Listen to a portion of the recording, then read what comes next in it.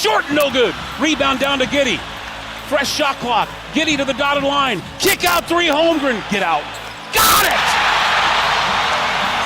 101 to 97, timeout Denver. That one hurt.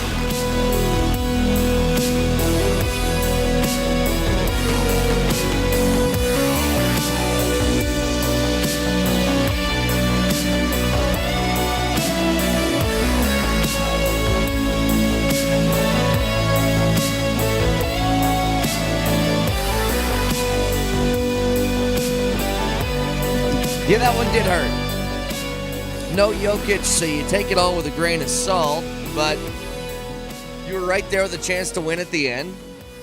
You battled throughout the entire game. It was a struggle on offense for everybody, but to have a 1-point game and you give up basically 2 offensive rebounds, and Chet Holmgren finishes with the 3. Sucks. On top of that, you come back and take a 5-second violation, and then the game's over. Again,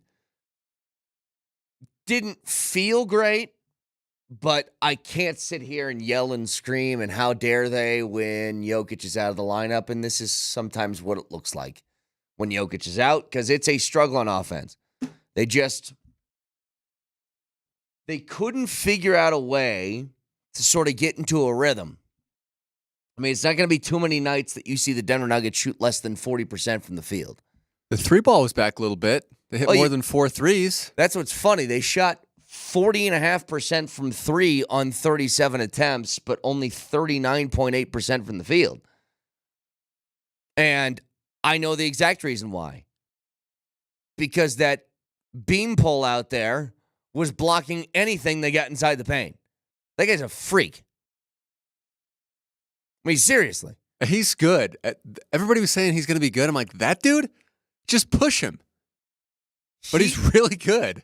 Look, he looks a lot different last night if Jokic plays because he's going to get bullied.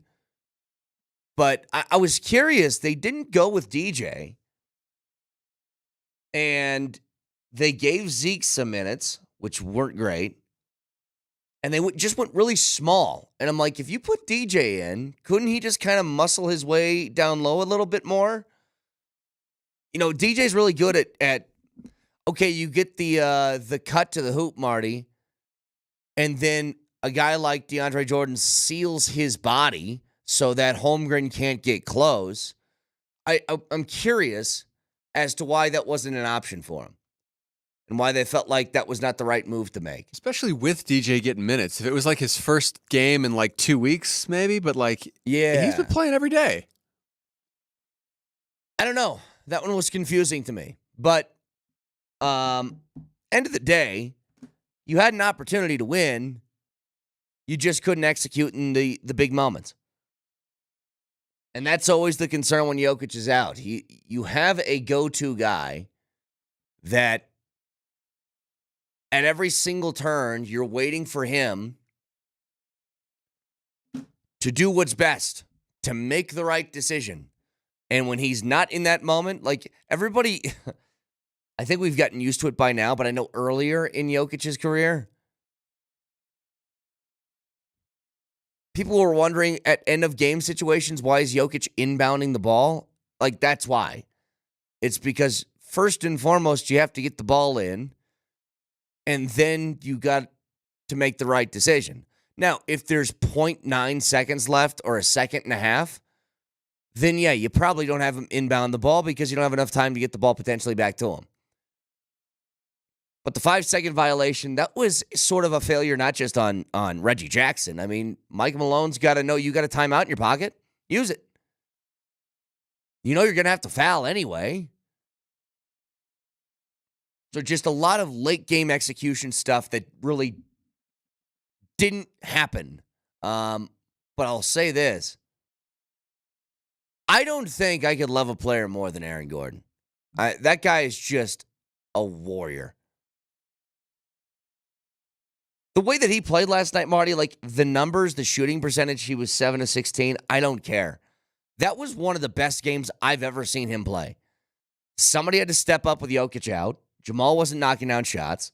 Porter wasn't knocking down shots. Somebody had to do something. And the amount of plays that were made by Aaron Gordon last night. So he finishes 16, 13, and 7 with 4 blocks, including that amazing block on Chet late in the game. The fact that he just went up 2 hands and basically pinned it against the boards, huge. But for that guy to play that way, and you could tell Gordon, Murray, Porter, they were gassed at the end of that game. I think with about 3 minutes left, Scotty said something about Jamal's motioning like, I need a breather. And I think Malone was like, no, you don't.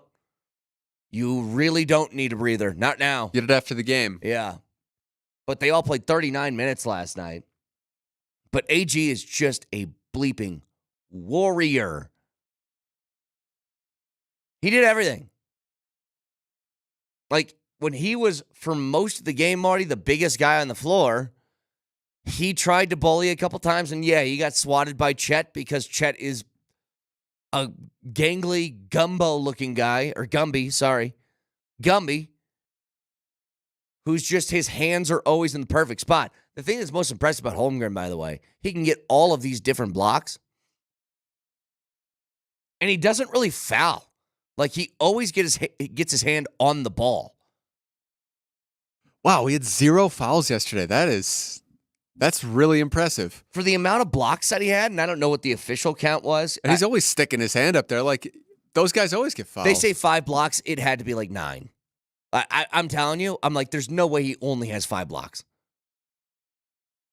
But he did that with 0 fouls. And you watch the replay, it's like all of them were like all ball.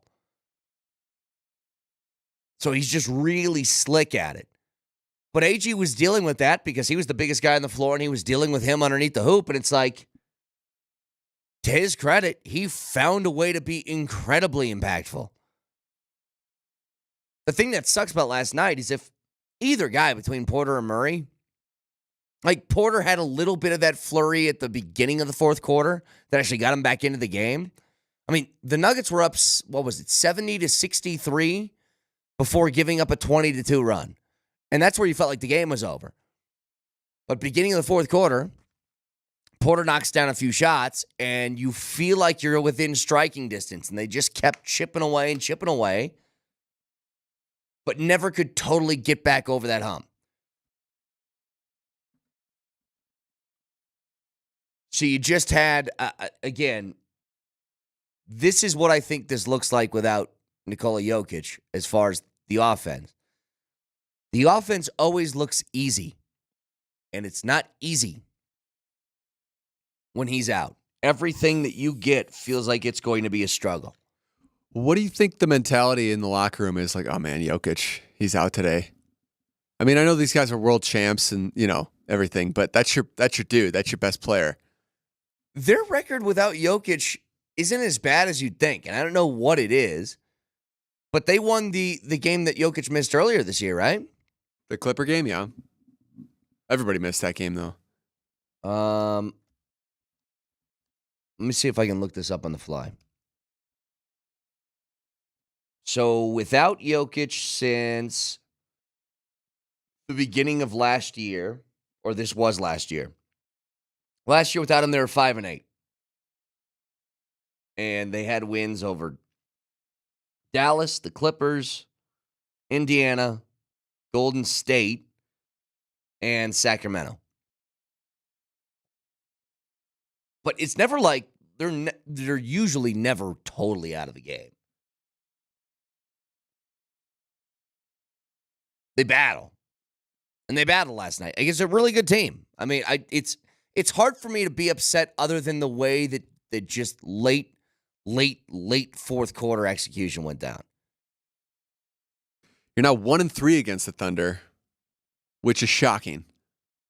I still can't wrap my head around the Thunder being a good team. It's been so long. They're good. I mean, they have a little bit of, it's going to be weird to say, And this is why I don't have total trust that, like, is OKC a championship contender? Like, I don't think they are yet. They remind me a lot of those Harden Rockets because they had James Harden, who could get you a bucket whenever he wanted to and gets to the foul line a lot. That's Shea. Shea does that. He lived at the foul line last night. 13 attempts. I mean, he had 12 free throws made. I don't even think the Nuggets had 12 free throw. Yeah, the Nuggets were 11 of 16 as a team. And Shea had, 12 of 13 on his own? So he's got that Harden quality to him. I actually thought you played pretty good defense against him. But he's got that. And then I think that Chet Holmgren is just a much better version of Clint Capella.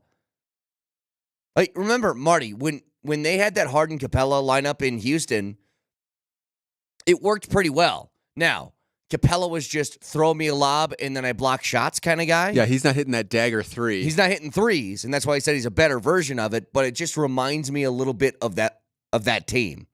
Except those guys play better defense. Way better. 0 3-point attempts in Clint Capella's career. Not one. Not even a heave? Not even a heave. You know, OKC has the 11th pick, 13th pick, and 27th pick this year in the draft. I wouldn't be surprised at all, by the way, if they just package those into getting just another guy. They don't need to get younger, seriously. No. They have a bunch of guys in that team, though, that you're like, they're going to be really good. That Micic dude off the bench, Scotty called him, did he say, a better Facu? And he kind of was like that because he handles the basketball. He makes these sick passes. He's really, really good at finding passing lanes. But he's also got an offensive game to him. Micic killed you. And look, he only played 17 minutes last night. He's a plus 14 in those 17 minutes. He's a Serbian drafted in the second round. You better watch out for that guy, okay? Couple texts coming through here. One, just trade Porter. I've been saying that for a couple years now. He's inconsistent. We'll have one good game every once in a while. I'm tired of fighting the battle on this one. I just think this is... Everybody needs a guy. Porter was not good last night. I actually agree with you. He is inconsistent. He's also part of the recipe that won a championship and went 16-4 in the playoffs. That too. I mean, and this is the thing about trading people. Like, the only thing they can do is if they want to make a trade at the deadline, you have to trade a starter. It's the only way you can make the money work. Nothing else is going to work. You want to break all this up? You want to trade away a key piece? That feels like bad business to me. And, like, you know who else wasn't great yesterday was Jamal. And Jamal has had inconsistencies in the past. Another text coming through here. How is Zeke so bad and why did they pay him? I don't know what the Zeke story is. We talked about this before the game yesterday, Marty. We were like, why isn't Zeke getting playing time? Because they did give him, and I forget what his contract was. 4 year, $32 million. 4 years, 32? That's not a small amount of money.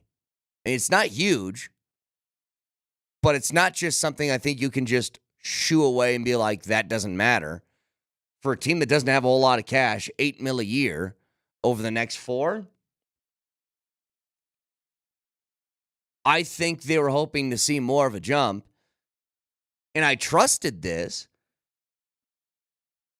because Zeke, whenever they give somebody a contract, it usually works, doesn't it? Like, I questioned the Reggie Jackson contract, and Reggie's been great. There's a lot of things I've questioned. I'm kind of with you on this, though. I'd love to see Zeke get a little bit better, but I don't know how you do that if you don't play. Like, that was his first real game minutes in like a month.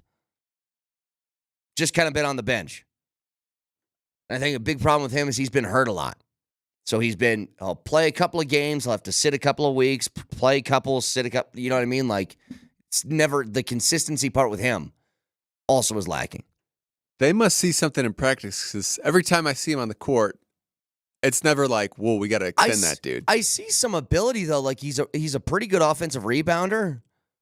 The thing I don't like about what he does, though, he'll get an offensive rebound, and then he'll, like, power dribble, and that gives the defense time to reset and get all over him again. And then by the time you go back up, you're throwing the ball into a ball of hands.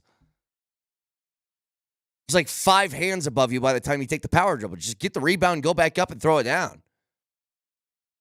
But a lot to get to with that game last night. 303-504-0925. Shop Mazda text line. Couple things I wanted to get to. We're going to talk to Jeff Legwell today at 8 o'clock. We'll talk to Mike Sanford, who's in Mobile for the Senior Bowl at 9:20. The rumors of the trading up in the draft thing. Lakey had something he said yesterday on PhD. But the main question here is going to be this. Are you willing to part with not just a bunch of first-round draft picks, but also a Hall of Famer? We'll get to it next. I'm excited, man. The Senior Bowl is this weekend in Mobile, Alabama. Never been to the Senior Bowl. The entirety of the NFL universe is there, right? Pretty much every head coach and coordinator. And Altitude Sports Radio's Mike Sanford is there, too. To talk about all the Broncos' needs, which are a lot. Who should the Broncos have their eye on? I'm going to see if any receivers catch my eye that could be immediate impact players for the Broncos, because I think that's a major need. And I'm going to be giving daily reports. Coach Sanford at the Senior Bowl. Listen for updates all day. I'm excited to go to the Senior Bowl. With Altitude Sports Radio 92.5. Right now at Wendy's, kickstart your morning with the new breakfast burrito with loads of bacon, seasoned potatoes, fresh cracked eggs, and more. It's a complete breakfast in one hand, only at participating U.S. Wendy's. Men, it's the new year, and for many of us, it's a time of deciding to make positive changes in our lives. This is Jeff for the Rocky Mountain Men's Clinic, and if you're suffering with erectile dysfunction and are tired of the frustration and embarrassment ED causes, you should call the Rocky Mountain Men's Clinic today, because there probably isn't a better resolution you can make than to be done with ED. You see, ED doesn't just affect you, it can also affect your partner, even if they don't talk about it. But here's some great news. If you're like most guys, the treatments at the Rocky Mountain Men's Clinic will give you back your sex life, because our protocols have success rates that work in well over 90% of cases. Seriously, you might even find you're performing like you haven't in years. So, make an appointment and get ED out of your life. Your initial visit is only $99 and includes blood work, a medical consult, and if medically advised, a test dose. And if that test dose doesn't work in the office, your visit is free. Call 720-440-7900 or go to RockyMountainMen'sClinic.com. That's RockyMountainMen'sClinic.com. We have 5 offices across the Front Range to serve you. Mark Springer here for Bet365, and at Bet365, we don't do ordinary. We believe that every sport should be epic. Every basket, every game, every point, every play. From the moments that are legendary to the ones that fly under the radar. Whether it's a three-pointer at the buzzer to tie the game or a player goes 2 for 2 at the foul line. Whatever the sport, whatever the moment, it's never ordinary at Bet365. 21 plus only, must be present in Colorado. Please gamble responsibly. If you or someone you know has a gambling problem and wants help, call 1-800-GAMBLER. Okay, true stories from Huntington customers with Bobby. So, tell us what happened, Bobby. When my wife passed away, she did all the finances. She took care of everything. At the time, I needed all the help in the world. And how did your banker help? I didn't expect all the help I got from Sierra. It was much needed, much needed. Get more than money from your bank. Welcome to Huntington. Real people compensated for true stories. The driver was texting and slammed right into me. The insurance company doesn't care. The car was speeding and I was rear-ended. The insurance company doesn't care. Does anybody care? I'm Kyle Backus. At Backus & Schenker, we do care. If you've been seriously injured in a car accident, call a law firm built to win. Call 222-2222. At Backus & Schenker, winning matters to us because it matters to you. Philong Ford in Denver is one of the fastest growing commercial vehicle centers in the nation. We've expanded and become one of the leading sources for commercial vans and trucks, both in sales and service. Coming this year are eco-friendly work trucks like the F-150 Lightning and the all-new electric Transit. Not only do we sell these vehicles, we service them as well with our state-of-the-art facility and great service staff. So whether you need Rangers, F-150s, cargo vans, or even F-750s, we are your one-stop shop for sales and service. Go online to phillongdenver.com and just click the link that says Fleet Customers, click here.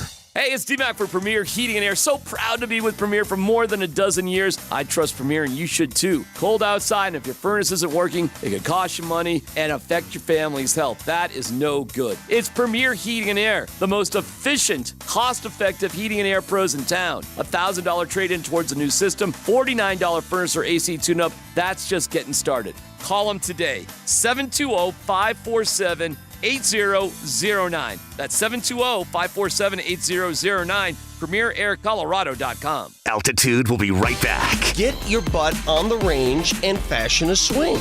It's not hard. Prescriptions require an online consultation with a healthcare provider who will determine if appropriate. Restrictions apply. See website for details and important safety information. Subscription required. Price varies based on product and subscription plan.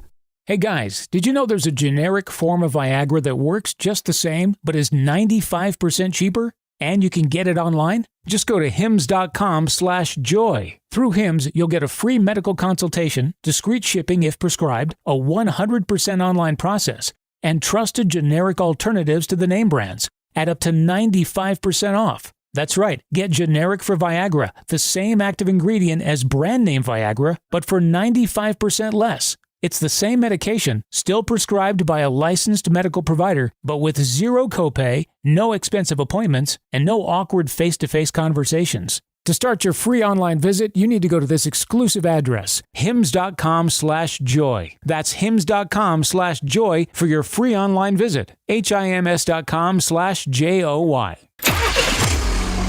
Crash on eastbound I-270 before Vasquez is off on the left shoulder. Traffic is slow back to I-76, and some construction on eastbound I-70 between Genesee Park and Lookout Mountain has the left lane closed. Those are the only issues on the roads this morning. This report is sponsored by Indeed.com. Make the hiring process work for you. With Indeed's end-to-end hiring solution, you can attract, interview, and hire candidates all from one place. Start at Indeed.com/credit. I'm Dave O'Brien with traffic on Altitude Sports Radio 92.5. Mosher, Lombardi, and Kane. Next at 7. Right now, here's Brett.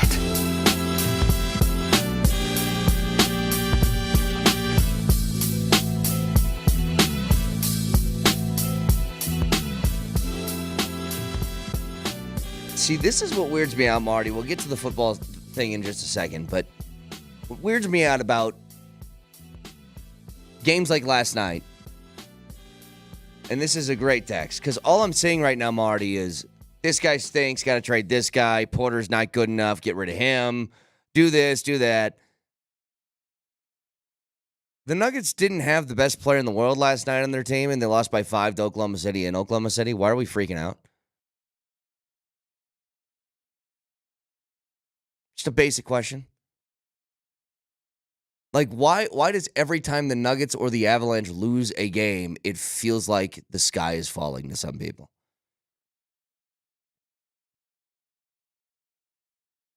You think I'm mad this morning because the Nuggets lost a game in Oklahoma City, which they have a hard time beating with Jokic, without Jokic? Really? Again, the way that they lost didn't make me feel good. I didn't like the execution late in the game. But what are we doing here? We're this pissed? This team's not going back-to-back now? I mean, is this unfair for me to say out loud? Again, the best player in the world was out of the lineup, and you lost to a top 3 team in the conference at their house by 5 points? The same thing happened to the Avs after they won the championship. It's like anytime they lost the game, it was like, well, what do we need to change? I mean, people need to calm the hell down. 82-game seasons are long, and you're allowed to lose a few. And if there's anyone that is more understandable than another, it's this one. Because Jokic didn't play. I don't get it. And it's always sort of the same cast of characters, too. Like, I don't know what people, I don't know what people are looking at with this. Sorry, I saw a text. I always love these ones. It's because you're a Lions fan, Brett. You're used to losing. Losing is unacceptable. Okay. Losing is unacceptable. Yeah. Here's the thing. The Nuggets didn't lose last year. They won. And until somebody else does that to them, they are still the champions. And they're like a game out of first place. Like, this is unreal to me. You don't have the best player in the world. You go on the road to a good team and you lose by 5 points. Okay, got it. No, you're right. Let's trade everybody. That's a much better idea. That's totally rational, by the way. Not emotional at all off of, I don't know, a loss that happened 12 hours ago, less than 12 hours ago. Should we be looking at Malone in the front office at this point? I think it's fair. I think we got to look at Calvin Booth, Michael Malone, make a change. You lose on a Tuesday night in Oklahoma City? Or Wednesday night? I don't think so. Is Doc Rivers available? Oh, shoot, he's not. Damn. I got an idea, Marty. Mike D'Antoni. Let's go out and get him then. D'Antoni, you keep Jokic, but Jamal's too inconsistent, so let's trade that. Porter does nothing. He's a waste of a contract. Let's trade him. AG, for as much as people are talking about how great AG played last night, Marty, did you know that he was 1 of 6 from the foul line? Yeah, he's been struggling this year. Can't trust that. No. Maybe some time in the G League will kind of shore that up. Yeah, maybe. So I would roll with Jokic and Christian Brown, get rid of everybody else the rest of the year. See what happens. I mean, shut up. 303-504-0925. You can keep them coming in here. I'll never understand you people that are this upset over a game like that. Crazy. Let's talk about a team that was actually bad for the last 8 years, which is the Broncos. There's a really big dichotomy here between the way that, and I'm more along the lines of Vic on this if the opportunity's available. I just don't know if it is. But me and Vic yesterday were talking about these rumors, right? Of does Sean Payton want Caleb Williams, and is he willing to trade up in the first round, top of the first round, to go get somebody? And I'm like, do you guys understand how much this is going to cost to do that? You aren't moving from 3 to 1. You're moving from 12 to 1. Do you know what it took the San Francisco 49ers, who were drafting at 12 overall, to move up to try and acquire Trey Lance? And that was for what, the 3rd overall pick, right? It cost them 3 firsts and a 3rd for a quarterback they didn't even use. 3 firsts and a 3rd to go from 12 to 3. Why?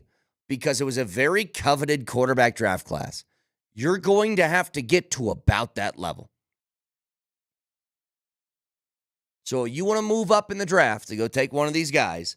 First of all, you need a willing partner, which I don't know if there is one at the top of the draft. It looks like the Bears are just going to take Caleb Williams at number 1. You would think the Commanders are going to take one of these other quarterbacks at 2, correct? And then the Patriots are at 3. I would imagine they're probably taking one too. I was going to say they're probably going to take an O-lineman from some school we never heard of, but Belichick's gone. No, so Belichick's gone. Who knows? They might go quarterback. Like, maybe Mayo does continue the Belichick stuff, but I doubt it. He's his own guy. So let's just say that one of those guys are actually a willing participant in this, okay?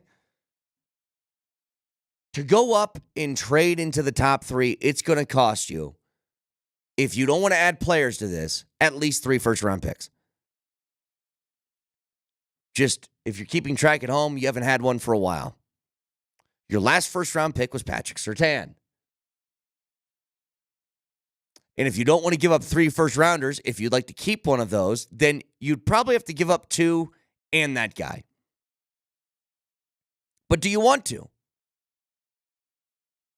Jeff Flagwell was on with PhD yesterday, And he was talking about this exact idea. Here's what he thought.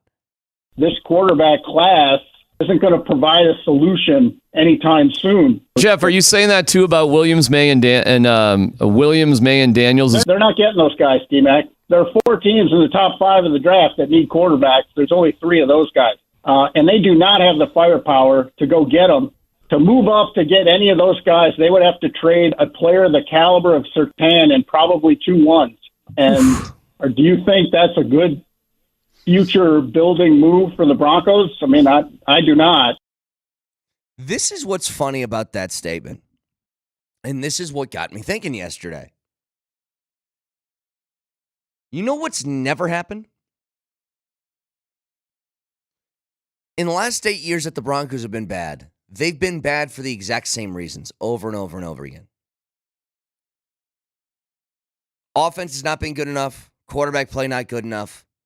But defense almost always has been good to great. You got a taste of what a not great defense looked like the first 5 weeks of that season. You guys tell me if you're cool losing that way. Were you guys cool losing a game in which you gave up 70? Was that okay with you? Were you cool losing the game the way that the Washington game went early in the year, where he gave up 35 points in like a heartbeat to lose a giant lead? Because that all sounds good on the surface. It's like, well, I don't care if they lose as long as they score. That's completely untrue. It's going to hurt, and it might hurt worse. There's a helpless feeling if you don't have a defense. Especially in this division, Herbert, Mahomes. You think that's just going to be all right with you if you put up 28 points, but they put up 40 every single week? And here's the thing. You guys tell me, cornerbacks opposite of Patrick Surtain, how have we felt about them? What do we think of Damari Mathis or Fabian Moreau? All the other guys that have rolled through on the other side. Who were some of the other ones? Was it Fuller? Which Fuller? Kyle Fuller? Yeah. Kyle Fuller? It's really difficult to find a corner. And you have one that looks to be Hall of Fame level. And what you're telling me is you're willing to part with that at the drop of a hat for the roll of the dice of maybe this quarterback will be really good? Like, look, you can make an argument for it. I'm not saying it's a stupid argument to make. I'm just saying, have you really thought it through? Because that's a hell of a risk. I got one guy I know is really good. And I got one guy that for every single championship team, you need like a cornerstone sort of I trust this corner type of guy. Most teams have them. And if they don't, then they have elite pass rushers. They have okay secondary players or okay corners with elite pass rushers. But it's such a coup if you have somebody on one side of the field that you just go, I'm not worried about that side the entire day. And that's what Patrick Surtain has been the second he walked into this league. He's been that guy. Man, it frees up the safeties, too. They're like, they don't need help over here. I'm going to focus on AJ Bouye's side over here. Remember him? Oh, yeah, Bouye. Uh-huh. Yeah, boy. It could have been so fun with that name. It really could have been. It just was not. Now, his was an injury thing, right? Like he couldn't stay healthy? I don't or did he play bad? I can't remember. There's so many guys that have rolled through on the opposite side. He only played 7 games. Yeah, and then that was pretty much it for his career. Then he had Ronald Darby. Ronald Darby is actually pretty good, but he was also a guy who got hurt a lot. Bryce Callahan. He was all right. Callahan's nickel, but yeah. The point is, you're willing to part with significant draft capital and somebody that good for the opportunity to draft somebody who might be okay. It's just a giant risk.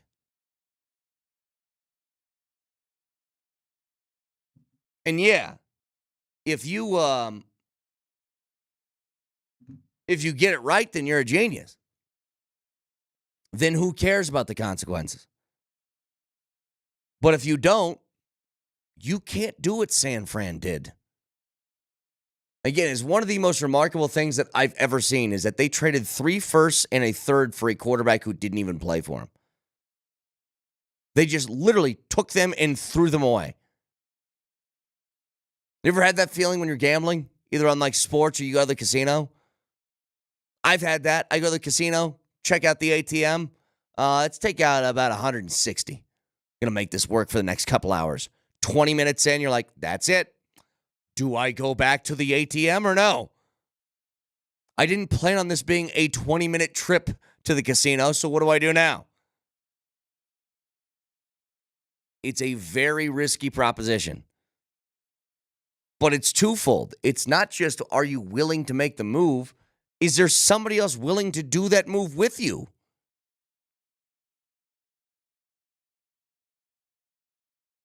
And I don't think there's going to be. I think you have at the top of the draft a Bears team that is going to move on from Justin Fields. Commanders are 100% taking a QB. And the Patriots, again, they're sort of the wild card in this. But what quarterback do you love? Because I don't think Caleb Williams is dropping to number 3 overall. Like, at worst, it's going to be 2. Why are you so sure about the Bears not moving on? And whatever happened to the report that Caleb Williams doesn't want to play in Chicago? Is that just... I think just nothing? Caleb Williams realized you don't really have the choice, okay? You're going to do it. Where you get drafted is where you get drafted. Now, in NFL history, there's been a few exceptions. John Elway did have a bargaining chip, which was this: I'll play another sport. Eli, I'm still convinced, dude, if the Chargers just played hardball, what's he going to do? Is Eli going to sit out for 3 years? Really? Can't do that. To my knowledge, Eli didn't have a baseball career in the back burner, and there wasn't another football league he could go to unless he wanted to play.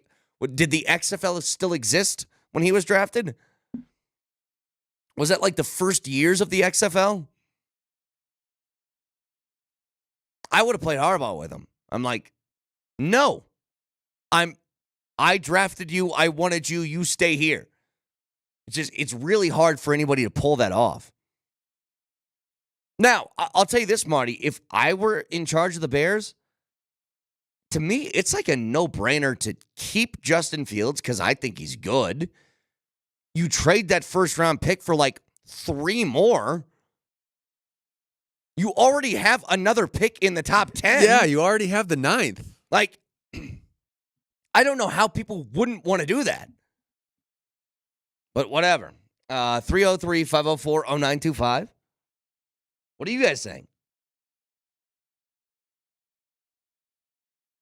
Texture says, all of those Super Bowls won with Champ Bailey. It is so binary the way that you guys think sometimes. Like, you need good players to win Super Bowls. It's not just about the quarterback. Do you guys really think this version of the Chiefs that is in the Super Bowl again, Marty, are they there without an elite level defense?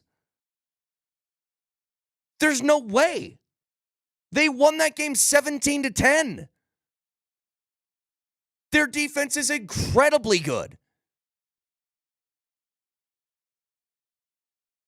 They have moments in which, when Mahomes targets Kelsey, it's great.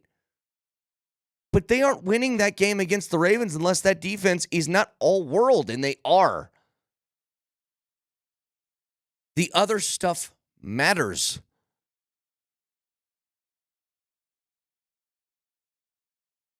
Look at all the other teams that were in the playoffs. I don't think anybody would be truly excited if you got Brock Purdy or Jared Goff. But they were in the championship game because the team around them was good. It matters. Like a texture that's, I know this is always the go-to, and I hesitate to bring it up, but it's true. It's like, do you guys think Dan Marino was a good quarterback? They don't have any Super Bowls to their name with him. You need help. 303-504-0925. Shop Mazda text line back after this. Jeff Legwald. This notion the Broncos are going to get a quarterback at 12 is a pipe dream everybody needs to let go of. Altitude Sports Radio 92.5's Pro Football Insider, Jeff Legwald. I tried warning everybody, this quarterback class isn't going to provide a solution anytime soon. They've already shown they're not very patient with a 9-time Pro Bowler. How patient are they going to be with a rookie? Listen for Leggy later this morning at 8 with Mosher, Lombardi, and Kane. Brought to you by BetSafe Colorado on Altitude Sports Radio 92.5. Hey, it's D-Mac, and I feel so much better these days. I'm fitting into clothes that I haven't fit into in such a long time. I'm working with a nutritionist, Amanda, who's been amazing. And most men on the SOTA weight loss program lose 3 to 5 pounds of fat, not muscle, fat per week. And that's been my story. To feel more comfortable, to be able to just live a better life. I'm so grateful for SOTA, and I'm not done yet. I'm about halfway or so where I want to be, but I know with SOTA, I'm going to get there. Find out for yourself. Go to sodaweightloss.com. There's incredible Google reviews and the before and after pictures. My goodness. Call them and find out more information right now. 800-555-6521. SODAweightloss.com. SOTA Weight Loss, state of the art. There's lots of reasons to make Central City your first stop when you're heading up the hill. Want to play craps? They'll make room for you at the table. Don't get sports betting? They'll teach you. Like steak? They'll cook it just right. That same bartender will be working every trip up and pour your shot of Tuaca as soon as you sit down. In Central City, guests come first. Get there in less than an hour. Take I-70 to exit 243 and the Central City Parkway. Your 4 lanes to fun.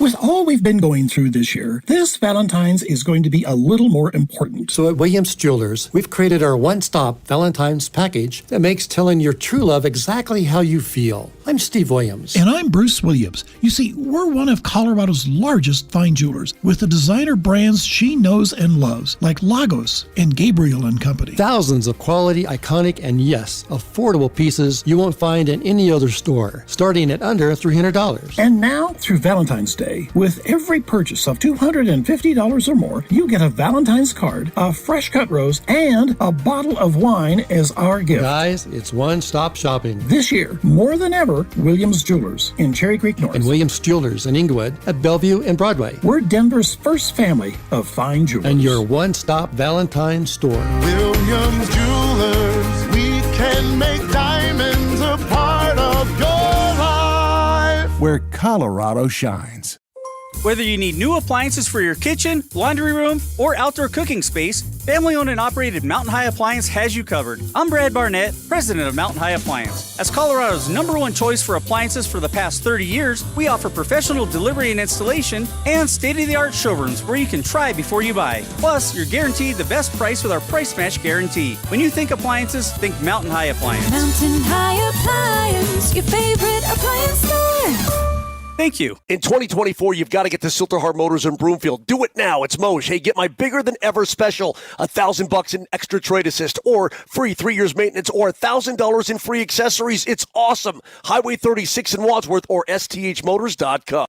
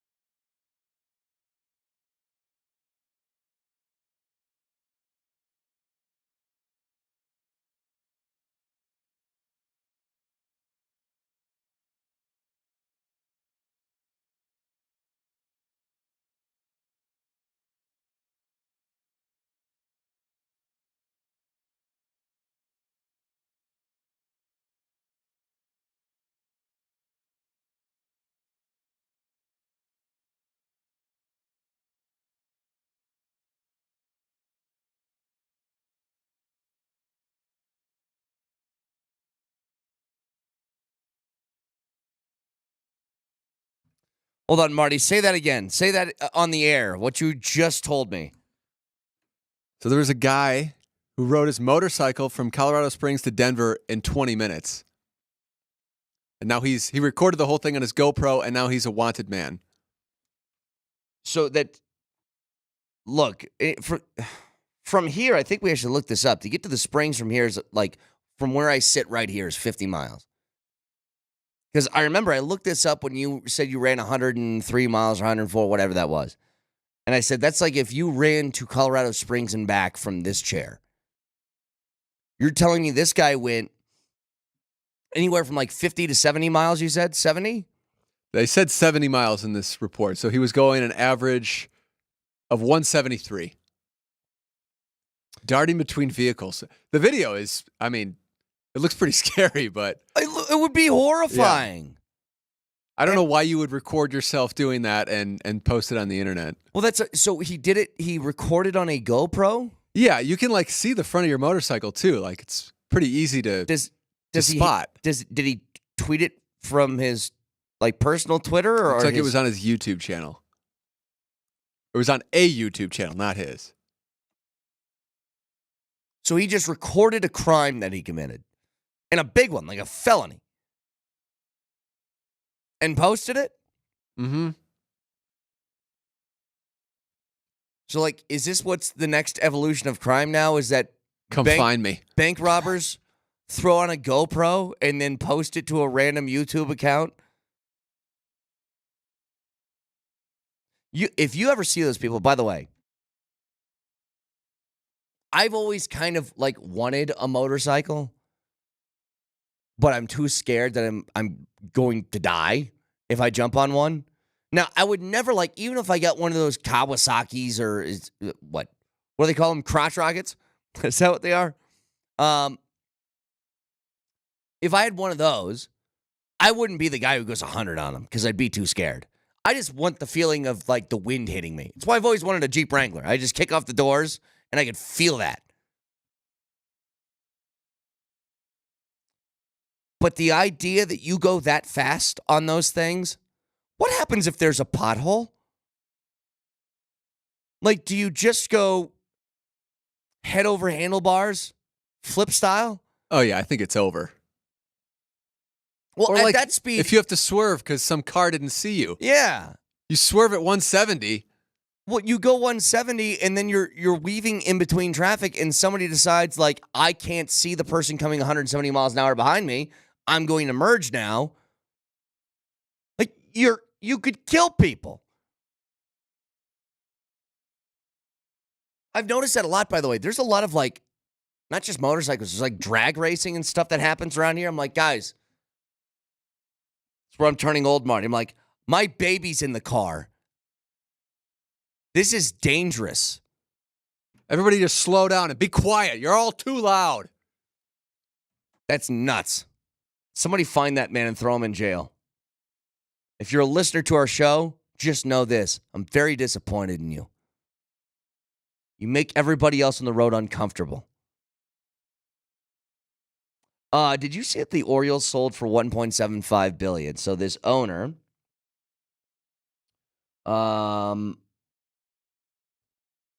what's his name? He's the kid of the last owner. Is it John Angelos, right? Is it John Angelos?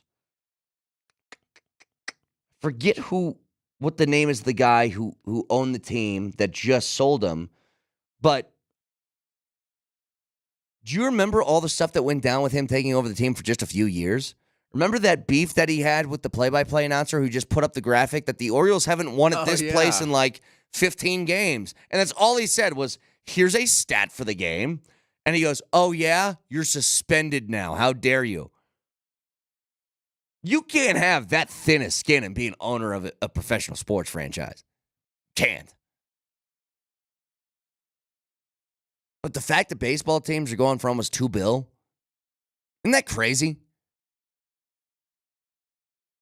And I've always liked the Orioles, by the way. I kind of grew up an Orioles fan as a kid because I had a Cal Ripken jersey, so I casually followed them. I've been to Camden Yards. It's one of the coolest baseball stadiums, I think, in the world. But if they're selling for 1.75, I didn't know baseball teams were getting this kind of cash too. I knew that football teams certainly do. Basketball teams are now there. I don't even know the most expensive hockey franchise has to be probably Toronto. Is it Toronto? I'm sure.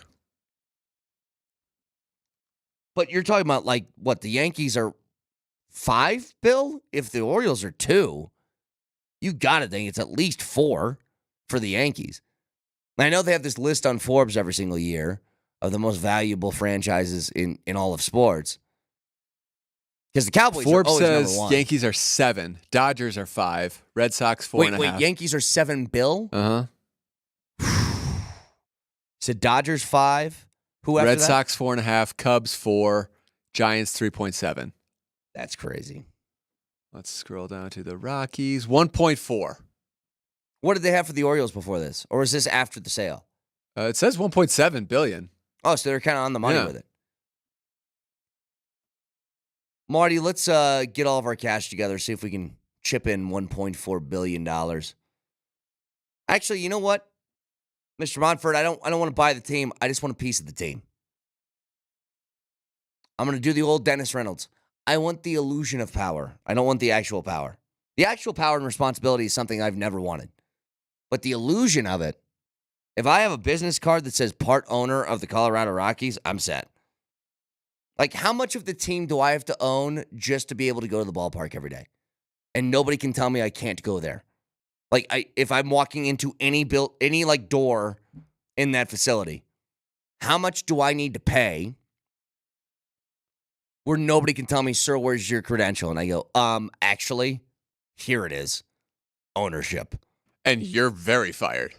Like, what's Condoleezza Rice level of ownership? She could pretty much, I think she could go wherever she wants, right? Oh, totally, yeah. But she's not really into the day-to-day operations. I don't need to be that guy. I don't think she has influence on the 12th pick this year. Right. I don't need that power. But her key card can get her anywhere. But I want that. Like, what is it to get the key to the city? And the city being just the facilities. Like, oh, I'm going to go out to spring training. I'm going to hang there for a couple of months. I want that. 303-504-0925. Something I saw, by the way. I think this is a terrible idea. So the NBA draft is going to be split into 2 nights? What are they thinking? Nobody's watching day 2 of the NBA draft. You can barely get me to sit through day 1 past like the first 6 picks. Outside of the lottery is just, there's nothing there. I mean, I guess you would I'd wait for when the Nuggets make a pick, when they're picking 29 to 30 or whatever it is. I'd wait for it. But I'm not waiting for day 2. I'll check that on Twitter. The NFL draft has even taken it a little bit too far. Day 1, I'm locked in first round the entire time. I'm not leaving until that thing is over. Day 2, you get me like second round, early to mid second round. I'm pretty much locked in. And then it's just kind of I'll tune back in when my team's about to pick sort of thing. Day 3, it's background noise.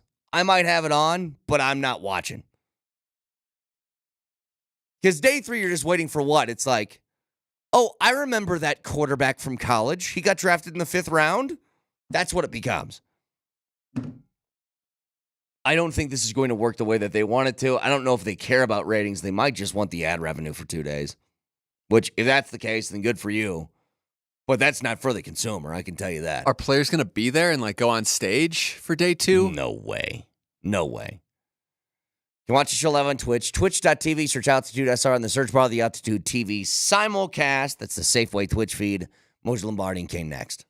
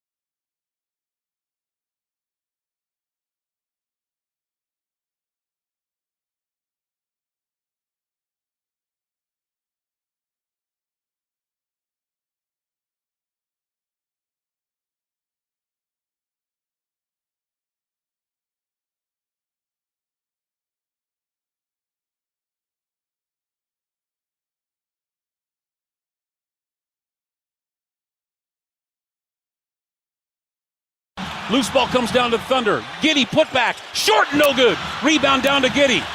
Fresh shot clock. Giddey to the dotted line. Kick out three. Holmgren. Get out. Got it! 101 to 97. Timeout Denver. That one hurt.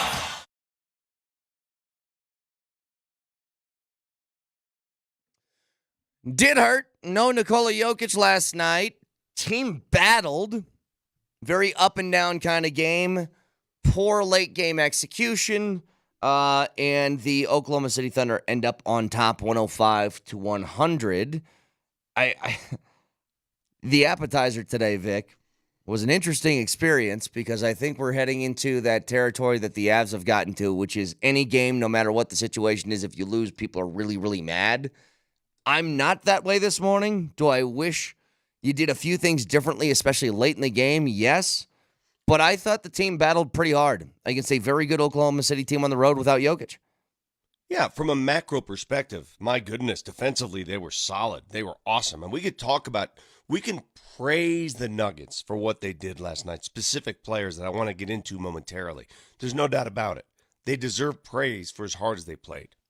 But I'm going to steal a line from Michael Malone. You are the defending champions. You own the NBA rings. There are no moral victories. They do not exist. They shall not exist. We shall not speak of them. I don't care how hard you played. You're paid to play hard. I don't care. I have now arrived at that point, and I thought it would take a little longer. But I am at that point. It was last night on the last day of January where I am emotionally invested all in like I was before. Yeah. I went through a 6-month, I'm not even sure what to call it, a 6-month honeymoon where, as I told all of you, if the Nuggets ever won the NBA title, I could rest in peace, just put me down now. Well, that lasted 6 months. Right.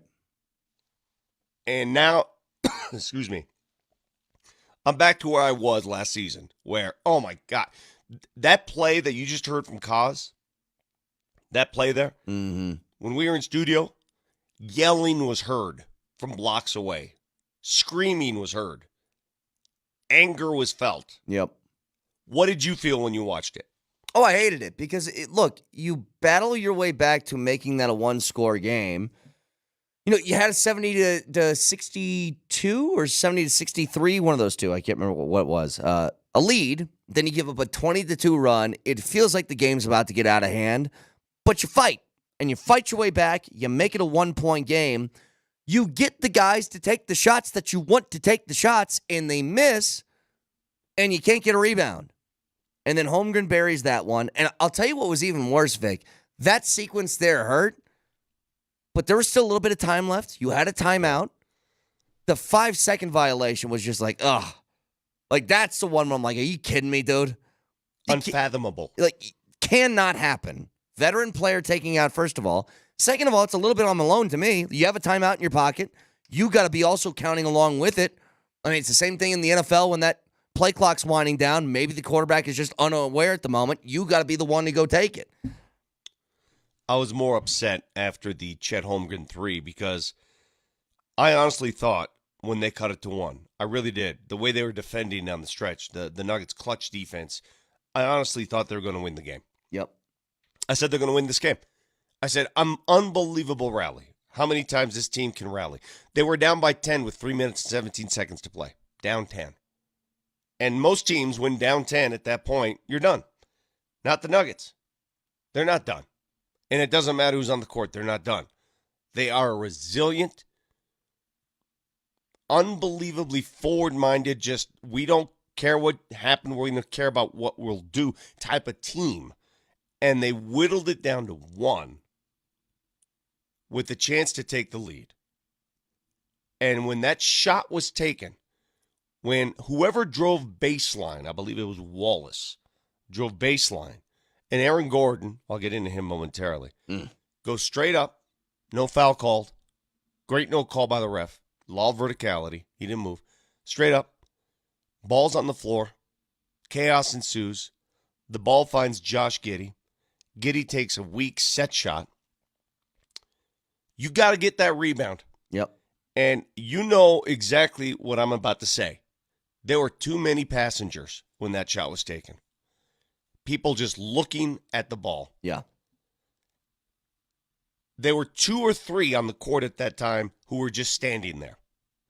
And I feel bad for Aaron Gordon, and I echo what Coach Malone said last night, who played with his beautiful hair on fire all night, hustled his ass off, expended more energy than I've seen a player expend, just an Herculean effort from beginning to end.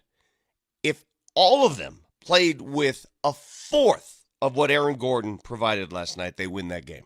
Aaron Gordon was remarkable. But you tell me on that sequence, did you see passengers? Totally, yeah. There was no boxing out. I think there was, look, I don't know what the reason for it was. I know guys played a lot of minutes, but still. Tired? Sure. Yeah, they're fatigued, they're tired. Aaron Gordon played a lot of minutes. Aaron Gordon played the most minutes. Yeah, by the way, here's Michael Malone after the game from about AG. Yeah, I mean, like, I wanted that game for a lot of our guys, but really for Aaron, I thought he was just phenomenal in terms of the effort and the aggression, the playmaking, the shot blocking, the defense. We asked a lot of him tonight. We played guys heavy minutes, but I thought Aaron was just phenomenal across the board tonight. And it's unfortunate that we weren't able to get the win, but we got to go home, get a little bit of rest. And I think we have 2 games at home against Portland coming up. So, try to continue to protect our home court at a high level. But AG was fantastic tonight. AG was superb, not only the way he played, the thunderous dunks, the follow-up dunks, the rebounds in traffic, all of that stuff. He handled the ball for most of the night. Hell, he's the guy who started pinpointing, I'll take it. You guys get out of the way, I'll find you for 3. Now, he didn't hit everything, but I will never call out a guy who plays with that kind of effort. You compare that to what you saw in that final shot by Chet, and guys literally standing there. Mm-hmm. Just standing there. I mean, that was the game. That was the opportunity for you to go out and win it. And it was an unfortunate bounce, all right? So you have to have a little puck luck, as they say in hockey. The ball bounced right back to Giddey, okay? Right back to him. Right. The way he missed it. But you cannot tell me MPJ could not have made a better effort. He absolutely could have. You cannot tell me that Jamal Murray on the backside could not have made a better effort. Absolutely. You can't tell me. Because I watched what you watched, and I watched it 4 or 5 times. Efforts were there to be made in that situation. And it doesn't assure they win the game. It doesn't assure anything. But it's those micro moments. It's those little things. That's the difference between winning and losing in this league. That's the thing. You watched that play and you name those 2 guys. And look, they played 39 minutes, but so did AG. And that's the problem here is I think pretty clearly Jamal was gassed. I think pretty clearly Porter was. And I think very clearly AG was. But one guy was still busting his ass in that last sequence as opposed to the others. So again, I'm looking at it right now. I just don't understand how this ball ended back in Giddey's hands without anybody even putting a paw on it. Right. That to me, wow, what a backbreaker. Because there's no doubt in my mind, I don't know if you felt like I felt, when they cut it to 1, I said Nuggets going to win this game. Felt that way. They are going to win this game. The last thing they can do is give up an offensive rebound and a 3, which is exactly what they did. So I've been looking at And I don't want to hear the excuse today, well, they didn't have Joker. I don't want to hear that. I don't want to honest to God, and I know he's the best player in the world. I don't want to hear that. What do you not want to I don't what do you mean? The reason the Nuggets lost OKC is they didn't have Joker. Yeah, that's a reason. That's not the reason. They had every opportunity to win that game. They defend. You know what? That was some of the best defense I've seen them play all year. Their first quarter defense, phenomenal. Phenomenal. They switched every position. Phenomenal. There are things they can do without Joker. There are. They didn't lose that game because they're missing Nikola Jokic. That's not why they lost. They lost that game because key players didn't do their part. It's where you and me think a little bit different this morning. I mean, yeah, that especially late, like I said, that late sequence, late execution, late lack of effort from a couple of different guys is bothersome. But I'm not broken up this morning all that much about the game. I'm not broken up about the. Listen, don't get me wrong. You go just to clarify though. If you go on the road to OKC, we're talking about one of the best teams in the Western Conference this year, on the road without Jokic, and you got a shot to win. It's not a poor effort last night. Like they played tough. No, I'm not criticizing the big picture. The big picture doesn't bother me. The effort all game doesn't bother me. That specific play bothered the hell out of me. I'm with you. That bothered me. It's time and place. If there's ever a time to get on the floor, you know what I mean? Get on the floor. Sure. That's the time to get on the floor. Well, and I've seen a lot of these this morning, Vic. I'm sure you've seen it on the text line already. It's a whole lot of, when are we going to talk about MPJ and trade Porter and blah, blah, blah. And I mean, a little overboard on some of this stuff because I get it. It's a hurtful loss. You lose the series to OKC. I get that. It's just another example, though. When you don't have Joker, you can win, and you should have won, but you have to expend 100%. You've got to be perfect in one department, and that's the energy department. You got to be perfect there. Yep, and for, the worst possible moment to have a little bit of a lapse in that, you got burned. And by the way, OKC, what the hell is Chet Holmgren? Like, that guy is crazy to me. You know what's the most remarkable thing about last night for OKC, Vic, is that Chet Holmgren, who they said he had 5 blocks last night, I felt like it was more. Well, he affected 10 to 12 shots. He affected. I'm a little worried. Do you know how he did that? No fouls. Everything was clean. I watched the replays, these block shots. It's all ball. Yeah. He didn't have a single foul last night and did that sort of damage inside on defense. I'm a little worried about one aspect of what I've seen so far this season. Shot blockers, like really good shot blockers, impact the Nuggets severely. They change the way they attack the rim. Like, if you look at points in the paint last night, the Nuggets got beat. They're nowhere close to where they are normally. They shot better from 3 than from the field. Exactly. A lot of that is not having Nikola Jokic, right? He lifts your shooting percentage automatically being in the game. I get that. But their inability to solve shot blockers, and it's not easier said. It's easier said than done. They kept going at him, and he kept spitting it out. He just kept spitting it out every time. Could I ask you, why didn't DJ play yesterday? Because couldn't he get a body in the middle to at least keep, if somebody drives, couldn't he just get in front of Chet to affect him a little bit from getting a free run at a block shot?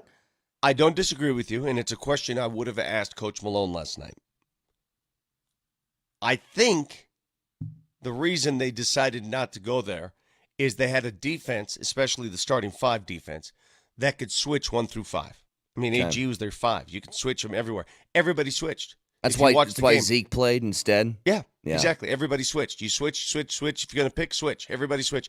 And it's hard to switch with DJ. That's true. I mean, he's not going to guard SGA. I mean, nobody can, but it's hard to switch with that lineup. But that's why, I did see something. It gave me made me smile, because come playoff time, you're going to shorten the rotation, and you're going to see a lot of Aaron Gordon playing the 5. And that's when I think the Nuggets, that's when they get defensively strong. Mm-hmm. That's when they can say, okay, let's go, baby. Yeah. They can switch everything. And that's a tough lineup. They gave up 19 points to that team in the first quarter. That's great basketball. We'll talk more about this game as we go along today. 303-504-0925. We got Jeff Legwold at 8 o'clock this morning. Mike Sanford's going to join us from Mobile, Alabama at 9:20. Gets his thoughts on what he's seen from the Senior Bowl the last couple of days. But, Vic, it's funny. We were talking about this yesterday. The rumor mill around, will the Broncos trade up in the draft, blah, blah, blah. There is a contradiction between what we were talking about and what Jeff Legwold said to PhD yesterday on that subject that we'll get to next.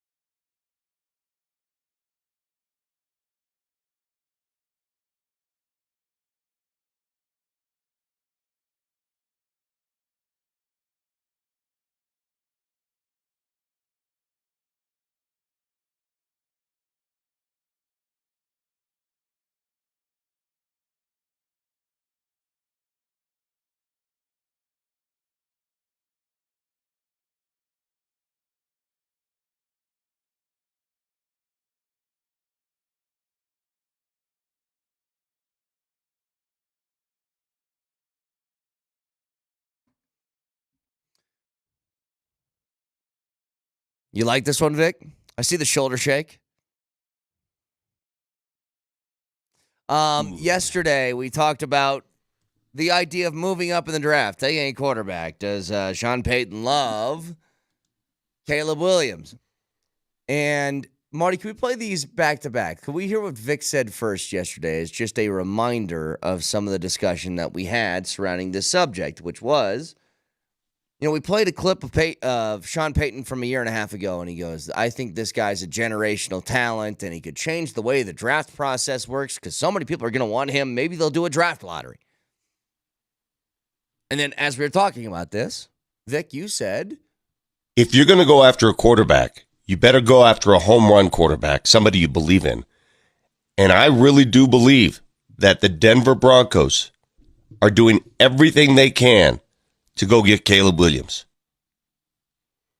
So, why do I sound so weird? Yeah, I mean, we listen to it every day. I've asked myself that question for years. That sounded weird. That's the voice you're going with for life, huh? Here is Jeff Legwold, and he'll join us in 40 minutes, but this was Leggy yesterday on PhD talking about the same subject. Here you go. This quarterback class isn't going to provide a solution anytime soon. Jeff, are you saying that too about Williams, May, and Daniels? They're not getting those guys, D-Mac. There are 4 teams in the top 5 of the draft that need quarterbacks. There's only 3 of those guys. And they do not have the firepower to go get them. To move up to get any of those guys, they would have to trade a player the caliber of Surtain and probably 2 ones. And or do you think that's a good future building move for the Broncos? I mean, I do not. So to what Leggy's talking about, we have a direct reference point here, Vic, of a team moving up from 12 into the top 3 and what it would cost for a quarterback-heavy draft class. The San Francisco 49ers traded their 12th overall pick for the 3rd overall pick to draft Trey Lance. That cost them 3 firsts and a third in order to do it. 3 firsts? And a third. Okay. To go from 12 to 3 to take Trey Lance. It's going to be at least 3 firsts for them to get into the top 3. Yeah, I'm the more you say it and the more Jeff, the way he was passionate, I'm sort of done trading firsts after doing it for the last 2 years. That's where I've been. You know? Trading and I know the Rams, for example, the Rams don't care about first-round picks. They don't care about the draft as much. They care about the late round, but they don't care about first-round picks. They trade them all the time. I just think at some point, you might want to hold on to a couple of those. Yeah. And I don't, look. And I really do believe that the Denver Broncos are doing everything they can to go get Caleb Williams. Everything they can doesn't mean they'll do, but they're certainly looking into it. The other part of this, by the way, Vic, is are those teams even willing to part with them because they probably want quarterbacks too? Like, I don't know what the Bears are doing. The Bears with Justin Fields is the only sort of question mark to me, but from the sense I've gotten right now, it feels like they probably are going to move on from Fields. But after that, the Commanders are number 2. They're taking a quarterback. Yeah. The Patriots are 3. You'd, in the past, think, well, I don't know what Belichick's going to do. Maybe he trades back, but this is now Gerard Mayo. Whole new situation. I'm guessing he probably doesn't want Mac Jones for another year or Bailey Zappi. Like, all these teams want QBs at the beginning of the draft. Well, let me ask you something. If the other teams in front of the Denver Broncos aspire to draft a generational quarterback, if they evaluate that position, that player, much the same way Sean Payton does. Yeah. And you heard Sean Payton. We played it all day yesterday. What he thinks of Caleb Williams. Mm-hmm. He thinks he's generational. So if other teams think that way, why in the hell wouldn't they just drop everything and go get Caleb Williams? Yeah. You know, even if you have a quarterback, I keep hearing about, Chicago, they love Justin Fields. But if you believe this guy is generational, Justin Fields is not, well, I don't care if Justin Fields plays for my team. I go get the generational guy. Kansas City had Alex Smith. He was fine. They dropped everything and got Patrick Mahomes. You see what I'm saying? Yeah. Why wouldn't you just drop everything if you feel a guy is generational? Yeah, I guess if you know that, or if you really truly feel that way, then you would. The one about the Chicago weirds me out in this sense. Conviction, Kane. If you don't have conviction for the player, commitment and conviction, then you're not going to do it. If you are fully convicted and committed, you will drop everything. All your suitcases. All I think about is Chicago. And I'm like, you have Justin Fields. Let's say that is the asking price, by the way. To get up to number 1 overall, let's just repeat the trade from the Niners. It's 3 firsts and a third, okay? Or let's say 2 firsts, Patrick Surtain, and a third, or whatever the case may be. Vic, what Chicago could have is an extra 3 first-round picks. Yeah. They already own, by the way, their own number 9 overall pick on top of the number 1 this year. You could throw those together, keep Fields, and just have a smorgasbord of like top-end draft picks. Like, there's an appeal to that I'd be like, and maybe it's just because the Broncos haven't had one in years, that I'd be like, could you imagine if the Broncos just stockpiled like 3 consecutive years of multiple first-round picks and how fun that would be? Crazy. Well, let me ask you a question that is impossible to answer, and I'm sure Bronco fans right now are asking themselves this question. All right, it's impossible. If I told you, okay, as Jeff Legwold so aptly put, you would have to give up Patrick Surtain and how many first-round picks? 2? He said at least 2. Yeah. Okay, so if that's the asking price, you might cringe, as we did when we heard that. You're cringing. But what if I told you, what if you already could see the future? What if you already knew? What if you knew he was the next Patrick Mahomes? If you look at it that way, if you knew that, if you were fully committed and convicted, again, this is the next Patrick Mahomes, that price isn't high. Well, if that you knew, yeah. Well, that's what I'm saying. That's where conviction comes from. If you knew that this guy is going to be a savior for your franchise and going to change the way your franchise operates for the next 10 to 15 years, the price isn't too high. Here's the problem. No. Here's the problem, though. If he's not, if you do this deal and it's the Trey Lance trade, the Broncos are going to be one of the worst teams in the league for about 4 or 5 years. So now you're playing with risk. Now you're playing with that. You're seeing the other side. You're not fully convicted and committed. That's where it comes in. Yeah. When I heard Sean Payton speak of Caleb Williams, I heard passion and conviction. Did you not? Mm-hmm. Was it just talk? We can run it again if you want to, by the way. What was that just talk as an analyst? Was that just him, when he was working for Fox and he wasn't vested, he didn't have any skin in the game at the time? Was that him just talking? Or is that fully a guy who sounds committed to Caleb Williams? Let's do the conviction scale as we listen to this again. You tell me, textures on a scale of 1 to 10, how much conviction do you think that Sean Payton has in talking about Caleb Williams? When we in scouting like to say, well, who does he remind you of? And we're not putting that pressure on Caleb saying, oh, you're going to be the next Mahomes. It's very good when you can say he's like this. Yeah. And so I brought it up yesterday on the show. I think he's a generational player now. I've seen 3 or 4 games, obviously not as much as I would if I was truly doing the evaluation. But at some point, especially with the relationship our league has in gaming now, at some point, we're going to move to a lottery system in the NFL. This player, I think, is the type of player that we would look back on in 5 years and say, he's why the lottery exists now. I mean, I'm sold. I mean, this guy's talking about changing the draft system because of a certain player. If that's not committed and fully convicted, I don't know what is. Yes. Now, in fairness, it was a year and a half ago. Maybe his mind changed a little bit. I don't know. I don't know how much more it could change in a year and a half if you're saying stuff like that. But it would take like you're talking about, Vic. That's the one move. If it works, everything feels right again. Mm-hmm. Like you can build off of this. You'll have a decade's run of good football, and if it doesn't, you will set this franchise in a place where they've never been. Like, they will never be. If you were to trade 3 first-rounders and he stinks, they'll never be as bad in their history than they will be after that trade.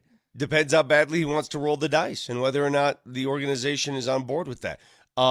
Let me ask you, what did Mahomes cost the Chiefs? What did Patrick Mahomes cost the Kansas City Chiefs at the time? They were in a little bit of a different situation, by the way. That was a good team, not a great team, a good team with a very capable quarterback who was going to play that position when Mahomes arrived. And he did. They went from 27 to 10, and they Okay. traded with the Bills. Okay. The Bills got their 27th pick, their first-round pick the following season, and a third-rounder in that draft. So 2 firsts and a third. Yeah. Did they? Oh, wait. They swapped first. So it's They actually. swapped first. Okay. Yeah. So they got a first and a third. That's it. That was for 10 to go from Okay, but 27 to that's- 10. They got a first and a third. That's grand larceny for Patrick Mahomes. Yes. Think about that. Yeah. They got, how much is it going to cost to get Patrick Mahomes? 1 first and 1 third. Well, but the question becomes, Vic, if they were to do the same trade, not knowing what Mahomes was going to be, it's the same guy that was a sub 500 win quarterback at Texas Tech, and they said, "Hey, asking price is 3 firsts." Do they do that? Do they do that Well, then? again, but do they believe what Sean Payton just told us? Do they believe he's a generational player? It was a little different with Mahomes because he wasn't being asked to come in his first year and play. Right. Alex Smith was still the quarterback. He was asked to come in and watch, and we don't know how much good that did him. All right, we don't know if that was whoever the quarterback the Broncos select. If that's the way they go, let's say they went to Caleb Williams, he'd come in and play. Mm-hmm. And sometimes development occurs at a different level when that happens. But I'm reading something on the text line, and I wanted to get to this because I think it's such a great point when evaluating quarterbacks. Let's say you're a Bears fan. And Marty, you still run back and forth to Chicago on occasion. You still have friends there. I'm sure you have a lot of Bears fans that are friends. People are wondering, what are the Bears going to do year 3 of Justin Fields, writes this texter, and we still don't know. If you don't know by now, you have to move on. I could not agree more. If you've seen a quarterback for 3 years and you're not fully convinced he's your quarterback, then he's not. 3 years, okay? Well, he showed signs. Remember that first half against the Broncos? Mm-hmm. Well, he's did. If you're in year 3 and you still have doubts about whether he's a quarterback, then he's not. I want you to think of generational quarterbacks. Give me a name. Elway. Year 3, we knew. Year 3, he was in the playoffs. Luck. Year 1, we knew. Mahomes. Give me a generational quarterback who, after 3 years, you're wondering if he's the guy. You know by then. There have been moments. There's been rapid improvement. The team plays differently. Year 3, are you kidding me? You need 3 years to evaluate your guy and you're still wondering? See, but this goes back to the what is good enough category to me, or the what is good enough question. Just to counter the argument, Vic, I'm not saying I fully believe this, but just to play devil's advocate. Justin Fields gets in the league. He's got basically a lame duck coach. They kept Matt Nagy around for 1 year for no reason. They knew they were going to fire him, and they had him there his rookie year. So that almost feels like a waste because the following year, Eberflus comes in, brand new system, and they're like, I don't know, do we like Eberflus or not? And he is coming back, but they're making staff changes. Like, I think some of that is a question mark. Well, let's see. Let's go back and look at Peyton Manning entering the league. He entered the league and threw the most interceptions in league history at that time. Mm-hmm. That's what he did his rookie year. And people were like, what is going on? But you saw something. Even though he did that, you saw something. And then year 2, he made improvement. In year 3, you saw something. You saw year by year incremental improvement. And Jim Mora was his coach before moving on. Peyton, year 4, had 26 touchdowns and 23 picks. That was year 4. What were years 2 and 3? 26-15, 33-15. 33 and 15. I mean, that's a good year. Okay. Yeah. That's a pretty good year for year 2, And right? you guys got to remember, like, late 90s, early 2000s, 15 interceptions wasn't like this crazy number that it is now. No, that's what it was. I got one for you. You want a generational quarterback that by year 3 you didn't know? I got one. Drew Brees. Team gave up on him.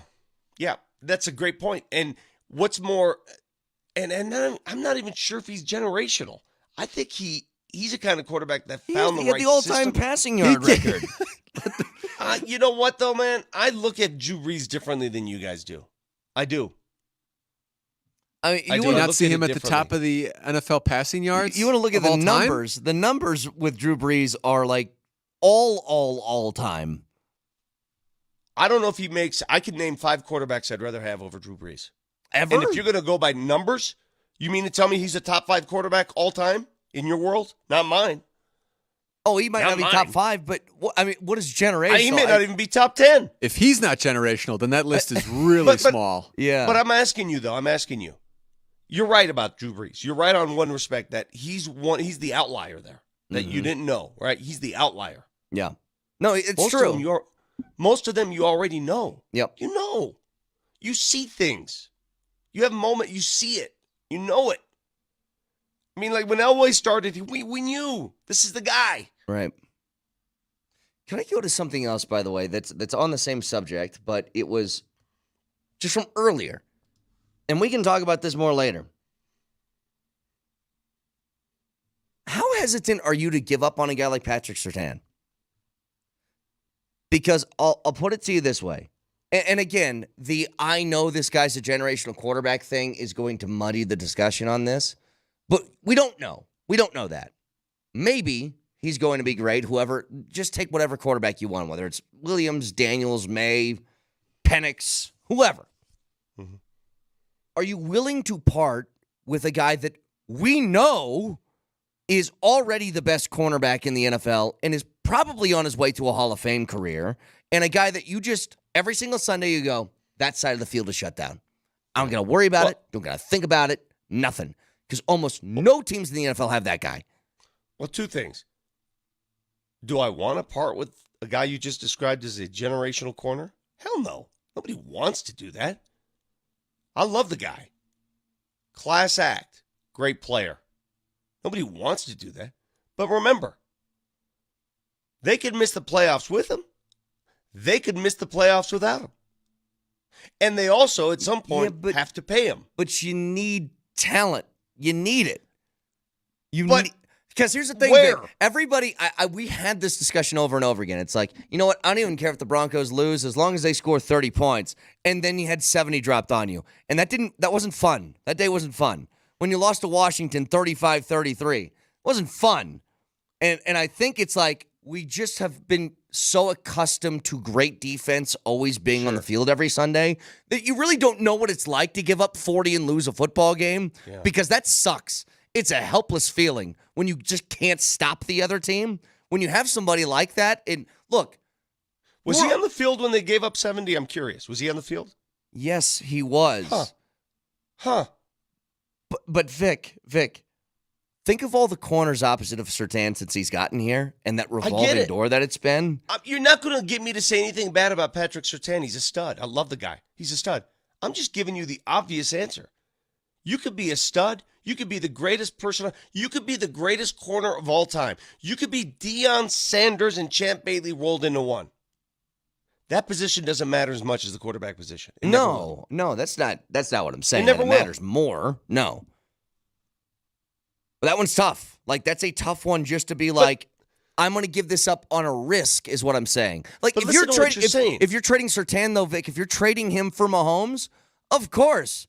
But it's the risk of doing it. It's the risk that guy's not him. Talking about risks. I'm telling you, if a coach, if an organization sees the future, if they see the next Mahomes, and you heard Sean Payton's comments, he sees the next Mahomes, there is no such thing as risk. Yeah. It doesn't exist.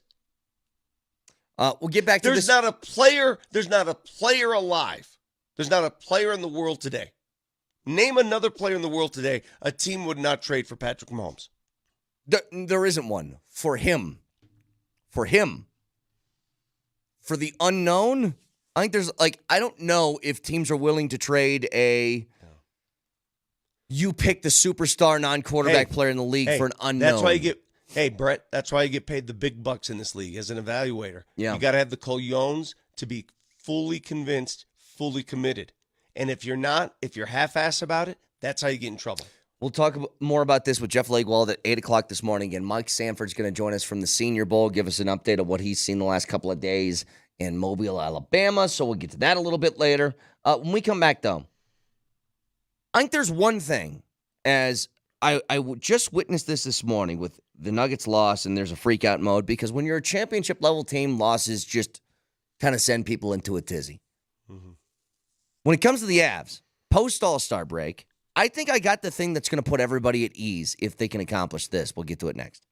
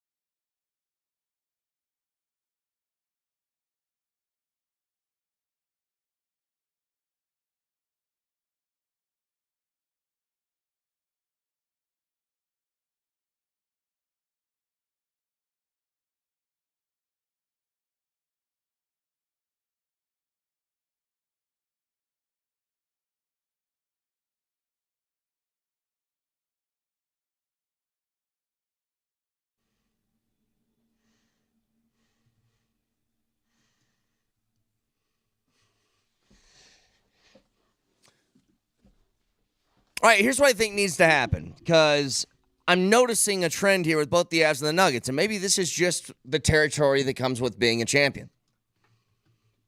And Vic, have you noticed just this part? We'll start here. Have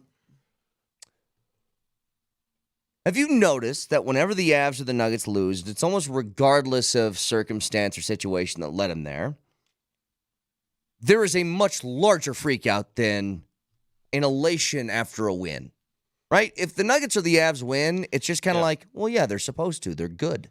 But if they lose, it feels almost as if it's taken a step farther than it should, because you're going to lose games during an 82-game season.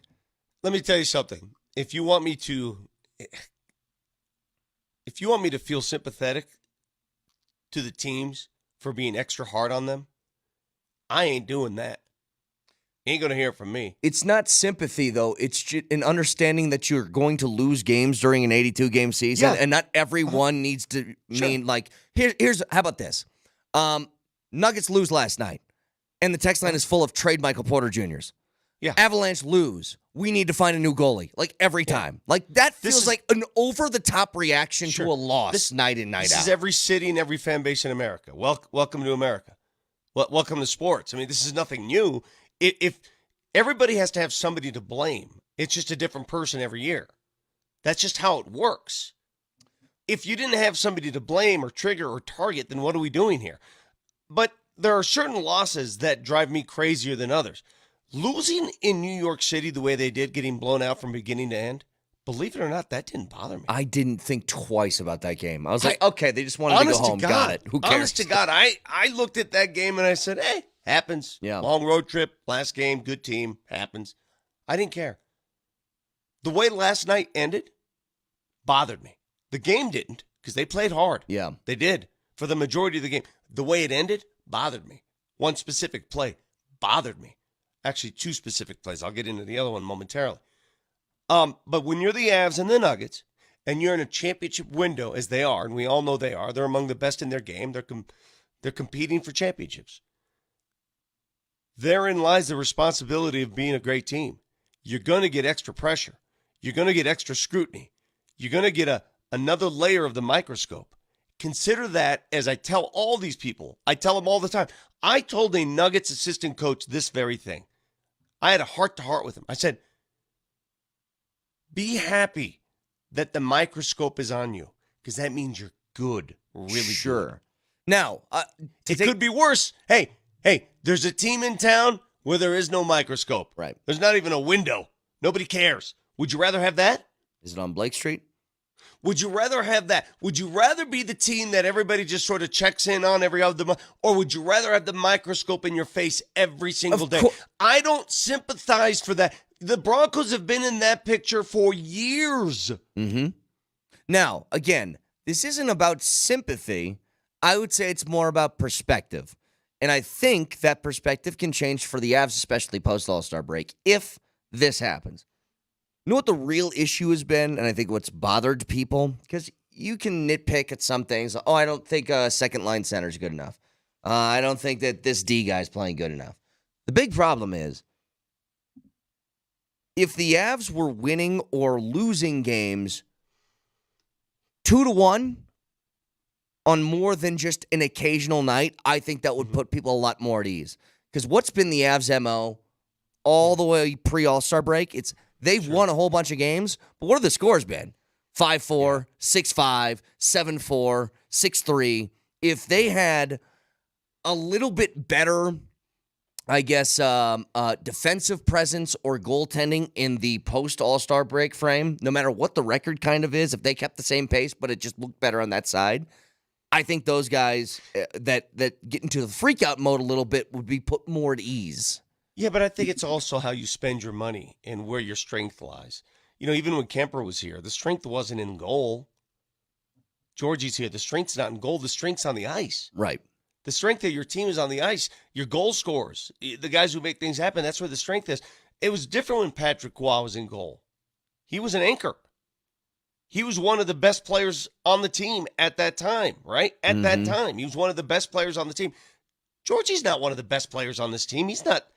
When you think of the Avs, Who comes to mind when I say Colorado Avalanche? Give me 3 players. McKinnon, Makar, Mikko. Georgie's not in that sentence. Neither was Darcy Kemper, and they won a Stanley Cup. But you know what? If you asked that question 20 years ago, Patrick Waugh was part of that sentence. Mm-hmm. And that's the difference. So you could be critical, yeah, but that's the way this team is made up.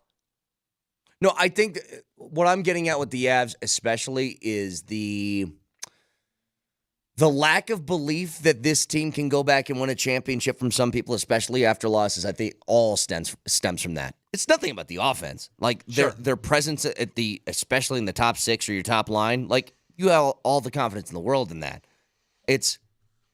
Can you have the occasional game where you win 2-1? Because we haven't seen that all that much. What we say about the Nuggets all the time is the Nuggets can win in multiple ways, right? They can win the slugfest game. They can win the game that's 128, 125. Yeah. The Avs really have kind of one winning mode, which is we score 6 and you score 4. Well, that's the way they do it now. But the year they won their cup, they were exactly what you just described. Right. They so were chameleons. If they get some of those in the post All-Star break, I think that it could change a lot of mindsets, is what I'm saying. I do agree with you. How about the Canucks going all in on Lindholm? Yeah. Apologies. Look, for where the Avs are at right now, and I'm kind of looking at where they stand out around the league, and maybe this is where I'm so much different than where everybody else is at with the Avs. I have such a confidence that no matter what they get thrown up against, they're going to be able to outscore people at this point, and that's why I'm not totally freaking about the defensive side or the goaltending side right now. So all these teams that are going to be making moves here in the next few weeks, like there's a few that scare you, obviously, like roadblocks, impediments that stand in your way to getting to another Stanley Cup. Like, you know what teams freak me out the most? And I'm just being honest. The Seattles of the world really, you're right. The just above mediocre teams who seem to play that team game that gives the Avalanche fits. Like Edmonton's that have superstars on their team. Yeah. I'm not freaked out by them. Seattle's the one that weirds me out. Teams like that that are just like Winnipeg does that. Yes, that just play gross brands of hockey because it just doesn't flow correctly. And if you ruin that, then you throw a wrench in a whole bunch of stuff, which we witnessed last year in the first round of the postseason. I know there were some injuries and stuff that they were dealing with at the time, and Val and all that. But those are the teams that freak me out. So teams that go out and make this big move, big trade, get a whole bunch of talent, like I'm not as scared as that stuff as I am of those teams that just muck things up and make it difficult. Now, a texter says this. I'd be totally down for this, and this is, I don't know where you find this, what you go and do. Texter says, we need a solid backup goalie. Georgie can't keep this pace. That's one thing I'm fully on board with. And I don't know where that comes from. Like, I don't think backup goalies just kind of grow on trees. I look at that like the backup center in the NBA, Vic. The Nuggets been looking for somebody to back up Jokic for like 3 years now. Yeah. And DJ's kind of filled the role. They went out and got Thomas Bryant last year. It didn't work. Basically, ever since Mason Plumlee left, they've been kind of searching for a guy. Well, if this is the formula you have in place, and again, when the Avs won the Cup 2 years ago, their formula was studs on the ice and we'll get by in goal. Mm-hmm. And they got by because they rotated 2 goalies. Frankie was just as vital and important to winning that Cup as Kemper was. Incredibly reliable. Yep. Right? So if that's the same formula, then you're right. Then that secondary goalie is important. Very much. I mean, I saw what was Raj talking about, like a Marc-Andre Fleury type, like a veteran guy. Yeah. That I would have no problem with that. Me neither. I take it. And that actually feels like the most viable option you're going to have is a veteran guy who's trying to hang on, maybe wants one more shot at a cup and can fill in some spot duty for you. Well, I'm looking at the standings. I didn't realize that Vancouver is at 71 points. I mean, they are 4 points clear of the Avs right now. Dude, their goal differential, it's probably the best in the league. It has to be. Well, they're plus 59 in the Western Conference. They are best in the league. Yeah, nobody else is close. No, they're solid. Sneaky. Going for it. 303-504-0925. So we get a lot to get to. Mike Sanford, live from Mobile. I got something I want to get to. What time are we talking to Mike today? 9:20. 9:20. Okay, good, because I want to get to something. Something happened in the Nuggets game last night. Well, we can't do that now because Legwold's coming up next. I know. Okay, I know, but I gotcha. want to tease it for later. I got you. Something happened in the Nuggets game last night that asked the same questions and led to the same issues that happened in the Detroit playoff game with your boy Dan Campbell. One of those analytics versus gut. The analytics versus I know what instinct. it is. Yeah. Something happened, and it drove me bonkers. Yeah, we'll get to that in just a few minutes. We also got Jeff Legwold. He'll break down. Look, all this conversation, trading up in the draft, trying to find one of these quarterbacks. 2 questions on that. Number 1, is it even viable? And number 2, is the cost worth the risk? We'll ask that to Jeff Legwold next.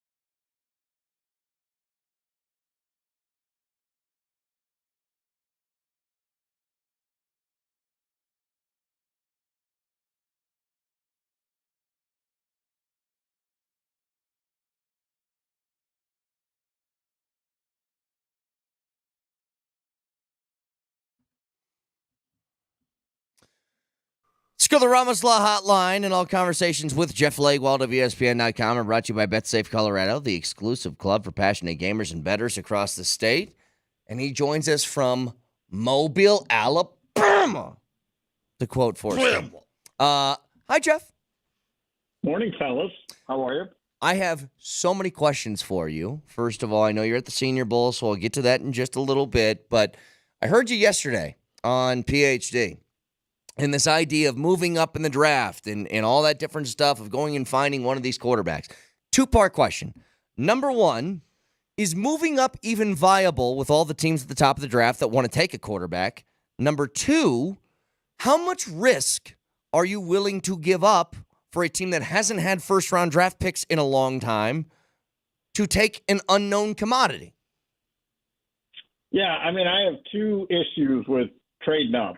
One, I don't think it's very viable, and I think history has shown that. I think a lot of people are acting like, oh, if you just give up a player like Surtain, it'll be an even swap.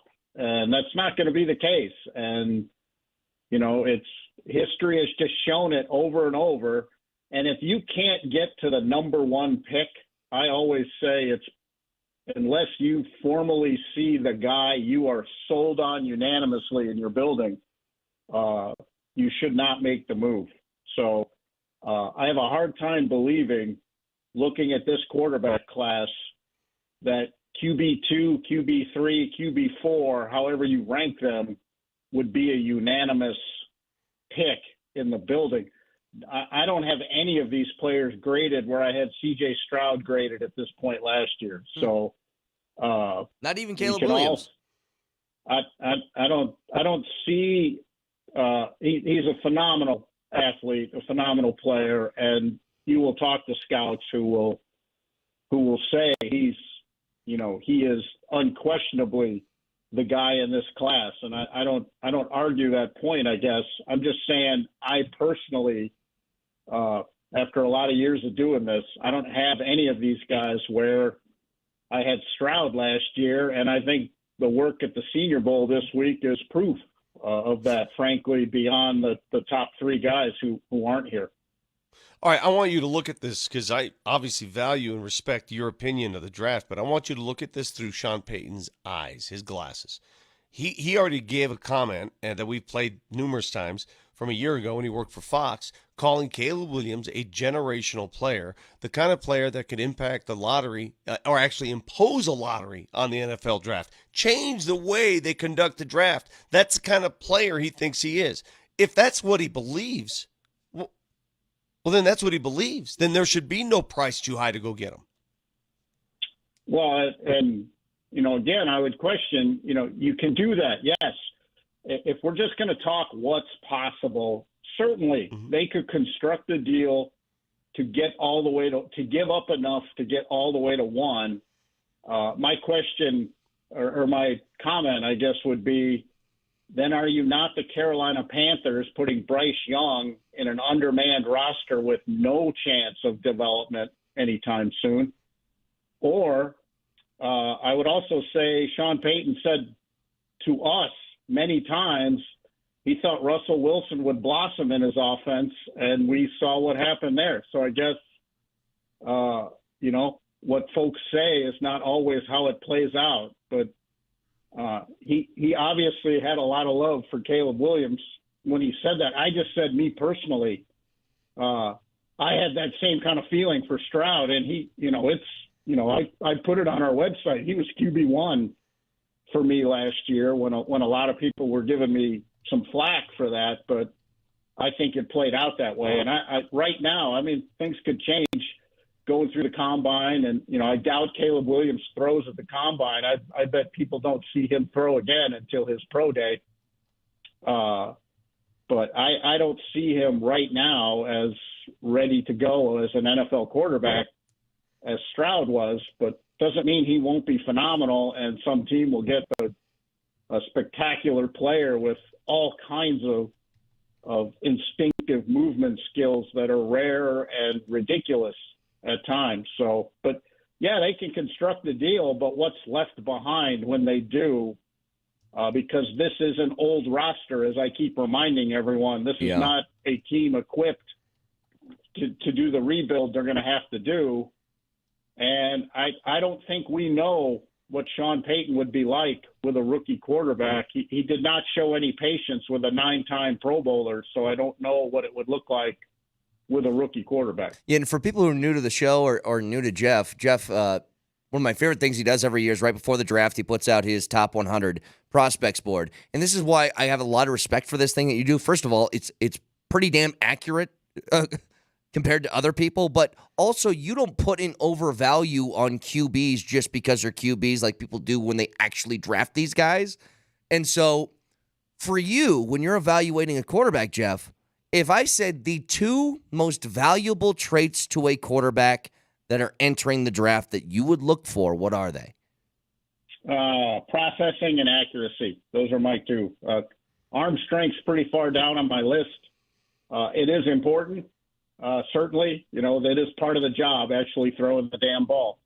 So, but processing and accuracy will determine in the NFL how long you are a very good quarterback. And the guys who never quite make those two things mesh don't often turn what they can do physically into what they can do at quarterbacking. I mean, you watch Patrick Mahomes play, there's a physicality about how he plays, but that's all his brain, man. That's the difference between him and a lot of other guys and going to the Super Bowl 4 of the last 5 years and, winning most of the big games you play in is processing and accuracy.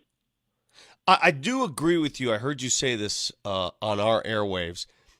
If Sean Payton loses patience helping develop a veteran quarterback, what's he going to do with a late first round or second round guy who is going to need 2 or 3 years of maturity, a Penix or anyone? Is there anyone out there near the middle of the draft or second, third round that you could see Sean Payton falling in love with? Oh, certainly, Vic. I mean, there's always quarterbacks on the board. An organization is going to say, we think that's a good developmental prospect. And it's just a question of, how much time you want to invest, after that. I think Michael Pratt from Tulane fits their offense in a lot of ways, but he's going to need some time.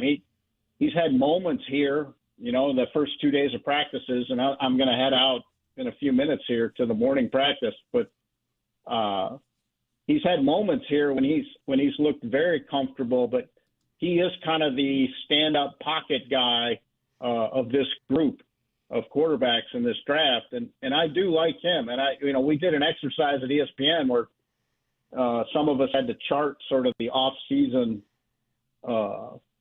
plan at quarterback for the teams they cover. And I gave the Broncos Pratt in the draft in mind because I do think he fits.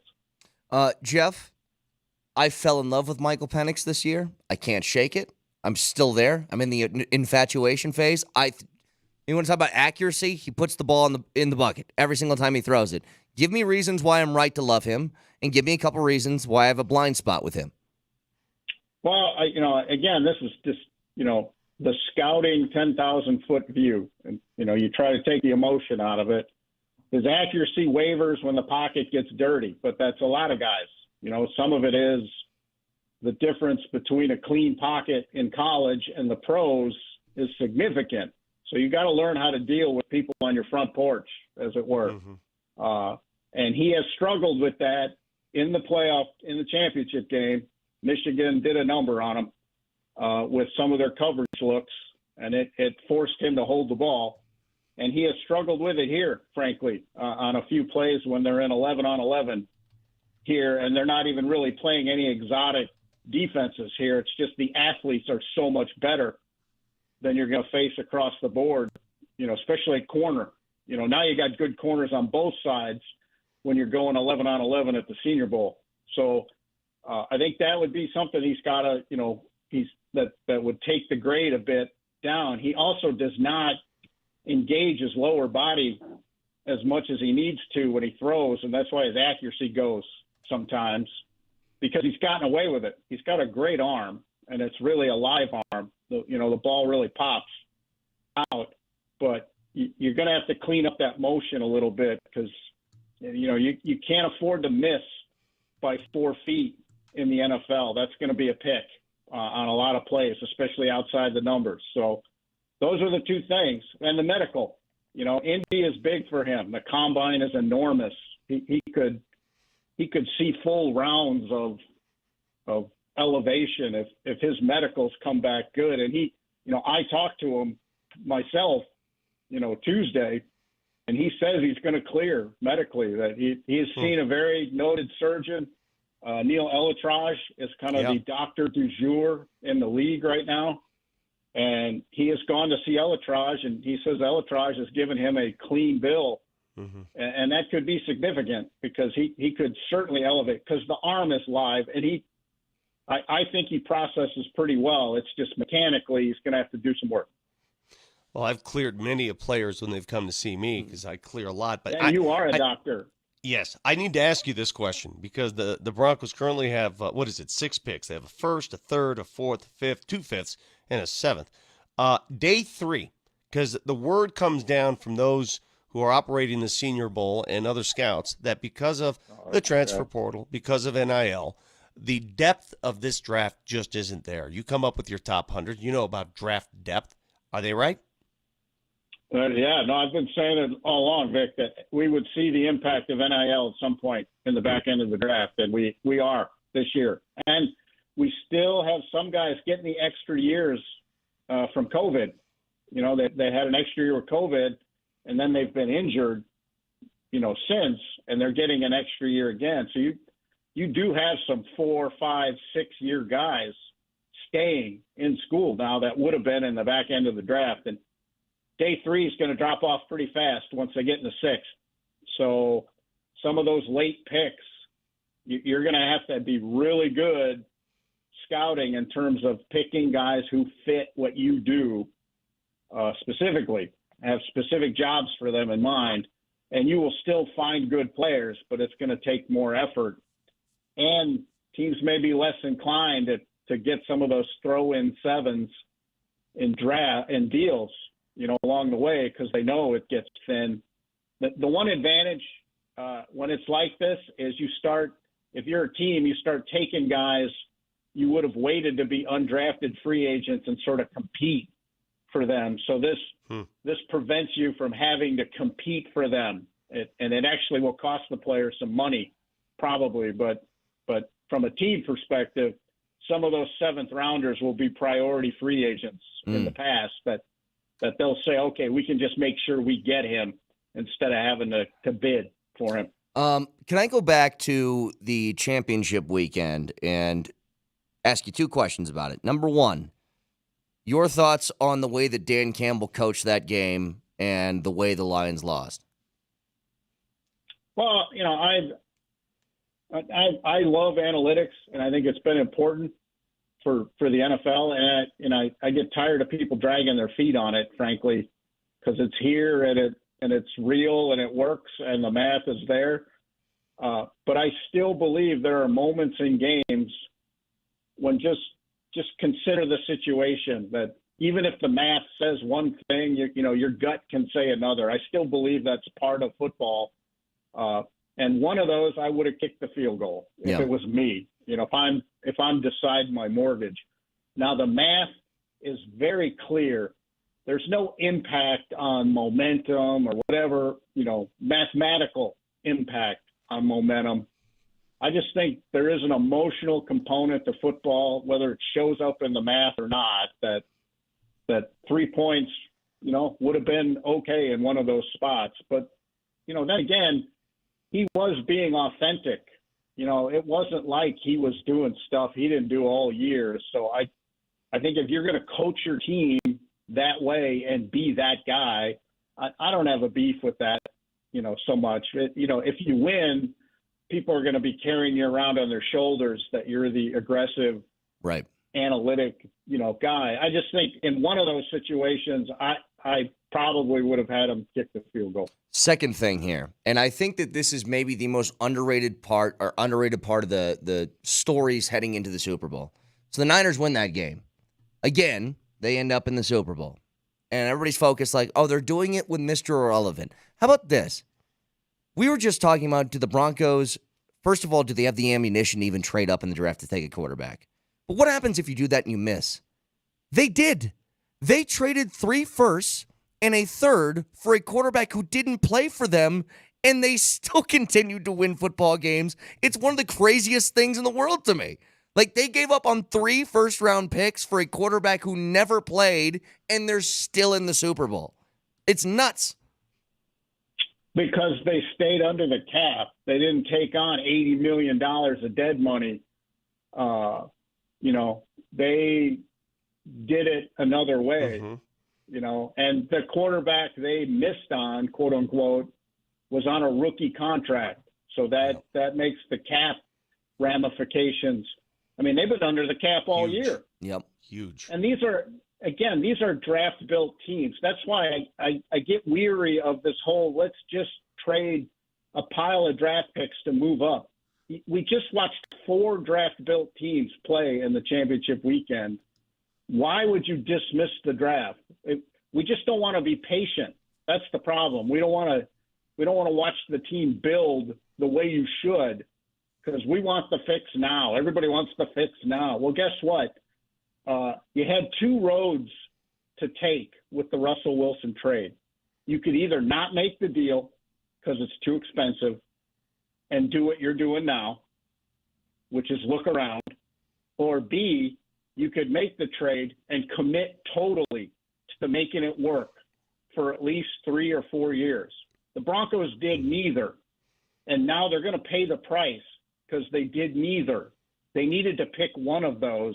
They didn't pick either of them, and it's going to be painful. And if people think they're just going to trade their way out of it or write a couple checks, you're dreaming, because we just watched 4 draft-built teams show. And guess what? Mahomes is 28. He ain't going anywhere. And he seems inclined to win every possible game he can and for the next however many years he wants to play. And Harbaugh, this is a relevant thing. I'm a draft guy, so wherever you take a guy and it works out, you did good. Brady's a 6th rounder. He's the greatest winner the NFL has ever seen. I don't care where a guy's picked. It doesn't mean he's not good. Harbaugh and Herbert are coming too. I'm just saying, we spend so much time here in this town, in our town, talking about the quick fix. There ain't a quick fix this time, because you had 2 paths with the Russell Wilson trade, and you didn't take either one of them. And guess what? The one path that remains for you is very painful, and you can't fudge your way out of dead money. And for people to pretend that releasing Russell Wilson takes his salary off the books and makes it okay, then I would say you have not read enough about the salary cap, and I would suggest you do that. Well, Bronco fans want Botox, not sunscreen. That's what it comes down to. Yeah, exactly. It's going to take some sunscreen this time. SPF 4 billion probably, but it's going to take. Last question for you, Jeffrey, because I know that you put together your top 100 as the draft approaches, and I can't wait to read it every year.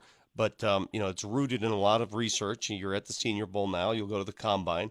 Are you above going up to a potential draft pick and asking to measure his hand? Do you do stuff like that or no? You could just tell when they hold the ball. Okay. I don't need that. I don't need that. You can just tell. You could just tell. I could see Leggy with a ruler out there. Hey, Penix, come over here. Let me see. Stretch him. Slap it out there, Penix. I do nudge it up close because I know how tall I am, so I use myself as the reference point for tall people. That's how I know. As we let you go, Leggy, how's this for a text? Whoever you're interviewing right now has the smartest Broncos take I've ever heard. That is Jeff Legwald of ESPN.com. So go find him. Go find him. Jeff, always appreciate the time, buddy. Thank you so much. Well, you're going to have to look at Mobile today. So see you later, See you, pal. bud. All right, later. It's Jeff Legwald, ESPN.com, brought to you, All Conversations with Jeff, brought to you by BetSafe Colorado, the exclusive club for passionate gamers and bettors across the state. Vic, I know you want to get to this. I asked him about Dan Campbell, analytics. You had an issue with an analytical problem that the NBA is dealing with that the Nuggets imposed last night that burned them. We'll get to it next.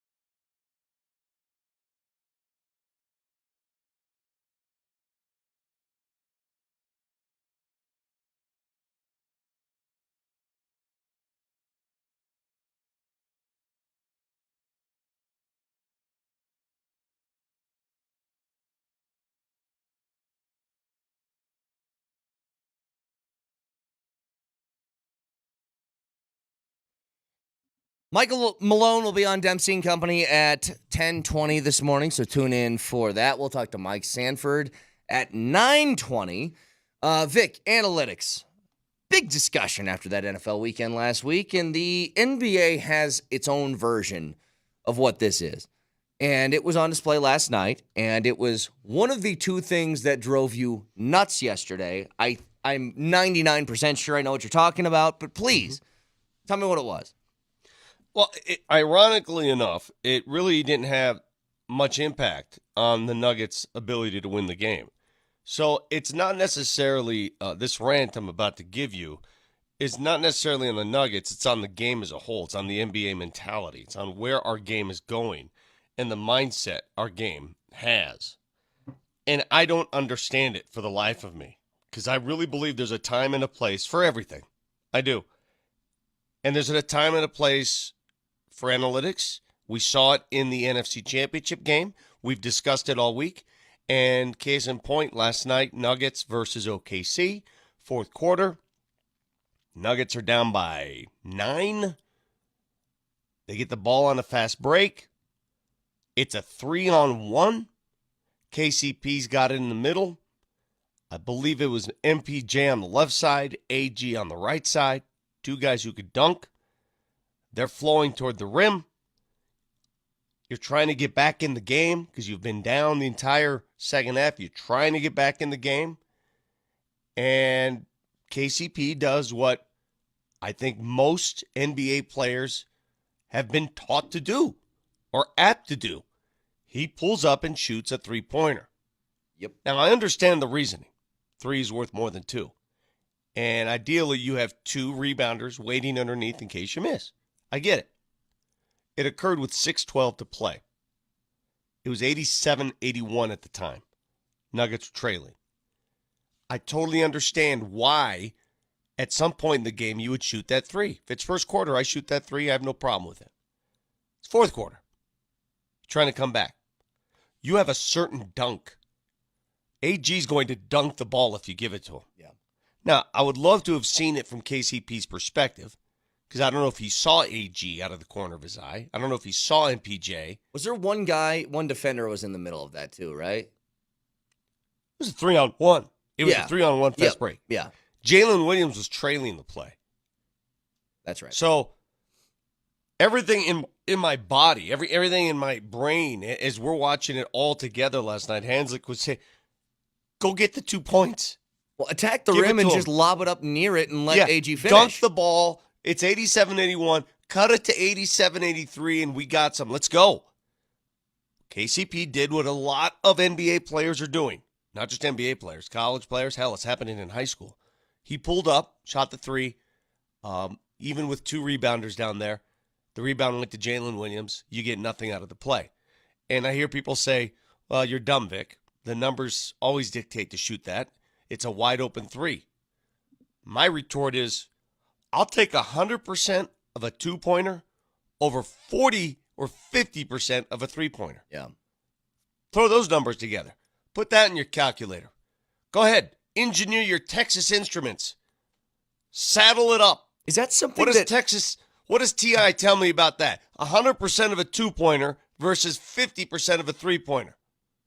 What's bigger? Is that something they work on in practice, by the way? Like, do they practice situations you're going down 3-on-1, and then do they practice all right, now step outside the 3 and take the shot? Or is that just something that's in the moment? I don't know if it's practice or if it's just part of the game. Yeah. You know, guys fan down the court. They fan down the court in a fast break, and if a 3 is there and it's wide open, they take it. It's part of the game now. I am not dismissing that part of the game. I'm not. I get it. All I'm saying is time and place. And I say the same thing to Dan Campbell. Time and place. I understand that you're going to be aggressive on 4th down. I get it. I value that. I respect that. Time and place. Last night was a time and place where you go get the 2-pointer. That's all. That's all I'm saying. I don't know if you agree or disagree. No, I agree. In that moment, yeah. Just take the 2, continue to get momentum in your favor, and just kind of take that as it comes to you. Like if you got, as you said, Vic, and I think this is right, a 100% chance at getting 2 points as opposed to a 40 to 50% chance at getting 3. I don't even know how the analytics bear out that that's a better shot in that moment than just taking the easy bucket. Now, there's a lot of time and place moments in that game yesterday, especially late. And this is, God, did they miss Joker, obviously, the entire game, but especially late, Vic, because I'll tell you a couple things that don't happen late. I think they get cleaner looks, first of all. Second of all, they got a body down low that's going to box out when they miss 2 shots and not get offensive rebounds. Third, that 5-second violation does not happen if Jokic is in the game because he's probably inbounding that pass, isn't he? Doesn't he usually always inbound late in games unless there's like a last-second shot thing? Yeah. But if they have time to get it in and then run the offense, it feels like he takes it out quite a bit. Yeah, you cannot have a violation under those circumstances. Less than a minute to play, down by 4. You just can't do it. Mm-hmm. You cannot have a 5-second violation. There is zero excuse for that. Zero. Because at that time, you still look, man, get a bucket, get a foul, miss a free throw, and you got a shot. Do it. Can't happen. But can I say one thing? Because we talked a little bit this morning about how amazing AG was, and I thought, I don't care what his numbers looked like. Like, he didn't shoot the ball great. He wasn't good from the free throw line. That guy put everything on the floor yesterday on offense, defense, rebounds, block shots, all of it. I am actually amazed, Vic, at how good Chet Holmgren is. You know what I said about in the appetizer about OKC? And you tell me if this is a dumb comparison, okay? But as far as the top end of what their roster is, it reminds me a lot of the Houston Rockets with James Harden in this sense. They got a guy who handles the basketball in Shea, who has a very easy time getting to the foul line. So he's going to eat you up on offense, but he's also going to get to the foul line a lot. And then do you remember those Houston teams that had Clint Capella? Clint Capella is not as good as Chet Holmgren because Chet Holmgren has an outside shot. He can do that. But as far as interior presence defensively, lobs, like that kind of stuff, they gave me a lot of those Houston vibes, but a better version of it. Listen, OKC played that game without its second leading scorer, and they're also missing their best three-point shooter. So I know the Nuggets were missing Nikola Jokic. That's a huge void. But OKC was missing some players too. That was a winnable game last night. Mm-hmm. That was a winnable game. I don't care what anybody says. And I'm not into moral victories.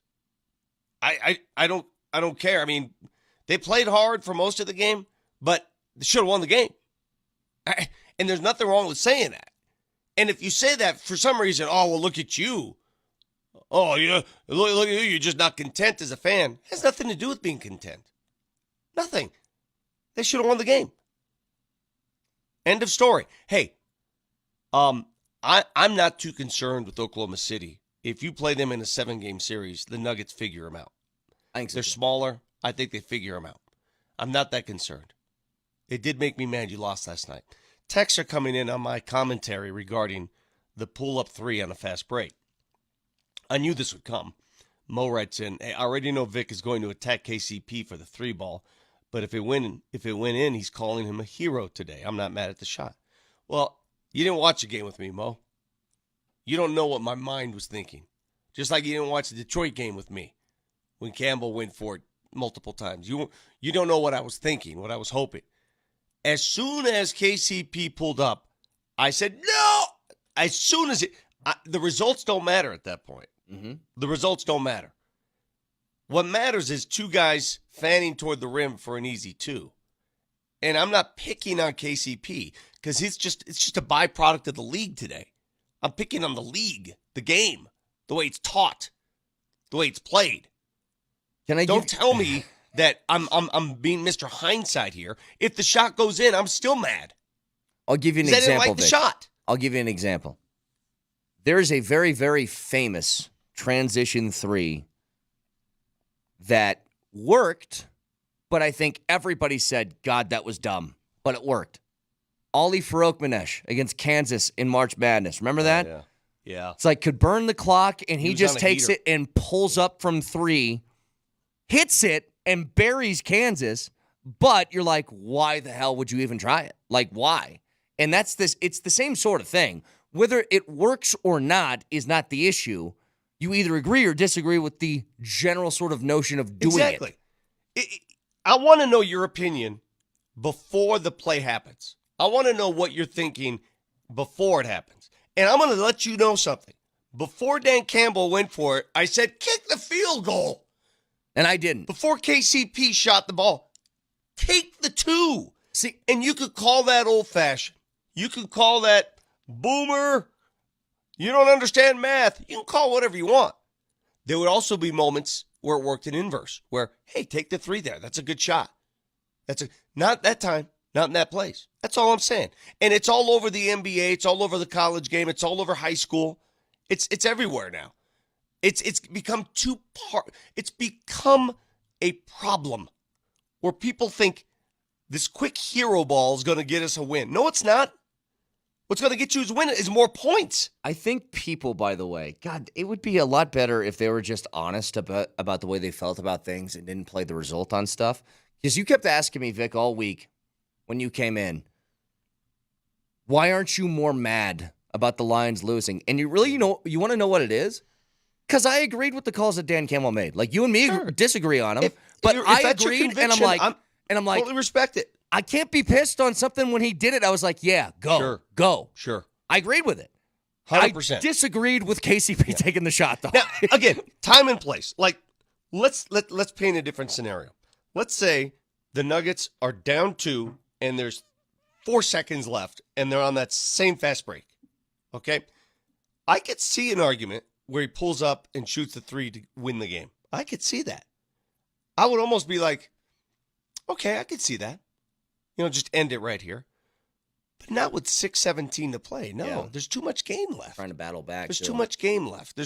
And it's happening too much in our game. And it's becoming sort of like, that's math. I don't like that part of it. That's analytics. Well, screw off with your analytics. Mm-hmm. That's all I'm saying. I think so, too. Just to go to it's the math. Well, I don't buy that stuff either. It says here, there's no way the 2-pointer was a guaranteed 100%. I'll give you 75%. Go back and look. Of course, no shot is guaranteed, but I want you to go back and look. You got Aaron Gordon and you got MPJ. Those are the 2 guys fanning toward the rim. You tell me. Go back and look at the play. I think I like my chances there. Yeah. Okay, I'll give it to you, Texter. It's not 100%. It's 98.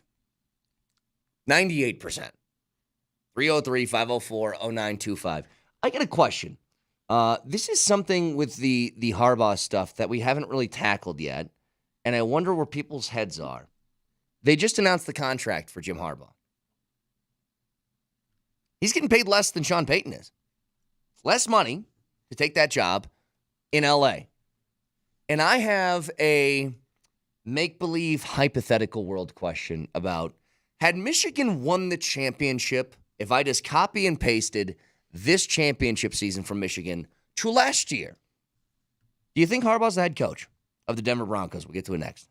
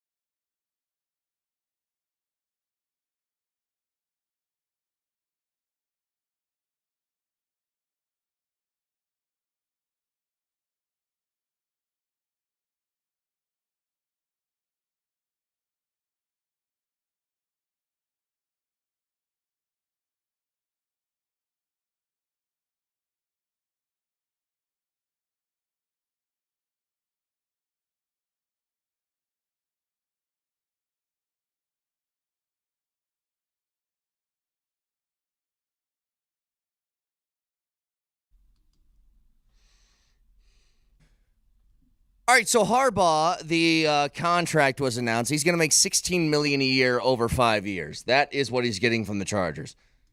Sean Payton is making $18 million a year from the Broncos. But Vic, we've talked about this with numerous people. It's on pretty good authority. Option number one for the Broncos during their hiring process was Harbaugh.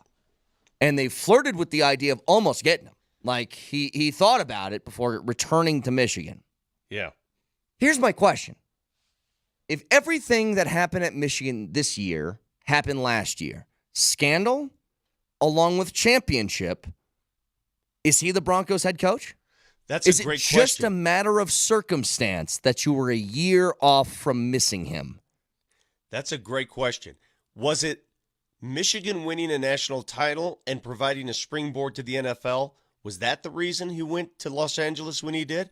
Or was it, I don't know if I'm comfortable with this Broncos situation with Russell Wilson. Let me hang out for another option. Yeah. I don't know the answer to that question. I don't know. I mean, it made all the sense in the world now, right? Herbert, L.A., you won the national title, everything. You have no idea what's coming next year for punishments and stuff like that. Everything made sense. That's a great question. Only he knows the answer to that. Because we've heard they were close on a couple of different occasions to getting him to actually come to the NFL and be their head coach. Because listen, he's always wanted to return to the NFL. That itch to coach again in the NFL, that was there last year, just like it was this year. It was there 2 years ago. He was talking to the Vikings deep into negotiations. Yeah. So why not scratch it in Denver? He had the opportunity. Why not? What scared him off? Or are we really overanalyzing this? Maybe the Broncos were scared off for some reason. Maybe. I'll tell you this though for Harbaugh.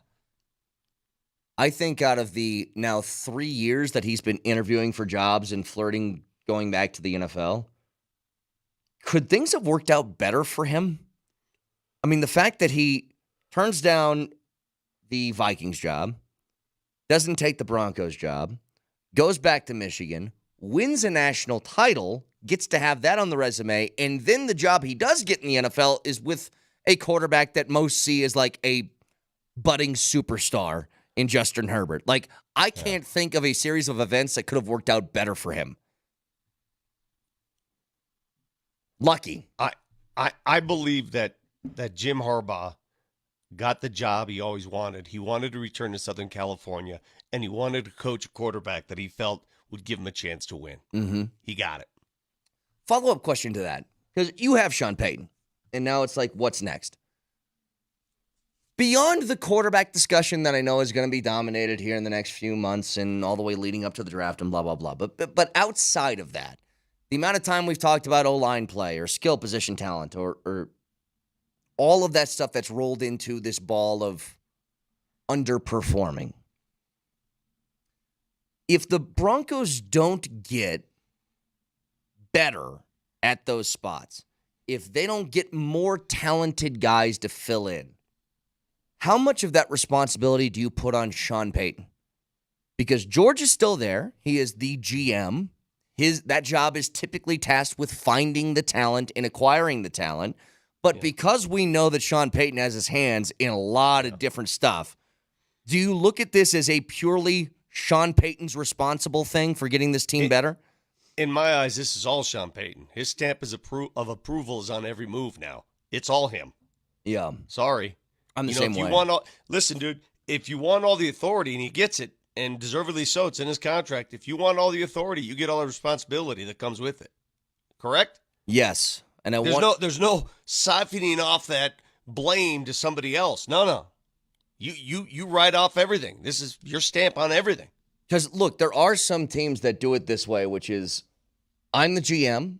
I get final say on personnel decisions, and then you coach the guys that I put on the field. Obviously, it's better if everybody's working in tandem, but this is just kind of how it's been built, is he's going to have a lot of say, and that's why you saw a whole bunch of former Saints guys come to the roster. That's why you saw a whole bunch of former Saints guys joining the coaching staff, front office. Hey, speaking of coaches and Broncos coaches, 2 former Broncos head coaches are suddenly in the news again. I don't know if you read the piece in The Athletic on the Jets and the way it's it's unwinding there and falling apart. Robert Saleh trying to hold it together. Nathaniel Hackett heavily criticized by people within the organization for not being prepared on game day, not sharing his game plan with all his coaches until hours before the game, not telling people what to do, how to I mean, there's so many things in this article that they ripped Nathaniel Hackett for. As soon as they made the move from Aaron Rodgers to he wasn't prepared. Right. The whole article is about him being ill-prepared. He didn't know what to do. He didn't have a proper game plan for Zach Wilson and the rest of the guys. Do you think that Sean Payton's smiling over this after how much heat he got? That's one. Then there's a story out of South Florida, that the players couldn't stand, defensive players couldn't stand Vic Fangio. Mm-hmm. And then Ron Jaworski goes on a station in Philly. Jaworski and Fangio are friends and says it's completely false. Those players were too coddled. They got too used to that Miami lifestyle. There is a notion that exists out there that Miami will never be good enough because Miami's too easy of a place to play. It's too nice. It's Miami. Too many temptations. Exactly right. Too many non-football focused things. You never have bad weather. You never play in tough conditions. You're in South Beach, and Fangio was over that. He didn't like the lifestyle. He didn't like the way guys were handling it, and he wanted out after 1 year. Yeah, the way it sounded to me in reading that story was Fangio was he wanted it to be all about football, and some guys had other interests outside of football, like I want to live the Miami life and not just focus on that constantly. But going back to the Saleh and Jets thing for a second, Vic, Saleh, part of this story too, he reportedly threatened to take coaches' phones to identify who's leaking info to the media. That was said in the story. And I'm like, it was so bad that he almost went full, middle school teacher saying, everybody hand over your phones? Sure. Like that? Well, former Nuggets coach Brian Shaw, who preceded Michael Malone, he had the Nuggets players before each game they had to throw their phones in a basket that they put in the middle of the locker room.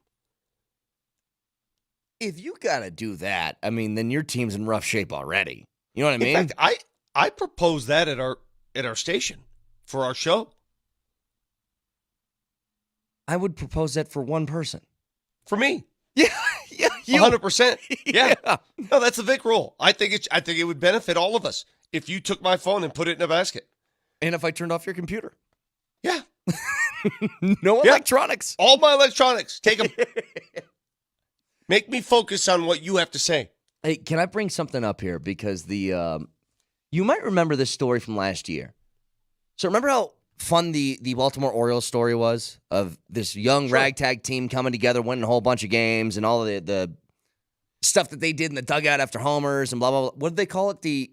What did they call their celebration thing? The dong bong? Or dong bong, yeah. Yeah, the dong bong. Be careful. That team has been sold for $1.75 billion, which, first of all, I'm like, oh, yeah, even MLB teams are getting almost $2 billion for selling their teams. Forgot about that. But the owner, do you remember the stories surrounding him from last year? He was the guy. Their play-by-play dude had the graphic. I think it was they were playing Tampa, if I'm remembering correctly. This. And their record was terrible in Tampa. Yes. And all he said was, this is their record in Tampa. They've had a rough go at it. Hopefully today's going to be different. And that guy got suspended. Read the screen.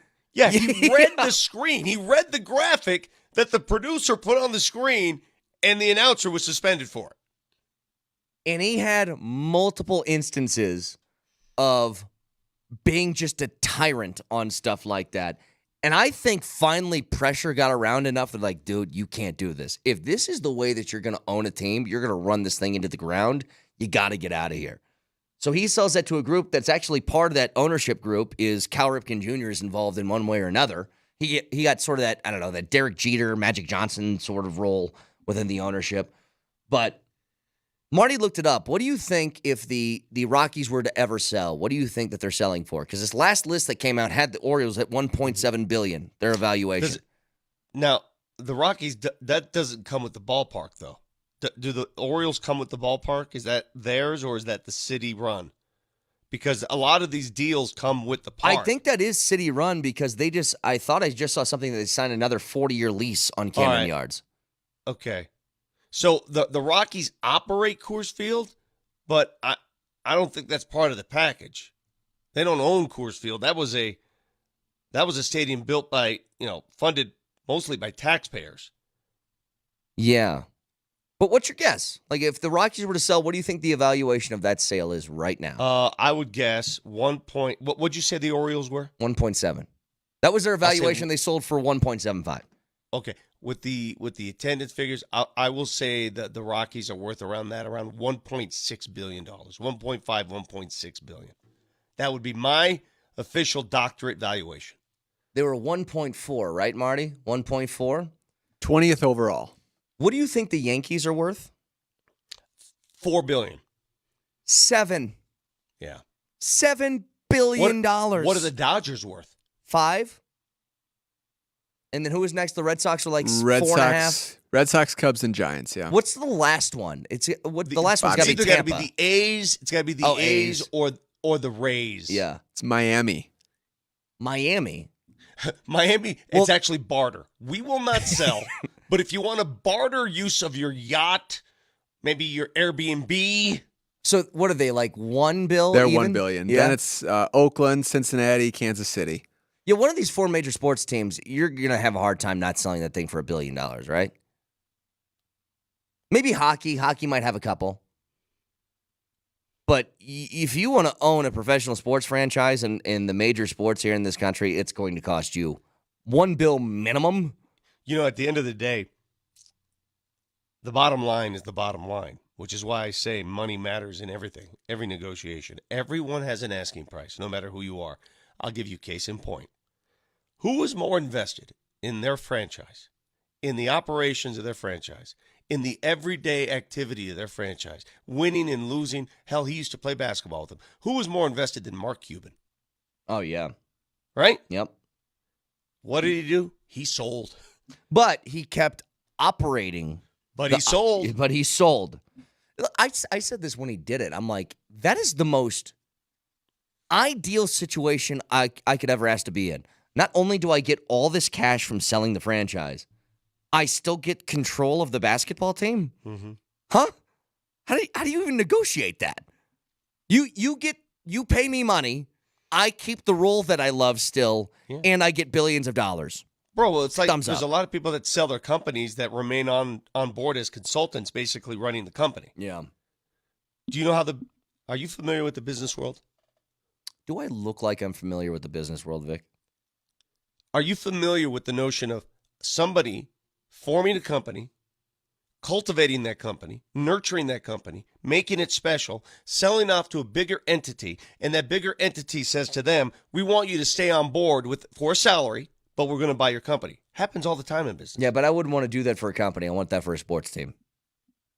I want to draft people, and I want to sign free agents. I don't want to actually run a business, Vic. You want to play fantasy. Yeah, I just want to play fantasy sports and get paid billions of dollars. Is that so much to ask? All right, 303-504-0925. Talk more about the Nuggets when we come back with, especially, the big story here, and I've been seeing this on the text line all day. We'll just get to it, Vic. Whole bunch of trade Porters. Trade Michael Porter Jr., trade Michael Porter Jr. Let's discuss Michael Porter Jr. next.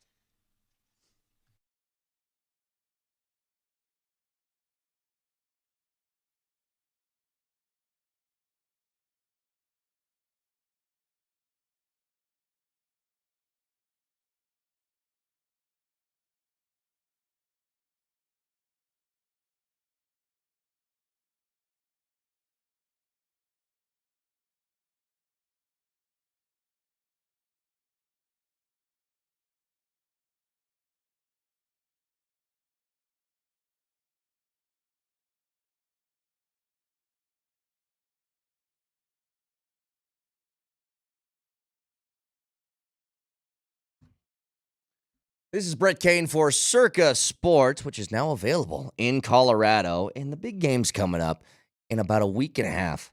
No big game celebration is complete without a game of squares, and Circa Sports offers Circa Squares right now. And everybody who's played squares knows the pain of pulling the terrible numbers. but you get to choose on the Circa Sports app. So go take a look at that. A minimum payment or a minimum bet of $1 and a maximum payout of $100,000. It's easier than ever. Download the Circa Sports app right now or go to circasports.com for more information.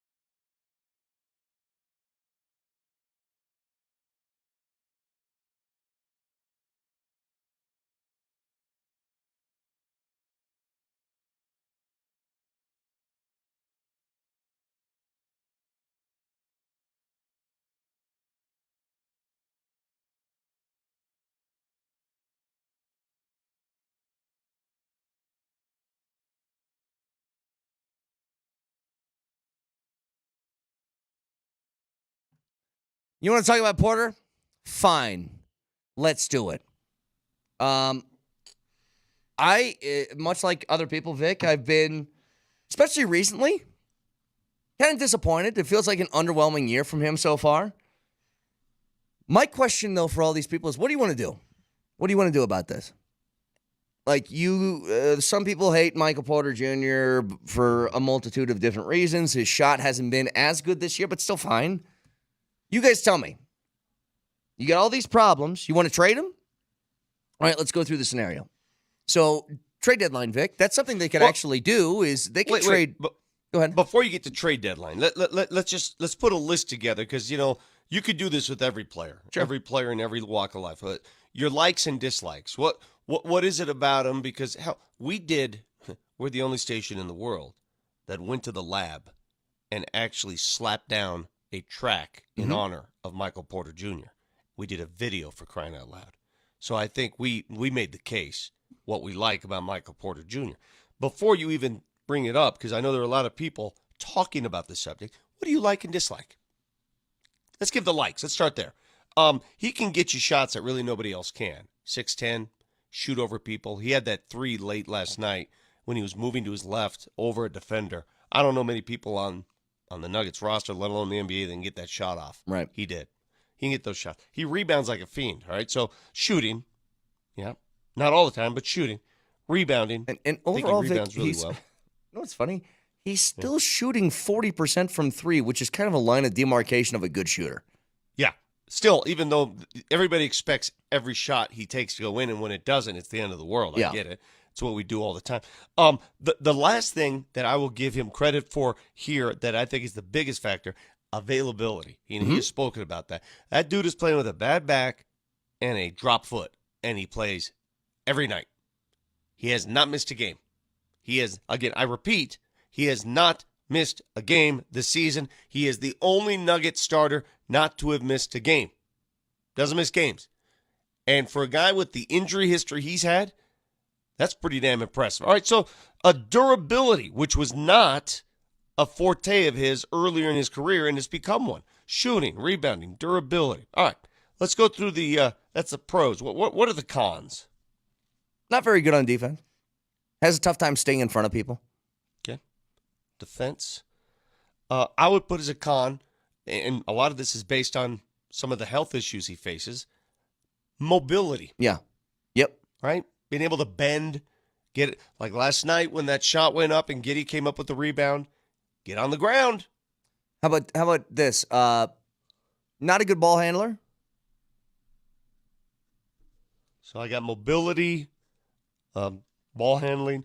Do you question his desire at times? It's an interesting question. Yeah, I don't think he ever has a lack of care.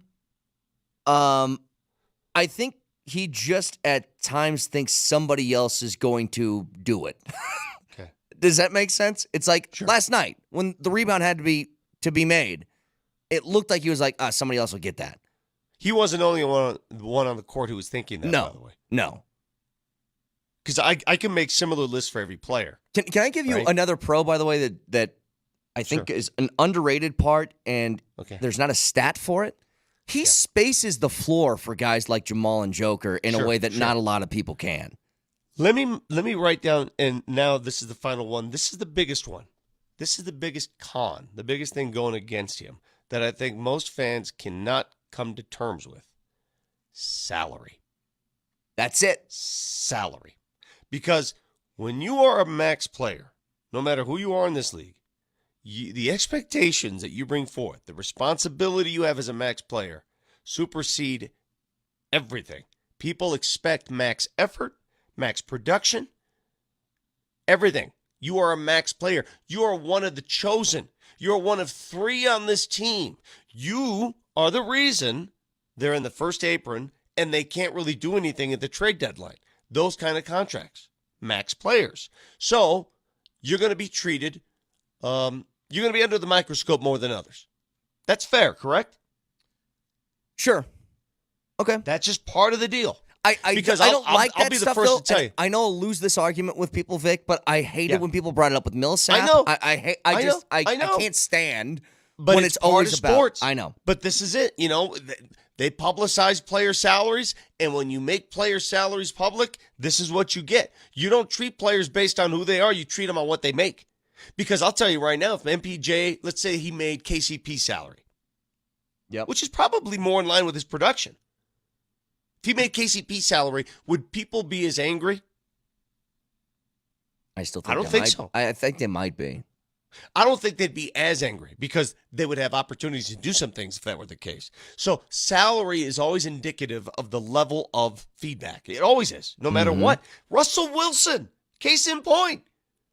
Russell Wilson, got to go. Salary, got to go. Too much. Got to go. Now can I take this to the next step, which is, okay, so if you're a guy who's way more focused on the cons than the pros, which is totally fine, what do you suggest they do? Like, and that's always what I'm getting at is people get frustrated and okay, fine. So you guys want the reigning NBA champion, in which this guy was a big piece of the reason why you got there. It wasn't great in the finals, I'll give you that, but he's a big reason why you got there. You want them to take what I think is one of the strongest assets of this team, which is team chemistry. They like each other. They want to play for one another. You want to take that out and throw somebody else brand new in his spot and just pray that it works? When this team is a game out from being the number one team in the Western Conference still? That's what I don't get. Like, I don't know what the expectations of every player on this roster are supposed to be. Like, you have Jokic, you have Murray. KCP has games where he scores 3 points. You know, Aaron Gordon has games where he's 2 of 10 from the field. And that's, I don't know what do you want the result of this to be now? You just have to take it with a grain of salt. You have to understand, too, that fans are going to be mad at some point this season, no matter what. That's just the way it is. The expectations ratchet up. We've talked about this. But in my humble opinion, the Denver Nuggets, because of what they just did, have earned the benefit of the doubt. Every player on this team has earned the benefit of the doubt for now. Now, that may not last forever. I get it. Nothing lasts forever. But for this season at least, I don't care. They've earned it. They've earned everything. You know, I saw enough out of MPJ in Game 5 of the NBA Finals when he couldn't hit the broadside of the backboard, and he played his ass off. I thought that was one of his best games I've ever seen him play, and he shot poorly. You know the game. Mm-hmm. You remember what he did. See, and I get these. If you swapped MPJ and P. Watt, they could flip roles and be just fine. It wouldn't be the same. I heard people saying that about, if you just started Christian Brown over MPJ, that would be better. And now Christian Brown is having a hell of a struggle. Everyone's going to go through contribute. The struggle bus at some point. Everyone's going to hit it. And you just, the reason why MPJ attracts so much of this scrutiny is because of his salary. It just is. And there's because hype. They decided to gamble on this guy early and give him the max when a lot of people felt they didn't have to do it that early. Mm-hmm. So, and people say, well, trade him. I'm going to be flat honest with you. Who's going to take a max salary if the same questions persist here? Do you think they would persist elsewhere? You'd think. Right. By the way, breaking news here, Vic. The Washington Commanders have a new head coach. It is Dan Quinn, finally leaving Dallas as their defensive coordinator, and he's taking over in Washington as their brand new head coach. You knew he was going to get a head coaching opportunity at some point. I said this before. I think Washington is not a bad gig. Now, I don't know the ownership there, but I know it's not Dan Snyder, so it's got to be at least better than it was beforehand. It's that Josh Harris guy, the new guy that came in, and he's going to... Right. What I'm saying is I don't know what the working relationship is with a guy like that, but what I do know is it's better than Dan Snyder, one, and number two, for a team and a brand new head coach that wants an opportunity to succeed, and you have the number 2 overall draft pick in a very, very good quarterback class, it's a pretty good place to be in. Sure. You get your pick of the litter now for the most part. I still can't believe Washington is the last team to fill the head coaching position. I know. It took that long. And I'm going to tell you right now, Dan Quinn was not their first pick. Oh, no. No chance. Well, he was not their first choice. If he was, Vic, they wouldn't have waited until the week before the Super Bowl. Exactly right. I think they were gunning for like a Ben Johnson type or somebody like that that was still in the playoffs at the time. They were in the mix for some of those other up-and-comers, and this is what they're left with. And you know what, though? Stuff like that sometimes, it's funny how serendipity works. Might be the best-case scenario. Might work out great for them. Could be. Because I could tell you a lot of coaching searches that didn't end well for teams. They had to settle, and, man, it worked out perfectly, right? But the breaking news here, Dan Quinn hired as the Commanders head coach. That fills everything, right? All the head coaching vacancies are all shored up, and everybody's got their brand new coaches. Max writes in here, anyone asking to trade MPJ as a casual fan, I would never trade him. Now, Max, Using I'm the not word even in the never category. Yeah, No. that never's a bit strong, Max. You just gotta let's chill out on the never. There's one person on this team who was untouchable. Mm-hmm. One. It stops at one. Peyton Watson. I agree with you, man. None of us are untouchable. It doesn't work that way. But I understand. I want one last thing. One last remark I want to make about the Nuggets game last night, because they lost a game they could have won. You could argue they should have won. It's fine. In the grand scheme of things, benefit of the doubt, it's fine. Don't panic. It's fine. I'm telling you. Although if you look at their schedule, 2 straight against Portland.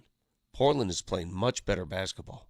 So before you sit there and pencil in 2 W's, take a closer look at what the Blazers have done the last couple of weeks. They beat Milwaukee last night. All right, that's number 1. Number 2, after that, they got to go to L.A. Nuggets do. Then they got to go at Milwaukee. They got a tough schedule still before the All-Star break. Tough. But the one thing I want to point out from last night's game, it doesn't get talked about enough. Not sure I've ever seen a Denver Nugget, and I'm trying to remember the last time I saw a Denver Nugget play as hard as Aaron Gordon did last night. Yeah. The hustle, the energy, the ferocity, the tenacity, the want-to that he displayed last night. I mean, I was seriously invested in. I was like, wow. I wanted to give him a standing ovation. Yep. That was awesome to watch. And I wish he was rewarded with a W. But again, a lot more to talk about here, especially this breaking news. Dan Quinn hired as a head coach. How about this, Vic? 8 head coaching vacancies this offseason. Bill Belichick was available, and not a single one took what we all consider the greatest coach of all time as part of their new gig. We'll get to that next.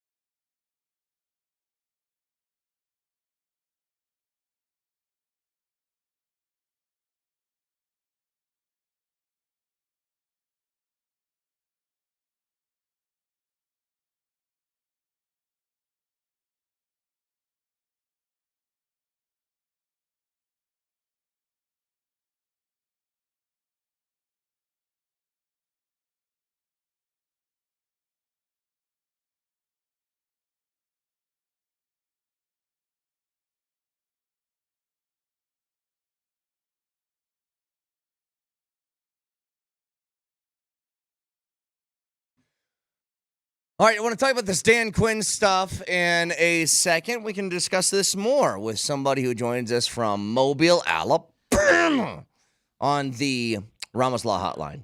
Our accent, you need Ramos Law, medical doctor and attorney, ramoslaw.com. Mike Sanford joins us. Hello, Mike. How are we doing this morning, fellas?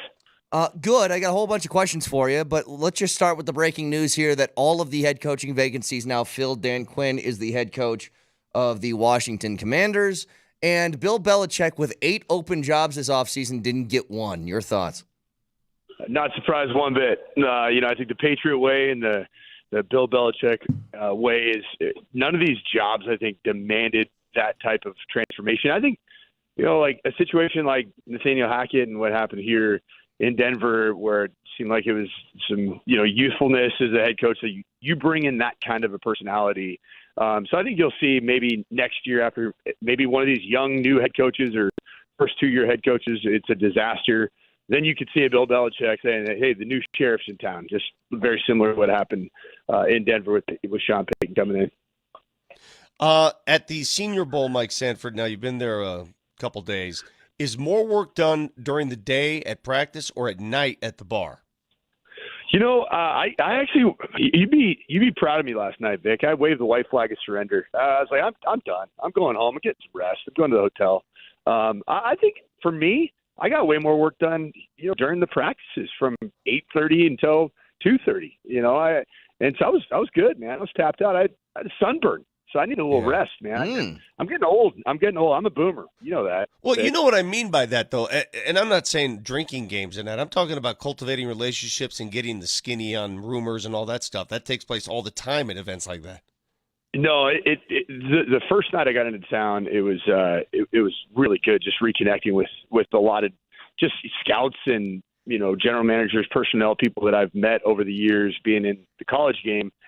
And yeah, there's some information that you're able to ascertain from some of those conversations that might go along with some of that other stuff, the drinking games that you will, and more truth just keeps coming out as the night goes on. Mike, would you mind if we kept you on for 40 minutes like Kreckman Lindahl did yesterday? Jeez, that segment wouldn't end. And by the way, just let me and Vic talk for a while, and you just stay on the phone until we need you again. How's that At sound? one point, I thought it was like our interview with Bob Kravitz. Remember that when I went on and on? At one point, Kreckman spoke for like 3 minutes straight. I didn't know Sanford was still on with them. Yeah, I finally intervened, and I asked, you guys need to go see a marriage counselor. Right. Because the Dan Campbell analytics, I don't know that there's more of a hot topic that's going to provoke both Lindahl versus Kreckman. So it was something else, to say the least. Okay, when you're watching this, I know you've been focused on the quarterbacks and stuff like that. Penix, Bo Nix, all these different guys. Michael Pratt, who's a guy that stood out to you the last couple of days? Yeah, so yesterday I was really impressed with Penix's day.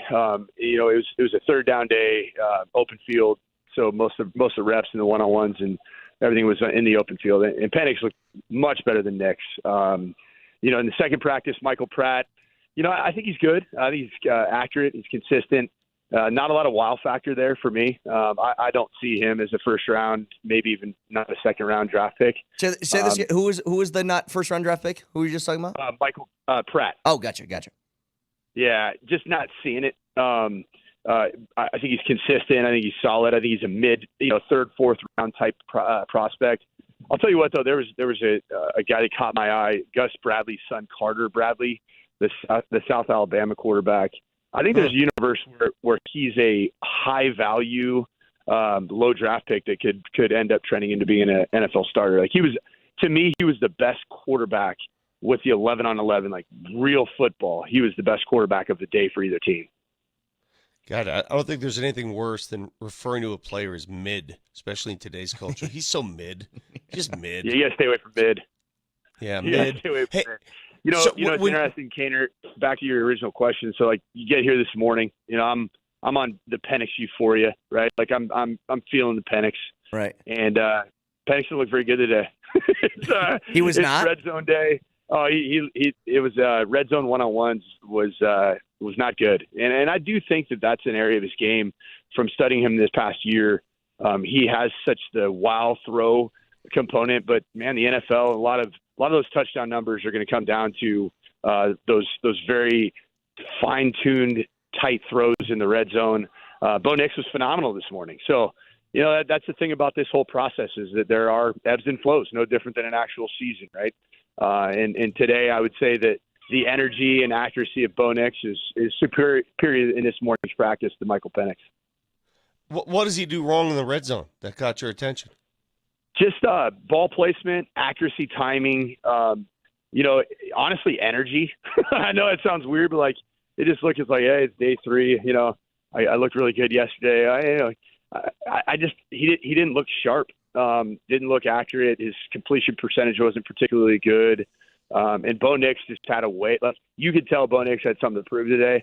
And I like that. Like you want that in your quarterback. You want a guy that's like, okay, I didn't have a good day yesterday. I got outshone, and it was clear. I'm going to come out today and I'm going to respond. And that's a huge piece of the quarterback equation is what's your response mechanism? And to be honest, Bo Nix, I checked that off the box from just seeing 2 days. Okay, I got a couple of questions here, but one guy that I've been fascinated with because at CU you have Travis Hunter who plays both ways, wide receiver, corner. He's very good at both. Utah's got one of those, and he's at the Senior Bowl right now. Yeah. Tell me what you think of him. Like, is he more of a safety or a running back, or what's sort of the deal with Vaki? Yeah, so I know Sione Vaki's family. I was actually talking to him yesterday.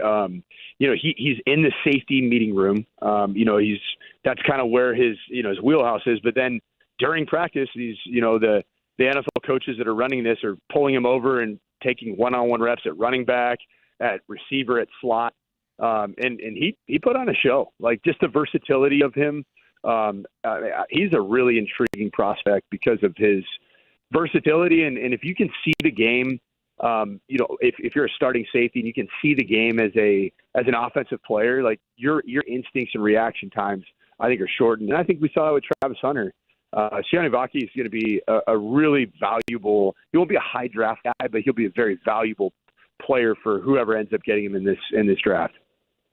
On top of that, go ahead, Vic. Go ahead. It's funny. It's all about position players, skill players that wow you. How do you, and I asked you this the other day, you're watching linemen and defensive linemen, and I know they're hitting, but they're not really hit. How do you evaluate that position at the Senior Bowl? Well, I think a lot of times you watch the individual drills, and you can really see a lot in terms of just how well they bend at the hips, knees, and ankles. And there's guys even at the Senior Bowl that you can see they're stiff, or they don't have that baseline of flexibility. And then you also want to see, can they play through their hips? And there's a couple linemen that caught my eye. Tavondre Sweat from Texas he's going to be a Pro Bowler. Like the guy is so powerful when he turns it on. And then on the offensive side, like the Guyton, the offensive tackle from Oklahoma, that guy's going to be a long-time NFL starter at most likely left tackle. Kingsley Suimatai from BYU looks really athletic. I mean, there's guys that just really clearly, Vic, just separate themselves in their athleticism, their ability to get into their stance and explode out of their stance. It's a good group of linemen. I wouldn't say it's an elite group, but the top of it is really good. This is what's funny about this, though, as we're talking to Mike Sanford, who is in Mobile for the Senior Bowl. We just talked to Legwald earlier. There's a very realistic shot that the Broncos don't come away with any quarterback early in this draft because they're taken and they can't move up. So if you're looking at just offensive weapons, who are like the top 3 offensive weapons outside of quarterback that you think they could be looking at? Much to the chagrin of Notre Dame alum Vic Lombardi, Roman Wilson was spectacular yesterday. Just in one-on-one drills, just seeing him move around. Johnny Wilson, the huge receiver, 6'6", 237-pound receiver from Florida State. Combines ball skills and actually runs incredibly well for that size. He was really intriguing. And then there's kind of a sleeper that not a ton of people are talking about, but his name's Ricky Pearsall from Florida, and he was also one that just showed the full skill set and has the size profile. And my personal preference for a really high value pick for the Broncos, probably in mid rounds where you'll get return on investment, is Luke McCaffrey. He's looked incredibly good. I mean, he's been in the top 3 And, you know, a lot of people think Luke's not big. He measured in just shy of 6'2", and he was 202 pounds. I think he's going to run really well at the combine. Yes, he runs well in football pads too. You know, he's obviously his older brother Christian is fast as can be, but I think Luke McCaffrey, I 100% agree with you. He might be a steal for somebody. But you know what? The more I think about it, Mike, if the Broncos do not go in the quarterback direction, which Jeff Legwell doesn't think they'll go that way, with the number 12 pick, I got a guy I want them to take, and I'm not sure he'll be available at 12. I want to get your humble opinion on this because it's a position they've been looking for years. I want Brock Bowers. I'm with you. I'm 100% with you. How do you get him? The problem with Brock Bowers is you're going to have to trade up. He's most likely going to be I'd say top 7. So you don't have to trade up to the number 1 pick, but you're most likely going to have to trade up because Brock Bowers he's a complete separator at that position and has the ability to be that Travis Kelce type tight end with your franchise for a very long time. I will say though, it's a good group of tight ends that are here. There's a couple that I've seen. Theo Johnson from Penn State would be a massive upgrade from what I've seen from the Broncos in the last couple of years. Ben Sinnott, who's like a tight end fullback, but he's 6'4", 255.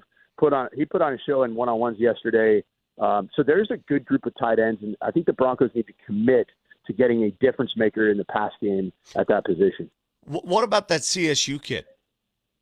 Dallin Holker's not here. I think he ended up at the Shrine Bowl. Okay. Or maybe didn't end up playing in one of these games, but he's a dynamic, just a playmaker. Like he just makes plays. I watched him in person. I evaluated him in person in Boise State versus Colorado State up at Canvas, and he had that spectacular play on the Hail Mary to win the game. But he does a lot of things really well. Mike, you see where I'm coming from. I mean, I mentioned Brock Bowers, but I'll take anybody that could play that position at a dynamic level because every year we're saying the same thing. Every team has one of those. Oh, my God, look, they got one of those. And we forget that the skill positions are skill, but tight end is a skill position. That is a skill position, damn it. Fill it. It's been a while. You're exactly right, Vic. Like, think about everybody's talking about how Pat Mahomes doesn't have any receivers. Really? Because the guy he threw it to 11 times, he might have the position of tight end. He's a receiver. He's a number 1 receiver. He's a dynamic weapon, and I think that position, if you look at the impact of that position on the final 4 teams in championship weekend, you have George Kittle, Sam Laporta, you have on the other side, I'm trying to blank out right now, but all four teams had dynamic tight ends that were a huge part of the focal point of their offense. Mark Andrews and Isaiah Likely, who is, you think about him, he came out of nowhere. He was here at the Senior Bowl not too long ago and making a name for himself out of Coastal Carolina. That guy impacted games this year for the Ravens. Can I give you somebody else? And we'll recognize the name on 2 fronts. First of all, he spent the first 2 years at CU. Secondly, he's the son of a legend. Brendan Rice caught 12 touchdowns for USC last year. He's at the Senior Bowl. How's he looked? He had a bad day yesterday. He dropped way too many balls. Ironically, today, standing down on the front row, and I see this bald head, good-looking athletic guy in his 50s, 60s, Jerry Rice, right in front of me, and Brendan's having a good day today. His dad wasn't there yesterday. His dad's there today, and he's making sure that he makes his pops proud. So he's out there making some plays and he separated in the red zone one-on-ones because of his size. He's a long, big, athletic receiver that is a big-time threat in the red zone. What's the supply demand in the Zin bin right now? You good? I'm good. It's interesting. People still smoke cigarettes in Alabama. It's like Midwest in that part of the country, even the South. Yes. It was unbelievable. I'm like, is that legal? I didn't know that. I thought that Chuck came after the cigarettes like 20 years ago. It was mind blowing. I've seen people smoke just ripping butts left and right, man. It's like watching a Lions game with Kaner, No, my dad, he does that. What's funny is that you're so right about that. You don't see that anywhere anymore. Like nobody's smoking cigarettes. Dude, you go to like Cincinnati, Detroit. You go to any Midwestern city, and they line up outside the downtown skyscrapers in office breaks because they got to get outside to rip some. And it's unbelievable. It's like a factory. It's an ensemble of dart smokers out there. It's just something you don't see here. Mike, cozy up to somebody. Ask for one. Make some friends down there. It was mind blowing. Like you're in a restaurant, you're in a bar, and you see people just have their pack of Marlboro Reds just sitting right out there on the bar. I'm like, wow, man, this is a different time and age, man. We're back in 1957. It's like Mad Men right now. Well, Mike, we appreciate the time and giving us a little update from the Senior Bowl. We won't pull a Kreckman Lindahl. We'll let you go. Unless you want us to argue about something, you can just listen in. Yeah, I mean, always nowadays, just go with the Dan Campbell argument, just rev up the engines, and just let people go. That's just what we do. Did you see Dan Campbell there? Did you tell him I disagree? No, I did not see Dan Campbell. I looked for him last night. I had a goal of having a Lone Star Light because he's a Texan, and did not come to fruition. So I did not achieve my ultimate goal of this trip. All right, buddy. Well, appreciate the time. Thanks so much for checking in with us. Appreciate you guys. All right, Mike Sanford live from Mobile as he's giving us the update from the Senior Bowl. And one of the texters said it best. What a coup for us to have Mike's analysis. I mean, a guy who's 14 different coaching stops, most recently at CU. He's still in the game, still talks to people in the game. What a great evaluator just to hear his perspective on this stuff. And he's a Zen guy. And that to him.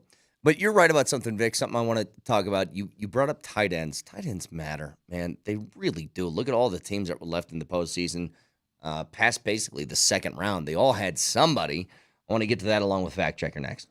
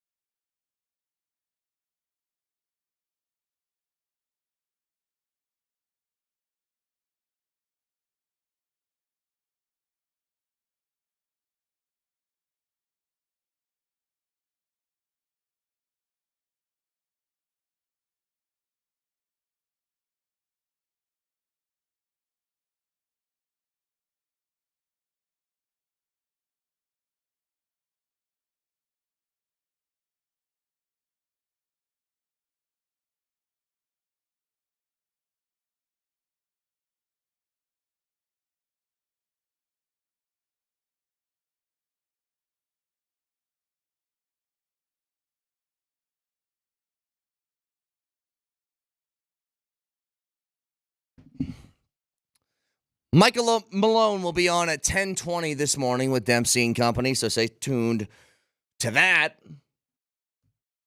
as they'll talk about the loss from last night. Tough one, no Nikola Jokic in the lineup. Chance to win late and just couldn't finish. A couple of bad decisions late in the game. Again, the news from about 20 minutes ago, Dan Quinn hired as the Commanders head coach, so all of those head coaching vacancies now filled in the NFL. But Vic, what you said to Mike Sanford, I think, is really smart. You need a tight end, man. Like, out of all these positions we talk about, you get nothing out of that spot. And I know it's difficult because Dulcich has been hurt, but I think you can't rely upon that anymore, can you? You need to look for something more reliable in the lineup.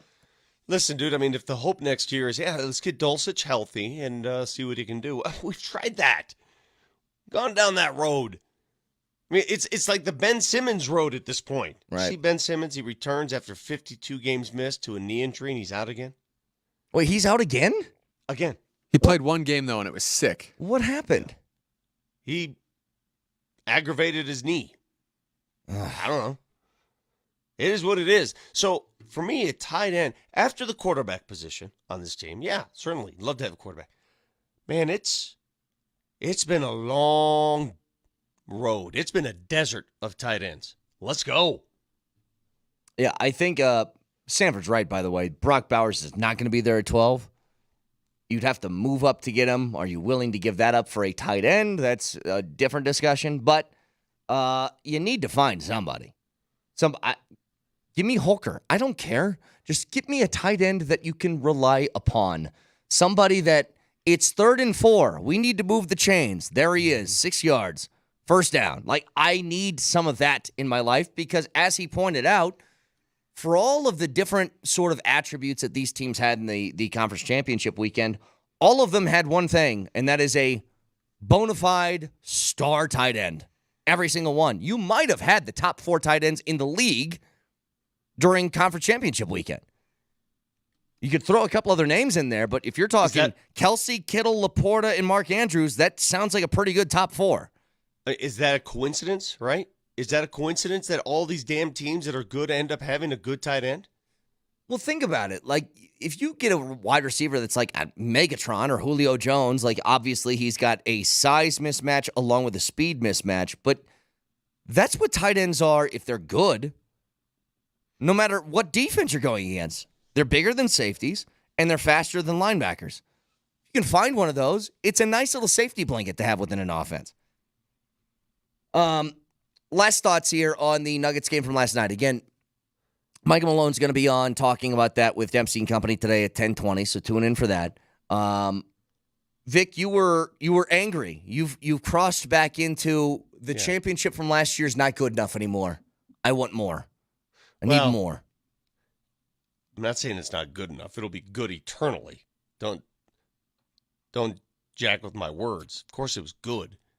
But you aren't happy-go-lucky. Whatever happens, man. I got my championship. Yeah. Now I'm getting greedy again. Now, it's taken 6 months, but now I'm like, I'm a selfish, greedy, you know what.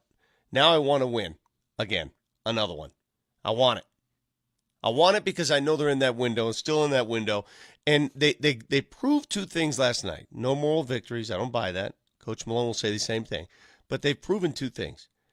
Once they get to the postseason and they have to shorten their rotation, they always do. Defensively, this team could be really good. Last night without Joker, when they were able to switch 1 through 5, they gave up 19 in the first quarter. That's it. Against a pretty damn effective offensive Oklahoma City team. They gave up 19, played great defense. They had a couple lapses here and there, I get it. But they've proven to me that they can do it again just by watching that. Mm-hmm. Now, they couldn't finish last night because they made some foolish mistakes late. But they proved to me that without Joker, this rotation, it's going to work. It's going to work, I'm telling you. Is the Joker thing a one-off? Is this just, hey, let's get him 1 game of rest and then he'll be back? Or do we have an answer to that yet? I believe it's a one-off. And frankly, and I have no knowledge of this whatsoever. Remember how I speculated this yesterday on the show? Mm-hmm. I said I could see this as a game where he can chill. Yeah. Because it's a road game, a 1-game road game.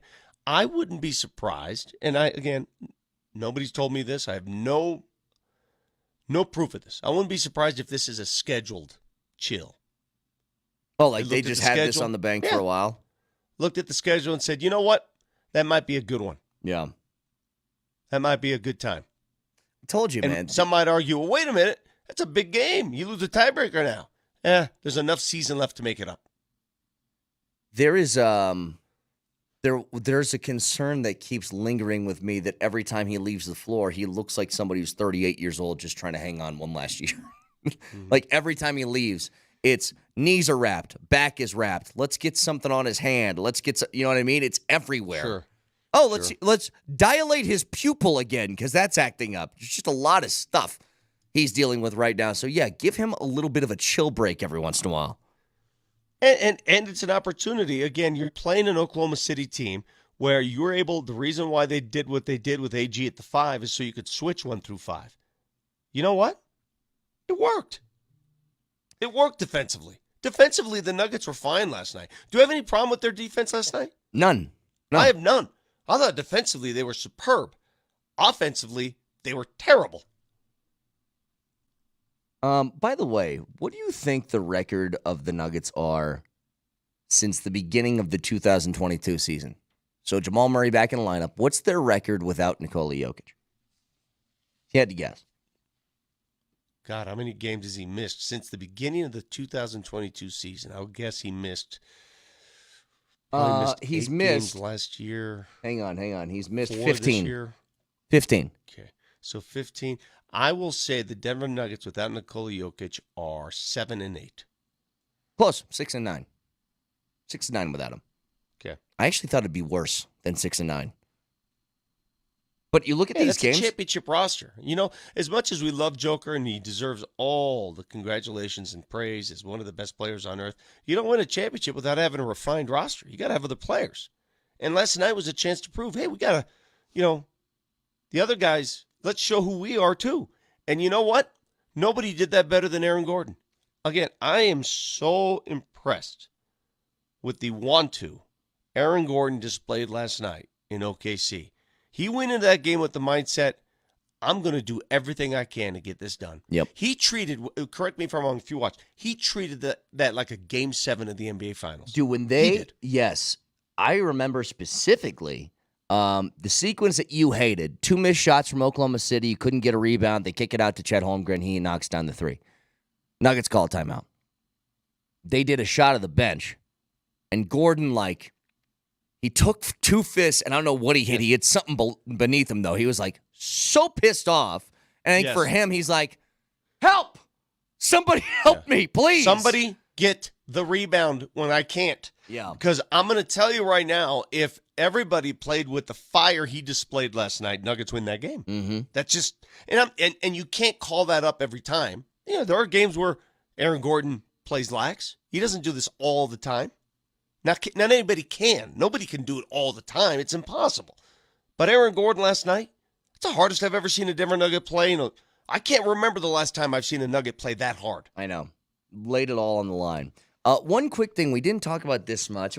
We talked about this guy when discussing why didn't DeAndre Jordan play last night. But there's something looming out there that has just been kind of lost in the shuffle of this season. Before the season started, Vic, they gave Zeke Nnaji an 8-year, $32 million, 4-year, $32 million extension at $8 million per year. And he's barely played. Did not play well in limited minutes last night, but he was serving as the DeAndre Jordan backup big role. Yeah. What am I supposed to think about Zeke right now? Well, let me answer your first question. Why didn't DeAndre Jordan play last night? And there are various reasons, I would suppose. That's a question for Coach Malone, who's going to join Chris Dempsey at 10:20. I would surmise that it's because, number one, it's easier to switch 1 through 5, which is what they did with the starting lineup, right? Yeah. That's number one. Number two is you got to get an opportunity to get a look at this guy. As you just said, they gave him a contract, and they've given him spots of playing time before. You just can't quit that. You got to give him a look. They gave him a look last night as the reserve center, as the reserve big. He played what? What was Zeke Nnaji played 9 minutes, 1 for 4, 2 points. It's a minus 12 3 in rebounds. 9 minutes. I mean, you tell me what you saw. Look, it didn't look good. I guess what I'm saying is, though, if you're going to give somebody that contract, he's got to get some sort of consistent playing time before you actually evaluate it, don't you? And I don't know what the hang-up is. And I'll be honest, right now, I don't really care because I think DJ is serving that backup role just fine. I'm totally cool with the way that they're using the roster. I'm just wondering what the plan is with Zeke. Because typically, Vic, if they give a guy a contract, he plays. They gave Reggie Jackson a 2-year deal at $10 million. Sure. He plays every night, and he plays a lot. Yeah, Zeke's not playing. Yeah. He's just not playing. So he's not playing to that contract. You just answered your own question. Anyway, tough one last night as the Nuggets lose 105-100. A chance to win at the very end of the game. Couldn't quite close it out. What's the win or lose, even if they'd won that game, it never gets easy, man. It just you go from possibly first place last night, had they won, they're just percentage points out of first, to suddenly they're in fourth place in the Western Conference. Percentage points out of third. It happens that quickly. And this is all going to work itself out here that is weird because the Nuggets are 1.5 back of first place. The Clippers are 2 games back, but the Clippers are the 3 seed and you're the 4. Yeah. Weird. Well, that's because they've played more games. The other teams have to catch up. Right. And the Nuggets schedule, take a look at their upcoming schedule before the All-Star break. Go ahead. That ain't easy. 2 against Portland, that's the easiest part of the stretch because you got them at home. Portland's playing good basketball. And as anybody in the NBA will tell you, I wish Mosier was here so I could argue this point with him, just because you're playing 2 at home against Portland doesn't mean those are 2 gimmies. It's hard to beat a team twice in successive games. It's the NBA. All right. 2 games against Portland, and then L.A., Sacramento, at Milwaukee, and then Sacramento again, and then it's the break. Oof on that. Yeah. Oof on those last 4 games. Is the back half, is the post-All-Star break get a little easier? A lot easier. Okay. Yes.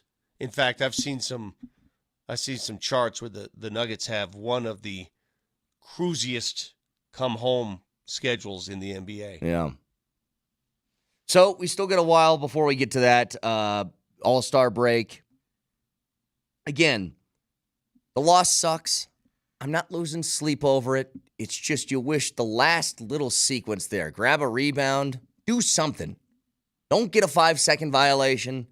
Give yourself a chance to win. But you can check out the podcast, iTunes, Spotify, SoundCloud, Mosier Lombardi, and Kane is where you can find that. We talked to Jeff Legwald today. Talked to Mike Sanford, who is at the Senior Bowl taking in all of that action.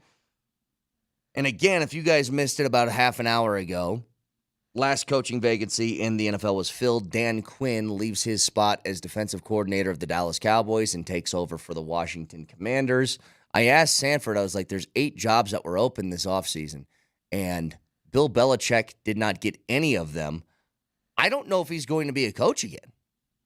If he can't get a job now, do you think after a year, Vic, that stain or whatever it is about Belichick kind of fades and somebody takes a shot? Or is this like it? I don't know. He's going to get a year older. I keep hearing people say the best move for Belichick is to go on television, show people his bubbly personality, and maybe that'll win some owners over. I don't know. Maybe. I actually think he'd be pretty good at TV, too. Is that why you're in radio, to show people your bubbly personality? Yeah, I'm hoping to get a coaching job. Get a corporate job somewhere, run an insurance company? This is all just a scheme to get to a better place, Vic. It's a stepping stone. All right, iTunes, Spotify, SoundCloud, Mosier, Lombardi, and Kane is where you can find the podcast. I hope you guys have a wonderful Thursday. We'll talk to you tomorrow on Friday. Getting you ready for the weekend. Have a wonderful day. We love you. Bye.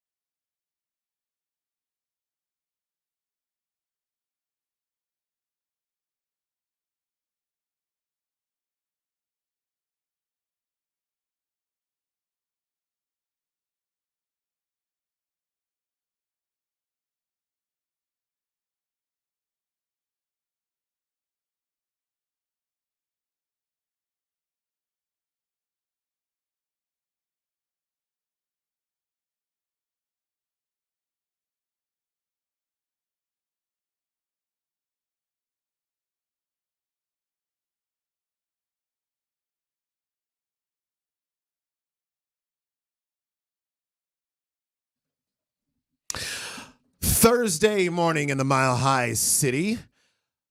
The greatest city in the greatest state in all the world, Colorado. Altitude Sports Radio 92.5. Christopher Dempsey, Kim Becker, Thursday. Woo! And I fully agree with that statement. Best city, best state. Denver, Colorado, baby. Yeah, it is. I saw the whole state today, too. Yeah, you did. Tell everyone your story. I mean, I can go into. Let's go into it just really quickly. I was a little nervous. Yeah, I just rolled in here about 3 minutes before this show started. Decided to go to the DMV this morning in Boulder. Always a dreaded feat. You know, I thought it would be fine. And I mean, we are here and I am in the studio, but there were some very harrowing moments. But hey, look, the DMV is beautiful up there. Got a view of the mountains. That's good. If you're going into Boulder, unfortunately, I feel bad for you because big accident around Foothills on 36, and that was back up to from basically Foothills to all the way to the Flatirons Mall. So like the Interlochen exit. By the time I passed the majority of that, so that really was terrible. But yeah, I mean, look, sometimes you take these chances, right? Sometimes you do, and you just made look it. at the clock and you go, I think I can make it though, but I think I can make it, and then I did. And you did. You had a good attitude about it. we're And here. there you go, everybody. There's a little traffic update for you. A bonus traffic update as we start Dempsey & Co. today. Yeah, if you're head to Boulder. if you're sitting, well, yeah, don't do that right now. If you're sitting in that traffic in Boulder, you might hear the entire show. I mean, that was literally sitting on the highway. There's nowhere Better make to get it off. good for you today. Exactly. But enough about me. What about you? Let's talk about you. Yeah. Shall we? Congratulations. Oh, thank you. Yes. You are the new host of Avalanche Live. I am. Tell us about it. Absolutely. Oh, look at that. Yeah. Standing ovation from Josh back in the booth there. Yes, Avalanche Live will be starting on Monday when the Avs are in Madison Square Garden taking on the Rangers. So an extra half-hour pregame show for everybody on Altitude TV. 1 hour before every puck drop of a Altitude broadcasted Avalanche game. So very excited there. Will be hosted by me. Yes, the away games from the studio, home games from Ball Arena. Very excited to be a part of that coverage. Of course, we'll have the experts chime in and give us some fun insight. And really the goal of this show is just to be really fun and to know, maybe find some storylines that wouldn't be so nuts and bolts that you'll see obviously in the face-off for the matchup pregame and all of that kind of stuff. But we're going to do some really fun stuff, some social stuff. Really excited to have, Kyle and Katie and Mosier and Riker and all of them. Connor McGahey as well, popping in, giving us some insight on the Avs for that first half hour of the hour pregame coverage that Altitude will now have. So it's called Avalanche Live. Starts Monday, I believe 4 o'clock.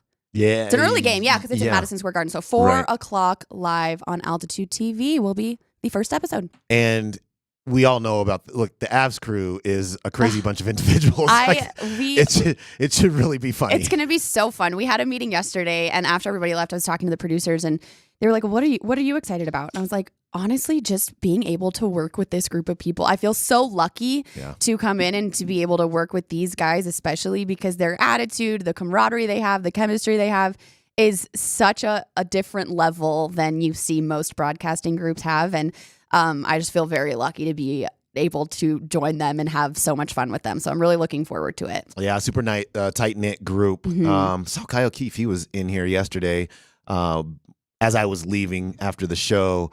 That's going to be a lot of fun. Going to be a lot of fun. We have done a couple of Nuggets lives already. They continue to play games. Yeah, how were they? They're great. Good. They're great. You know what's interesting is that when we first started doing this, which was prior to the pandemic, there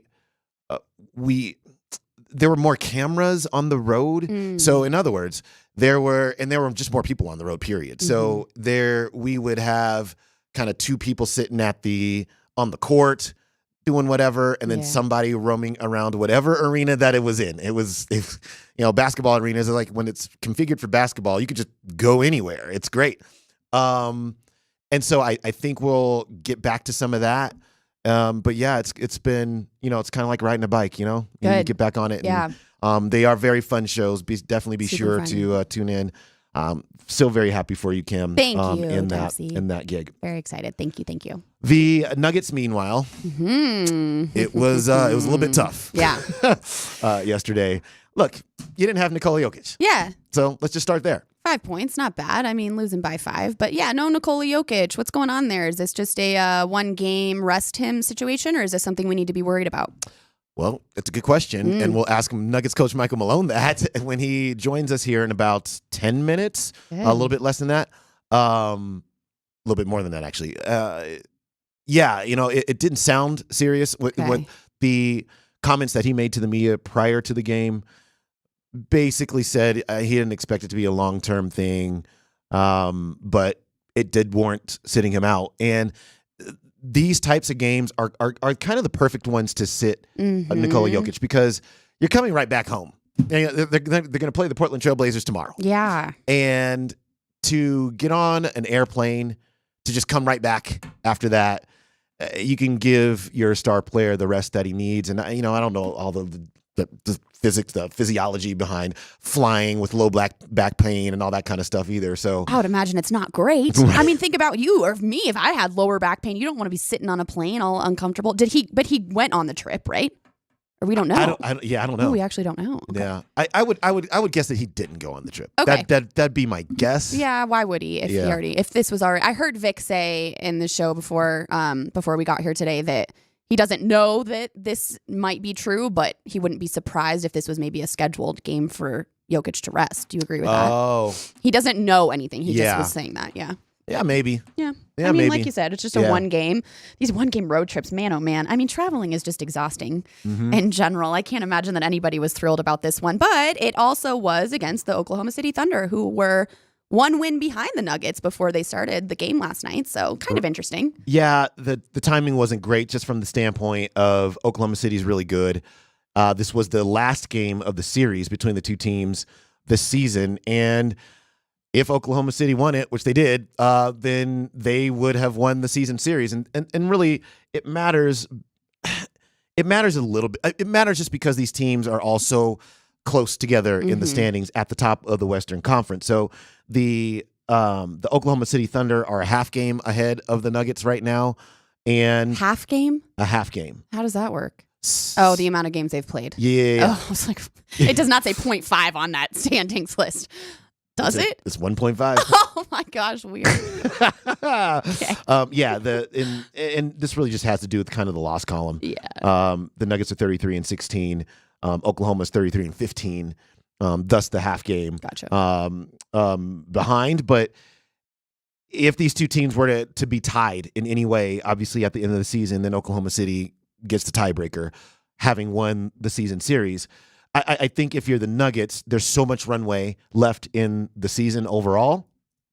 You're not going to worry about it. You're just going to look at this and go, well, then let's just finish ahead of them in the standings. It's fine. This is not the last week of the season where it's like the tiebreaker matters. That was kind of devastating because it stands to reason that these two teams could end up tied. Now, when you were looking at that game last night, it was the paint was not the best place for the Nuggets last night, offensively or defensively. And I think, and we'll ask Coach this too, and I think when you're talking about missing a guy like Nikola Jokic, obviously he's the best player on the team, so you are going to be missing him in the first place. But I think where it showed up the most was the Nuggets' kind of inability to control the paint in any kind of real way, both sides. You had Chet Holmgren just basically blocking all the shots or altering all the shots when the Nuggets went up with anything in the paint on the offensive end. And then defensively, over the course of the game, the Thunder were just kind of able to more and more get into the paint, score in the paint, collapse the defense, create open shots, do to a level that finally became kind of, backbreaking to the Nuggets defensively. And they ended up with 50 points in the paint. And Holmgren ended up with, 5 block shots in addition to a double-double of 18 points and 13 rebounds. He was really good. But when he wasn't really good? When Nikola Jokic was on the court. So it was an interesting game, I thought. I thought Aaron Gordon was amazing. Yeah. But and the Nuggets made a late run to win this game. but it just wasn't enough in the end. And sometimes that's just the way that goes. But certainly they did drop the season series now to the Oklahoma City Thunder. Right. And, I agree with you on Aaron Gordon. It was interesting to hear his comments after the game because he said, I knew with Jokic's absence that I had to step up. And I wish we could have had this one back. That's what he said. He wishes that they could have replayed that one, that Denver might have had a chance. So it's interesting to hear him say that because it obviously mattered to him. Maybe if they knew ahead of time Jokic wasn't going to be playing, he was mentally prepared to step up, and he did. But I wonder what he's saying to the rest of the guys, because he did seem upset that they lost that game. And, some people, like you were saying, it doesn't really matter this game. It's a one game, whatever. They have a lot of runway. They have many more options, many more opportunities to win games. But to the players, it's still a game that they lost to a playoff team. Yeah, no doubt about it. I mean, they were with 150 to go in the third quarter. They were up by 7. Mm-hmm. And then they got hit with something like a 20-4 run, something like that. And so you get into the fourth quarter, and now you're down, having to rally back, and you're trying to do that late. And, by the time, you're talking about they closed that thing to 3 points. They closed it to 1 point with 28 seconds to go. And then you actually did force if I remember that play right, let's see, you have that baseline drive to a missed shot, an offensive rebound, and a kick out for a Chet Holmgren 3, which became the backbreaking 3 in the game. But if you get the stop and you get the offense and you get clear the defensive rebound, now you're going back the other way with a chance to take the lead. Mm-hmm. And so, yeah, if you're the players on that team, you fought so hard. Yep. And it was just a game that got away from you in those waning moments of the third into the first, call it 4 minutes of the fourth. Now you're trying to come back, and you weren't able to complete the comeback. So how did you feel knowing that could be a lineup if Jokic weren't able to play some games in the playoffs or whatever? Were you happy with the performance from that lineup? You think there's some potential to improve and possibly be able to win games without Jokic? Should that ever happen again? Well, yeah, and the other part two to this is that Oklahoma City's really good, right? Really good, exactly, yeah. So and only 5 points. I mean, Yeah, exactly right. And so Peyton Watson got the start in lieu of they kind of shuffled things around. So Peyton Watson started at the 4, and Aaron Gordon slid down to the center spot. And so yeah, I mean, defensively, Oklahoma City is really good, man. They're really good, and they're so familiar with the Nuggets. They're not just letting all the cutting action just happen. We kind of watch a game, we're like, wow, you got to cut, you got to do this. This Nuggets basketball. And I'm like, they also know what you're trying to do out there. And they're not just about to let you roam around, free and easy. And so there's a lot of physicality associated with the Oklahoma City Thunder.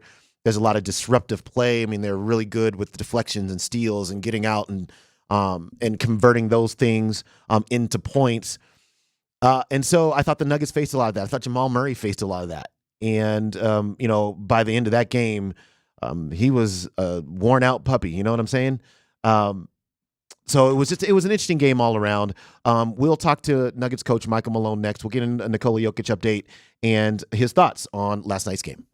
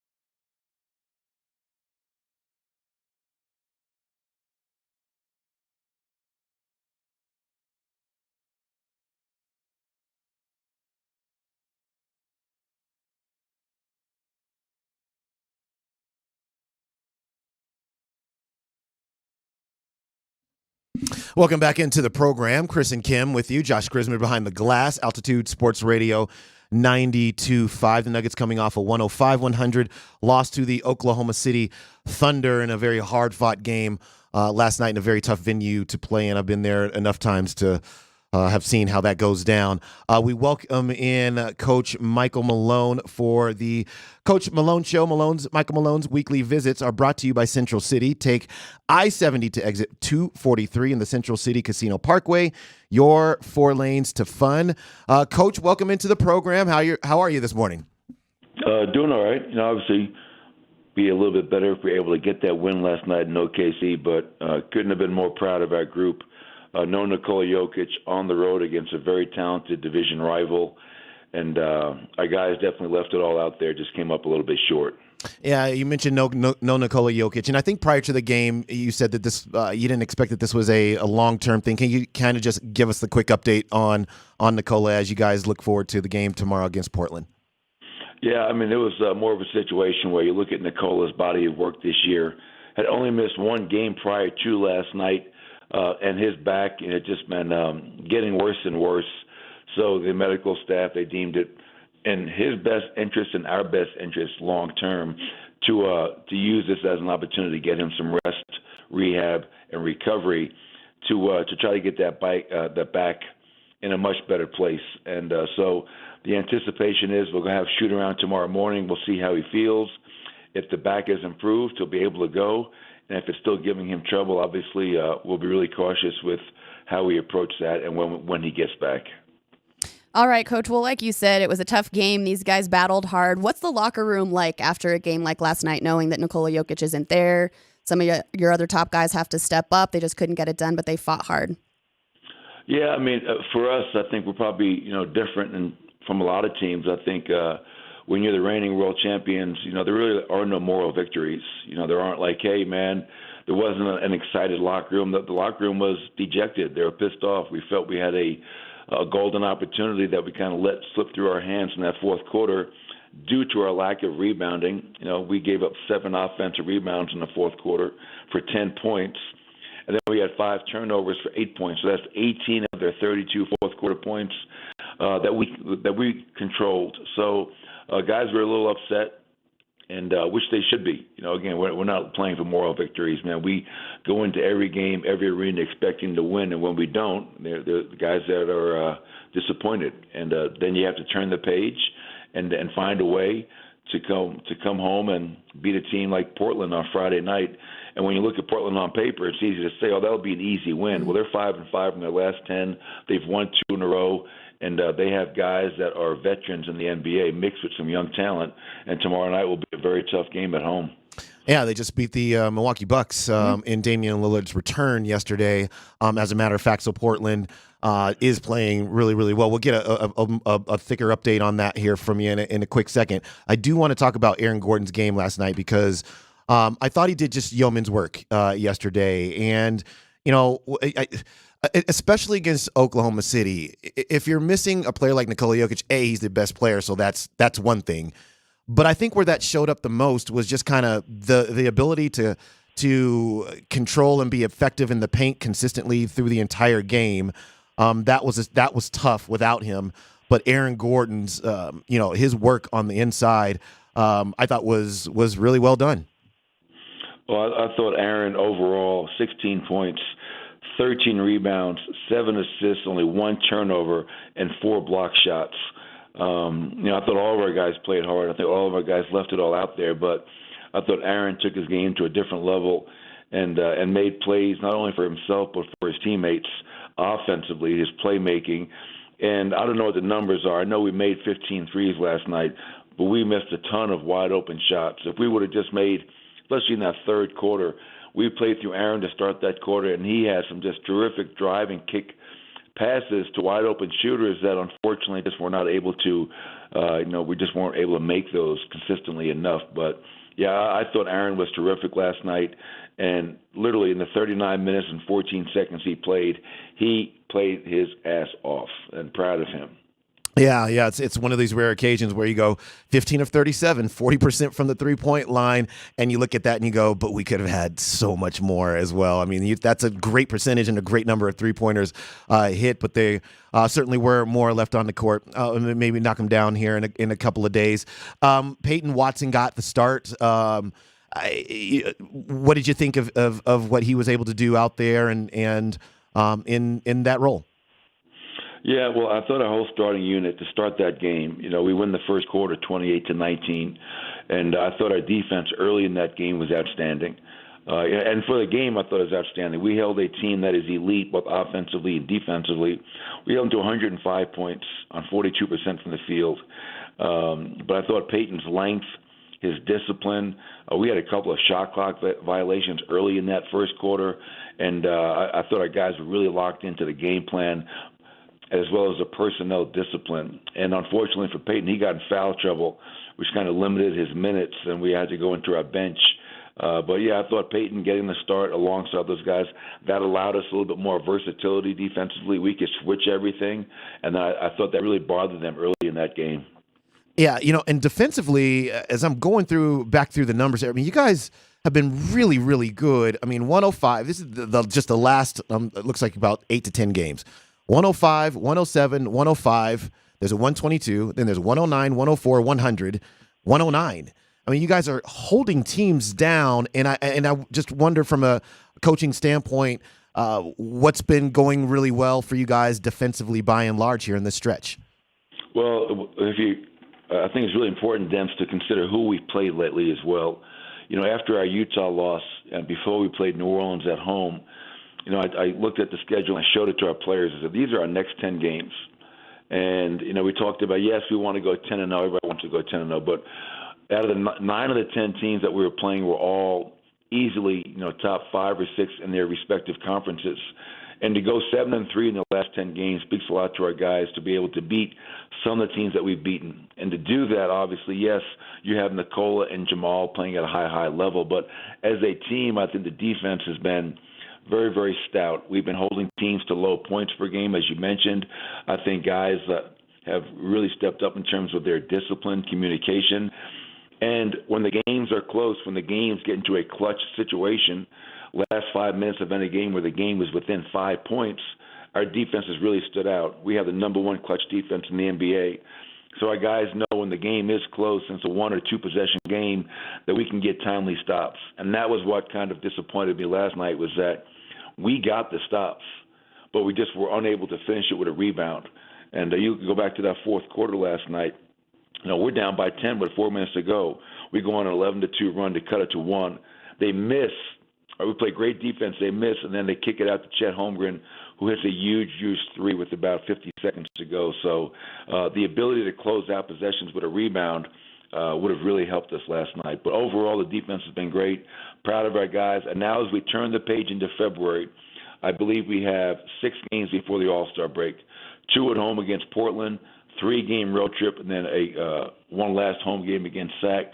Great time of the year to steal some games because everybody in the NBA right now is looking forward to All-Star break. So hopefully our guys can stay locked in and find a way to steal as many games as possible heading into the break. We're speaking with Nuggets coach Michael Malone. Michael Malone's weekly visits are brought to you by Phil Long Ford of Denver. Find your next ride with us. Visit phillongdenver.com for more. Speaking of the All-Star game, I believe the reserves are announced today. Give us our best case for Jamal Murray.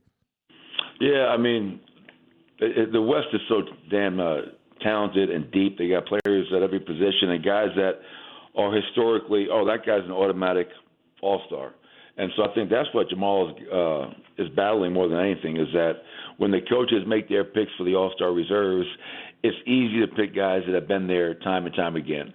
Well, Jamal's never been an all-star, but we all know here in Denver that he deserves to be there in his first all-star appearance. Jamal missed 14 games with the injuries that he had, but since he's been back, he has been playing at an above all-star level. And hopefully the coaches see that. We are a game and a half out of first place, and when Nikola Jokic and Jamal Murray are playing on top of their game, we have proven that we can beat anybody anywhere. So my hope is that they recognize Jamal's efficiency, shooting the ball, scoring the ball from the three, from the foul line, from all areas of the floor.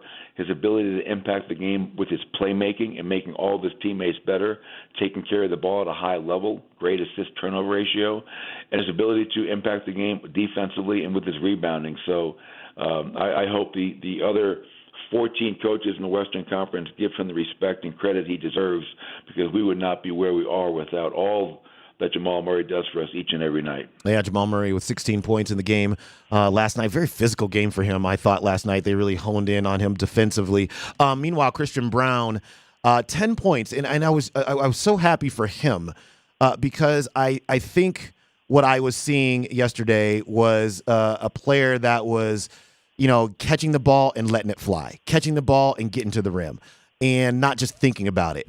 And I wonder what you saw from him, and could this be the start of just a really like a good foundation piece for him? Yeah, I mean, Christian's an important part. He's one of the first guys in the game for us off the bench. And to your point, last night, very effective, efficient game. He had 10 points. He had 5 rebounds, 2 of 4 from the three-point line. And I think something you mentioned just now is important. When he's open, shoot the ball. When you're not open, either look to drive and kick, make a play for a teammate, or get off the ball. And the way we play, the ball will find you again. And just kind of remembering who you are as a player. Christian's at his best when he is aggressive, when he is confident, when he runs the floor, when he moves without it, when he goes in there with all those big guys and grabs a defensive or offensive rebound, winning type plays, loose balls, whatever it may be, taking a charge. And for him to have that game last night, as efficient as he was great to see. And again, I have to find ways to continue to try and help Christian Braun to go out there and play that way. But when all else fails, even if you're not making shots, play hard, play aggressive, something good is going to happen. And that's who Christian Braun is at his core. That's in his DNA. And we just need to see that each and every night. And I have no doubt that Christian will get back to playing at the level that we've all come to expect from him every night.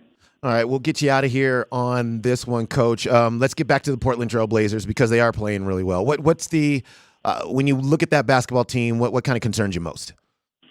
Well, I mean, they have a guy in Anthony Simons who can literally just put up 30 points in a heartbeat. Very elite scoring shooting guard.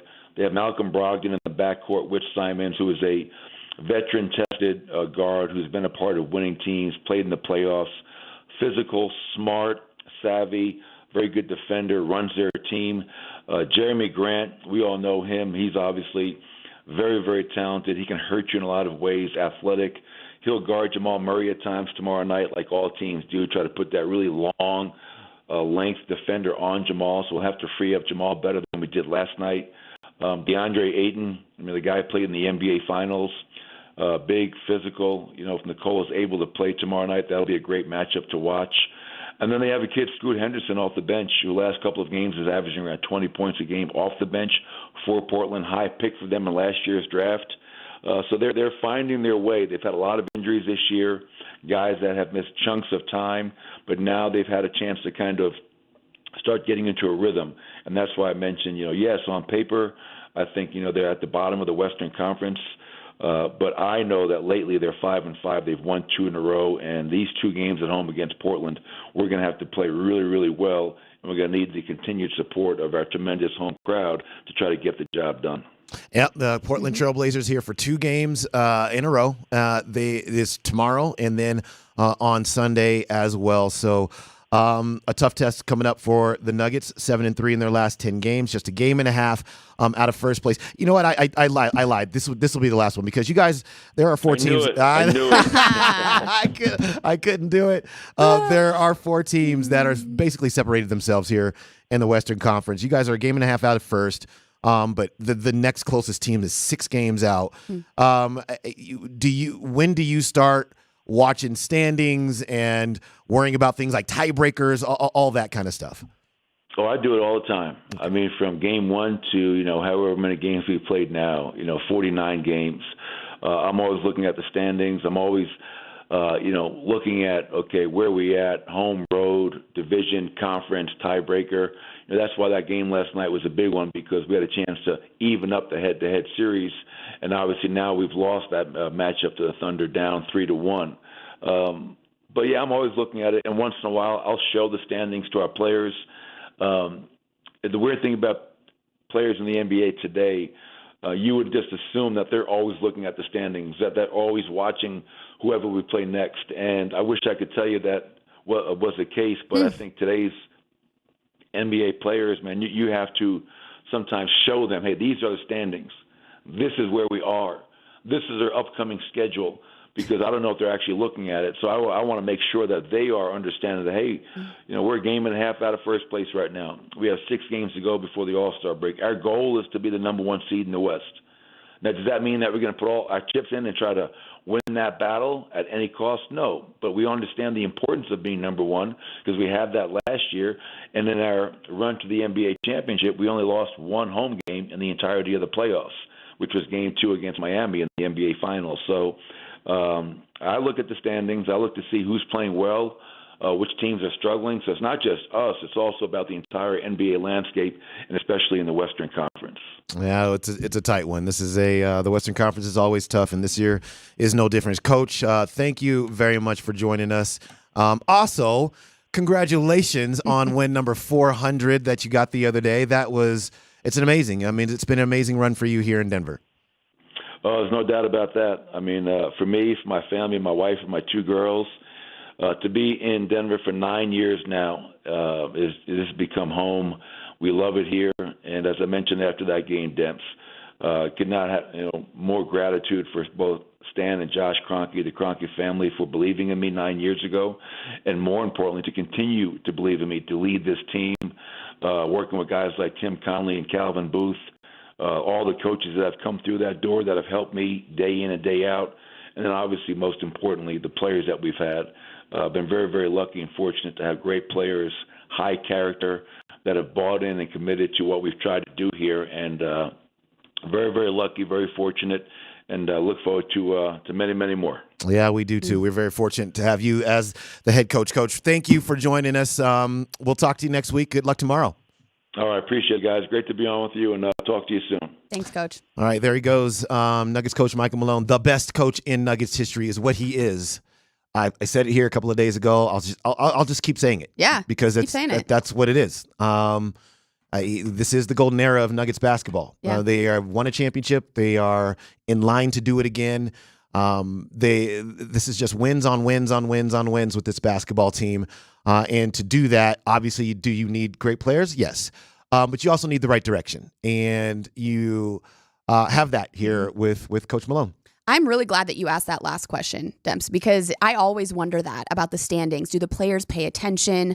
Does Coach Malone have to remind them? Does he even care? Because there's so many people out there, and I've been guilty of this as well, who says there's got to be games where they just don't really care, right? They're just a wash. So maybe this 1-game road trip was, even though OKC is so good and they're so close in the standings, maybe it was just a wash for Nikola Jokic or whatever. But then you hear Coach Malone talk about that and how he said, no way. Like, that was our opportunity, to get a game ahead. And I had to show them the standings and make sure they know what stakes are coming with this matchup. So I'm really glad you asked that. And it speaks to his level of coaching too. And, I haven't spoken to him in weeks. He hasn't been on a couple of Thursdays here. But last time we spoke to him, he said the consistency in defense was what he was looking at his guys to improve on. And that's totally happened. And he might not be able to see that game to game to game to game now that they have improved on that for quite a big stretch. But to hear him, a couple months ago when I talked to him, and then again today, his coaching ability is definitely gold standard. Like you said, this is the golden era. Yeah, it just is. And so we're happy to have him.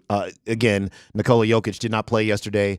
Sounds like he's going to test it out and shoot around and maybe in the warm-ups prior to the game tomorrow. And then if he can go, he'll go. So that's the latest on Nikola Jokic. I do see a question on here about Julian Strawther. So last week we did ask Coach Malone about Julian Strawther, and what he said was, he will be out for the foreseeable future. My guess is we might not see him until after the All-Star break. So 6 games to go until the All-Star break for the Nuggets, and then a lengthy time off, and maybe we will see Julian Strawther after that.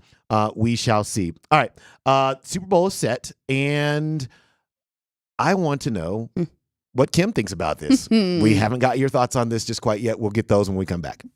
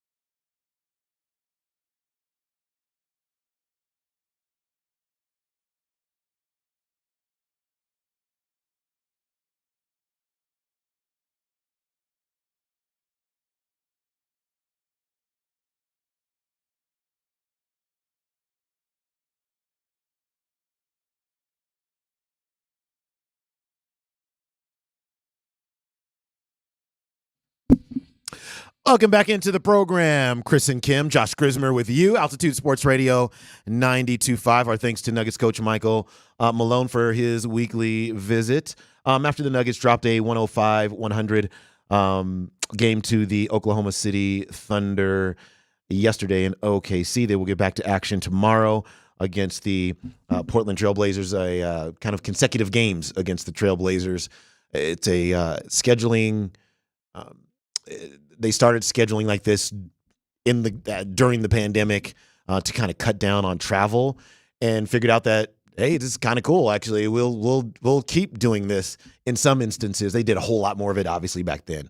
But you will see these. I think every team has a situation where either they're going and staying in a place and just playing a couple of games, or they're having a team arrive and stay for a couple of games to kind of cut down on some of the travel overall. Good.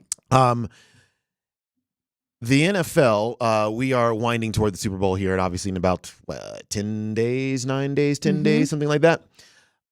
So I ran across this just randomly, this tweet from a guy who kind of covers sports and sports media and a lot of stuff. And he asked the question, how is the NFL dealing with the Super Bowl in Las Vegas? Here's how they're dealing with it. Players and staff will be staying 35 minutes away from the Las Vegas Strip. Oh. And the NFL has updated its gambling policy to ban all forms of gambling for Super Bowl participants. No sports betting, no casino games, nothing. How are they going to track the no casino games? It's an honor system for that one. Yeah, it kind of is. I mean, I guess just the fact that you would see a big football player rolling through the casino floor. I mean, yeah, players for sure. I don't think they'd be that dumb. I mean, Super Bowl week, I highly doubt you'll see any Super Bowl players out in the casino. I'm talking like staff, operations, because they're not allowed to normally bet on the NFL either. I know, because when I was working at the Broncos stadium during the season, this past game, I was just a contractor, so I wasn't full time. So betting didn't apply to me, or they didn't tell me it did anyway. But you can't even sign on, obviously, on the Wi-Fi and that kind of thing. It's blocked, but they can't track that while they're in Las Vegas. So I'm thinking like operations, like equipment, like all of the other people involved with both teams that are in the Super Bowl. Those rules apply to them, I'm sure. But how are they going to track all of that? It's going to just be because it's not their Wi-Fi that they're controlling. And is it going too far? Oh, okay. Well, that proposes a whole other question. It's one thing to say, obviously, you can't bet on the Super Bowl. Right. You can't bet on this game. You can't even go play blackjack, or you can't bet on the NBA games that may be going on. I don't think it's going too far. It's a bummer to me that they even have to implement that kind of rule, because the Super Bowl is the biggest week of, I would imagine, all of these people's lives that are involved in these franchises. I mean, does everybody understand when you are part of an NFL team, you are dedicating every single moment of your life to that team and to the one goal of winning the Super Bowl that season? So these two teams have made it there. The 49ers organization, the Chiefs organization, they have all made it. Now, I know the Chiefs have been in the Super Bowl, like 4 of the last 5 years. So maybe it's not as big of a weight to the Chiefs as it is maybe to the 49ers, but there's a lot of people in the Chiefs organization who have never experienced a Super Bowl, and they're going to. So the fact that they would even be thinking about gambling or betting really is kind of weird to me. That is not where their focus should be. So I don't think it's going too far. It just sucks that they have to implement that rule, because it means maybe some of them would want to, and their focus is elsewhere, which sucks. Yeah, I think when you're consciously saying that to individuals, you think that there's, on some level, there's some percentage chance that somebody might go out and do these things that you just don't want them to do. It's very interesting. You put a football franchise in Las Vegas, and you kind of open up this world, right? I mean, that's Vegas. It's gambling, it's shows, it's all this kinds of thing, and then you have a Super Bowl there, which is the ultimate party. The ultimate party. For sure. Vic lives for those parties. For sure. He won't even go to the game. He wants to go to the parties. Exactly. And in Vegas, that's probably magnified tenfold, right? Yes. But when you look at one side of things, the Kansas City Chiefs, we all know how Patrick Mahomes is. We know the kinds of things he says to his guys. You and I both know that the past 4 days or whatever since they won that game, he has been saying, this is a business trip.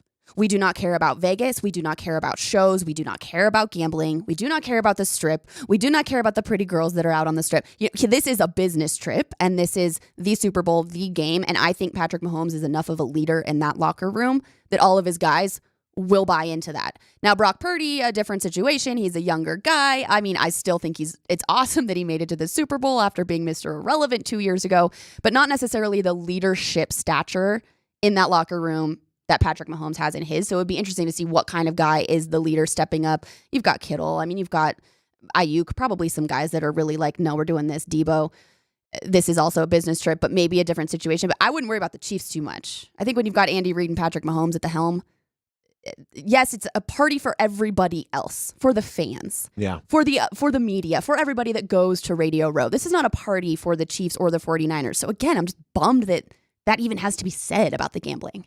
What do you think about the matchup? Okay, so the fact that the 49ers are favored actually really surprises me. Currently, the line is 2 points, so the 49ers are 2-point favorites. I would absolutely take the points with the Chiefs. Unfortunately, I said this a couple of years ago when the Chiefs were in the Super Bowl after Tom Brady had retired. I said they are the new Tom Brady and New England Patriots dynasty. And I said that to my friends. I could probably call them up. They have the receipts. I think I might have even put it on Instagram that day. I knew this was going to happen. I would not bet against the Chiefs in this game. I just think with Patrick Mahomes, with how they have been in really dire situations, they're going to figure out a way to cover or to win straight up. Now, I know he doesn't have the receivers that he has had in the last couple of years, but let me tell you some BetMGM stats that were sent to me today. There are 5 times as many bets on the Chiefs money line versus the 49ers. Wow. And the majority of the bets are on the Chiefs to cover in every single state. every single state in the country that is allowed to bet. We're all believers. We are. And I think that just goes to show you that everybody knows what Patrick Mahomes is capable of. Yeah. And yet, we still have these, and line is obviously not, it's not huge. But straight up, the 49ers are minus 130. Yeah. Which they could just be minus 110, but they're not. They're minus 130. So someone out there in Vegas really has told everybody and convinced everybody that the 49ers should be favored in this one, which is interesting. It is interesting because maybe they have the better... full all around is what I'm thinking. The better offense, the better defense, better all around roster. Better all around roster is the only thing I can really think of. But maybe the gap between these two teams isn't that huge. It's Patrick Mahomes is kind of like he's the great equalizer. And if you look at the two offenses, well, the 49ers offense has way more just high profile, big time athletes that can just really impact games. You have the Chiefs have Travis Kelce, and great. That's wonderful. He had a great game in the AFC Championship game, but you ticked him on down. Debo and Kittle and Ayuk and Christian McCaffrey, and the hits just keep on coming with the 49ers. Defensively, these are probably actually two similar teams, and the defense for the Chiefs in particular, it has been really spectacular. Surprisingly spectacular this year. You're right. Yeah, and because they are so good, and they can keep that offense in a game, it's not the 30-point per game offense that it used to be. But if you hold a team to, I don't know, the 14, 17, 20 points. Well, that offense can doggone sure score 23, 26, just whatever it needs to do to win that game anyway. That's when Patrick Mahomes becomes the equalizer. Yeah. And that's why I think we're all looking at that. And that stat right there that you read about, like in every single state. Every single state. Yeah. We've seen it so many times with him. Yep. And this 1 year, it's funny because I think this year was the year that most of us looked at the Chiefs and said, well, if you're going to get them, this is the year you're going to get them. And then walks in Taylor Swift. Have you seen that? Wait, but Dempsey, seriously? Have you seen the storylines or the people on Twitter that are like, this was totally rigged? Dempsey, we talked about this yesterday. We did talk about it. We talked about this yesterday. This is part of the script. We did. Raj was so mad. Dude. He was standing up. That's how fired up he was. He stood up in this out of this very chair Who to did? tell Raj to tell us there is no script. Then explain Taylor Swift just all of a sudden being part of the Chiefs and making it to the Super Bowl and generating all of this extra revenue. Raj, come back in here, stand on the chair. I know you're listening, and come and get on your soapbox and tell me what you said yesterday. Say it to my face. That's right. The Chiefs. Well, we'll see what happens here in the Super Bowl. Wait, what do you think before we move on real quick? Do you think this might be Andy Reid's last game as a Chief? Because that's the only potential vacancy, which I mean, I don't really believe, but only potential vacancy that could open up for Bill Belichick to go to, because as of right now, they're all closed. Yeah. And Bill Belichick does not have a head coaching job. If they win, I think it's a bigger chance of him leaving than if they lose. Interesting. Good. Either way, he could ride off into the sunset. I mean, it's been a great career for Andy Reid, going all the way back to the Philadelphia Eagles days. But if he wins again with this team, he could just mic drop it. I got nothing else. Yeah. Yeah. Just mic drop it. How'd we do this one? Yeah. We lost to the Broncos 24-9. Now look at us. Yeah, exactly. Yeah. Deuces. So, we'll see. And look, we're more than a week away, so we'll continue talking through this as the days go along. All right, let's take a break. Mike Sanford is in Mobile, Alabama. He is on all the shows. Like if you tune into the morning show, you probably heard him. We're going to ask him exactly the same questions here, and then PhD is going to ask him exactly the same questions again. But we love him. He is in Mobile. We're going to check in with him from the Senior Bowl next.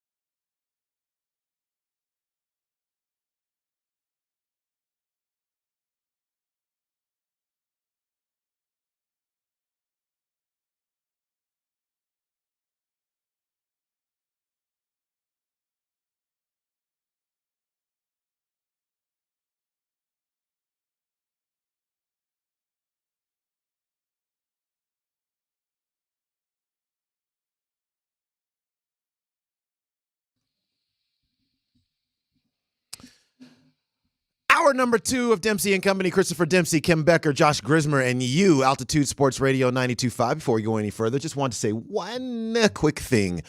Happy birthday, Mom. Oh, happy birthday, Chris's mom. What's your mom's name? Her name is Doris. Doris? Yeah. Happy birthday, Doris. Yeah, happy birthday. It's I don't know what we're gonna do today. Oh, come on. Dempsey, you didn't plan a birthday celebration for your mother? It's getting myself dressed and into the studio every morning is The hard Nuggets enough. don't even play today. You have the entire afternoon available. I won't say off, but available to plan something. That's rude. We'll do something. Happy birthday. Happy birthday. All right, let's get to let's get back to the phone line and get to Mike Sanford. Mike is out in Mobile, Alabama at the Senior Bowl. Coach Sanford, what is going on this morning? That's afternoon there, right? Hey, Demps.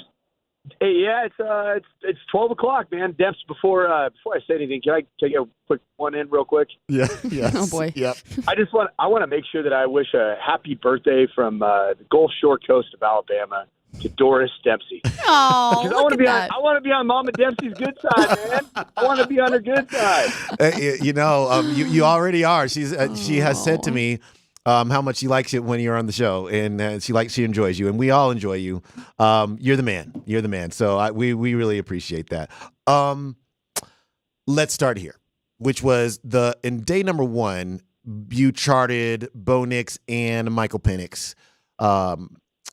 You said Bo had a bad day, Penix had a great day, and I'm wondering if that changed for either one of those two guys the second time around. It sure did, Dan. So I was on this morning earlier with the morning show, and I hadn't had a chance the practice really hadn't gotten to the meat of it.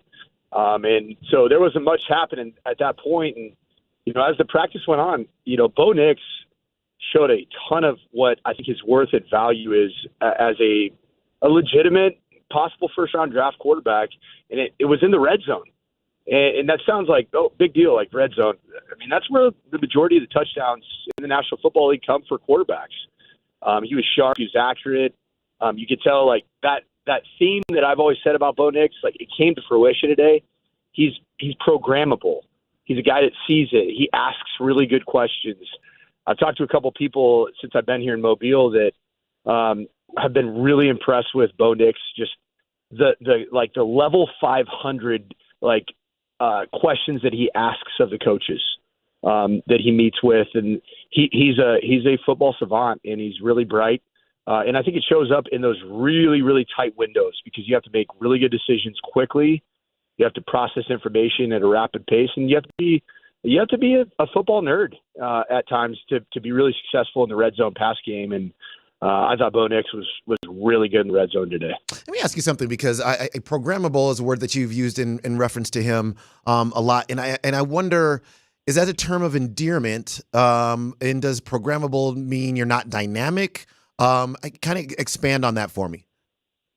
Yeah, I mean, I think you can go either way, because I think if you're I've coached quarterbacks that are, like, I've used the term, like, the most programmable quarterback that I've ever coached, right?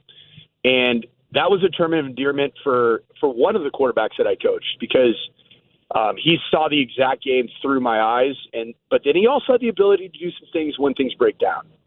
I also coached another quarterback that, I mean, if it wasn't exactly as it was supposed to be, I mean, literally all hell broke loose in his mind, and his processor went awry.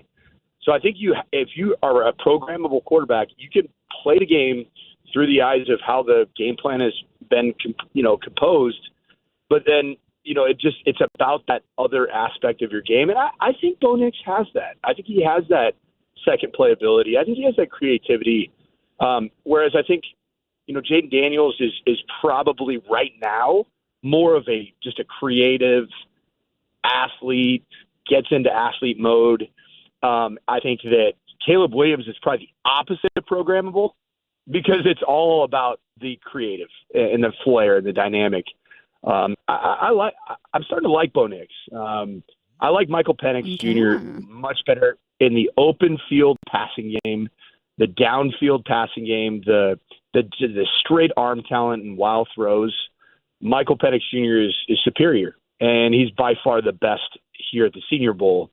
But I'm starting to see kind of what my take was is that I think that this guy's got something to him because I think he can execute the offense that is designed for him, and I think that's what Sean Payton's looking for. But I think he can do it at a pretty good level, and I think you're going to be able to get him at 12. I don't think there's a world where he's not going to be available at 12.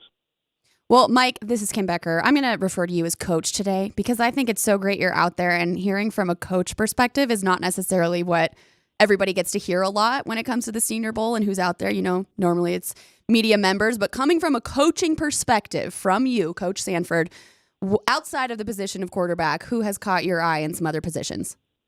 Well, today, Luke McCaffrey, and I think he's you could say that just because we live in the Denver metro, and of course everybody's followed all the McCaffreys, in their journey and their father Ed. You could say that that's just a hot take and clickbait, if you will. He's just a shade under 6'2". He's playing receiver. He's a slasher. He's got value as a return man. He weighed in at over 200 pounds. So 6'1", 7'8", 202 pounds. He's got he's got a great feel for the game. He's raw at the receiver position. He was a quarterback. He played quarterback in Nebraska, then transferred to Rice, and he's really found his stride as an athlete. And I think he's going to run really well at the combine, and I can see him shooting up the draft boards. But I do think he's going to be available, in the mid to late rounds, and I think he'd be a phenomenal value player for Denver, and obviously be a phenomenal story to boot. Luke played for Rice, and so he would just project at what, as wide slot receiver or just kick returner, punt returner? How would he best be used on the pro level? Yeah, watching him at the Senior Bowl, because he's obviously really bright. He's a McCaffrey, right? His parents both went to Stanford, and then he went to Rice. I loved Luke as a prospect. I recruited him at Notre Dame, so I've had a relationship, with he and his family, and I recruited Christian as well at Stanford. It's really fun to watch kind of just the evolution of his game, where I think he was, probably utilized mostly as a more of a kick returner, punt returner, slasher. But watching these coaches down here at the Senior Bowl, they love his versatility and his ability to learn quickly. And so I actually met with Luke 2 nights ago, and he said they keep putting me outside as an outside receiver, where he probably is going to get his role as a slot receiver. But I think it just shows that he has that versatility and is somebody that I think should be really intriguing because he's played slot at the Senior Bowl. He's played outside, as a Z or an X, and he's been productive. He's sure-handed too, and that's not always the case for a quarterback convert to receiver. A lot of times there's a learning curve of catching balls in traffic, and he's done exceptionally well catching the ball in traffic. I like his game, and I wouldn't be surprised if he runs in the 4.4s. Wow. If the Broncos don't take a quarterback, which I expect they will, but if they don't, with that 12th pick, what's the next best area? What's the next most pressing area you think they should draft? And are you seeing individuals there that would be really ideal for that spot? I think tight end, and I think it's been a position of need for the Broncos for so long. Like it just, in the draft pick of Noah Fant several years ago, I guess it never truly came to fruition. I was actually surprised by that his time in Denver wasn't, it had to do with the Russell Wilson trade, but I thought he had all the ability and upside to be an elite tight end in the National Football League. I will say I like the tight end group here at the Senior Bowl. Brock Bowers is not here, but, I think he's going to be a top 7 pick, probably not going to be in the Broncos' wheelhouse. But there are some really good tight ends, and a couple names to throw out. Theo Lewis is a tight end from Penn State that's made a lot of noise. Ben Sinnott is a tight end H-back with really good ball skills and really good route running from Kansas State. And then Brevin Spann-Ford's another really interesting prospect that I actually coached at Minnesota. He's had a couple pretty good days, really good run blocker, but he's 6'7", just a shade under. good hands, and I think he could be a real dependable, big target tight end. Either way, like the Broncos have to make a move, and it's the way of the NFL. I mean, tight end position is so impactful. You know, you look at the teams that are playing in the Super Bowl. I mean, those two teams have, unbelievable tight ends in George Kittle and Travis Kelce. And in fact, I think Travis Kelce is, he is the best receiver for the Kansas City Chiefs at that position.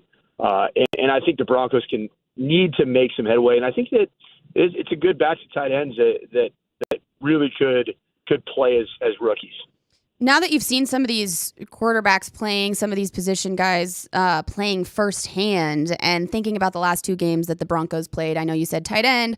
Obviously, quarterback has been in the conversation. So let's go back to Jarrett Stidham here. Do you think that some of these guys would have a better opportunity with what the offense is doing here in Denver than Jarrett Stidham would? Yeah, the guy that I think is a comp here at the Senior Bowl to Jarrett Stidham is Michael Pratt.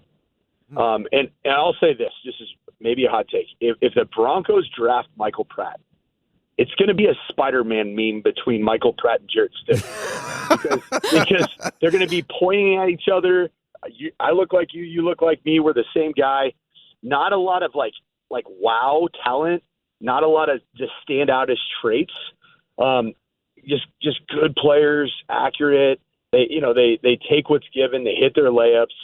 But I haven't really been blown away by Michael Pratt, and I know that was kind of a big name with the New Orleans ties and Tulane. I think that would be a miss.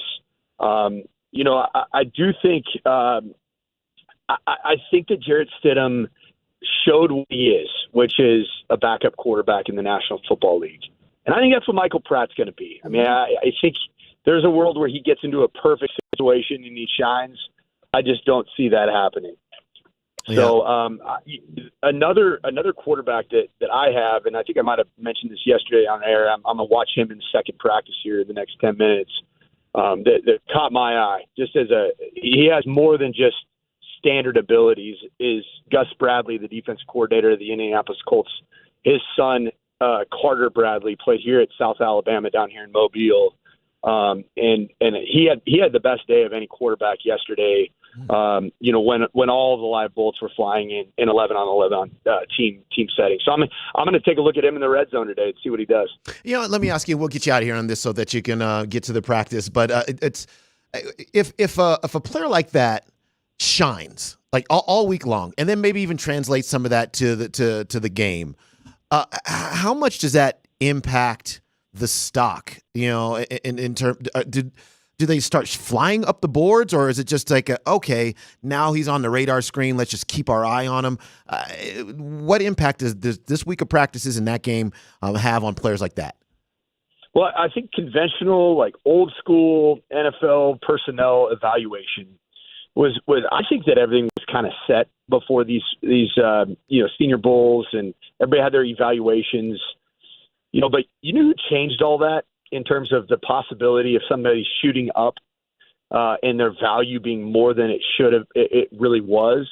It's Brock Purdy. You think about Brock Purdy. I mean, he's a Super Bowl quarterback, and he's not just a game manager. He's a game winner. Like he finds ways to win games because of how calm he is in the pressurized moments. So I think everybody in the NFL's kind of had to take a deep breath and evaluate themselves and say, how did we let this guy get to the bottom of the 7th round? And now he's starting in the Super Bowl just 2 years later. And so I think it gives an opportunity for a guy like Carter Bradley that I fell in love with yesterday. I'm like, this guy's a better football player, a better quarterback than some of these other guys that are getting all this buzz. Like Joe Milton, the Tennessee quarterback. I mean, yeah, he can throw the ball like probably 80 yards in the air. He can drive every ball. He doesn't play the game to a place that you're going to win games because he's not accurate, doesn't make great decisions. But everybody's like, obsessed with his raw talent and his 6'6" frame and all the things. And I'm like, Brock Purdy he didn't pass the eyeball test, but I bet in these practices he showed a lot of the same things that he's doing. And you got to trust your eyes as a talent evaluator. I learned that lesson throughout my years of evaluating high school quarterbacks. You know what? I lied. This will be the last one. I promise this will be the last one. Why? What did people not see in Brock Purdy? I mean, if he wins the Super Bowl, I got to imagine the way talent evaluators are scouting this position is going to be slightly altered at least slightly about what they're seeing and how they're evaluating these players. What did people miss about Brock Purdy? Well, just envision him, at a Senior Bowl Shrine game. I mean, he walks out with all the purebred horses, if you will, at the quarterback position. Probably the fact that, number one, just started your first evaluation, first impression is always the eyeball test. Like, what do they look like? I mean, he looks as average as grits, right? Mm-hmm. I mean, he is the guy that walks in and you're like, is he going to work an IT job? I mean, that's the kind of body type that he has, the demeanor that he carries. I mean, there's all kinds of funny stuff on Twitter right now of him walking in with his briefcase to the NFC Championship game, just looking like it's a normal 8 to 5 employee. I think that was the first thing, and then I think also he did have a transformative throwing motion process. He went and did during his lead up to the combine and has continued to do this.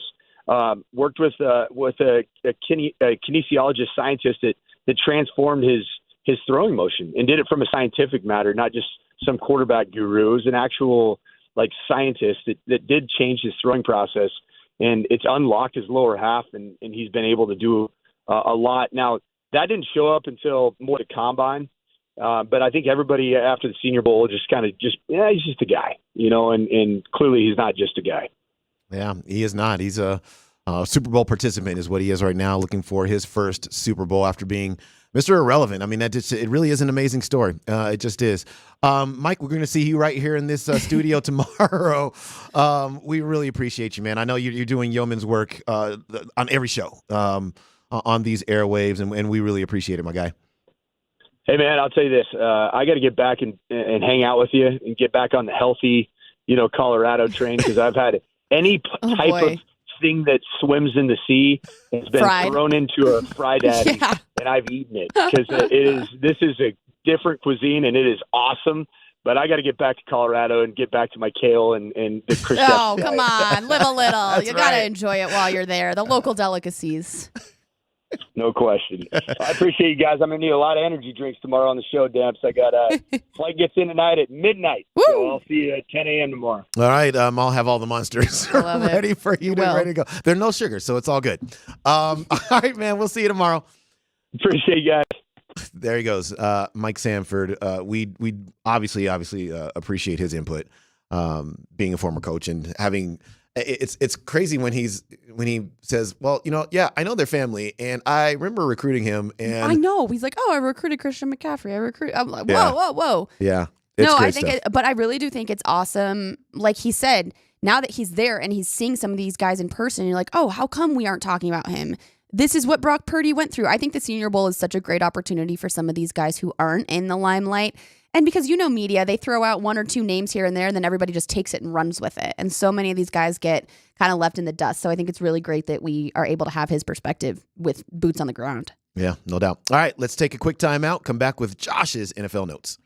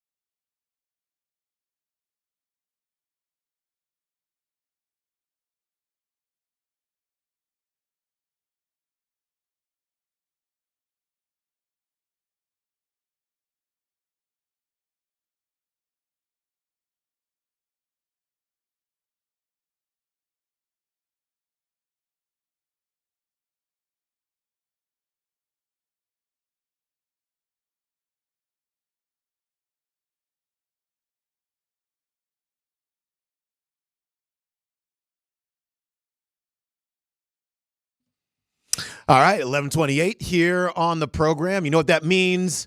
It means it's Josh's NFL notes and substitution. He's substituting for Nelly, who's going to be gone for another 10 days. Josh has done a great job with story number 1. Well, guys, really quickly before, I want to remind everybody that Nelly's NFL Notes is brought to you by Mountain High Appliance. We are Colorado's most complete local appliance store with locations in Denver, Louisville, Littleton, Colorado Springs, and Glenwood Springs, offering every major appliance line and brand. MountainHighAppliance.com. Now, I want to talk about Russell Wilson because there are some rumors that he could possibly be heading to the Falcons, which actually would make sense and I think could be a good fit for him. However, there's going to be a twist to this. Michael Porter Jr. Was joined on a podcast earlier, and Dempsey, that podcast was the Pivot podcast that he was on. And normally, obviously, he would talk about basketball, but apparently he's buddies with Russell Wilson. And he's got some things to say. I want to listen to this. It's a little bit long. It's about a minute. We can stop it whenever. But he's got some interesting things to say that I want you guys to hear. If we can hear it. Give me 1 second. Oh, my gosh. Give me 1 second, guys. Hey, so... And as he's finding it, this one took me by surprise because I didn't know that... You got it? We got it. We got it. We got it. Now here we go. Let's listen to the straight from the lips from MPJ. I didn't know too much about him before we got to kick it. And I know stuff does bother him. He's one of them dudes, he's not like me. I have a faith in God, but if somebody talks, I'm gonna talk crazy. He's always one of them dudes that looks on the positive side of things, no matter what. I don't know how he does it. He's a good dude. I've learned some things from him. He does care about football a lot. Every time I'm there, he's getting treatment, watching film, doing something about football. But he is very, very positive and tries to protect his image. I just want to put that out there because, I want to stop that right there really quick. When he says he wants to protect his image, what do you mean? Does that mean that he is fake? Essentially to the media, or what? What are your guys' takes on that? Both of you guys know I'm going to chime in. I was going to say, let's hear from Kim first. Let's give Kim her soapbox, shall we? No, I absolutely do not think it's fake. I think that maybe something that we don't quite understand is what these athletes do have to deal with when it comes to social media these days and how quickly things get out there, how quickly people are to judge, to take words, twist them out of context, that kind of thing. So I think saying that Russell Wilson protects his image means that he's just very careful and meticulous about what he says so that it is not taken out of context, so that it does not harm him or his family. And I think that's all it is. They do have to protect their image. Hell, sometimes we have to protect our image these days. People get canceled so quickly.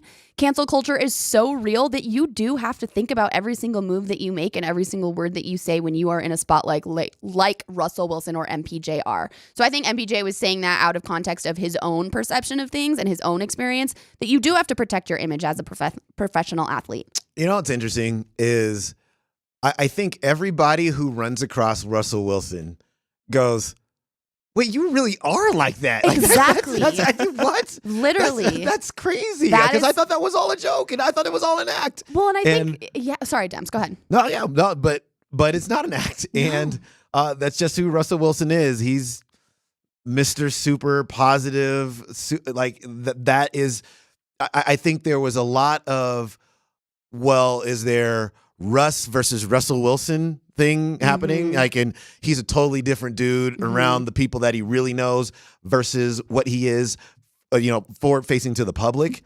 But no, that's who he is. And Michael Porter Jr. even was like, what? And then he went on to talk about how most men want their daughters to marry a square and to date someone who's corny. Well, that's what even got better. Do you want to play the rest of that? You know what? Yeah, we can. We can take a look at that. It's interesting because he does say, almost every dad, they don't want their daughter to date the player. They want him to date the corny guy that is a little bit of a nerd. So let's take a listen here real quick.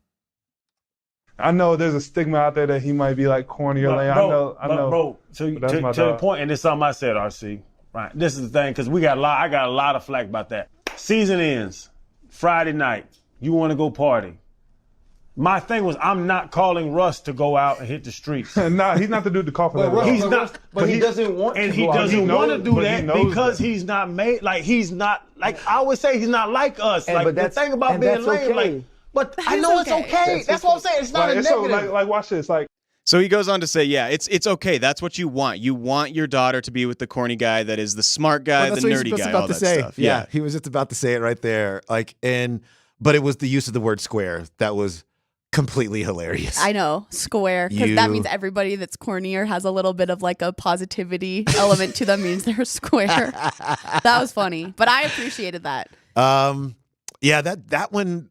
I loved this clip. I did too. Because it's very rare, honestly, that you get the kind of the crossover. Yeah. We experienced it a little bit with Nathan McKinnon talking Totally. about Nikola Jokic. But now you have Michael Porter Jr. talking about his experience meeting and getting to know, Yeah. to whatever degree, Russell Wilson. And you're not trying to go out Friday night with Russell Wilson. No, he's got a wife and kids. He's Tuesday No, night thank you. Outback Steakhouse. That's Russell totally Wilson's fine. your guy. Bloomin' onion. Let's go. Like, keep them coming. No, but bottom line is we would be having a different conversation around Russell Wilson in every single storyline had he played better here in Denver. We wouldn't even be considering his corniness or his weirdness or whatever, or him staying true to himself as a negative if he would have played better. So it just is a different conversation. It's only because he didn't play to our Not Kim. expectations. We love Russ. I mean, no, you do not. Dempsey, do. you cannot go back on your word. People listen to this show religiously. They know what you have said in response to me talking about Russell Wilson. Don't even try. All right, Josh, what's story number 2? Like, you would want your daughter to date a square. See, so that you would want your daughter to date a square. That is what he said. And it's really I love quickly, I that. just wanted to ask you guys, how did they meet? Like, I get, superstars hang out with superstars. I understand that. But do they seem like they mesh to you? Well, No, but I'm sure he just knows him no, from being but Denver. also They Russell, said they're buddies, though. Like, he's buddies with him, not just knows him. But also, Russell Wilson has been to many Nuggets games. I True. mean, and it's kind of like the whole Peyton Manning thing too. Yeah. Peyton Manning comes to Nuggets games. I'm Goes to sure the locker room. Yeah, exactly right. I'm sure somehow they filtered back to the locker room, and there was a meet and greet there. Then it's kind of like, hey, and this is where Michael Porter Jr. is like, you know what? We should hang out on a Friday night. And then Russell Wilson says, I mean, how about Wednesday at 4:00 at the Black Eyed Pea? All right, Josh, what's next? All right, guys. The Commanders, we talked about this a little bit earlier, but I do want to take a deeper dive into this. The Commanders are going to hire Dan Quinn as their next head coach. Obviously, Dan Quinn, he was here several times to interview with the Broncos with our several coaching vacancies that we've had over the years here. The final head coaching vacancy so far in the NFL has been filled. According to multiple reports, the Commanders will now hire Cowboys defensive coordinator Dan Quinn as their head coach. He joins new general manager Adam Peters as the first two big hires made under the new team owner, Josh Harris. What do you guys think about this? Is he still head? Because I think back to the Falcons days when he had Kyle Shanahan as the OC, and that's kind of how that whole Falcons team operated, was through them. Do you think he's still good head coaching material? This one is a good question. He has been very coveted, obviously, the last couple of seasons for the work he's done with that Dallas defense.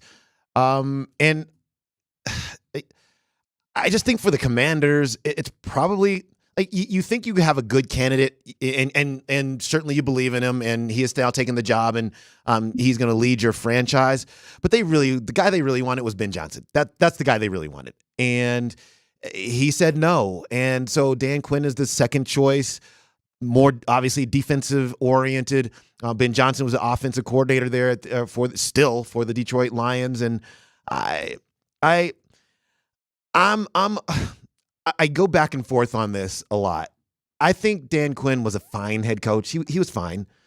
He made it to the Super Bowl, but 28-3. Yep, I know. 28. That's all you got to say. I know. 28-3. And his defense gave that entire lead up to the Patriots, but. I think he'll be okay, but just won't be great. Is my sense of the situation. Yeah, and with all of the financial issues that the Commanders had last year, the legal stuff that was going on, maybe this wasn't just as much of a hot commodity really to go to. Maybe it wasn't really an option where they were reaching out to guys like Bill Belichick or Vrabel or whoever, some other head coaches that didn't end up with a spot right here at this moment this season. But I think that Dan Quinn obviously is, it's kind of like a Sean Payton situation, right? Like we are looking back at his days as a head coach thinking, oh yeah, he was really successful. He's going to be the same way here, same situation. But the Commanders are a very different team than the Denver Broncos are, in my opinion. So I think this is kind of a trial by error situation, and we'll see what happens with Dan Quinn there. Yep. And with that, there's no more vacancies unless Andy Reid decides to leave Kansas City after the Super Bowl. Every team now has a head coach. I see all of you guys with the square text messages. I mean, look, I agree with MBJ. I'm a dad of daughters, and I want my daughter dating a square. See? That is facts. Absolutely. No players allowed. Gentlemen. It's just be not squares. How fun a life could that be? I mean, that's true. No, squares are great. See, Kim doesn't even believe squares are great. That's where we are. There is a significant fine that has been handed out to an NBA team for a reason I think we're all very close to here. I'll talk about that, and we'll get to Deion Sanders, too, talking about the University of Colorado and what he expects from them this season. We'll do that when we wrap things up next.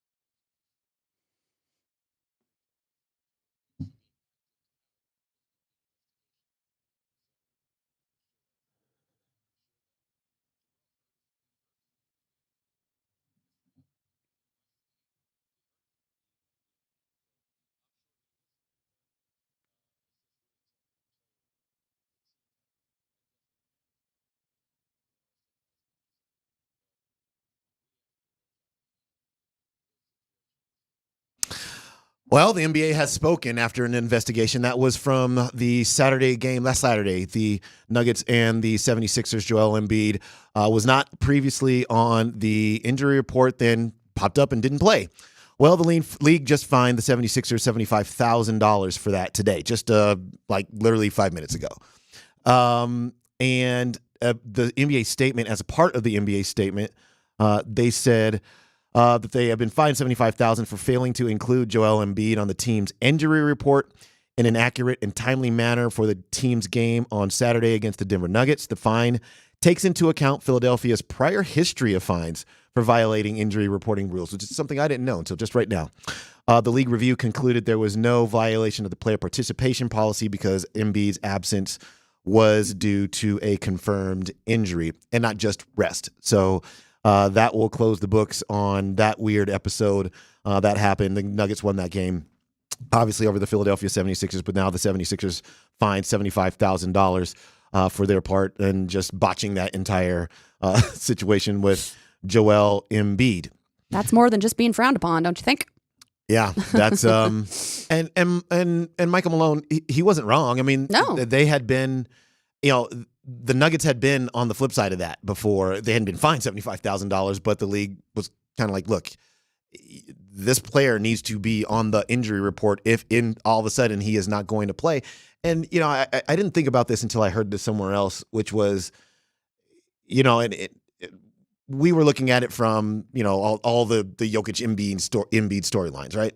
But also there's sports betting out there. And if you are wagering on that game, thinking that Joel Embiid is going to be on the court, and then all of a sudden he just pops up not on the court, that's drastic. I mean, that's a major, significant player that's not on the court.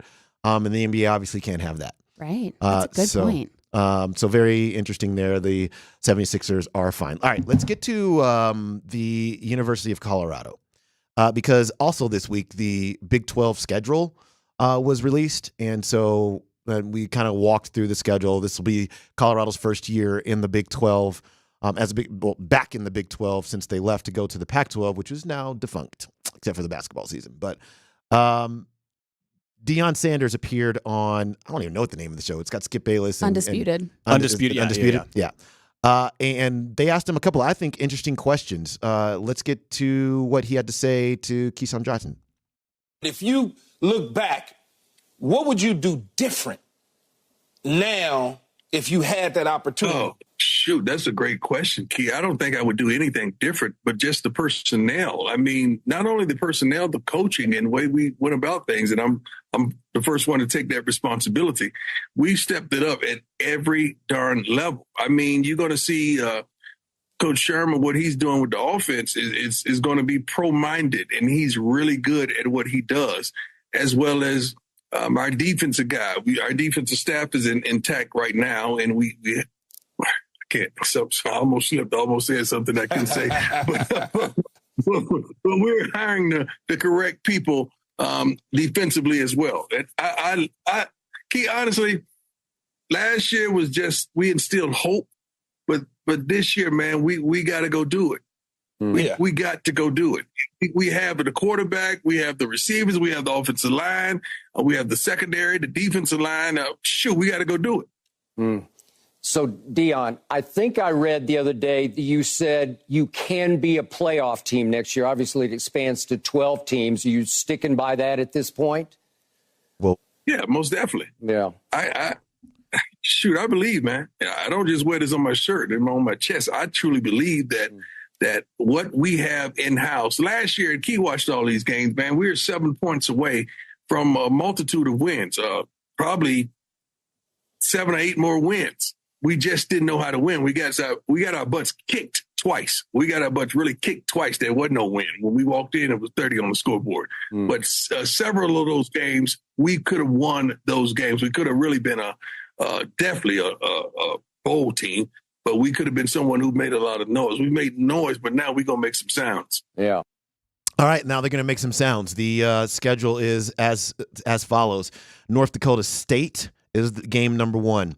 At Nebraska, at Colorado State, home against Baylor, at Central Florida, home against Kansas State, at Arizona, your former school, home against Cincinnati, at Texas Tech, home against Utah, at Kansas, and then home against Oklahoma State. It was interesting for me to hear him say, well, if we are wondering about the offensive and defensive lines, which we all are, because those are the lines that really were not up to par last year for this football team, suddenly I guess they are. and I guess that's something we'll just have to see. Right.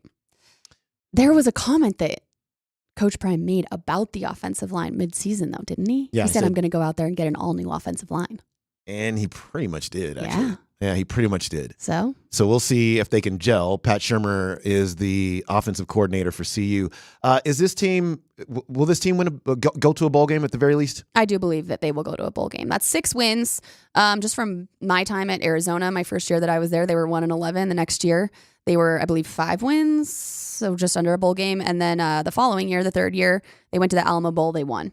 And then head coach Jed Fish was just hired at Washington. So I think it's very possible when you inherit a team that needs some work, like Coach Prime did with CU, it's possible to do. And you know what kind of guy he is, how he recruits, who he has around campus, how these guys play for him. I think Coach Prime has what it takes to definitely get these guys to 6 wins.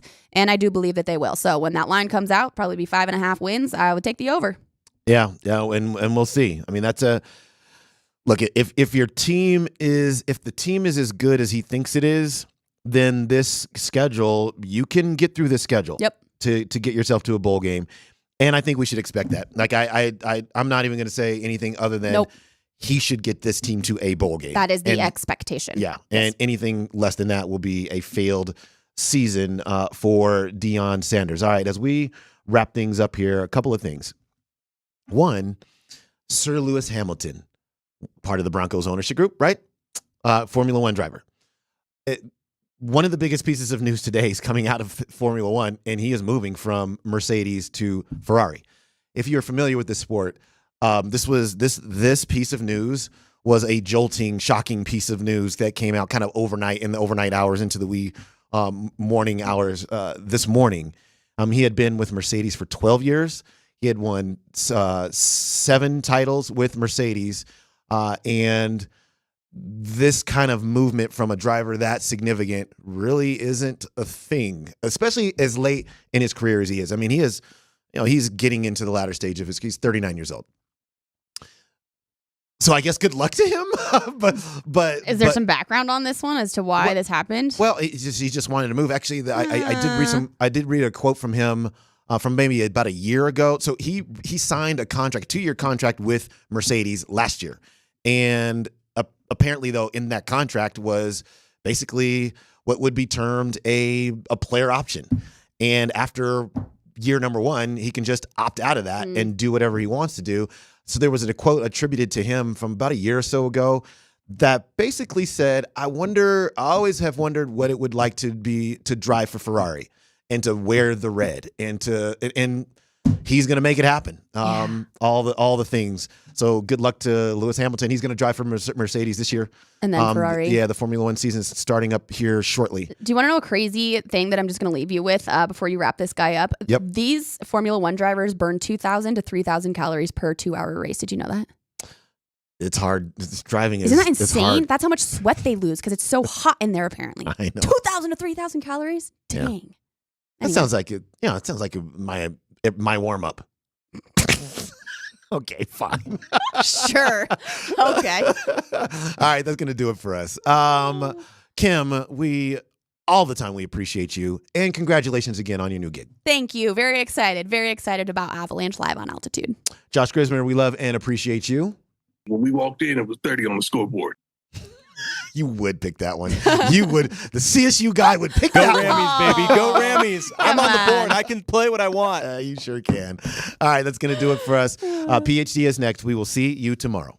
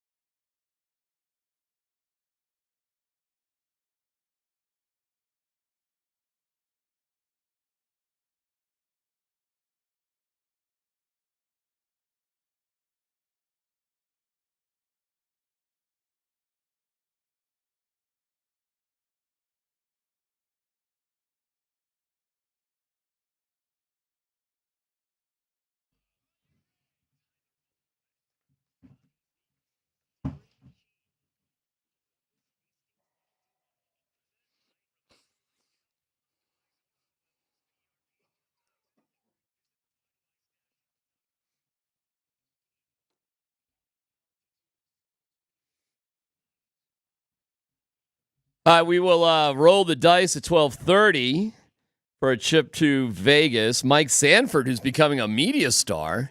We had to move Mike's time around because he's doing a hit with 9 News. Oh. So he went from basically doing nothing for us. He's doing interviews all over the place. He's doing interviews on football. He's doing interviews in media. He's all over it. And what you're missing out on is in the media, when you can get content for free. Right. Take advantage of it. Yeah. 9 News is no different than anybody. We love them, but they're looking out for themselves. Mike, he's down there. Okay, great. Wait, Mike's there? You mean we didn't have to pay to send him? We're not paying him any per diem. Holy cow! What a bonus! Hey, let's get him on. And so we'll talk to Mike about Senior Bowl stuff here in a little bit. It's good to have everybody here, man. It feels like a minute, but good to have everybody here in studio. Scotty, freshly back from Oklahoma City. Oklahoma, where the wind comes sweeping down the plains. Nobody asked, but I'm glad you could sing that song. Were you a little impressed today? If you want to riff off some, some West Side Story, or you're a jet. You're a jet. All the way. A West Side Story was like my late great mom's favorite play. I think she was a musical person. So right? You had that on the record. She's a great singer, but she loved remember in also West Side Story they made the movie and all of a sudden it hit TV. It's kind of like today. Like today we get the build up and the marketing and hey, first time on television and everybody, that was West Side Story. And my mom for 2 weeks, TV guide in hand, was excited. Blah, blah, blah. And so every time that I can remember, it seems like a million times, it probably was a handful, that West Side Story came on television. My mom was in there sitting down. My mom didn't watch on TV.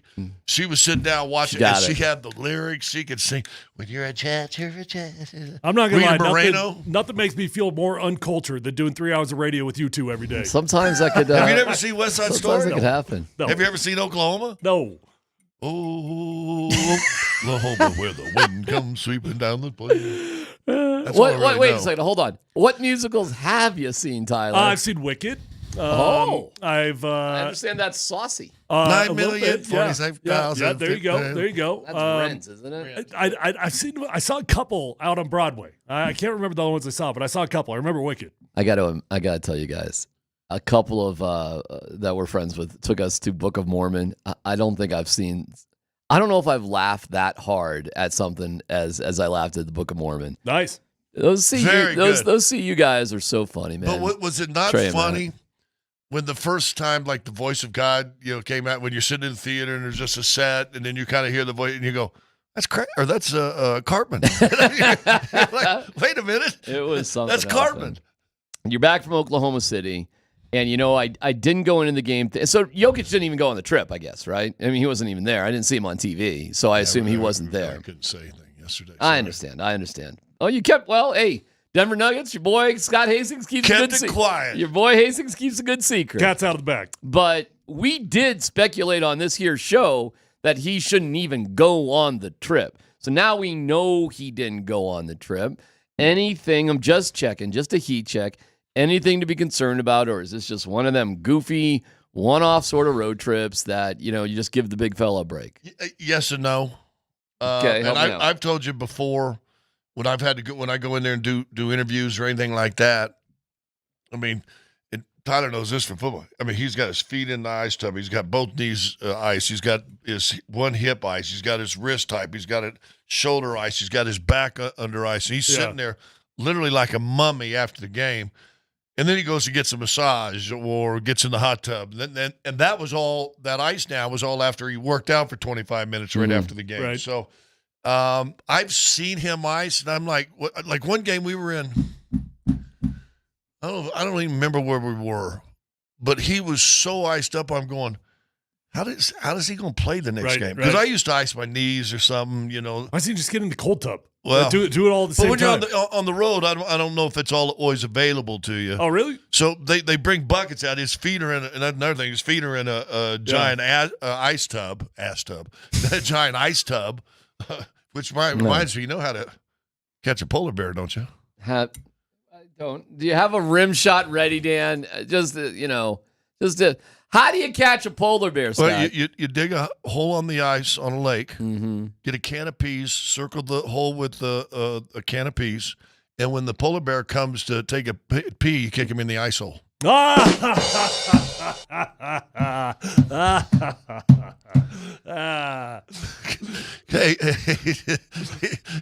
is that a cursing laugh, or that kind of? The more you think about it, kind of tickles. I mean, it is funny, but it's just like so stupid. Okay, you ready for stupid number 2? Let's It's go. Stupid Thursday, right? Yeah, let's just keep going. Okay. You know what has? You probably know this one, so you can't answer yet.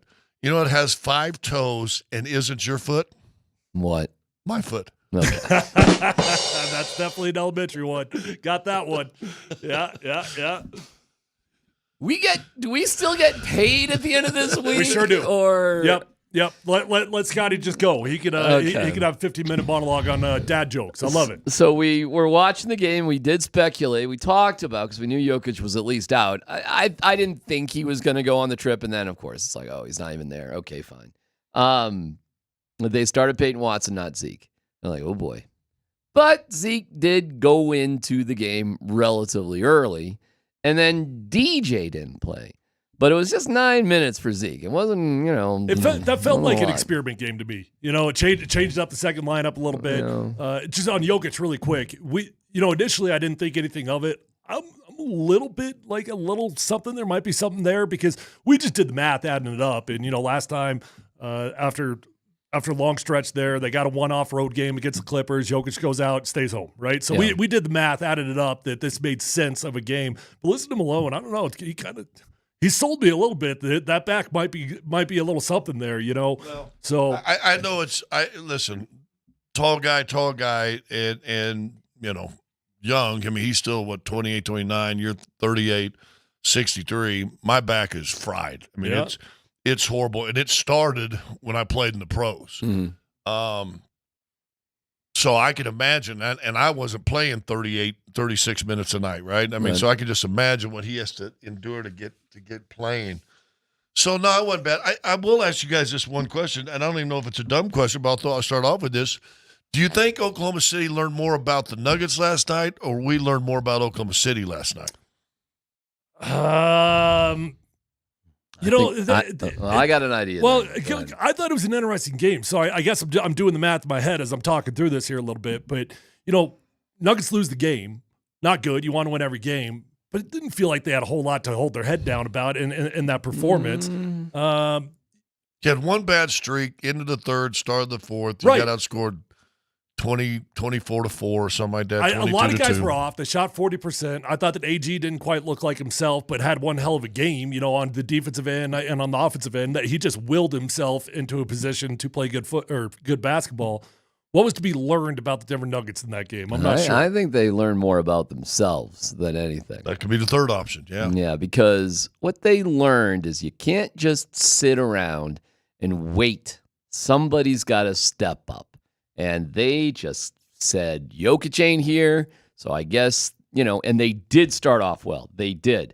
They had a nice lead right away. They led by 9 after 1. And it was kind of like, woo. Then they woke up and tough second quarter, but you still great fought effort off the bench in the second quarter. What they have 18 points off the bench in the second, But it felt like they were sitting around, waiting for somebody. And that last rebound that Holmgren got was unacceptable. You have got to put forth a better effort down 1 point with less than a minute to go on a missed free throw. When you're down 1, there's 5 rebounders and a shot's missed. You got exactly what you needed. A good defensive set, tough shot, missed, and there's a guy just outside the free throw line. The ball bounces to the free throw line, and he just stands and watch.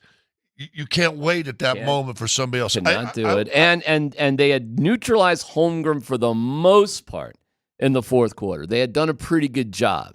They weren't. I thought the Thunder were like, "Hey, man, you're not getting the ball in your boys' hands here. You guys need a little just SGA action, stop to finish." But then he gets the rebound, and what does the dude do? Because he is cold. Well, he is cold, man. He buries it. It wasn't SGA got the rebound because I'm not sure he would have passed it. It was almost funny. He was pressing. He was doing everything he could to get the ball to Holmgren's hand. I'm like, and listen, that dude can play. I mean, there ain't no question that dude can absolutely play. But it was Kendrick Williams who got the rebound, kicks it right to Holmgren, who's, not out. Kind of a half-hearted effort to get out there to challenge, and it probably too far to go anyway. You had to get that. You fought all the way back. You were right there. I mean, I think the Nuggets realized we've got to have a little bit more of a killer instinct if Jokic isn't there. Because what if Jokic misses a game in the playoffs? Is the season over? Are you really going to just give it away like that? Or can somebody step up in those type of moments? Well, I thought it was interesting listening to Malone, though, on, was that with Demps? I forget. I was listening one of these shows today. I think it was on with Demps. He seemed like he was fine with the game, like he was cool. He said, I thought we went out there, we fought hard, and now we got to recoup and make sure that Jokic is healthy. That's the way I heard him. The interesting thing for me was a couple things. One, they also, Oklahoma City said, Jamal Murray's not going to beat us, and they physically they tried to beat him up. They're doubling him because they're saying you ain't got nobody else to do anything. Mm-hmm. And during that stretch, it was very obvious, right? I mean, you don't have a third quote unquote score, especially if Mike's starting the game 1 of 7 from 3 and 3 of 13. He had a good stretch there for a while in the fourth, but I mean, I think at one time he was 2 for 13. 1 for 7. He didn't give up, though. Well, but he made some shots in the fourth. He didn't give up. I'll say this, though, you're right. and I felt the same way a few times previously. When you need MPJ, like it's your night, right? You should be in control. I know. Where are you when it's your night? And it feels like every time it's his night that it just, like, on paper, it adds up. It's your night. Where is he? But learning from yourself, like you said, D-Mac. He didn't give up, though. Didn't give up. Did not give up. But also when Jamal's out, somebody else. And I thought finally in that fourth quarter, AG said I had enough. And AG was a monster, I thought, in the fourth quarter. Well, that's what I was saying. But I don't know how you felt. I didn't feel like AG was actually at his self throughout most of the game. But then he just willed himself into on the defensive end and on the offensive end and get the Nuggets back. He was rebounding all night. He was defending pretty good all night. I mean, double-digit points, double-digit rebounds,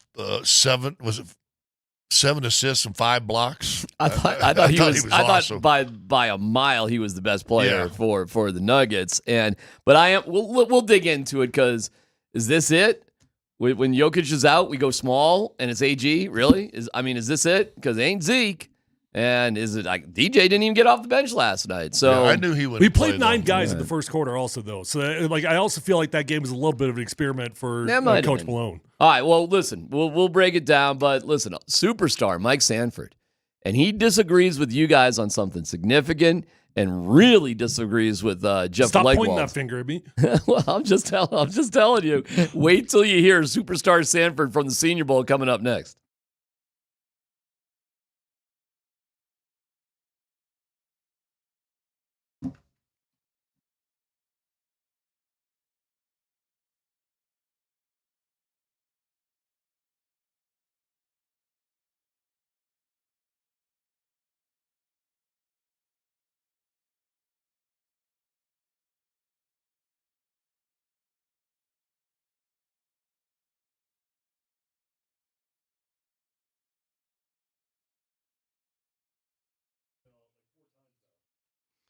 All right, it's C-Mac for Mike Maroney Automotive. When it comes to being a smart shopper, smart shoppers love to have choices. I know that is your deal. Well, good news for you. Mike Maroney Automotive has opened new dealerships in Boulder and Longmont, so you can get their lowest price and lowest payment on a new Chevy, Buick, GMC, and Ford. With over 1,000 new and used cars, trucks, and SUVs, you're sure to find the right vehicle at the right price at MikeMaroneyColorado.com. And as always, when you buy any vehicle from Mike Maroney, you'll get free delivery anywhere in Colorado and their money-back guarantee for your peace of mind. So visit them today at Mike Maroney Buick GMC in Boulder. You can also find them at Mike Maroney Chevrolet Buick GMC in Longmont. And where I bought my used car from, which we love, thank you, Mike Maroney Ford Longmont. Proud partner of CU Athletics. Shop online at MikeMaroneyColorado.com. MikeMaroneyColorado.com.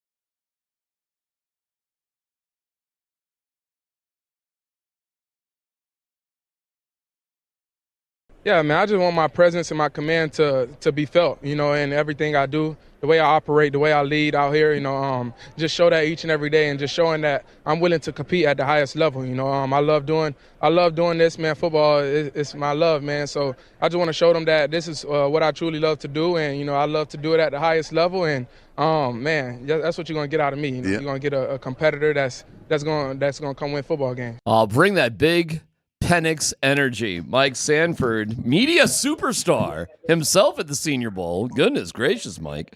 And you're on with D-Mac and Tyler and Scott, and I'm listening to you and Nate and Andy scream at each other. I'm realizing Nate's kind of a lunatic on certain things, and you and Andy are on the right page, Mike, about Dan Campbell. But you got to straighten out Tyler and Scott here, Mike. They think Dan Campbell just walks on water, man, and makes no mistakes whatsoever. And Dan Campbell, you said you would see Dan Campbell and yell at him if you saw him last night. So I'm wondering, Mike, did you yell at Dan Campbell last night?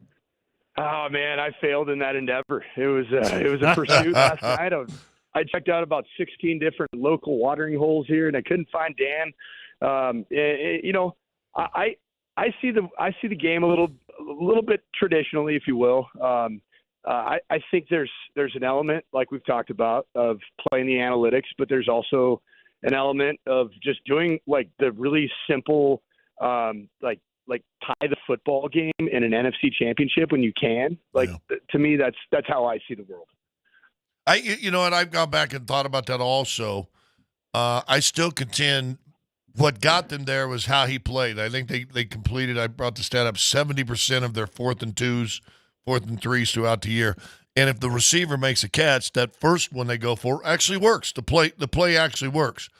Now, by the time you're down 3, to me, Goff isn't throwing it quite as well as he was through the first 3 quarters. Sit back and look, and I think, well, now if you tie it up, does that pressure revert? You stop a little momentum, pressure reverts, and now San Francisco owns all the pressure, but they don't want to lose a home game. Yeah, I just think it was just the continuation of just the drought of scoring and then the deluge of points that the 49ers are putting on the board. Like at some point you got to switch that, because there's so many runs in all sports, but a run in football, man, just because it's such an emotional game and there's so few opportunities to go out and play the game in any given year, and you prepare all year long for 17 guaranteed Sundays in the fall. And no guarantee you're getting back to an NFC Championship game ever again. Yeah, there's no doubt. So I think we've beat that whole thing. But you know what? It's such a good argument, though. It really is. Like it's such a good topic to continue to go through. And there's moments where in my own mind, I second guess my opinion, right? Of course. All right, well, let's get to the Senior Bowl. Go ahead, Tyler. Let's get to why you're down there. Well, I mean, I guess, of course, we got to start with the obligatory quarterback conversation. I know yesterday you more or less liked what you saw out of the guys, I think. But what'd you see today? Yeah, today was a new day. Yesterday, Michael Penix Jr. Was pretty much as advertised in terms of ball just exploding out of his hand and throwing the ball accurately. But yesterday, and Tyler, you know this, they're going with like the normal NFL model of the week of prep for a game. Yesterday was an open field and third down day, and that really played to Michael Penix's strengths. And on Bo Nix, on the other hand, just didn't really impress me. Like I wanted to see extreme accuracy, like on everything, and he ended up 10 of 21 in one-on-ones. And yes, Tyler, I charted one-on-ones, which is really lame. I know that. I need to turn in my football card for that. Actually, you ought to add to it. That sounds like a football card. But today was red zone day, and I'll be honest, Michael Penix Jr. didn't look good. Wasn't sharp, wasn't accurate. Those windows get so much tighter when you get inside the 15-yard line. Bo Nix was fantastic. Like you saw some of that stuff, like him being able to hone in the coaching, apply the coaching, throw on time, and throw accurately. Day one that I was here, which is really day 2, I'd give a major upper hand to Penix, and then today I'd give it to Bo Nix. I'm actually curious because I could see this going either way. With a guy that plays well off schedule, would you rather have that guy in the red zone or in the open field? Depends what his cap hit is. I think that the secret sauce is the guy that you can harness in to play on schedule, that can be an off schedule playmaker. I think Russ's red zone success in terms of the passing touchdowns. The guy had 28 passing touchdowns this year.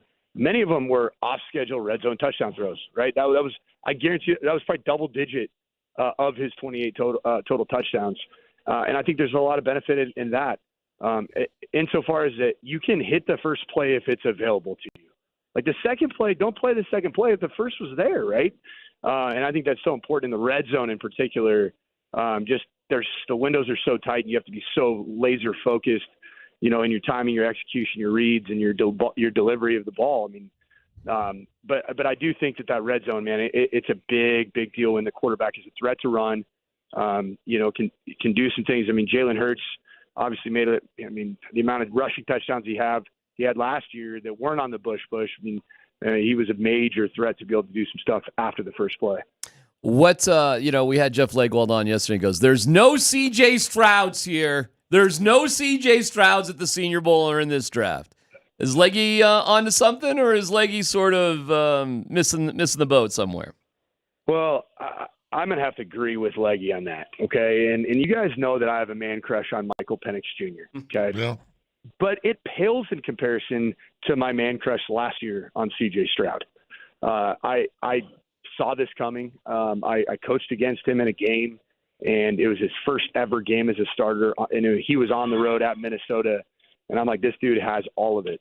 I don't think there's the full, complete package of an NFL like rookie of the year quarterback that I've seen with my own eyes, but I do think there are some good options, I'm saying really good options.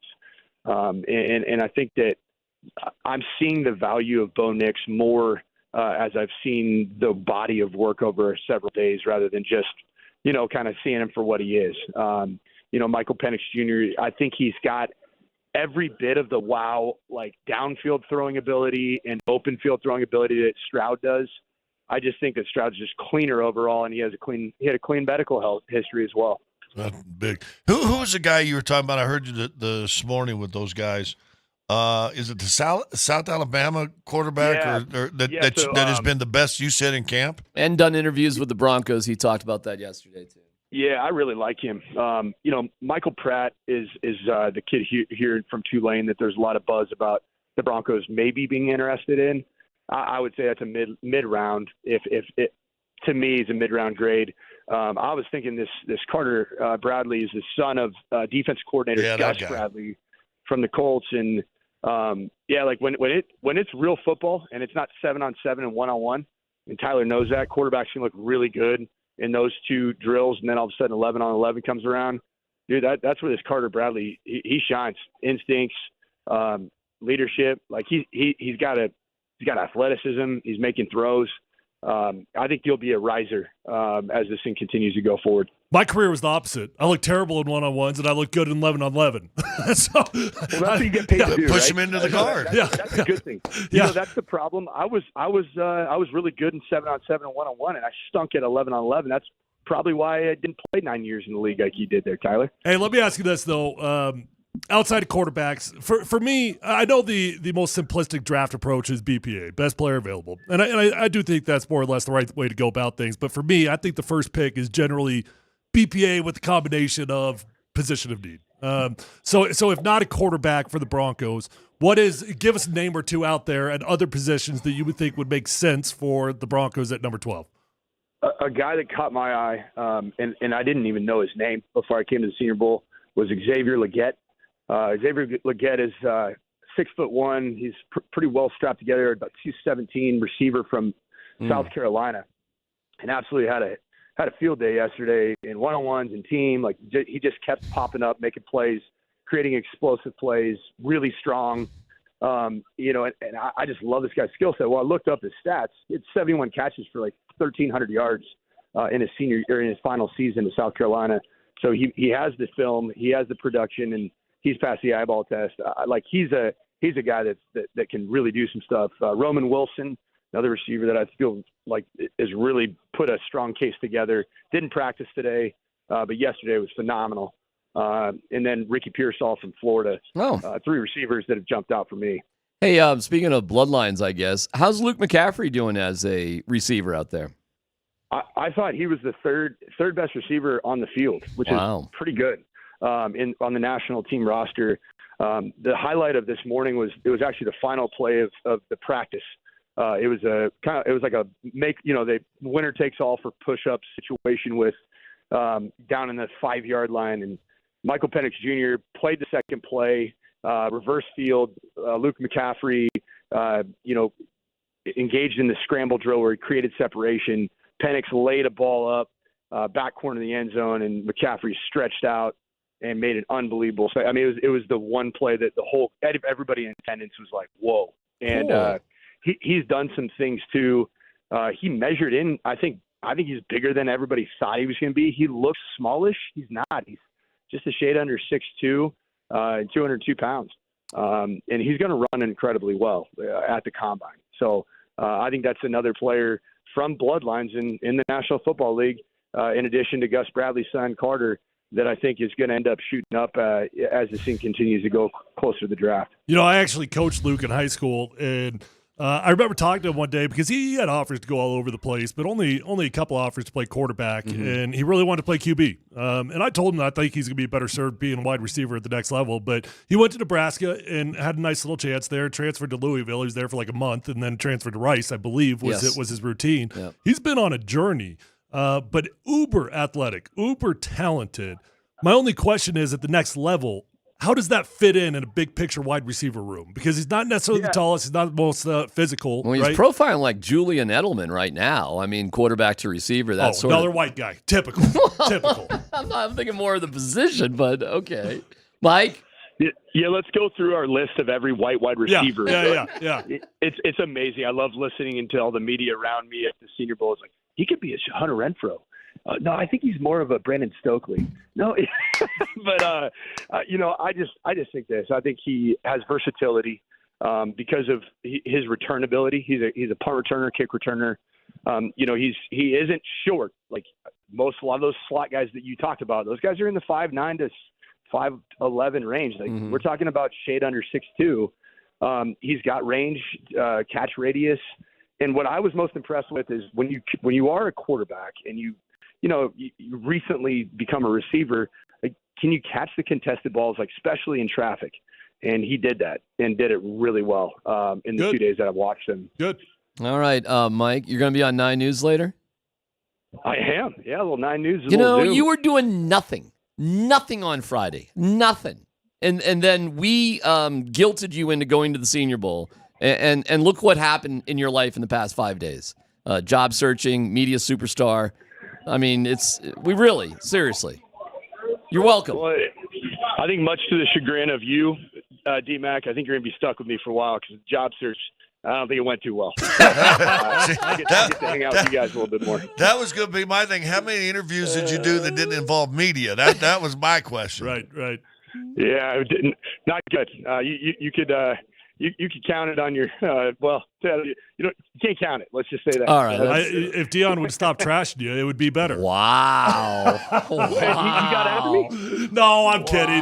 But he gets after the former staff. Man. Yeah. All right, Mike. Great job. Really, really great stuff. And are you going to be on yelling at Nate and Andy later today too, or not? I don't know. I think we might have a temporary ban. Restraining order. Yeah, that was insane. Yeah, I think there were some issues there. Well, Nate's stupid. But we'll work through it. We'll see a counselor. They had like 20 minutes of Nate stupid, basically. That's what they were doing yesterday. All right, thanks, Mike. We appreciate it. We'll talk to you later. See you guys. See you, buddy. All right, it's time to roll the dice. Oh, you're going to love this, Scotty.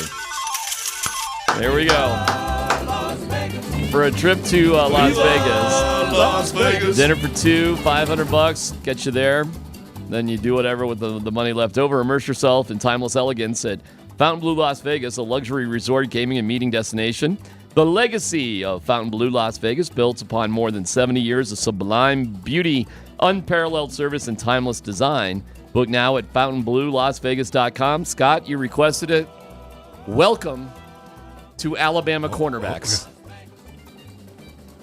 Let it roll. Give it, hold on. Just need a little curl there. Night City, gonna see my soul, gonna get my soul.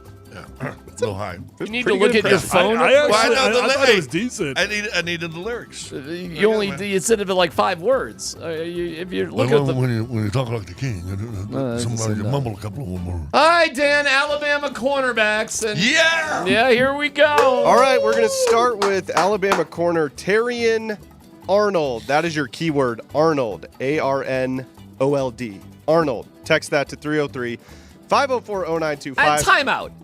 How the hell else would you spell Arnold? Well, we've had some tough names here. So, I'm trying to help the people out. I get it, but what are the alternate spellings of Arnold? We've got great, loyal listeners. They're not all the smartest.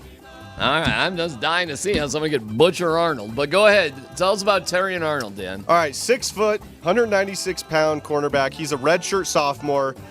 He actually began as a safety at the University of Alabama. He was a 5-star recruit, according to 24/7 Sports. He was a 4-star by Rivals and ESPN. Gotta get this guy. Get him. Now, Sign him. Boom. Daniel Jeremiah, the draft analyst for the NFL Network, says, I think Arnold could go as high as 5th overall. Wow. Draft him. He's the best cornerback in this draft. Oh, my That's Lord. Best the guy corner. right You can there. match that up with Pat Surtain. That's Best the and guy best. right there. That's the guy. And he would pair with Pat Surtain to give the Yeah. Broncos one of the best, if not the best, cornerback duos in the league. Are you kidding me? But let's not forget, guys, we're going to be getting into more cornerbacks today. The Broncos did trade back into the 3rd round last year to select Riley Moss, the cornerback from Iowa, and the team said they do believe that he has the potential to be the opposite corner of Pat Surtain. Yeah, he'll be a great nickelback. Riley was a white corner, so you know. Oh, here we go again. Hey, let's move him to slot. Where's Brandon Stokely when you need him? Yeah. All right, what's your next corner? All right. No, Wait, we do that in the next time. Right. Scott. So we don't. I was excited. No. This one. Okay, so draft this guy. Right? Here's what I know. Arnold sounds like a hell of a football player, and if I had a dream scenario, it would be we select a corner from Alabama. Yeah, draft a quarterback from Alabama. You know it's Arnold. Mark my word right here. It's set in stone. Yeah. This is the guy. Yeah, it could be this one right here. No issues whatsoever. Hey, it's just occurring to people that if you want one of the top quarterbacks, you have to trade Patrick Surtain. It's just hitting people now that. Anyways, okay. Okay, Terrion Arnold. Or not. or not.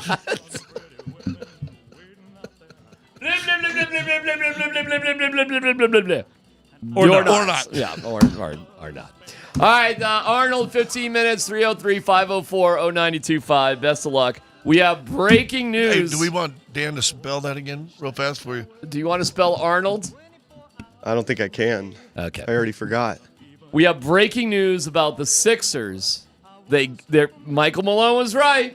There was an investigation, and we know what the punishment now is. Find out coming up next on PhD.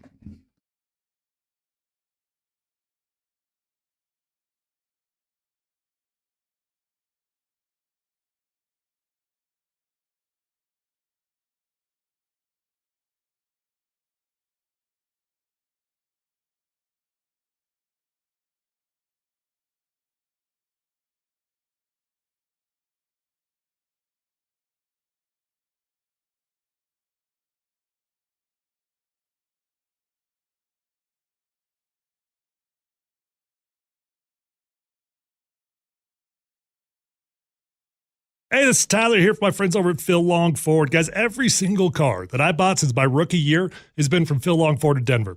And I keep going back because I always have a great experience. I know that car shopping can feel a bit cumbersome at times, but not at Phil Long Ford because they've got the largest inventory in the state of Colorado. Whether you're looking for a used vehicle or a new vehicle, they've got the largest selection and they've got the best deals. And you can check out all those deals online at phillongdenver.com. They've got incredible inventory arriving daily. They've got cars and trucks on the lot for you to choose from, or you can always go online and get exactly what you want. And check out their incredible line of electric cars, pickups, and vans with the latest technology. They've got the largest selection. They've got the best deals. They're going to get you in. They're going to get you out. And once you buy a car from Phil Long Ford, you will be a customer for life because you will realize that it is an experience that is different than other car dealers in Colorado. Go check them out online at phillongdenver.com and let them know that Tyler sent you on over.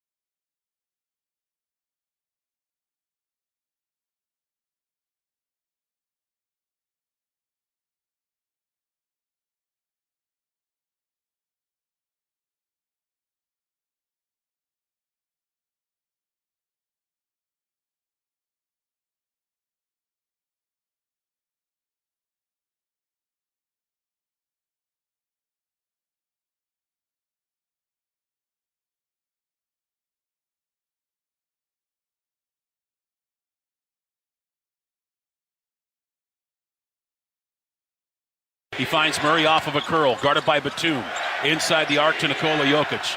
Throws it on the left side. He gets it off over to Jamal Murray. Murray goes to the point, turns the corner, kick out three over to Porter. Good! That's a deep three. What's the crowd chanting there, Scott? Well, Morris tried to Where's flop a call. Embiid? Yeah. There Where's you go. Embiid at?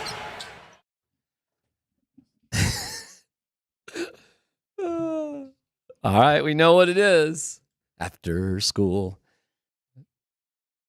They've been fined. There's been an investigation. Where's Embiid at? And Scotty, it's a huge fine for the Sixers. How are they going to pay this one? I have no idea. I have no idea. That's going to be tough. You want to give the details of? Well, and I just read it real fast. I showed you when we were talking with Mike, but it's the same thing. Now, I find it interesting because I think that Brooklyn got fined $100K. This was $75K. Now, I wonder if they pushed the fine down not as hurtful at 75 from 100. Why even fine him $75,000? Like what? Well, not him, the organization. No, that's my point. Yeah. 75 to a player might be a little something, I guess, but to an organization. But they fined Brooklyn 100. On their first offense, although they said, well, we'd warned them about it before, so maybe that's why. I don't know. So $75,000. There you go. But, yeah. $75,000. Appropriate, good, bad, who cares? Well, here's the problem.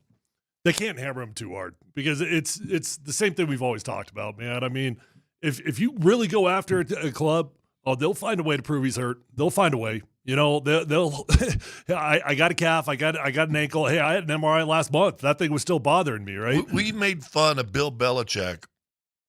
And to be honest with you, now looking in hindsight, it's brilliant. Everybody's on the list. And now, if all of a sudden, hey, Deacon Matt can't go today.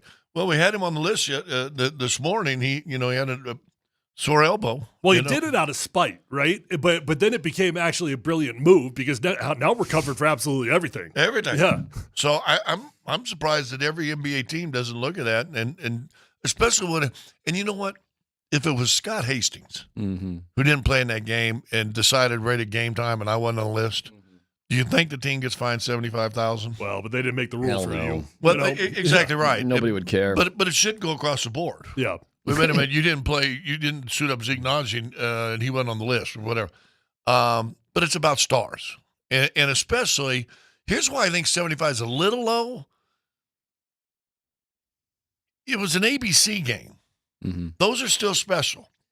You know, that's not an ESPN game where the locals can do the games and be in boom and whatever, and you can compete with them. And okay, this was an ABC game, a weekend. And the wild thing is now he's like for real hurt. Not like he had a real Well, injury. I think he probably actually. I'm feeling a little bad for him now because I think he probably was really hurt from the jump, and he wasn't done any favors by his organization, and we all jumped on his back about it.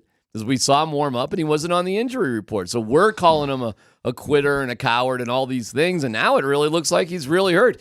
So you got to hear Kendrick Perkins, our favorite. But real fast. Yeah. They're also, we still got to, he's played 2 out of possible 9 times in Denver. There was another article I read. He's played 3 times out of a possible 10 in Utah. So there might be some with elevation, and we talked about the other day. Is there a sickle cell trait? Does he have something that's going on in that category that the altitude really, really affects him? Who knows? They would have told us if there was something like that. We would know if it's that. Maybe.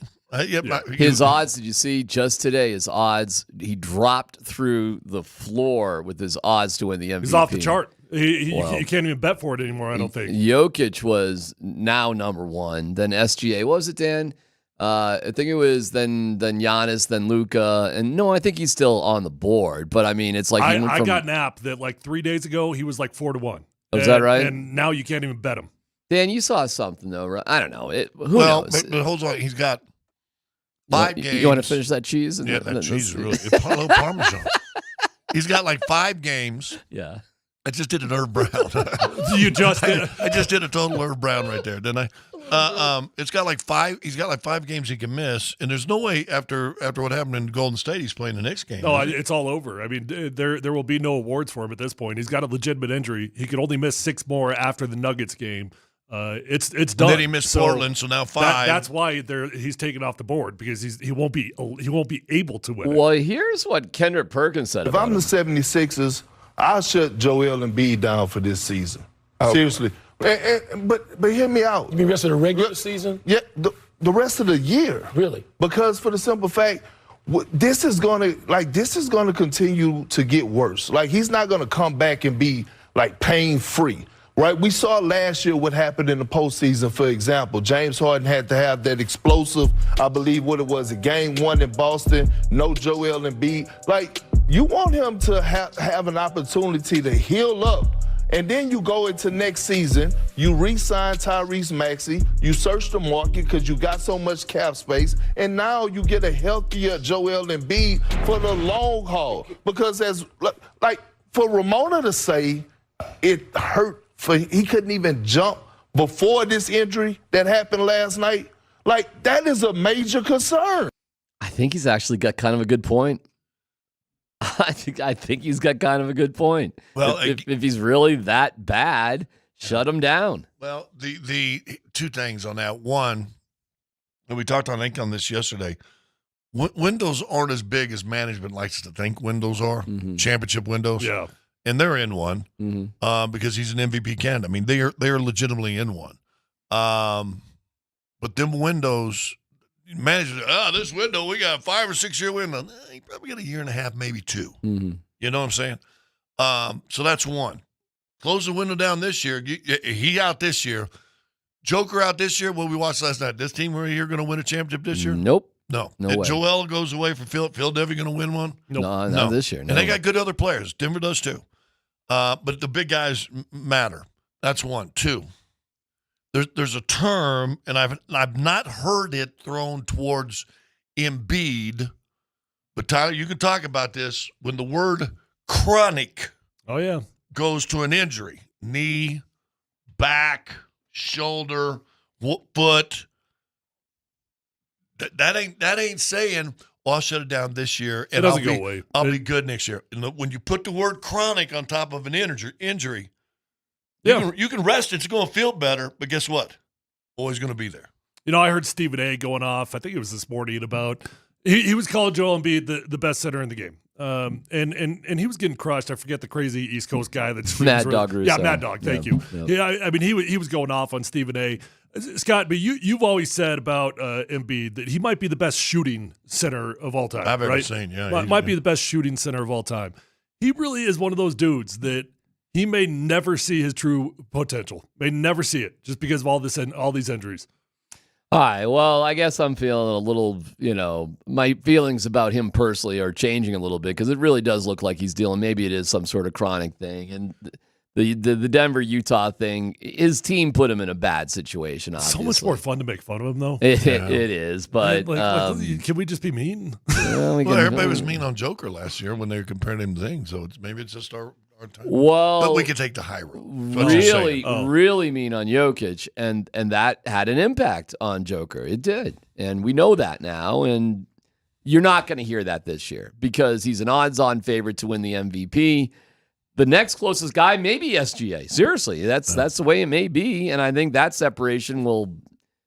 He's a great player, but he's not going to have the same impact that Jokic is going to have. You know the only difference between, and maybe this doesn't matter anymore. I don't know, but I got a glimpse of it last night. SGA's fabulous. Doncic averaged last week 40 points a game. I mean, a 40-point triple-double, I think. Unbelievable. But my big question about him, SGA, Doncic, Embiid, do they make teammates better? They shoot 40, and I said it because last night they shoot 40%. I think Dallas has the most boring offense I've ever seen because everybody's just standing around watching Luka. That's my official. That's the Dallas Mavericks. And if he's on, watch out. Okay, but it's a bunch of guys just staring around looking at him. SGA, it was like the Carmelo, sometimes Jamal Murray vortex when he got the ball, and it wasn't going anywhere else. And they got Holmgren out there. I'm like, pass the ball to this dude. Nope, that wasn't happening. That never happens with Jokic. I mean, it doesn't. Sometimes, never. Which is why when you see him missing last night, other guys struggling to get shots, and you're thinking, Why is it such hard? Oh, okay. I see. Okay. All right. Well, congratulations, Philly. I hope that you take out a loan. I know you have new billionaire owners. You can pay that massive $75,000 fine. Frankly, I think it's wimpy of the NBA. Listen, you can't get in bed with all these gambling places that every league is in bed with now. Now. And then just it's 75. That's chump change. The thought that gambling wasn't impacted, if you had that information, if you knew Embiid wasn't playing. Hey, holy just cow. to be clear, though, on the fine, were they fined because he was not on the injury report? Yeah. That's why it was. That's why the If fine. he'd have been Joel Embiid, sore right knee, probable, even just probable, which usually means you're going to play. Yeah. And then he can't play, they'd have been fine. Okay. They wouldn't have got a fine. NFL analyst Ross Tucker will join us. Russell Wilson to Atlanta? Okay, what's the latest on that? And your guy, Dan Quinn. DQ. Happy for him, dude. Where's your resume going these days? He offered me a job one time before. I know. All right, so we'll get into that coming up next.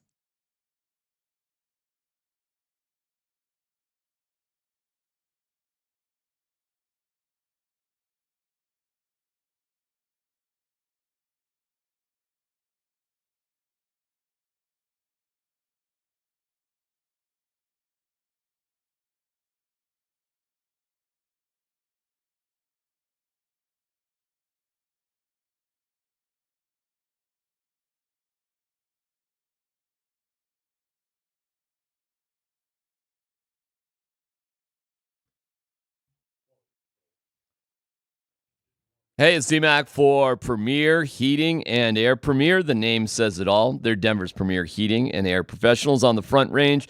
And my guy, Reed, and his crew have been in my home a million times. Been proud to be associated with Premier for over 12 years.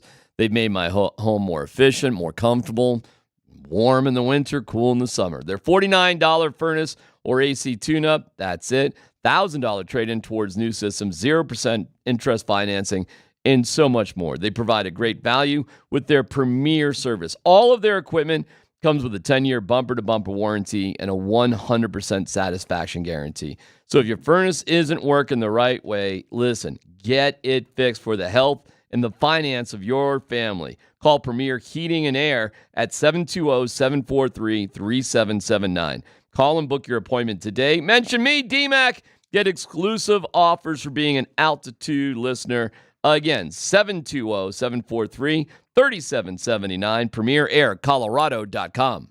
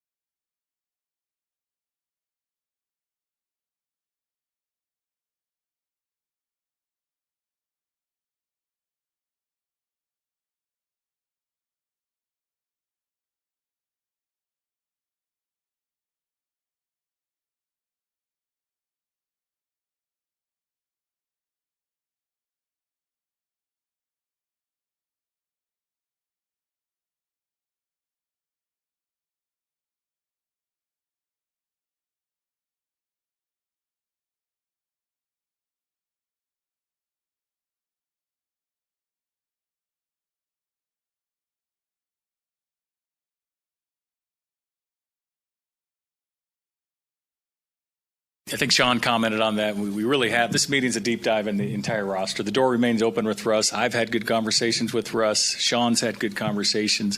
The door is open. We love you, Russ. So we'll just kind of get through the process.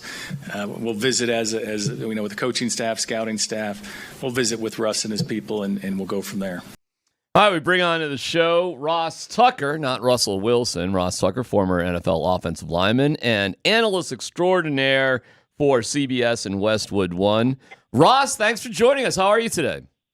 Yeah, my pleasure. I'm doing great. Oh, always good to talk with you guys. All right. Russell Wilson. What team is Russell Wilson on next year? Ooh, man. It's a really good question. Atlanta? Okay. That seems to be the vibe. All right. And why? Well, because I feel like I could see him and Raheem Morris getting along well.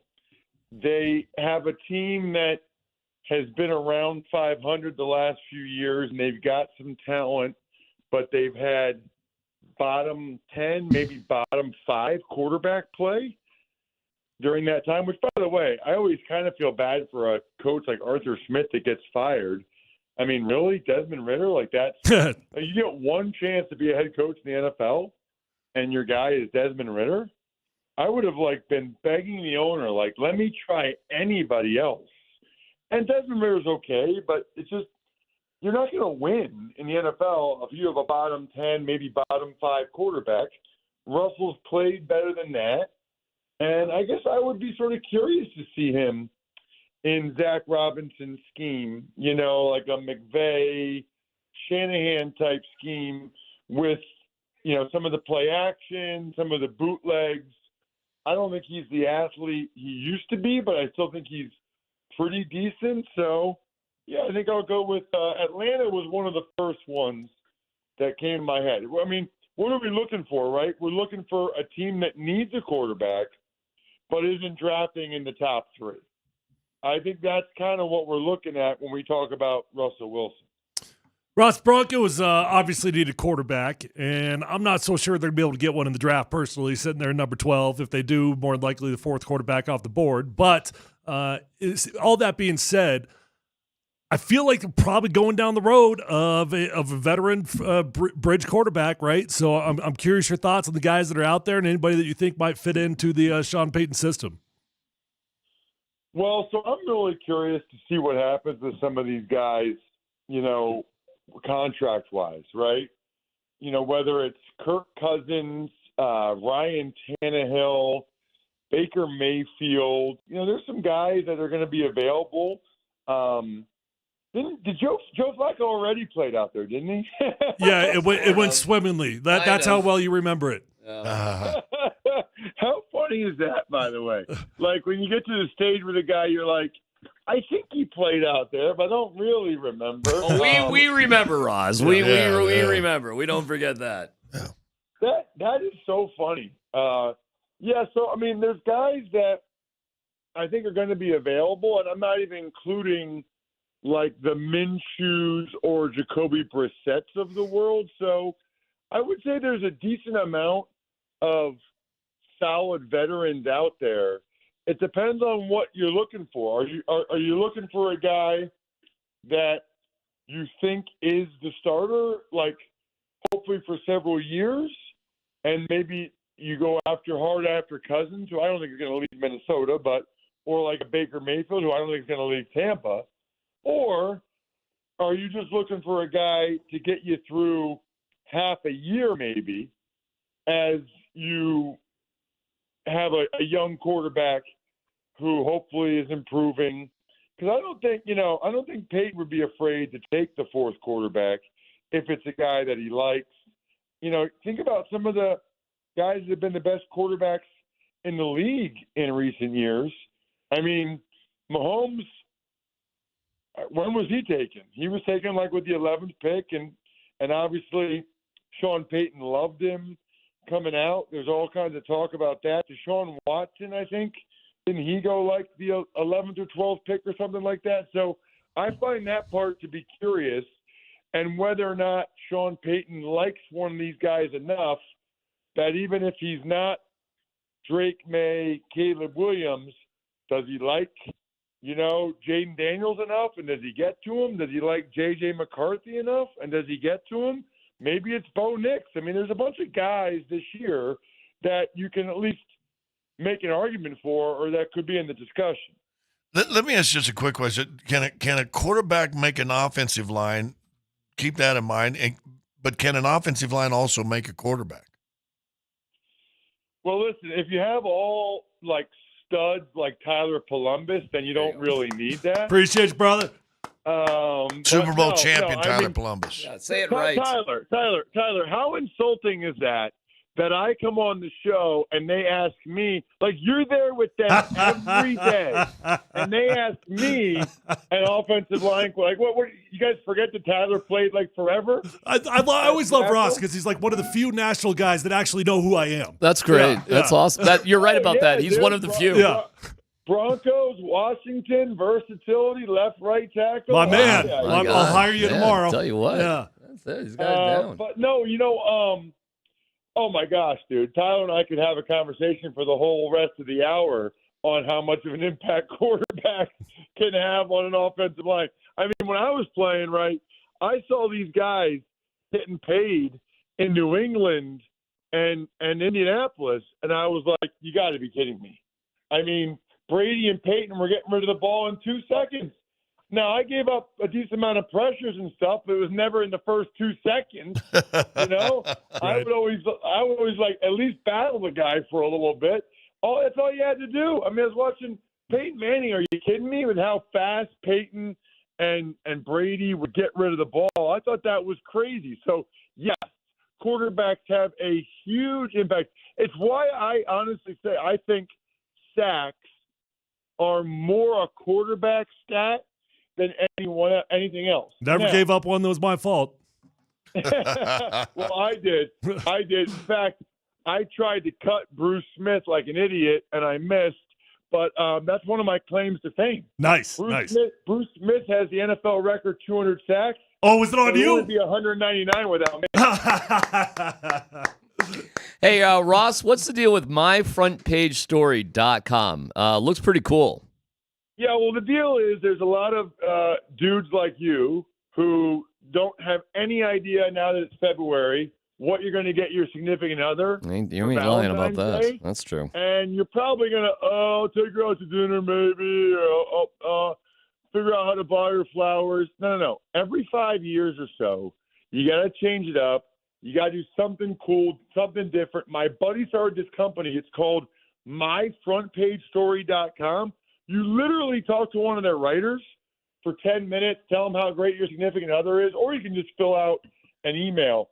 Guys, I'm telling you, it looks like it's on the cover of the Denver Post. It looks like it's on the cover of the newspaper. Framed pictures of you and her, the kids if you have them. Probably no pictures of kids if you don't. That would be weird. And then when you give it to her, make sure you say, here's the key. Make sure you say when you give it to her, honey, I just never thank you enough for all the little things that you do. Dude, they cry every time. So I've seen when you have that line, they cry almost. It's like next gen stats. 95% happy tears when you say, I want to do something special for you. So I had a story written about you. Plus, then they'll have it hanging up in the house forever. So next time you get an argument, you can just point to, hey, did you get a story written about me? No, I don't remember that. myfrontpagestory.com. myfrontpagestory.com. Be a Columbus. Don't be the other guys. All right. Love you, brother. Thank you, Ross. Appreciate it. There you go, Ross Tucker. I think I'm going to do that for my dad's having his 80th birthday this summer. Oh, that's pretty cool. Looks pretty cool. That sounds like a great idea. Yeah, wouldn't that be a great gift? Little like life highlights, all that stuff. Yeah. It's all the quarterback's fault on sacks. Of course it is. No, I always said, I mean, when I was playing with Peyton, because he couldn't set any better, if I give up a sack with Peyton Manning, I deserve to give up a sack with Peyton Manning. Because it's hard to get Peyton Manning sacked, because most of the time he'll just self-sack himself. Here is Sean Alexander was on with Kay Adams about Russ in Atlanta. I don't know what happened. Like, the stats were there. That they went on like a 5-game win streak. I'm like, this is it. We're about to go do this. And then there's something that just went on that, Sean or someone in his crew just thought this ain't going to get us to the long haul. I thought they were there. When you win 5 games in a row, I don't care you're doing something right. And they were there, and they just didn't push it over to the next thing. And where do you think he goes? When you start talking about it, maybe you change your contract and messes with everybody. So I was clearly shocked. Okay, but where's Russell going? I've been hearing maybe Atlanta. That's what I've been hearing, but I'm not sure. Atlanta. Russell and Bijan. I'm into that. Okay, why is that a good fit? I'm not sure yet. They got a good tight end. They got good receivers. Of course. Line's okay. It's a nice team. Yeah, they got an offensive line that doesn't matter blocking for like 7-8 seconds. You got a new coach. Just turn back negative again. Come on. I do see. Can we bring up the Embiid? Can we bring up Embiid again? Just pile on Thursday from D-Mac. Pile on Thursday. Listen, Atlanta. I'm telling you, there are only a couple teams that do make sense for Russ. We've talked about it. Atlanta's one of them. Pittsburgh's another. Well, Russ will be New a England. starter in the NFL next year. He will be. He'll be a starter somewhere. We thought Bill Belichick was going to be a head coach somewhere too, didn't we? There's always a team that needs a Baker Mayfield. There's always a team that needs a Teddy Bridgewater. There's going to be a team that needs a Russell Wilson. Who's better than both those guys? The thing will be, and why is it? Well, we saw. What do you do here? Because you're going to get him at a vet minimum. Yeah, that's why. You know what? Atlanta can take a shot. Does that make him a starter though? Would make it for me. Yeah. There's no way a team is just going to pin their hopes on Russell Wilson. No. That when I said that he's going to be a starter, that's not what I implied, or what I didn't intend to imply that at least. I meant they're going to use him as a bridge guy like everybody else does. You bring someone else in, you don't know what the plan is yet, but you need a starting quarterback in the house. And quite frankly, Russ knows a lot about football. So there's a lot of young guys that could benefit from learning from Russ. But no, it'll be a Band-Aid solution wherever he goes. Two things if he gets the choice. I mean, if he does have a choice, Pittsburgh, Minnesota, Raiders, Raiders, Atlanta, 3 of those 4 play indoors.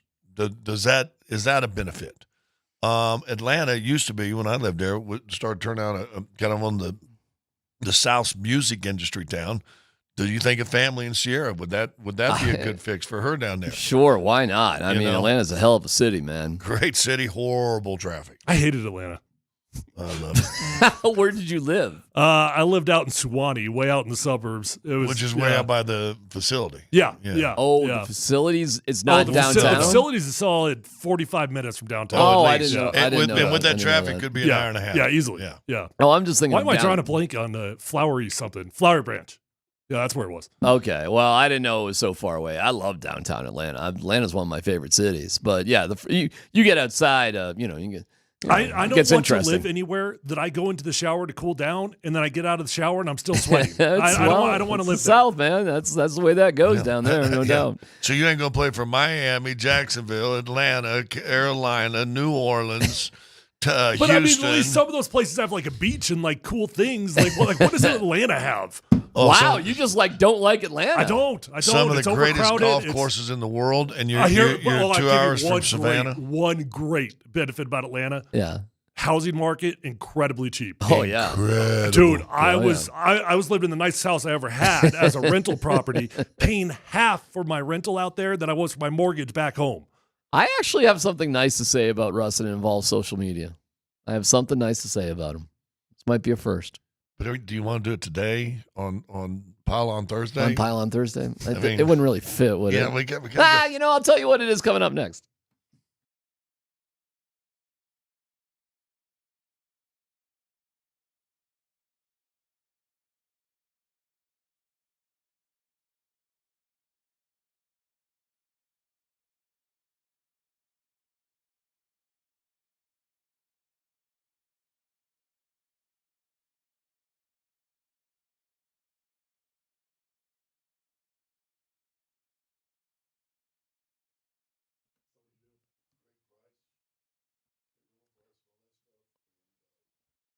Hey, it's D-Mac for Mike Maroney Automotive. They've opened new dealerships in Boulder and Longmont. They are there for you. Mike Maroney, Buick GMC in Boulder.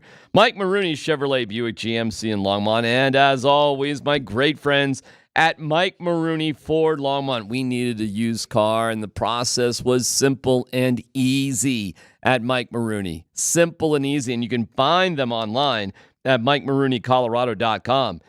As always, you buy any vehicle from Mike Maroney, you'll get free delivery anywhere in Colorado, and their money-back guarantee for your peace of mind. Doesn't matter where you are, they will come to you. And you can't go wrong. With over 1,000 new and used cars, trucks, and SUVs, you're going to find the right vehicle at the right price at MikeMaroneyColorado.com. Get their lowest price and lowest payment on a new Chevrolet, Buick, GMC, and Ford. Go online to MikeMaroneyColorado.com, MikeMaroneyColorado.com, and tell them D-Mac sent you.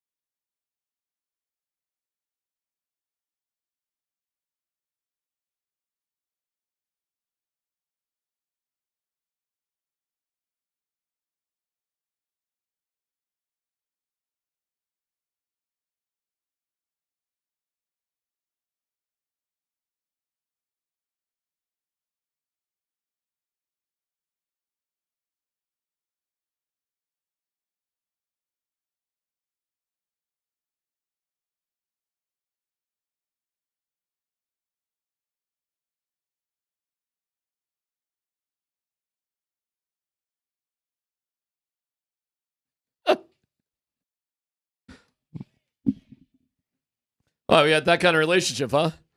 Okay. It says I love you more. I tell you what, just looking out for each other. And we'll have no dumb questions. Fire them up, 303-504. And I got some dumb questions that's apropos for this moment. I was actually thinking about this morning. I will say you have a very consistent flavor. It's very, very consistent. Mm-hmm. I can't even smell it. You got to be kidding me. I swear to God. I think you're hypersensitive. No, I don't even have. I always get accused of not being able to smell anything. I mean, theoretically, it would ricochet off the glass and come back to you, I suppose, because it's pointed in that direction. But I mean, I got nothing. I got. I'm going to tell you right now, it's going to be softer coming out. Hold on a second. Not here so much. Hold on a second. Oh, you're getting it because that's about 5 minutes later. Well, now that you brought it to my attention. Yeah. We'll have we'll have another chance for you to go to Las Vegas with Roll the Dice. Yes, we're talking about Alabama quarterbacks. Oh, I thought you were going to say yes. We're talking about Scott's farts. Well, we're sort of wedging that in too. But we're looking for it. You okay? Yeah. Okay. Oh, he's great. Hey, you kidding me? I'm absolutely fantastic. I saw Russell Wilson post a video of his kid. Future, I think that's it. The oldest son, taking ground balls like on a youth baseball field sort of thing, and it's just like dad, and it wasn't a fancy field, and there was just like another kid out there, it was just like that's what it looks like. It's just a nondescript little field. You can find hidden grounders to the kids. Just taking some grounders right there, and you went. And climbed up, right? And he must go to San Diego because I know he's got a house in San Diego. It's obviously not Colorado. There's palm trees. So he must just take the family out there in January and they switch up schools and do that, which I have no problems with whatsoever. Little kids, they be fine. You can go to school one semester someplace, another semester someplace else. You'll be just fine. And I just thought, you know what? And it's on social media.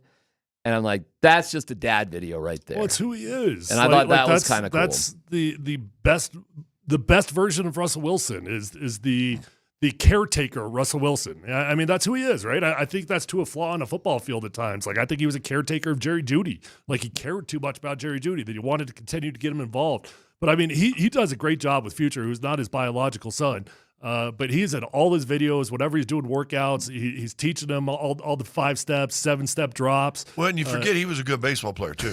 I don't forget it, but I know what you're saying. Yeah. I don't think anybody could forget that he was drafted by the Rockies. Right. It's been mentioned once or 1,000 times. But he knows his stuff about baseball. Ain't no doubt about it. And he was proud. What did he play? He was a second. Well, what position did he play? He was a second baseman. Okay. But, when you're... Perfect size for a second baseman. He is. But what happens in college is everybody who plays second base in college is a shortstop. In fact, one of the best pieces of advice I got with my kid in recruiting is forget it. He's a shortstop. Everybody's a shortstop. And in college, they make shortstop second baseman. So I have no doubts he was a pitcher, shortstop through high school, which I'm guessing he was a star. And there he is with the videos with his kid. I'm like, all right, I'm not hating on Russ. That's a nice dad sort of moment. I can appreciate it. What father hasn't shot video of their kid? And the kid's not some sort of baseball savant, or he just looks like a kid. He looks like a kid. He looks like a 10, 11-year-old kid, whatever he is. Trying not to be afraid of a grounder coming at him. Yeah. That's the biggest thing to get over, right? I'm looking at it like from a coach's eye who's coached baseball with kids that age. Oh, he's okay. We see what we got to work on there. but that's just a dad. That's just a dad. And I said, good for us. Going to what Tyler just said, that was too much and brought it to the floor, is an example of that when he got screamed at by Peyton. Would he have upped in your eyes had he turned back and fired right back at the coach in that moment? It's such a difficult conversation because I think I could see just as many people criticize him for firing back as those of us that criticized him for not firing back, right? Like that is hardly a win-win situation. It's a lose-lose situation. No matter what you do, you're going to be criticized by somebody. But yeah, to a flaw, I think does he respect everybody's opinions? Because that's what I was about to say. I'm not sure if he respects everybody's opinions, but he definitely cares about everybody around him. I think he's one of the more complicated dudes I've ever seen in sports, frankly. He is, man. He's a hard nut to crack. Nobody really's got a good beat on him. I think he wants to be. I think his whole life is about trying to be something that's not coming naturally to him for whatever reason. But, man, I appreciate the effort. That's for damn sure. And I think he is a good teammate at the end of the day, even though he's not incredibly relatable. He's just not a let's have a beer sort of guy, right. But do you have to be maybe you do. Maybe you do have to be let's have a beer sort of guy. you got to be relatable to some degree or another. Like, I don't think Peyton Manning was relatable. Dude, that was his own entity, right? I had nothing in common with Peyton Manning. He was 40 years old when I was playing with I'll him. tell you this, Tyler, and you did come on board back to the Broncos in his last year. It was different with Peyton in year 4 than it was in the beginning. In the beginning, he actually was like, all sorts of dudes, but things changed fast in the NFL. Well, I don't mean to imply he didn't involve himself with his teammates. He would take us out every single week. We'd go out and have an offensive dinner, and he would hang out, and there was no rush, But just in the building, he was separated. And I think a lot of that is what you're referring to. He was going through a lot that year. He was. And first of all, he wasn't healthy, and he wasn't connected, and then he had to accept a role as a backup. And he did eventually. And that must have sucked. I mean, can you imagine Peyton what he had to go through to agree to be a backup to Brock Osweiler in uniform? Dude. I'll tell you, man. So Peyton he'd have this routine with our old strength coach, Luke Richardson, and they'd be right in the middle of the locker room before the game, and they would have like a 45-minute active dynamic warm-up, just them two, right? And Luke is working with them with the bands and everything else. And one of the most eerie moments of my career was watching Peyton Manning sit in his locker, watching Brock Osweiler go through this active dynamic warm-up in the middle of the locker room while everybody's watching Brock doing it and Peyton sitting there in his locker like the rest of us. Oh, my God. And I have actually video or audio of that moment he's talking about. Let's listen to what Peyton was doing while Brock was going. What's it called again? An active dynamic warm-up. Active dynamic warm-up.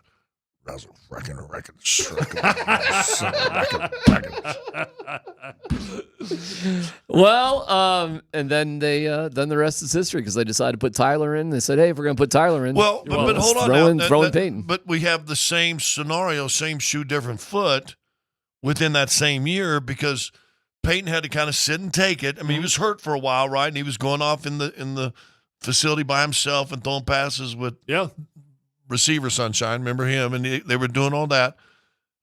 And he had to watch Brock Osweiler, as you said, get ready to start game.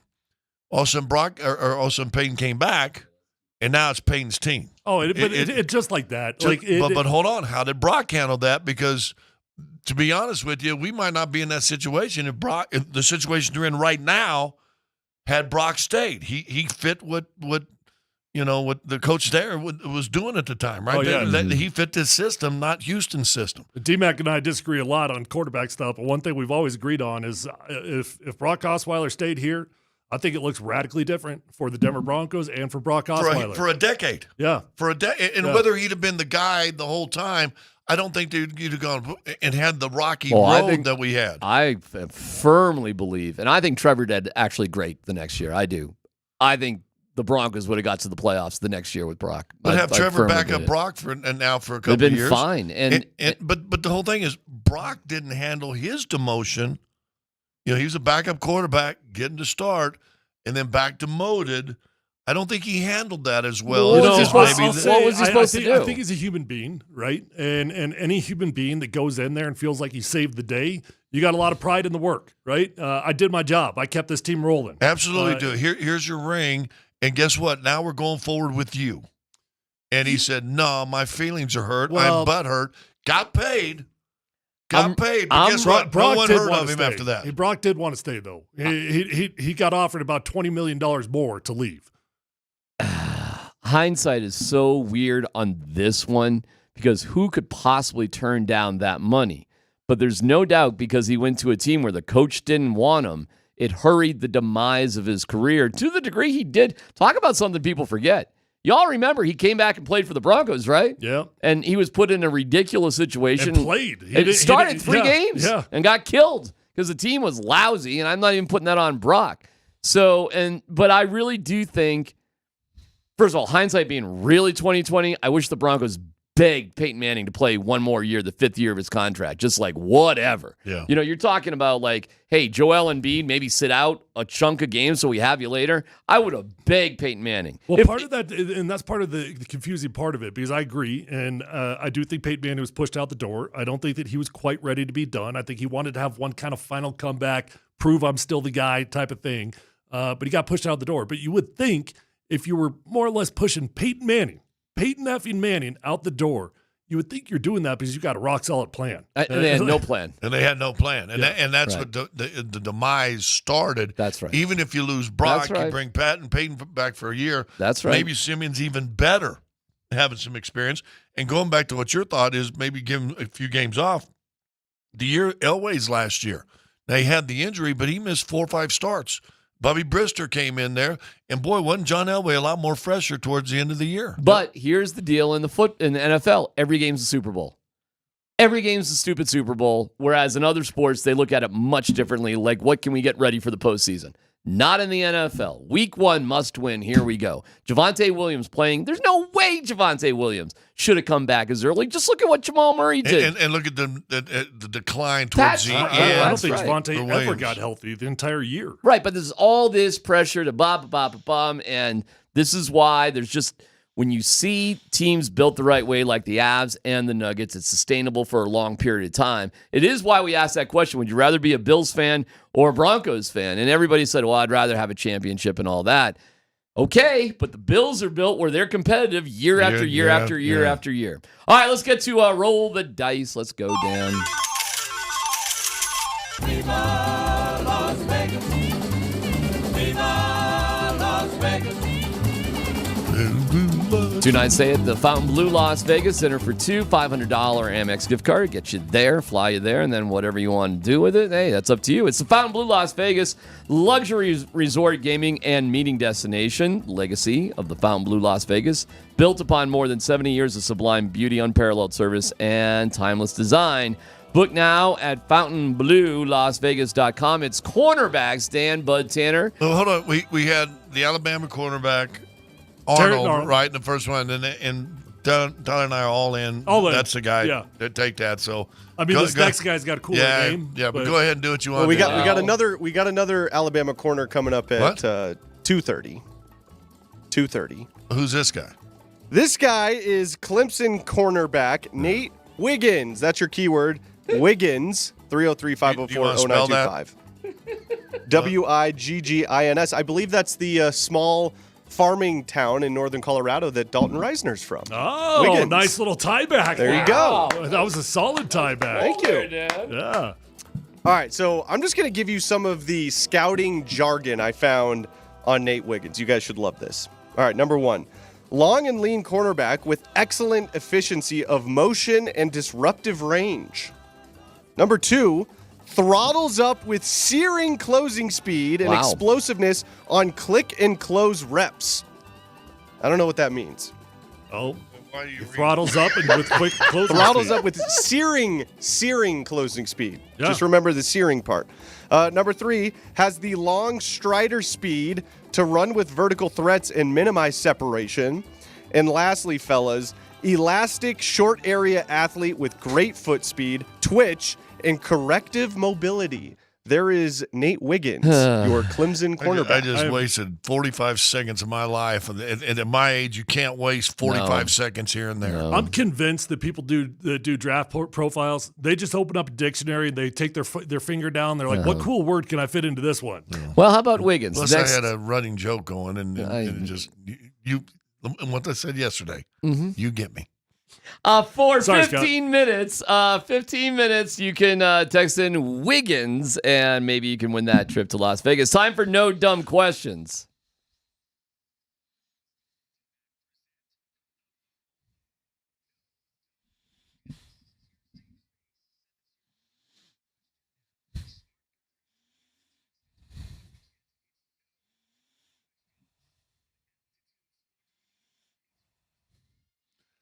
I got 3 of them pertaining to one subject. Let's go. Taking a poo today. All right. Great start. Wait, hold on. You already took a poo? Yeah, oh yeah. Wow. Well, I had some fruit and nuts. Sounds like it's going to be a twofer today. Yeah. Boy, and once again, D-Mac was right up there. Go ahead. No, it was right up there. I got it. Anyway, it pertains to toilet paper. What's the question? Like we realized during the pandemic the importance we've taken toilet paper for granted for too many years. Pandemic comes and no one can find toilet paper and everybody's going, It's fair. Hey, toilet paper is pretty important, right? Yeah.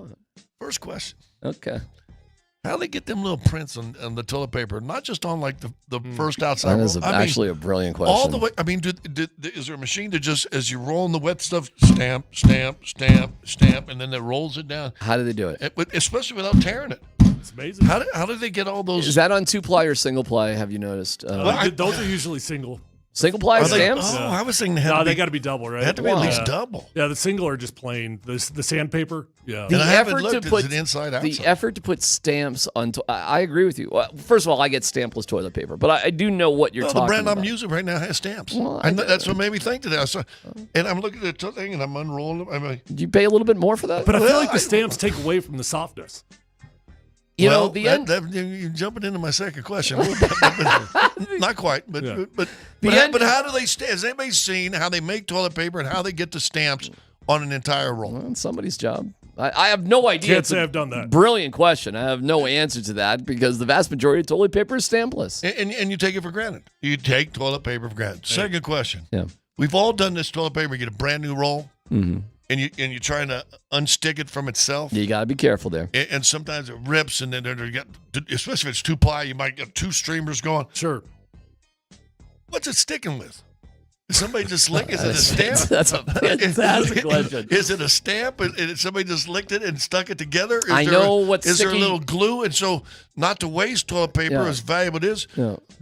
Are you worried about? I mean, is that part that's stuck? Is it going to be rough? Listen, I'm understanding of some elements of sticky toilet paper, but for that particular case, I'm not quite sure what you're talking about. I don't know what happens. But you know what I'm talking about. No, with I the know what brand you're new roll. talking about. separates. Oh yeah. It's trying to get it separated, but somehow That's not very high quality But toilet paper, somehow though. they stick it together. Is it so? Do they hire a bunch of guys back in? Like envelopes? Yeah, they're called Oompa Loompas. DMAC. That's right. I get to the meeting after the show of all the other short people that lick toilet paper with their sticky tongues for $19.50 an hour. Yeah, we're a small crew. So one good. And now how they get the toilet paper to stick together and make it so it doesn't crush you, or cut you. Well, you had a third one. Well, I kind of have 4, but third question. Have you ever seen this? Listen, I go on Amazon anymore and get deals. Oh, hey, this is a Best Buy bill game. So I ordered this toilet paper. One, it was stamped.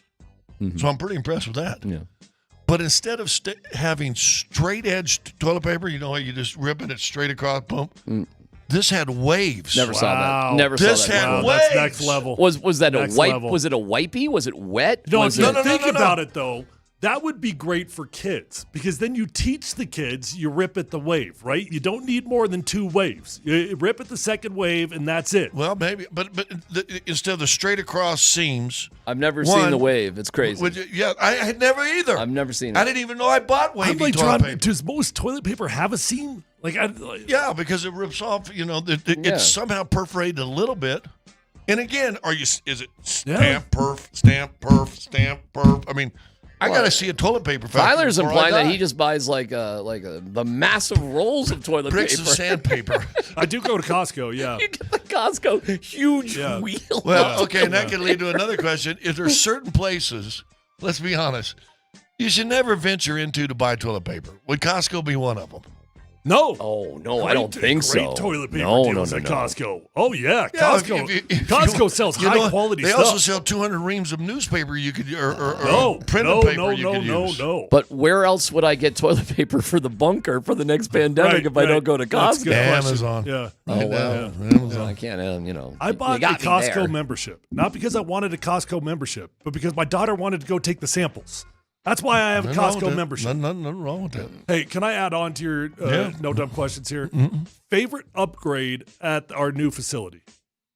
Oh, DMAC. Oh, no, ain't that sweet? Look at that right there. I technically was at the old place too, but I really appreciate that. Yeah, but I didn't pay attention to you back then. Okay. You have a suggestion Well, for I mean, it's going down the exact same theme, so you're going to know where I'm going here. But we now own the building that we work in, right? Not we, but Yeah. Stan Kroenke owns the building that we work in, right? Oh, I talked to Stan. He likes to consider it Let's weak. consider it weak. right. Well, I'll tell you a Which funny story means- in the break. Which Okay. means he employs the janitors that work in this building, right? All right. Now, in our I old guess. facility, Yeah. the janitors worked for the building. Okay? Well, that's right. Yeah. Okay.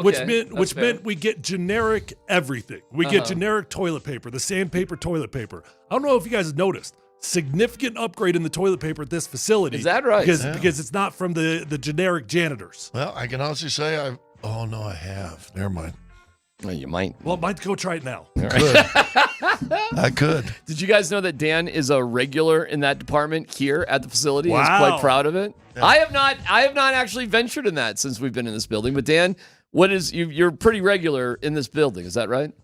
Are you talking about the bathroom? Yeah. Oh yeah. Yeah, the thing we just been talking Well, about. I drink a cup of coffee on my way in, and when by the time I get here, it's you know the deal. But Dan has said he's looks forward to it. He waits till he gets here. Well, they're nice and big. Those ones out in the lobby are big, giant, nice, quiet bathrooms. I mean, there's nothing better than a good toilet routine. But here's my another no dumb question: how does my body know the second I get home?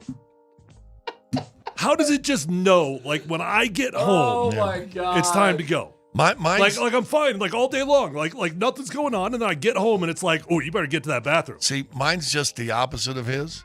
Mine. How does my body know that I got to leave now? No, you don't. Sorry, no, you don't. Well, there's proof in the pudding, or there's proof. Proof. I think there's just. All right, I'll give you one. Did you guys know there's another bathroom here in this building? Yeah. Yeah. Oh, okay. There's 3. There's 3? Well, there's 2 out there. Oh, you count that? And then the big giant one back there. Okay. Is there another one besides the one back there? I don't think so. But there could, we got a. There's a whole upstairs. You know what I there is. found out today on the second email that I've got of such that we have a mezzanine?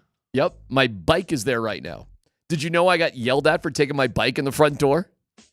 Do you know we have a key card for the door up on the mezzanine that you can I get don't in? know how to get it. How do you get in the mezzanine? You walk up the stairs. No, that's from inside. How do you get outside? Well, inside? you park your car here, find an alleyway between our building I mean, and you Home got to walk Depot. all the way around the building. You would have to, go yes. to the There's service no alley parking back there. behind Yeah. and then walk in. So I got to walk all the way around the building to go find a door. You would have to get in that, or you just like I do, take your bicycle up there, and you can just go right in. It's And actually you come awesome. in on that level? You come in on that level, Oh, yeah. that's kinda cool. I think we solved a lot during that no dumb questions. We're still Look finding for out. wavy toilet paper. Yeah. It's what are we? It's 92.5.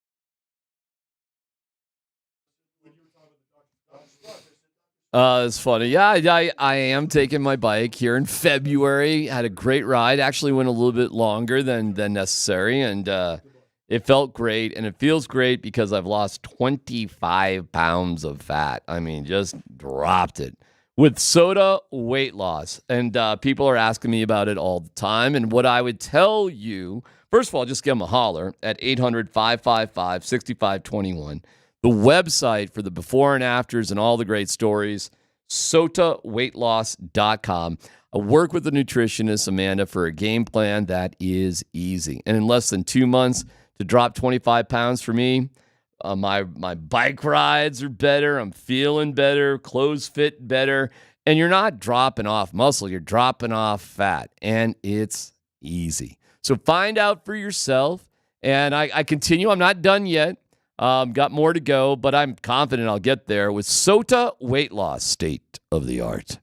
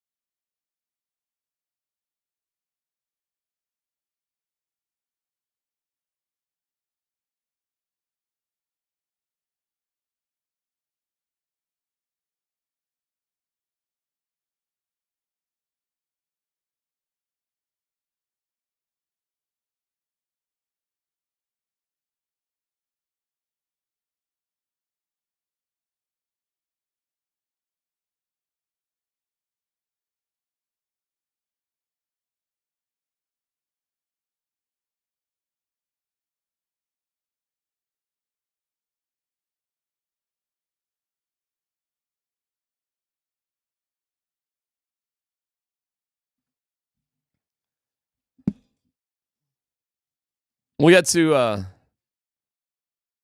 Nuggets game last night. What was it mean without the Joker? Some good news for Joker, actually. Get to that in a second. Keep this here for a second.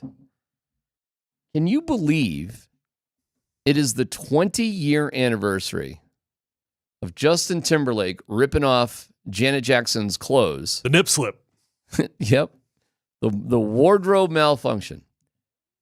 20 years ago today, that happened. There's never been, and you could see a little bit for 9/16 of a second. 9/16 of a second changed the broadcast world. It's pretty wild. That moment changed everything because they got so many complaints, which is weird. Like, are you really upset about something that happened for 9/16 of a second? But it changed the way the FCC did everything. And they started saying, we're going to fine every local affiliate rather than just so like CBS or whatever. Mm-hmm. And it filtered down to radio as well. And radio and TV changed forever because of that incident. It became, way more conservative and less outrageous and more careful with everything that the FCC oversees. Was there no buffer then? Was there no red button dump? Not on that broadcast. No, it was the halftime show. They were. But just I mean, doing is live. that what caused everybody to have the red button dump? I don't know about TV. In radio, it just existed for a long time for a lot of other reasons.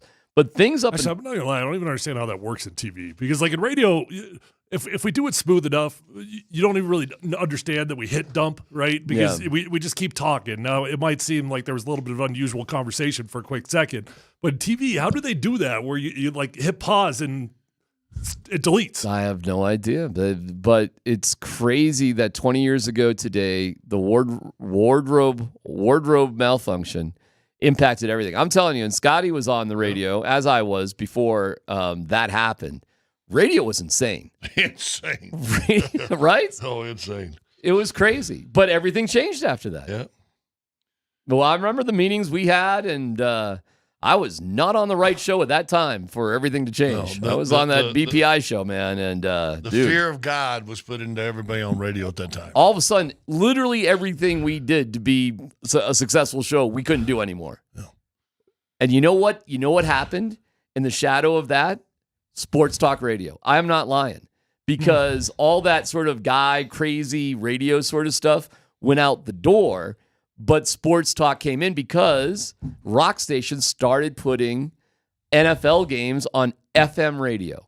And all of a sudden, everybody realized, well, we can't do all this sex stuff anymore, but we can talk more about sports because sports talk stations were not on FM at that time. 20 years ago today, basically, you saw the boom of sports talk radio because, and an answer to the wild and crazy morning shows typically in rock radio. Appreciate the job, Justin. Well, to that point, the one compliment that the Dave and I used to get was, you guys are an FM morning show doing a sports talk on AM radio. I mean, that's what people used to say. Now, we weren't as bad as you guys, or Joke Tuesdays with Lewis and Floorwax. I'll tell you exactly what happened. Why I got hired from my job at BPI was because of Howard Stern, and it was to fight against Howard Stern, and we were supposed to be a compliment to Lewis and Floorwax on the Fox. Well, I didn't. I just said we want to win everything. But meanwhile, I come to town, and there's this AM radio show on 850 that is like the most outrageous thing I've ever heard in my life.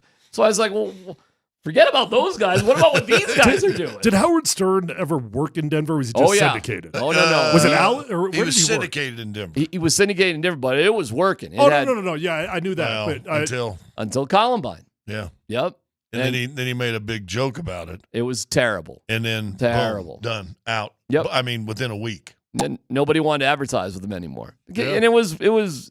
I think I would guess he would regret it too at this point because it was unnecessary. It was terrible. It was classless, and he deserved to be bounced out after that, frankly. I don't know what it was, but that sounds like a dumb one to joke about. He was joking about the girls coming out like it just was bad. You know what? Forget it. I don't even want to mention it. It was so bad. But that's sort of the story with all that, and everything changed. But if you ever wonder about the history of like sports talk radio and FM, it's kind of rooted in that. And you were doing it already on AM, but it wasn't really happening on FM. No. So 20 years ago, are we better off? Are we a better society because of that? Are we better off because of that incident? One part of me wants to say no, because if you go back to the last 3 or 4 years and the quote unquote cancel culture, I think became easier because we had already done it with the wardrobe malfunction. I think that made it easier because, hey, listen, we've already done that. Because there was a lot of guys the shows went out of here. Mm-hmm. So maybe it did change and didn't, whatever, It's part of history. It makes you. It certainly makes you work harder at being good at the job and not taking the lazy way out, right? Because you can always make people laugh by raunchy jokes and all that stuff, right? It makes it more challenging to do your job, probably a little bit. But at the end of the day, I would argue it makes things better. Yeah. I think at the end of the day, I think we're better as a culture to just be more kind to others. Period. Frankly. But it was great. Yeah. It was a crazy time, man. We weren't, we didn't go absurd negative on people. And I always tell people, I'm not going to walk in the gutter with you. I'm going to take you there, show it to you. If you decide to walk in it, that's on you. I didn't go there. You in your mind, you played. Oh, he said, no, that's not what I said. You do that to me all the time, and you're like, "Oh, Tyler, you crossed the line." Oh, sorry for having fun with your jokes, guy. All right, we have good news for Jokic. Good news for Jokic. By the way, stamped toilet paper in the bathrooms out there. Nice decent toilet paper, though, right? Toilet paper. Yeah. Okay. Yeah. So you're good now? Well, I feel like Chris Pratt in Parks and Recreation. Sometimes it's just like a magic marker. This is a PhD on 92.5.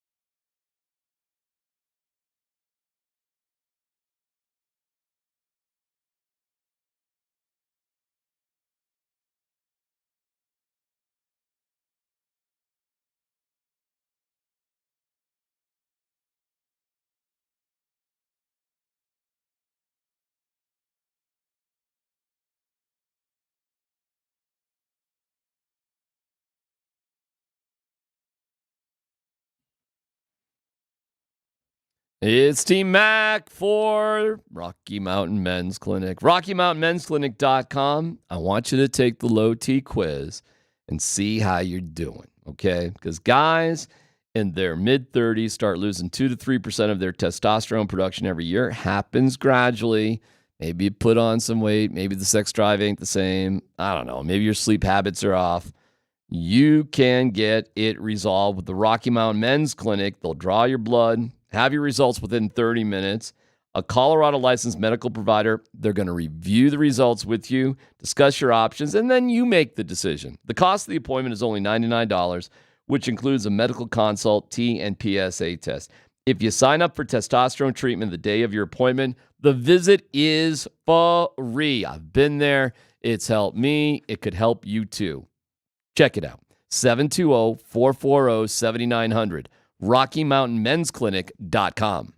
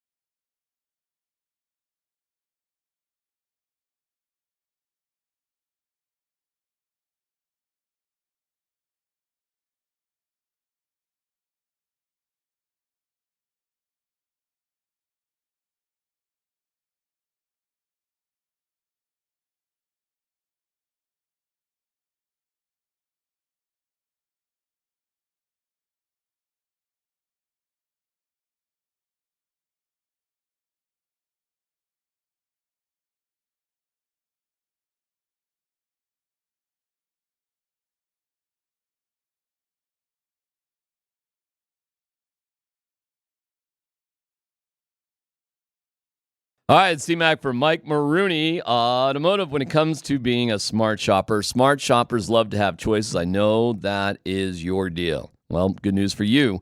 Mike Maroney Automotive has opened new dealerships in Boulder and Longmont, so you can get their lowest price and lowest payment on a new Chevy, Buick, GMC, and Ford. With over 1,000 new and used cars, trucks, and SUVs, you're sure to find the right vehicle at the right price at MikeMaroneyColorado.com. And as always, when you buy any vehicle from Mike Maroney, you'll get free delivery anywhere in Colorado and their money-back guarantee for your peace of mind. So visit them today at Mike Maroney Buick GMC in Boulder. You can also find them at Mike Maroney Chevrolet Buick GMC in Longmont. And where I bought my used car from, which we love, thank you, Mike Maroney Ford Longmont, proud partner of CU Athletics. Shop online at MikeMaroneyColorado.com, MikeMaroneyColorado.com.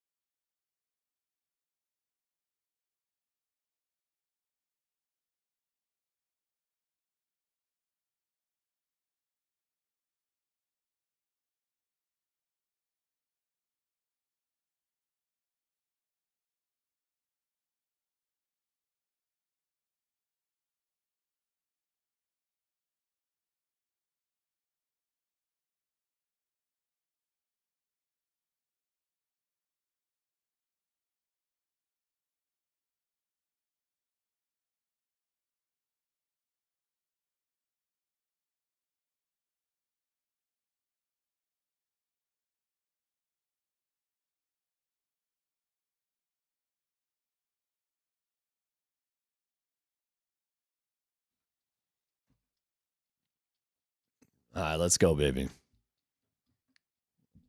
Coming up, it will be an Alabama cornerback. Roll the dice. Promise you that. I know that. Let's Football Go on the way, too. Mike Sanford gave us his report saying, hey, Bo Nix had a better day in the red zone. And Michael Penix, what should they know about you? Yeah, man, I just want my presence and my command to be felt, in everything I do, the way I operate, the way I lead out here, just show that each and every day and just showing that I'm willing to compete at the highest level. I love doing this, man. Football is my love, man. So I just want to show them that this is what I truly love to do, and I love to do it at the highest level. And man, that's what you're gonna get out of me. You're gonna get a competitor that's gonna come win football games. Well, that's coming up as well. But we turn our eyes to Oklahoma City, where Scotty is back, fresh as a daisy, baby. Yeah. I'll tell you what. I mean, you got the Nuggets Live. I dug Nuggets Live. I dig it, and I'm looking forward to Kim Becker doing the Avalanche Lives thing too. I think it's fun. I'm watching it. I'm having a good time with it. So yeah. I'm all for it. I mean, it's right up my alley. That's Katie's for sure. still in our thing. Wow. I get a text. Are we going to talk about this? Yeah. Yeah, we're going to talk about this. Because I didn't even know, because I don't follow anybody on social media. I don't care. So I guess it's been gone for a while. You said I had no idea, but so one of the segments was no dumb questions, and I'm going, hey, I know about that, and it was pretty good. Her and DJ sat down. I thought it was great. Yeah, it was very good. I thought it was great. And I wasn't thinking anything about it. I'm like, that's all right. Hold on a second. Yeah, and I'm thinking, well, okay, maybe you're getting a little love. I know you guys do this, and then we came back out, went to break, and I just got I don't even sit down to the table after we've done this thing. Oh, very good. No dumb questions. You didn't say nothing. You didn't give us. I mean, now I'm getting reamed on text, but Demon, you didn't even call it out. You didn't say, hey, you give a little plug for the. Which, by the way, I do all the time. Go, hey, on our radio show today on 92.5. I always throw that out there. By the way, I'll take your word for it. I seem to watch a lot of games. No, I really do. But then I started thinking. I said, yeah. So well, let's get Katie on. and say, hey, did you steal the idea? Was it an accident? Man, that is not my intention whatsoever. No. Come on Not now. your intention. No. It's Pile On Thursday. Come on, I'm Teddy not Mac. Quit backing up. I mean, No. we want to lower the curtains on this one. Huh? No. So just get no. on me, but it wasn't even my idea. I didn't, well, it wasn't her idea, obviously, either. But I mean, come on now. Listen, it's good that a good bit that I had nothing to do with. That was way before my time here is also being repurposed. So I just, I just noticed it. That's all. I just noticed it. I guess it's they say that's a good thing when people want to steal your stuff, Yeah. right? Yeah. You have a problem with that word stole or steal, don't you? That is like, that's, Pilfer. Borrow. Borrow better. Borrow. Okay, it's a good thing when people borrow your stuff with no credit. I'm just saying it was fun to watch. And That's you all. want a little, just, hey. No, I got, what do I, it's got nothing to do with me. It's got nothing to do with me. So did we get Katie on or what? I'm happy to get Katie on if you want. Well, you got to accuse her. I mean, I'm not accusing her I'll of tell you anything. this. You There's can't no text point. me and yell at me without now accusing Yeah, her. You were the one that pointed it out. Like, let's keep it clear here. You were the one that pointed it out. But there's no point of bringing her on unless we're going to go after her. I'm just not going to say that. going to go after Katie for being a pilferer or whatever it was. No way. I love Katie. I think she's awesome. I like the show. But I think the I'm show's telling you fun. I like the show. Yeah, I think the show's fun. You were fun and had fun there. You had fun with Vic going into the audience and asking people to spell Antetokounmpo, Right. which I thought that kid almost got it. Almost got it. There was like a 12-year-old kid. I could not believe how Missed close it by an O, he right? missed it by an O. Yeah, I mean he was ridiculously close Now, to it. did you see last night? There was these three guys that had come. I'll go. Go ahead. They came from Denver to the Yeah. game, and one Yeah. guy was wearing something special. He was wearing a Hastings Love it. jersey that he had made. He had it made. And they brought him on, and I thought it was absolutely hysterical. Dude needs Yeah, we had no idea. We just had him saw him. He's yelling, Scott. I look up at him, going, 10, and he turns around and went, what? He was wearing the Hastings, and then Scott told the story about it was Dennis Rodman, who's your guy who wore 10. In blah, 10 blah, years, blah. I kind of had Hey, a double. Good to have good fans. Believe it or not, I do run into Columbus every now and then. I send it into the station, and I promise you got to get that made. You're not buying that anywhere. Well, Wait, hold on. Timeout. Who the hell owns a Columbus jersey that's not related to you? Some psychos. I don't know. Ask Shockey. They sent him in. I got to sign him. You got to be like a game jersey. Yeah. Well, that is. I got to meet that. Pal. We got to find out. I don't that understand what's story. going on in their life. They need better heroes, but But anyway, I get a text on my guy, which I had no idea. And it's a buddy of mine named Ted. Yeah. That I've gone to Red Rocks. When I first met him at Red Rocks, blah, blah, blah. He goes, yeah, a bunch of us got together. We made 8 of them. And he sent me a picture. 8 Hastings jerseys? But those are buddies. Those are buddies. Well, no, Ted is. I don't know Ted, the you other don't guy. know Ted. It's Ted's but it was Ted and Ted's buddies. So he said that is bananas. He said we're all planning to come to a game this year and all wear the jersey. Let me see him. Nice. Those are good looking jerseys, by the way. Yeah, that was a cool. This is kind of a career sort of compliment sort of deal for you right there. Hey, you know what? I did the water challenge. You know, how I first met him. We had Red Rocks doing the pre-game tailgate party that you always do at Red Rocks, and it was back when the dumping the water thing was a big thing, and so he wanted to do it, but he wanted me to pour the water, so I was the one that poured the water on, and so we've been buddies since then. And I mean, he's like a big shot. Okay, well there you go. I guess I understand that one. No, not me. That's too much. Yeah. Well, if you're getting on them all the time, I mean, listen, cultural. All the time's a little generous. I mean, you know. It's happened a few times, okay? Well, yeah. It's still a few pretty big. Few? I mean, a few's more than 3 times. Since I've been here, there's definitely been 3 or 4. I'm going to say if it's 3 or if it's 4, it's a big deal. It's a big deal. Let's go with 4. Okay, I would Big say deal. 4 is a few. Yeah. I would definitely say 4 is a few. Sister, brother-in-law, aunt. I mean, Well, I had someone on Twitter last week send me a DM, said, hey, I just bought this jersey. Can I send it to you and will you sign it? wow. okay. That's awesome. That is Some other dude bought a Seahawks game-worn Columbus jersey. Bought it at auction bought a Columbus auction jersey. You know, that almost makes more sense because you were involved with one of the most famous plays in Seahawks history. I mean, Tyler was of the Beastquake. Like, Tyler was on the text line, I have a Columbus jersey. Hey, there you go. I went to Creek. He went to Don't even tell me you got a Columbus Creek jersey. You didn't know that. What number were you my at Creek? God. 73. But he also goes, I'm 6'2", 160, so I look stupid. Cherry Creek, baby. Right on. They're my peeps. See, here's the thing about the auction jerseys for Tyler. Probably not so much Tyler, but me. It's one of those charities where they look at it and go, yeah, nobody's bid on this yet? Not a Russell, not a Manning. But then the worst part is they know that I'm in attendance. Yeah. And so they're like, there's a Columbus jersey up there. It's silent auction. Tyler's here. Yeah. Nobody's bid on this thing yet. Yeah. I'll give you $20. Yeah, but where do you guys get your jerseys from to give to those auctions? Because there's no way you're just bumping around with a dozen or so of your old jerseys you can just give away, are you? I get it through the Broncos Pro Shop. You buy it. If I'm giving away one, yeah. Yeah, okay. Yeah. All right. You just don't have like a box full of Columbus jerseys to Actually, you know what? I was going through all my stuff. I was going through all my stuff and I found all these signed jerseys I didn't remember I have. I've got Cutler, I've got Manning, I've got Kirk Cousins, I got Alfred Morris. Well, when you move, you find a bunch of stuff you haven't seen in real years. Fast. We've been watching your living room the last couple of days.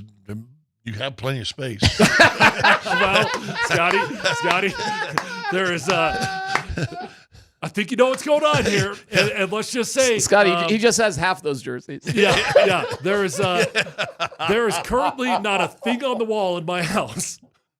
Hey, he's got a bunch of jerseys with part Seahawk, part Bronco. Yeah, Yeah. Oh, we can laugh. We can laugh. It's easy for us. It's easy for us. Been there, done that, bro. Congratulations to Jokic. He's now the MVP odds favorite. This is according to web betting. And he's minus 25. SGA's plus 300. Luka's plus 500. Giannis is plus 700. And Embiid is plus 2,500. Although, Tyler, you said you thought he was completely off the board, right? I looked at an app last night and literally off the board. Couldn't bet him. Okay, so my quick question to you guys here, because of all the crap that happened last year with this disparity in SGA, nobody's going to be pumping up SGA on the East Coast media. But there is not even an East Coast guy here. Okay, is Jokic going to cruise to the MVP this year? Why not? Because Doncic hasn't won one.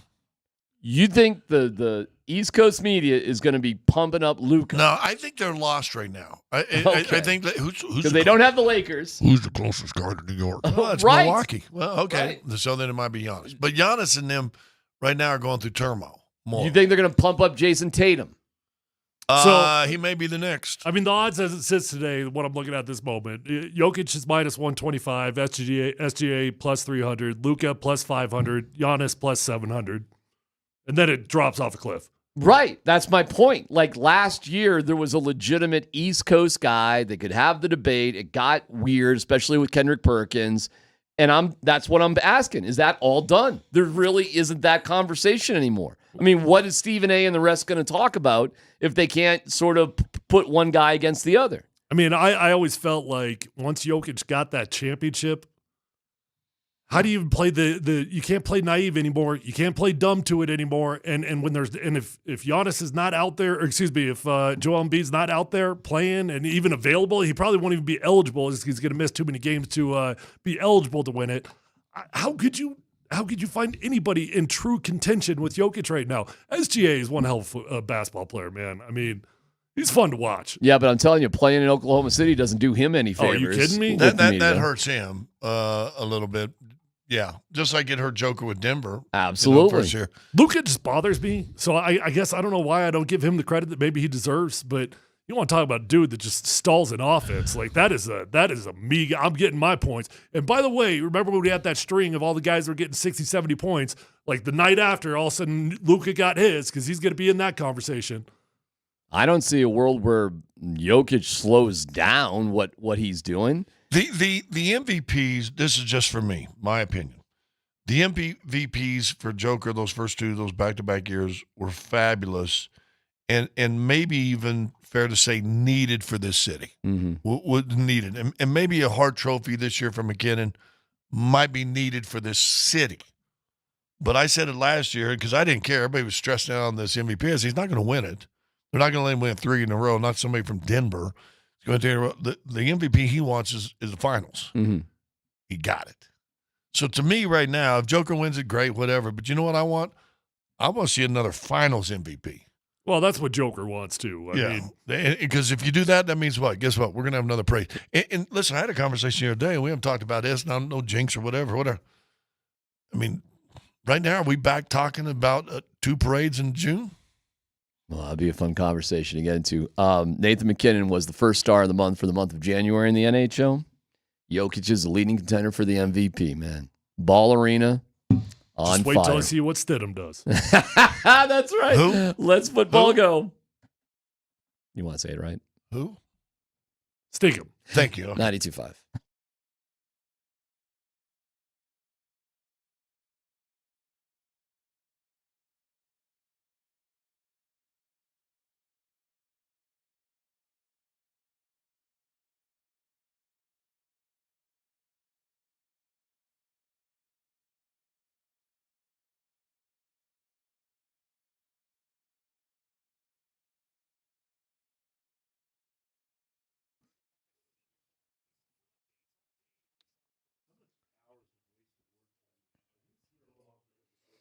Man, it's such a glorious day today. So beautiful. And to get back out on the bike in February is unusual. And I know the weather's not going to be kind for that always, but it just felt amazing. And part of that is because I've dropped 25 pounds of fat because of Sota Weight Loss, state of the art. At sotaweightloss.com, you can see the before and afters, which are amazing. All the stories, the Google reviews. There is a reason why it's easy. And there's no starvation. There's no deep cravings for things. And I work with the nutritionist, Amanda, who's been incredible for me. And so listen, if I can do this, and man, it felt like being a slug as of a couple months ago.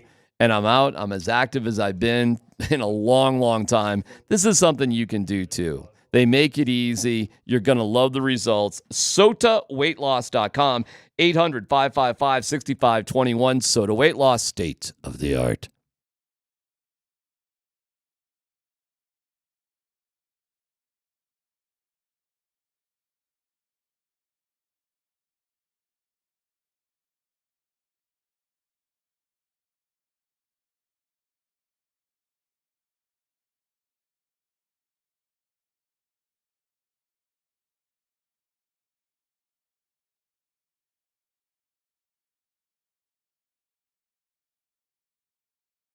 Hey guys, if you're tired of feeling run down, your workouts aren't going as far as they once did, know that you're not alone. I've been there. Tyler here, my friends over at Revitalized Health, and I'm telling you, they're the best in the industry at what they do.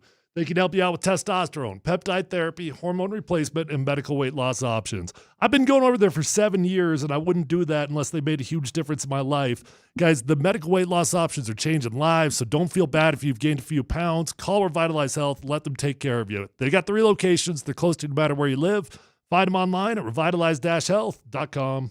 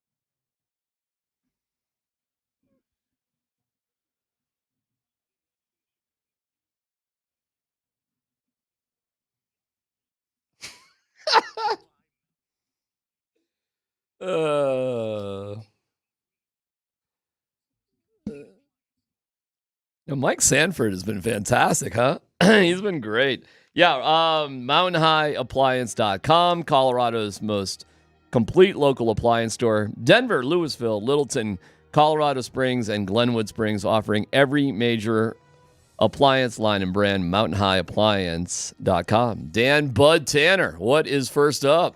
All right, let's get an update on the drama between Justin Tucker, Patrick Mahomes, and Travis Kelce. So we heard from Mahomes and Justin Tucker yesterday. Now let's hear Travis Kelce's side of the story. He was on his Kelce Bros podcast with his brother Jason. Here's what he had to say on the incident between Patrick Mahomes and Justin Tucker. We're warming up, and we do our same warm-up every single time on our side of the field. For those of you that don't know what happens in pre-games, the Ravens have their side of the field, and the Chiefs have our side of the field. Now, specialists, because of like the win factor and they go to where both you are, sides they get in a warm-ups. chance to kick at both field goals and kind of punt from both sides of the field.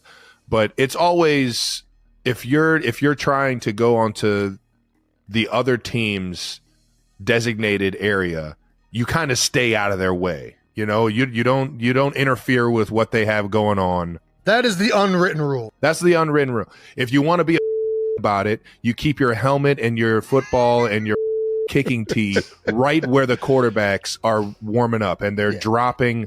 Eyes are looking left and they got a helmet down by their feet. It's actually kind of dangerous, really. But like, if you're not going to pick that up, I'll happily move that for you. Is there a Was question? that the update?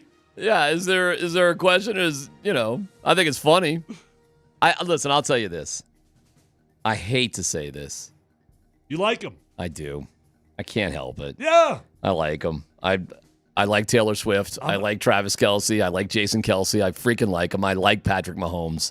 I like these guys. I can't help it. Dude. Oh, Chiefs! Stop it, Scott, because you say mean it, it. D-Mac. No, I won't go there, but I like they those won't guys. do that. I will but- say the podcast is I'm kind of liking them too. They're good. Well, first off, the Kelce brothers are very easy to like. I do think that Travis has got he's got a little different persona than Jason has.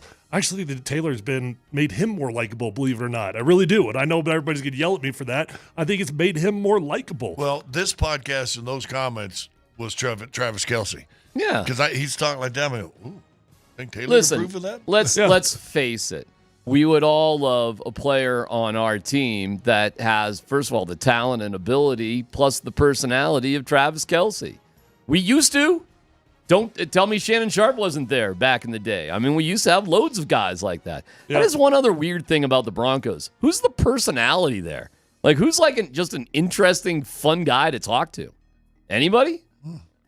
You got anybody? I mean, I don't know about fun to talk to, but Kareem was a personality to me. I mean, that was a big time personality. He was, but he didn't understand what had happened in not football. not with the media and stuff. But Do you want me to yeah, go ahead. say my Travis Kelce moment? Mike McGlinchey, personality. Well, he's running for mayor. I don't know if that's personality. But go ahead, yeah, Travis. Playing the Bulls. Warm-ups. Guys shoot, usually, but they stay on one side and the other. Yeah. Young Will Purdue, might have been first or second year, Will Purdue. Okay. Coach is down there working with him. Kind of on our side, we're going to shoot. I mean, we can't take both sides. What are you doing? So he's down there doing one of those drills where he's going blade up and the guy's hitting him with the bag. Yeah. He's laying it up. But the rest of his team is at the other end of the court. Yeah, there's 2 or 3 guys over there. And they're like, can we shoot somewhere? And so I walked up to him. I'm a different person. Okay. I go, what are you doing? And the coach goes, did you play through contact? Mm. I go, that don't work. I go, here, do it again. Toss it by. Will goes up to what do you hammer him? I hammer him. We're in warm-ups. I hammer him. Ball gets wedged under the rim, and he goes flying out of bounds. I go, that's how we do it. I go, this is a stupid drill. I said, what are you doing? This is a stupid drill. Don't work. And then I left. That's fantastic. There you go. I feel kind of bad. No, you don't. Oh, my God. He's really. Yeah, but Will doesn't have any hair anymore. Next story, Dan. Easy. All right, fellas, a little bit of surprising news as far as the NFL head coaching cycle goes. No Bill Belichick, No Mike Vrabel hired. The Cowboys decided to keep Mike McCarthy. Let's hear from Jerry Jones on why he decided to stick with Mike McCarthy as the head coach of the Cowboys. Sort of. Yeah, it was just overwhelmingly, I thought, the best decision to have the continuity that Mike brings. When I look at the job he's done over the last 4 years, I can point to some real positives, not the least of which are his 12-win seasons. I think we certainly have made improvement in areas. I think Dak, for instance, right at a key spot there with Dak. Dak has improved since Mike has been here, and I think we can look forward to that improvement. There's more there to get. Do you believe, Jerry Jones, that he believes in Mike McCarthy and Dak Prescott? No, I mean, the funny part of the whole thing with Jerry Jones is, yeah, he kept Mike McCarthy, but we were joking about all the rumors with the Broncos. They might go up and get Caleb Williams or not, or maybe not. Right. Jerry Jones pulled an or not. He's talking about all the reasons why he likes Mike McCarthy, and he's like, you know what, though? I could really see myself working well with Bill Belichick. I could. Yeah. I'm not going to cross that off. Like, I think Bill and I could work together very, very well. Well, now that we know Dan Quinn is now with Washington, fellas, I don't know if this might be a good question, not a dumb question. Bill Belichick, the new DC of the Cowboys, installed by Jerry Jones. And then if what's his name fails, take over as head coach. That's right. I'd be surprised. I would guess Bill's going to sit out a year, recoup, figure out what's going to happen. Consultant, not maybe the DC, but have some sort of role, something with the Cowboys. I could see that, and I can also see it maybe as a better fit for Belichick going forward, of going back into a consulting role as opposed to day-to-day, 7 days a week, 24/7, being the head coach again. I think he wants that record, though. I really do. I think he wants to be the winningest coach of all time. I don't think Jones says what he said, and he said that before DQ took that job. If he didn't have some sort of sense and conversation. And do not forget, it's that Parcells, Belichick, it's all of that stuff is still connected. I mean, it's a hot take, I guess, but I bet you we see Belichick connected to the Cowboys somehow. Some way. Mm-hmm. I don't think you're out of the realm of possibility. Sure, it very well could happen. All right, next up, Dan. And lastly, fellas, we talked about this earlier, but the Washington Commanders have agreed to hire Dan Quinn as their new head coach. He returns to head coaching after spending the past 3 seasons as the defensive coordinator of the Cowboys. Quinn was the head coach of the Atlanta Falcons from 2015 to 2020. Also spent a lot of time with the Seattle Seahawks. So my question for you guys is, are you surprised that defensive-minded guys are getting head coaching vacancies? Because I believe it was 13 out of the 15 coaches in the playoffs this year are offensive-minded head coaches. Are we seeing the end of defensive guys getting head coaching vacancies? I think the NFL is cyclical, so you go in cycles of what's trendy. I've always fought the narrative that you don't need an offensive-minded head coach. I think it's overrated. I do understand the narrative when you've got a young quarterback. You want to keep continuity with offensive scheme, all those sorts of things.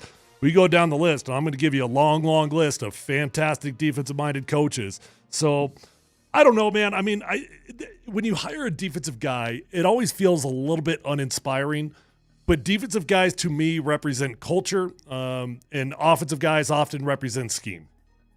I just have always thought that the head coach, first of all, he should be your mastermind of philosophical football. Like, this is how I envision the culture and everything. I think that's his most important. That's what Pete Carroll was. Like Pete, no matter what offensive coordinator he hired, he had a way that he wanted them to go about their offense. And I think that is the way to go, because I think some of these guys get drowned in the details of calling plays and all this other stuff, and they really don't pay attention to what's going on. Read that story about Payton. Yeah, I think he might be guilty of that, sure. You just get deep in that play sheet and you don't know what the hell's going on. Look at that story right now with the Jets, that great story in The Athletic with Saleh. I mean, that dude was lost, and he trusted Hackett, and Hackett was a disaster. is a disaster. Right. Continues to be a disaster. And it goes back to our old buddy we both worked with, Al, who told me years and years and years ago, head coach coaches the coaches. That's right. And that's kind of what you're talking about. Here's my philosophy. I'm going to coach my coaches and how to do this. Yeah. And then you got to let them do their work. Yeah. Got to let them do their job. I'm not sure Bill did that. Did he even ever name a DC this year in New England? Oh, well, they Didn't he did have a something couple weird the guys year do before it? without an offensive coordinator. Right. I don't know if they did that this year with defense, but yeah, he's done weird things like that for sure. Yeah. So, I don't know. I could see Belichick going back. I got to say the Jets story, though, I'm actually having a hard time with it because I don't have any doubt that Hackett was a disaster. No doubt. We've been there, done that, seen it. Mm-hmm. I'm not going to railroad Robert Saleh for getting a New York Jets team that went through absolute hell to 7 wins. One less win than the Denver Broncos got last year. I'm not going to railroad that dude. Like to me, that's a hell of a performance, actually, getting that squad to 7 wins. So are you saying one guy lifted him up to 7 wins and another guy dragged him down? Well, you would think so, yeah. It's 13 years in a row for them not making the playoffs. The Broncos are second at 8, and that's the longest stretch that any two teams haven't been in of the current NFL teams. That is the truth. Okay. Alabama cornerbacks. Let's go, Dan. Yeah, that's right. Viva Bama Corners. A 2-night stay at the Fontainebleau, Las Vegas. Dinner for 2, $500 gift card. Gets taking care of the flights and whatever's left over, knock your socks off. Immerse yourself in timeless elegance at Fontainebleau, Las Vegas, a luxury resort gaming and meeting destination. The legacy of Fontainebleau, Las Vegas, built upon more than 70 years of sublime beauty, unparalleled service, and timeless design. Book now at FontainebleauLasVegas.com. Could the Broncos be rolling the dice on Dan?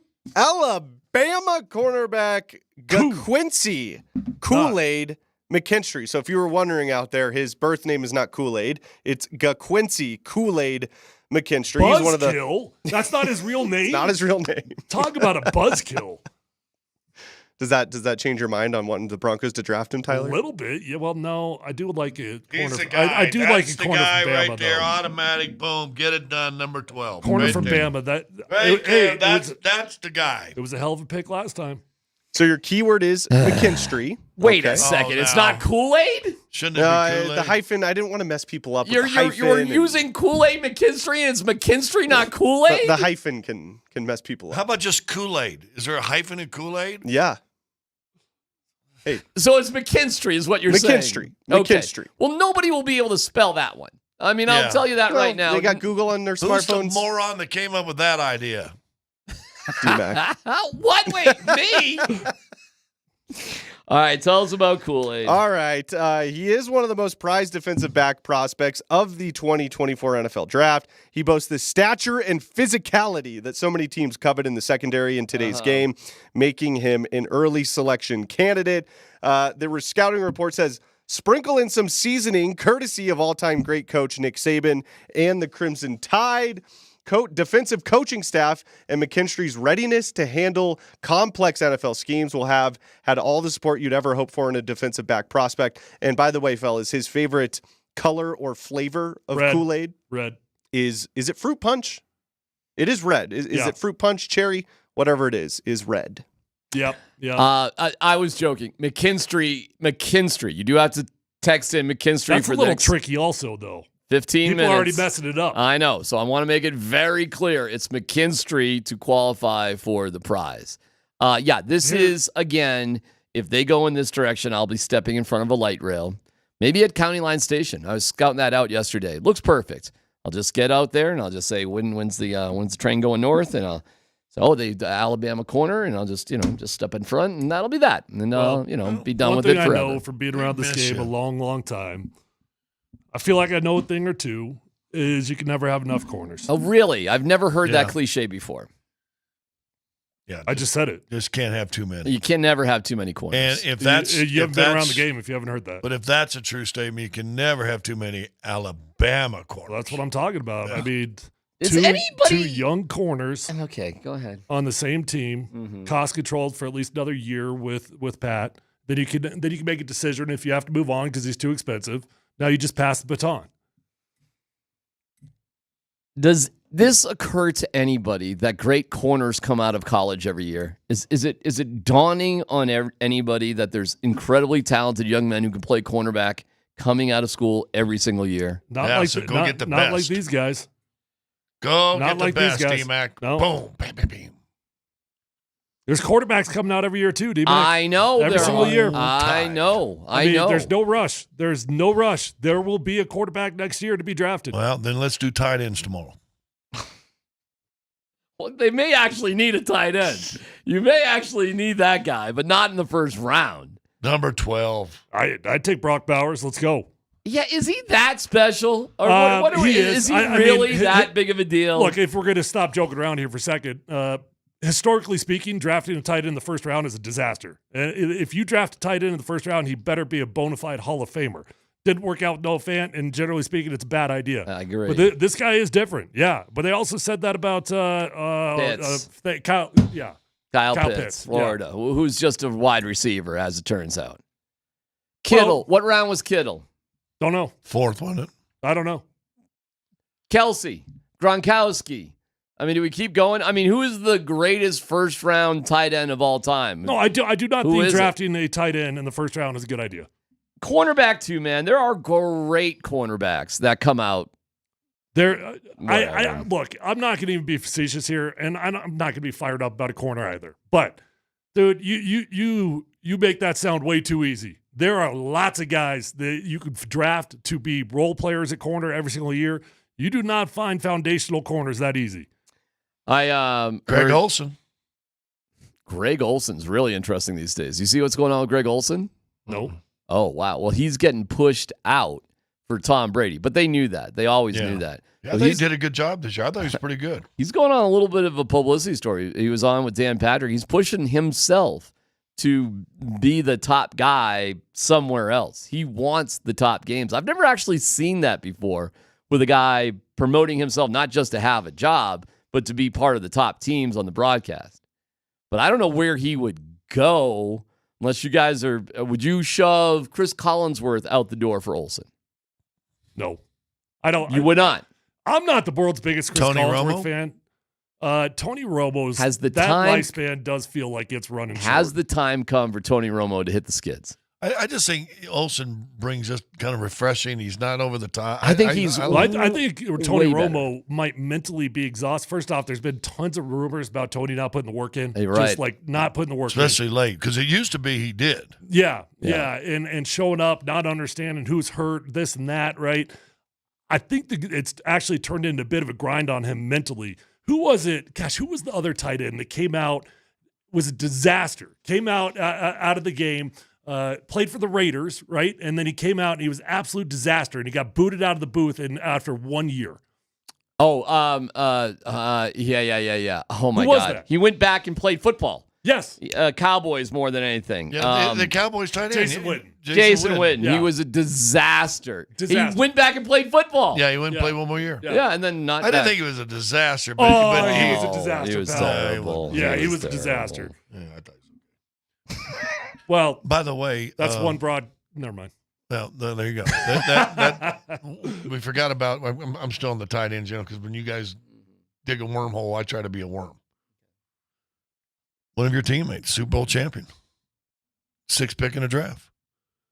Vernon. Vernon Davis. Yeah. He was the overall 6th pick in the draft. Yeah, 6th pick. Hey, he had a hell of a career, actually. Another Super Bowl winner. I mean, he wasn't a huge part of that year.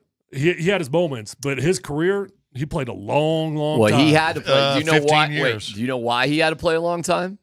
Because he trusted the wrong guy and got fleeced. He was one of those dudes that lost all of his money because I forget who the guy was. Well, but whether he had to or not, he was able to. I mean, that's what I'm talking about, the talent. Well, remember when he came out, they were not talking many about dudes have got the talent to make it that long. specimen-wise, he crushed the combine. Oh, yeah. He was one of those guys that actually started a bad trend at the combine because he came out, crushed it at the combine, and it worked. And guys overdrafted him, and they're like, hey, you know what? This dude hit. And then all of a sudden they started falling in love with these combine freaks, and 9 out of 10 of them watched the film. Well, he got 15 years, but he never had a 1,000-yard season. So. His time with the Broncos, to me, felt like a dude who just was chasing a paycheck. Dude, but after he left the Broncos, he had a resurgence. He did. A very solid So resurgence. what was going on when he was here with the Broncos?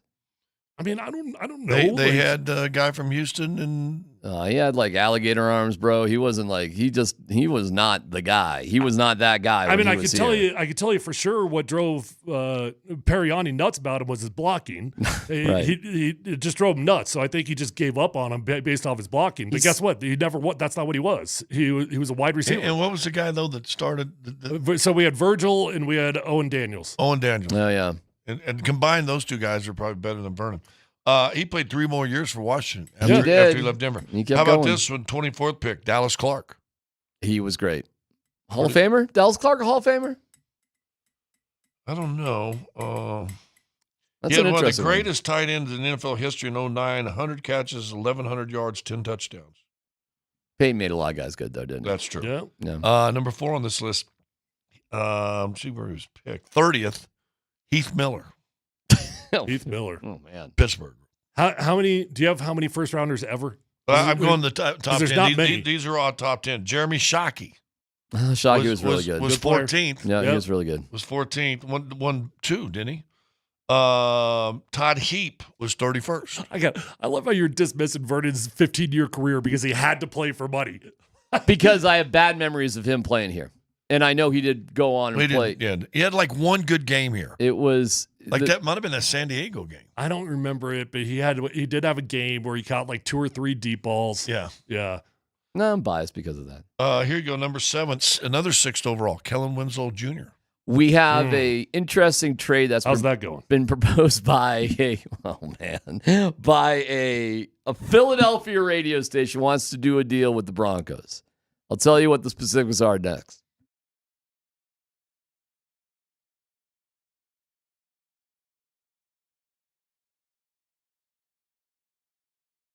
Hey, what's up, guys? Tyler here from my great friends at Revitalized Health, whom I've been working with for 7 years. Why would I work with them for 7 years? That's a long time.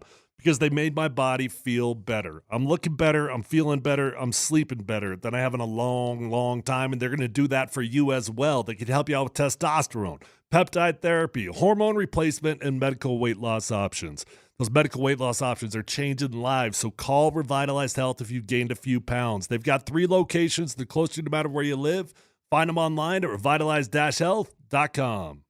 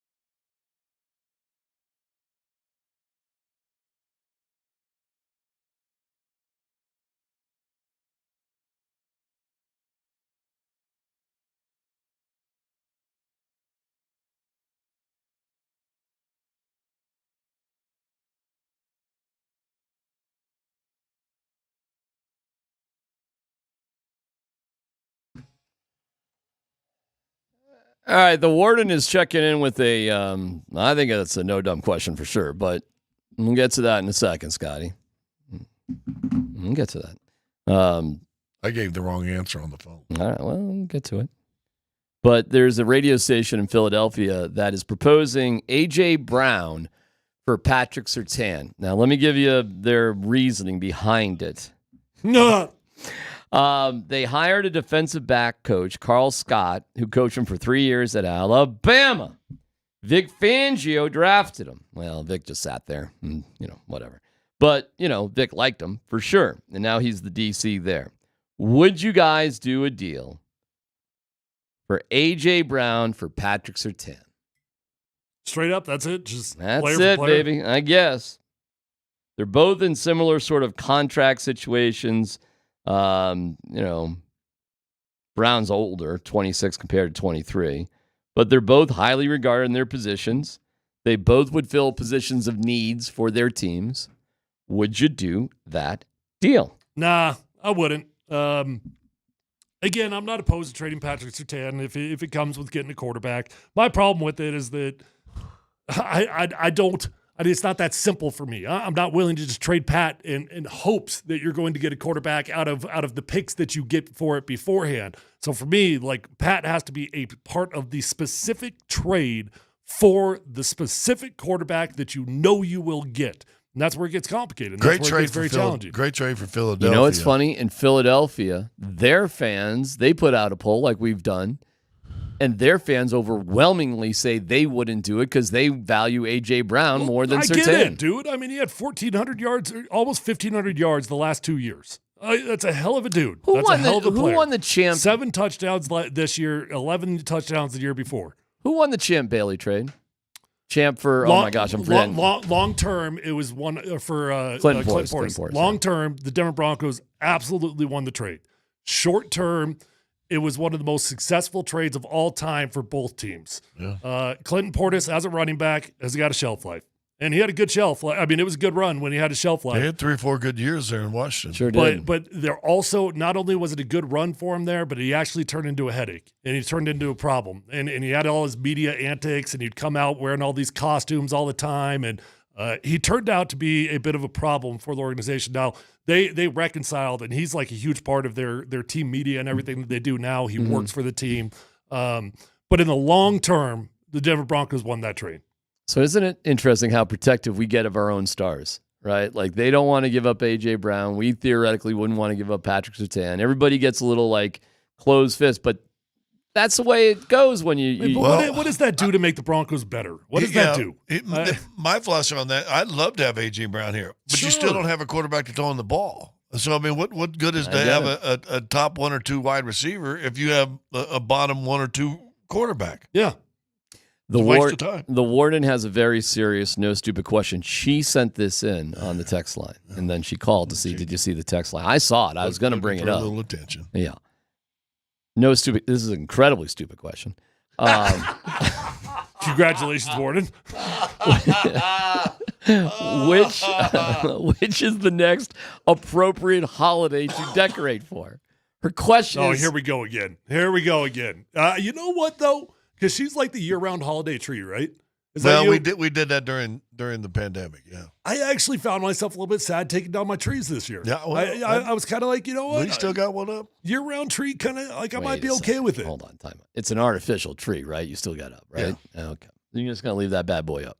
Oh no, there's Jack Skellington is standing beside the tree, so yeah, it's still up. But I mean, the next holiday's Valentine's Day, right? Yeah, here in theoretically 13 days. Yeah. Why is this even a question? I mean, there's an order of holidays. The segment is called No Dumb Questions? Yeah. Well, all right. Does she not like Valentine's Day? She said it's not a stupid question. It's an idiotic question. The next one is Valentine's Day. What else is there? Yeah. When we during the pandemic. What's after Valentine's Day? St. Patty's in March. St. Patrick's Day. That's correct. Do you You can. For your house? Listen, don't insult my people. Yeah, you people. Yeah. I mean, me and McGahee, we all get together. You hang all your empty beer bottles around the house? There or you what do go. you do? Why don't you fish up some potato jokes while you're at it? You put on your ceiling all the caps, fill up the ceiling We with hire the a bunch caps? of short redheaded people to just walk around the yard. Yeah. Keep going. Yeah. Keep going.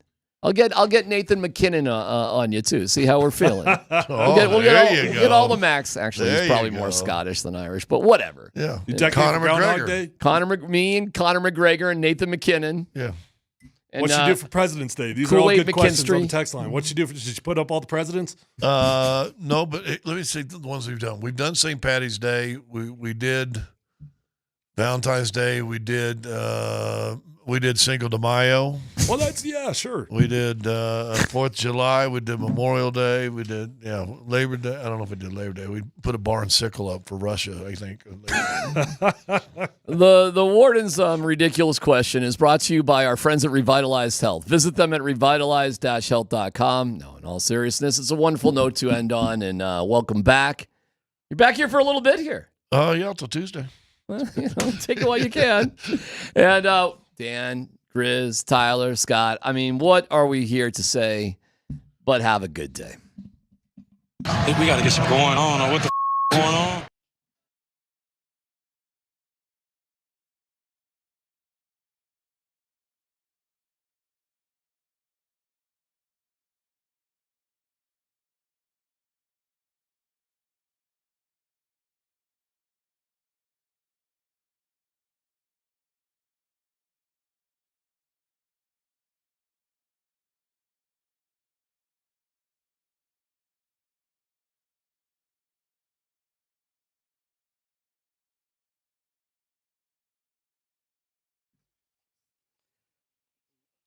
All right, it's T-Mac for Premier Heating and Air. Premier, the name says it all. They are Denver's premier heating and air professionals on the Front Range. They are the best. I'm so proud to be associated with Premier for more than 12 years. Are you kidding me?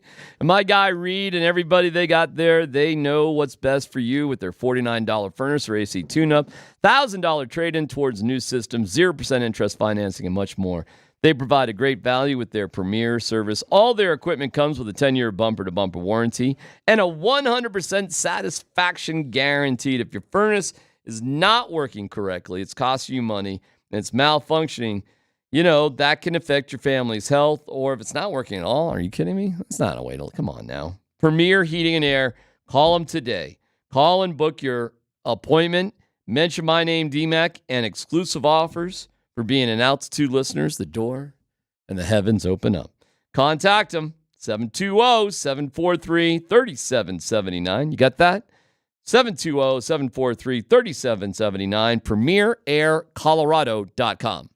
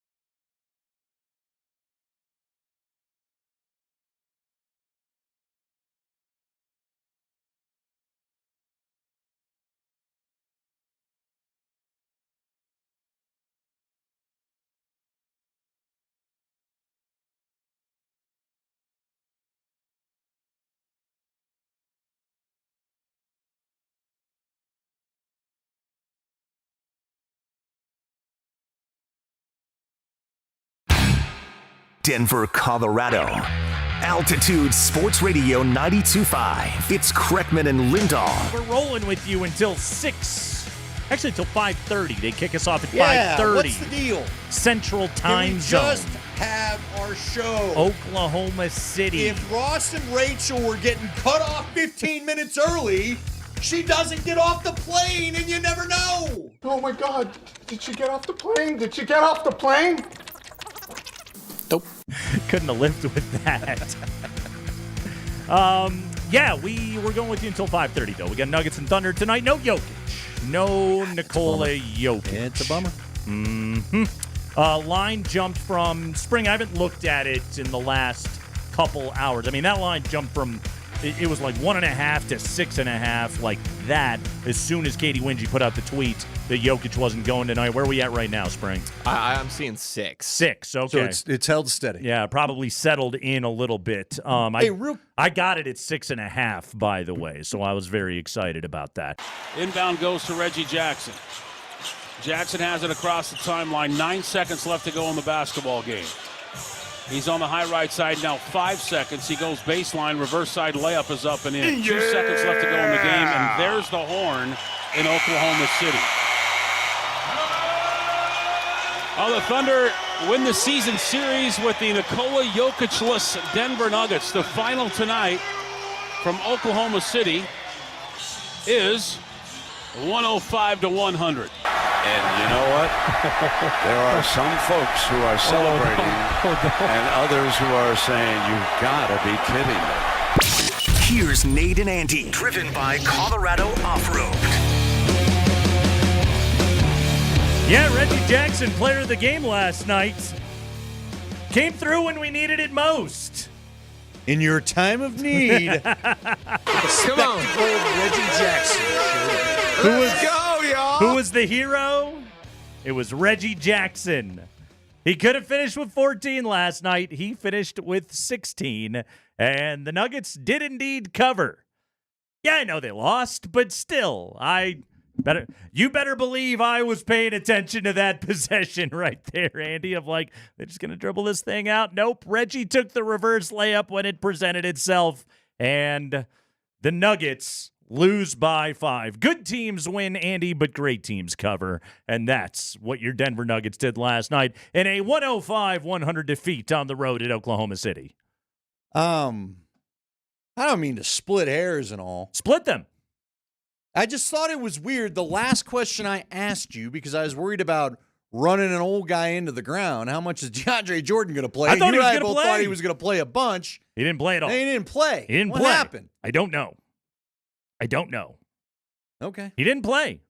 It was a Zeke Naji night last night, all to our everlasting dismay, as he was a -12 in 9 minutes of game action. I did discover last night the Reggie, CB, Justin Holiday, MPJ, Zeke Naji lineup.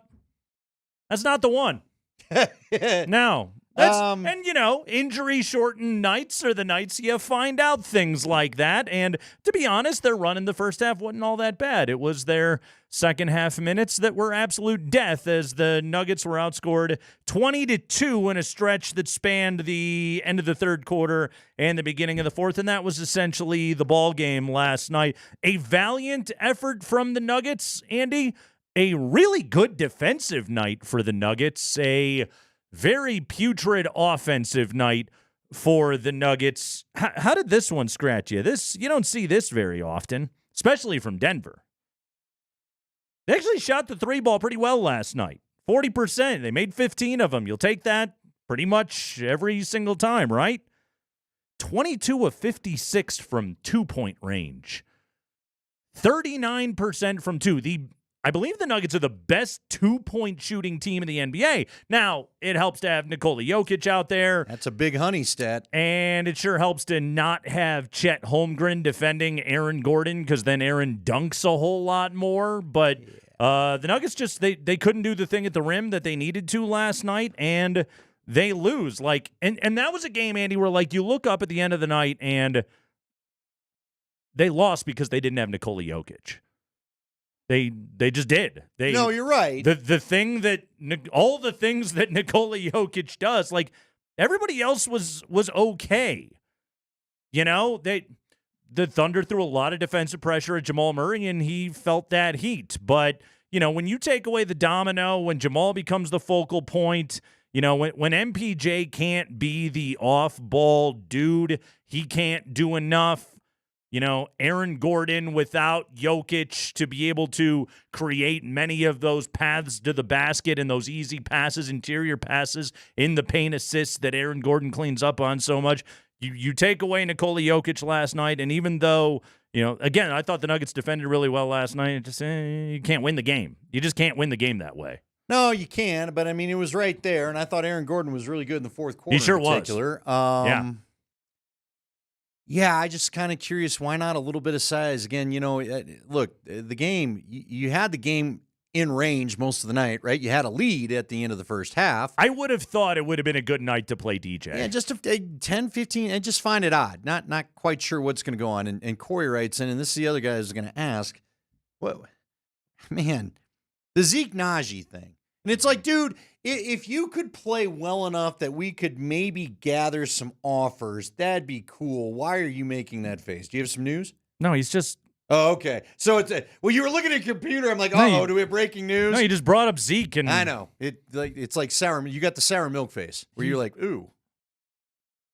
He doesn't even look like an NBA player right now. What is going on? What is going on? I don't understand it.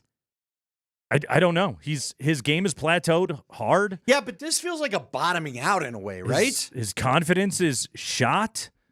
He's not improving. He's not getting regular minutes to be able to improve. He's not good. I hate saying that too. You and I love talking to the kid. But you got to be able to play some ball, man. What is going on? And there's skill. Like there is skill in there. You know, the first few years in the league, it was like, okay, like he's like physically he's going to have to get stronger. He always had a hard time staying healthy, so I always do think that conditioning was a bit of an issue for him right there. You know, he's generally been in pretty good health this year, but the game hasn't come with it. It has just been strange to watch. And you know, after last night's the kind of game where like you really do wonder, was that kind of it for Zeke? The hard part is that your other big option is 97-year-old DJ. And so it's there some nights and it isn't the same on other nights. And so maybe it was a heads up from the training staff of like, it's going to have to be a Zeke night. Like this is the guy that you got to go with. The other hard part about it, Andy, and you talk about trading him, is that they can't trade him. They can't trade him. Like the structure of his contract essentially makes him untradeable this year. I was like, is there even a rule? No, look, I get you. It is what it is. Yeah. But see, that's just yeah.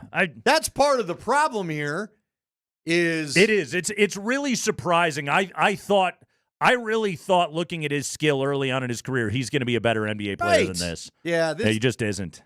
Befuddling. Yeah. It's really disappointing, the basketball player that he has turned out to be, and the extension is weird, and it really is a shame. And yeah, there's no good solution to it. Okay, like obviously you're screwed the moment Nikola Jokic can't take the floor. You're going without your MVP, but also then like the dominoes just fall so far from there.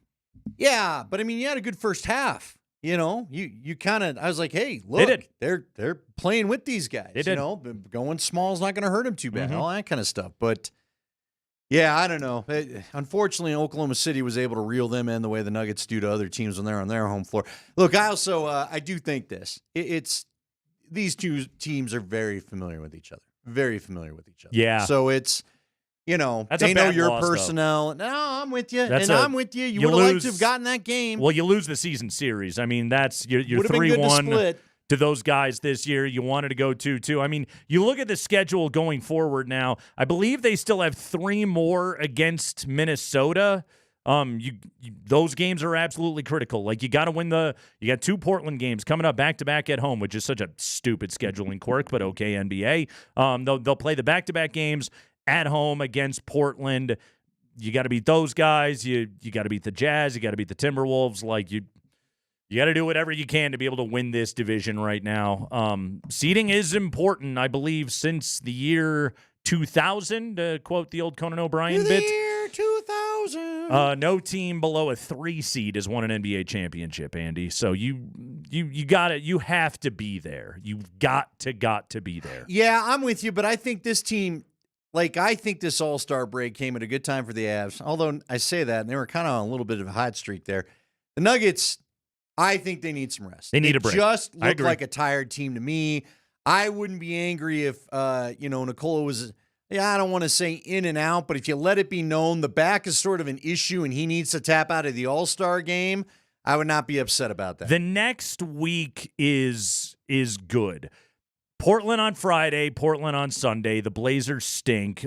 Beat them both times on your home floor, and then you don't play again until Thursday when you go on the road to play the Lakers, who also stink right now here at the moment. So you'll play them on the road, but that's, basically you have 3 games in the next 8 days. Do the Nuggets, and 2 of them are at home against the very same opponent who happens to be really bad. By the way, did you see LeBron just go in on a ref for what felt like 10, 15 minutes? And I saw the whole rant on Twitter. Have you seen LeBron going in on his roster recently? Yeah, but I'm just saying. He's having a part of it. It's like, bad holy cow, man. time out there. There's not a nugget alive that would get away with that. He looks old, too. He looks gray. You could see the gray the other night. I'm like, wow, all right. You got to remember, this dude, this guy is so old. I wrote a paper about him coming out of high school and college. That's how long that dude's been in the league. He sure has been. He's been around there for a minute. So Nuggets fall last night. So the 11-game stretch of death is over, and it ends at 7-4. It ends with a loss at OKC. Ultimately, you look back on it. They won all the home games. The losses at Utah, at Philly, at the Knicks, and at OKC without Jokic last night. We talked so much about this stretch before it began. Andy, now that it's over, you feel okay about it? 7-4? I wish you'd have got the Utah game in hindsight. Look, last night would have been nice, but you were down a guy. Right. The Utah game's the one that I think you truly lament. Now, I say that, and you were out there saying, and I think you and Scotty were in unison, saying you better watch it in Utah. That's a tougher game than you realize. I think you'd even brought up Malone's coaching. It's one of those oddities. Yeah. Malone's such a great coach, but has trouble in Utah sometimes, even though that's the team they beat with 8 dudes, whatever it was back in 2020. I'm fine with it. I'm fine with it. You mainly defended your home court. You'd have liked a better effort against the Knicks, but whatever. Maybe, hopefully you can give them that effort when they get here. But yeah. Hey, look, let's get to the important business, okay? I have family. I know. I have family in the 970 because someone says my hair's movie quality. I want you to think about that over the next few minutes, and I want everybody to go to Twitch and see if you agree. My ink, yeah. Although, do I look like your frizzed out frat bro or something? I don't know if I ever have movie. It's not Anchorman quality because it's not smooth enough. You got a certain character actor. I look like Mark Hoppus in his older years, still sticking the hair up to go play bass. They always need a funny best friend, Andy. Yeah. I feel like that. It's not 80s because they still were a little bit coiffed. I look like your skateboard bro. Let's go, I was thinking. I got a bad idea. I was thinking Brian Dennehy, but sure. You can go with skateboard bro. No, Jerry O'Connell in a couple of the movies he's in. Oh, wow. Yeah, something like that. What was that? Tomcats or whatever? I don't know. I was thinking that new Brendan Fraser one, but maybe that's just me. No, maybe one of Bill or Ted. Well, whatever happened to the guy that played Bill? Well, or was it Ted? I don't remember which one was which. We'll take a break. When we come back, Andy, despite cashing that ticket on that Nuggets cover last night, I am not a particularly great sports bettor. Okay. But I found somebody who's worse at it than I am. Well, I'll tell you about that guy next.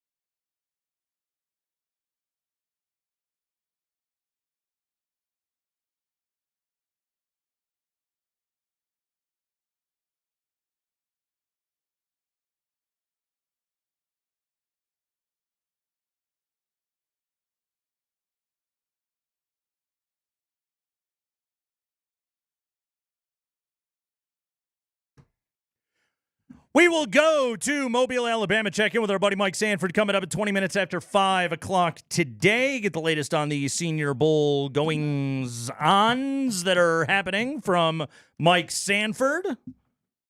Will it get spicy? I don't know. Over what? Tune in at 5:20 this afternoon to find out. Someone told me that Brett Kane made a joke when he was on this morning saying, hey, Mike, do you want to just sit there for 20 minutes while we argue? and I was going to say, somebody better educate Brett Kane. I'm the one that sat to the side for most of that. I jumped in a bit at the end, but it was you and Mike. The guests got to participate. Yeah. So don't mischaracterize it there, Baldy. Getting really I'll tell you, he doesn't have his Anchorman hair on today. Brett Kane. Getting a little cocky about that hair, aren't you?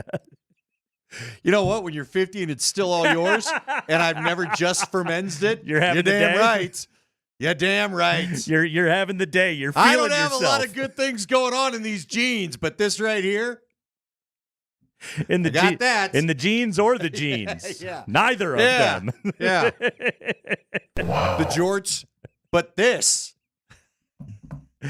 All right. So, Andy, I found the guy, okay? I found somebody who is worse at betting on sports than I am. Let me tell you about this guy, okay?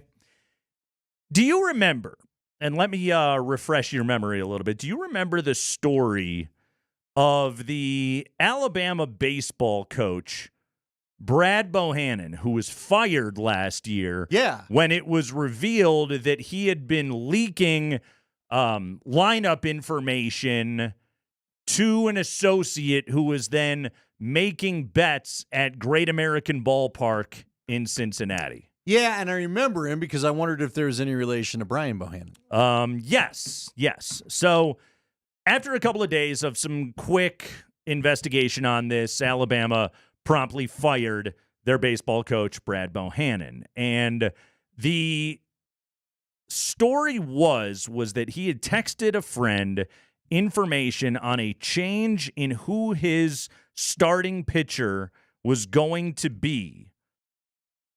And he wanted his friend to get these bets down before he then informed his opponent, which was going to be LSU. He had his best pitcher going. He knew the kid was hurt. He was going to have to put in some scrub. And so he texts his buddy, hey, go hammer this game. And he hadn't told LSU yet. Again, it was a very quick investigation by which he was fired. So today, we got the NCAA resolution, the negotiated resolution between the NCAA and Alabama on the punishment for the school for violating wagering and ethical conduct rules. And there is some stuff in this report that is pretty good. So the guy in question that we're talking about, his name is Bert Neff. Bert Neff. Okay. Bert Neff was the guy that Brad Bohannon texted the tip to. Yes, he is the tip. Bert Neff, a youth baseball coach and like real estate guy, right? Just some dude. And we found out exactly how it went down. Okay. Because remember when this story came out, we sort of looked at it and went, oh, there's so many like safeguards in place, all of these, these major books. And I believe this guy was using a FanDuel kiosk at Great American Ballpark. Well, FanDuel would have caught this. Like they would have seen suspicious activity that was going on this game. There's safeguards in place. This is what the regulation is for. None of the regulation was necessary to catch this guy. It was that out in the open. Okay. So this is from the resolution. This is from the NCAA's report today that I will read this to you. On April 28, 2023, prior to Alabama's baseball game against Louisiana State, Bohannon sent several electronic messages via the Signal encrypted messaging application to a bettor that Bohannon knew was involved in sports wagering activities. The messages indicated that an Alabama baseball student athlete Student Athlete 1 in the report. The scheduled starting pitcher for that evening's contest against LSU would not start the contest due to an injury. Bohannon provided this information to the bettor before reporting the starting lineup, with Student Athlete 1 replaced as the starting pitcher to the LSU coaching staff. Specifically, Bohannon texted the bettor in all caps, "Hammer," in parentheses, Student Athlete 1 is out for sure. Let me know when I can tell LSU, hurry.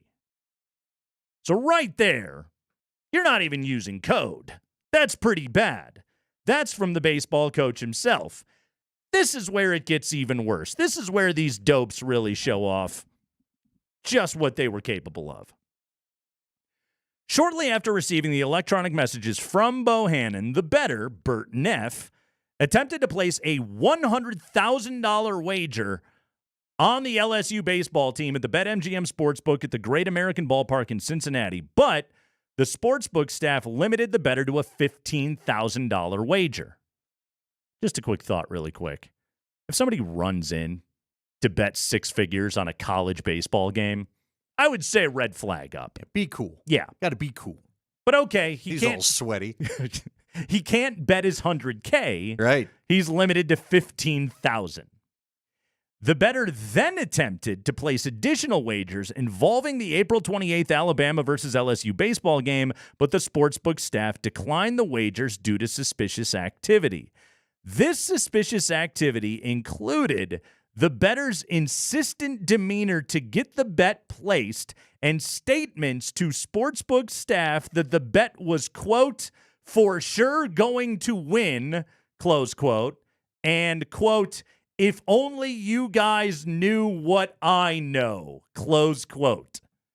The suspicious activity also included the bettor showing sportsbook staff messages from Bohannon and explaining that the messages were Bohannon informing the bettor that Alabama was scratching its starting pitcher before the game and before Bohannon alerted LSU. Help me out with this, okay? Basically, Neff was screaming at the FanDuel staff yes, that I'm going to beat you, and there's no way this isn't going to win, so you got to take my money. You have to take my bet. I have inside information. Right. Did he think by saying that they were like, well, we'll all bet it? Was that what he was hoping for? Like, you guys should really get in on this, you too. need to join me. I'm about to take money from your company. If you only knew what I knew. Well, we're going to find out what you know, sir. Thank you. Yes. How about using that as that's your strategy to get them to extend your betting limit is, I have illegally obtained inside information. Yes. You should definitely let me do this. I am about to fleece you. I'm about to commit a crime. Yeah. Will you please also commit this crime with me and allow me to commit this crime? Here is all the evidence of the crime I plan to commit. Yeah. It just, am I wrong? Like, you don't go into the bank and be like, hey, you got to let me deposit this counterfeit money so I don't even know what to relate this to. You went into the place and told them you were going to whoop them. Why won't you let me do this? I've got ironclad information that means I'm about to take you for a bunch of money. This guy, he's a real genius. Seriously, the only rational explanation that I can come up with in my head as I've looked at this is this guy had to have been drunk off his ass. Yeah. Yeah. He had to have been hammered. It's the only thing that makes any sense to me at all that you would want. First off, the moment they're like, you can't lay down a $100,000 bet on a college baseball game, we'll knock it down to $15,000. Enjoy your winnings, man. You're still going to be clearing, 13 G's at minus 110 or whatever it is? Like, take your winnings. Just enjoy it. My God. So you weren't going to be able to buy a yacht off of this one. I don't know. You can at least get a jet ski. Sure. A nice one. Yes. Maybe even a two-seater. You don't even have to be on that single one like Guy in Tiger King came riding home to the beach.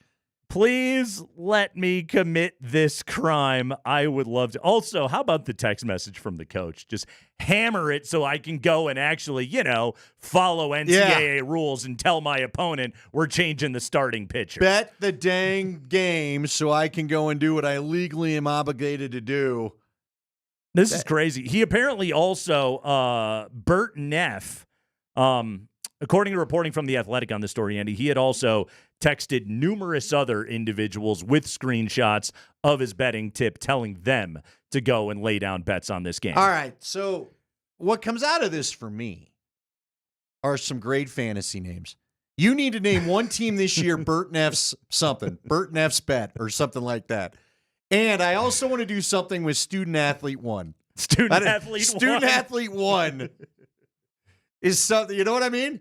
I'm just going to name, I think next year's fantasy football team is Student Athlete 1. Student Athlete 1. Mm-hmm. Yeah. I do like Bert Neff, though. What can you do? You know what? We talked to aliases yesterday. I'm going to be Bert Neff moving forward. If you need me at the hotel, ask for Bert Neff. Is that 2 Fs? N-E-F-F? I got one other Bert Neff text here. This is pretty good, okay? So Bert Neff. Also involved in the story, Andy. Bert Neff was Gambler 1. Okay. He was connected so he's to Gambler 1, Gambler 2, Gambler 3, and Gambler 4. All right. In one of the text messages sent to Gambler 3, he told him, quote, "Now they're throwing a bigger turd, bleep man bleep," adding, "This just became a 1,000,000% winner." Close quote. A bigger turd. Okay, so clearly Bohannon was not better 3, 4, or whatever, 2, 3, or 4. What was Bohannon labeled as? Perpetrator 1? Does it say that at all? Because we've got Student Athlete 1, we've got Better 1. Super fired baseball coach 1. Never working again in college athletics 1. guy 1.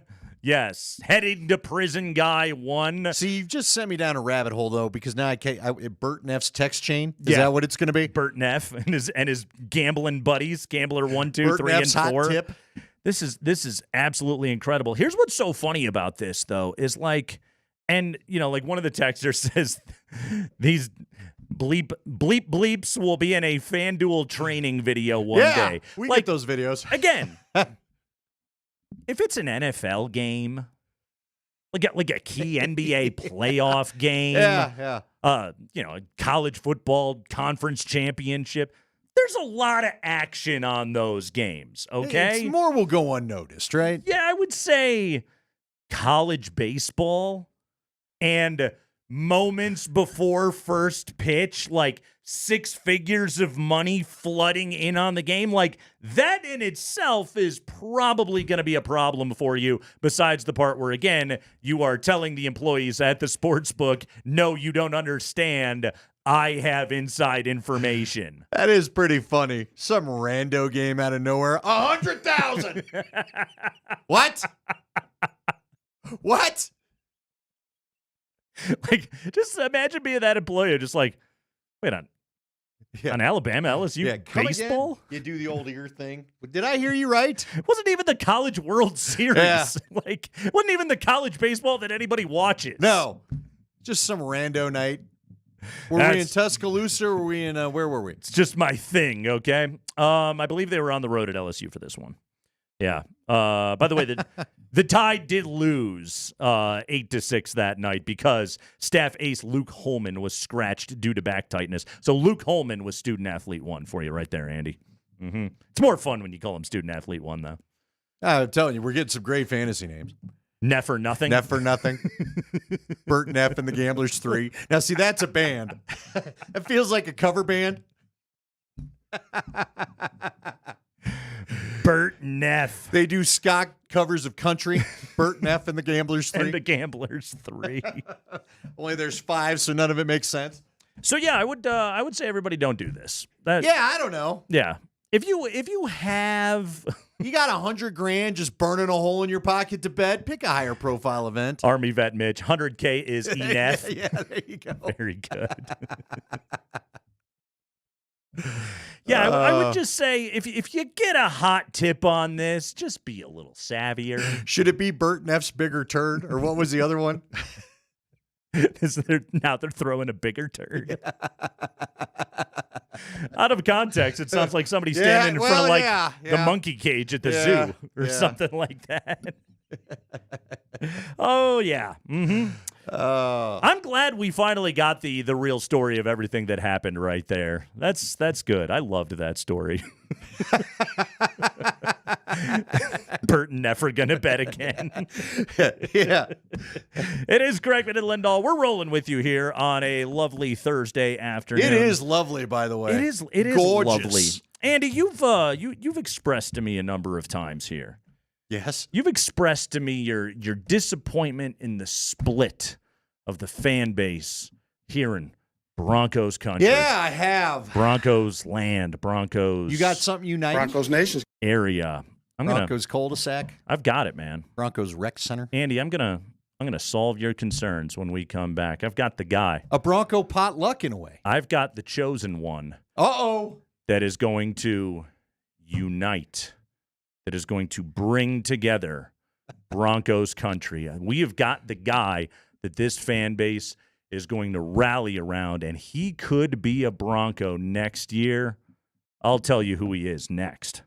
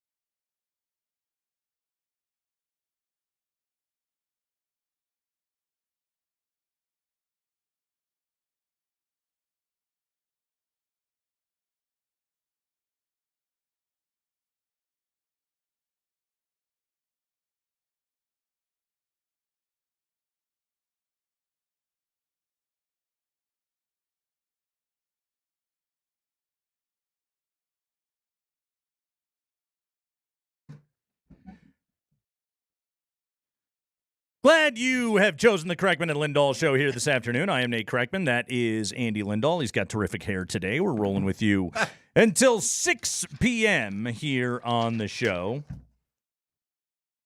We've got a lot to get into coming up next hour here on the show, including has NBA scoring gotten out of control and just how good is Nathan MacKinnon. We'll get to all of that coming up next hour here on the show. But first, Andy, I want to do something for you. Okay, please help me. You're my longtime sports radio partner here. We've done this show for many years. We've got our lives are intertwined as radio partners, and more than anything, Andy, I want to see you happy. Sure, I can tell. Yesterday's show's proven.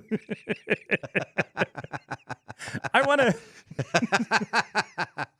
It's not always number one for me, but sure.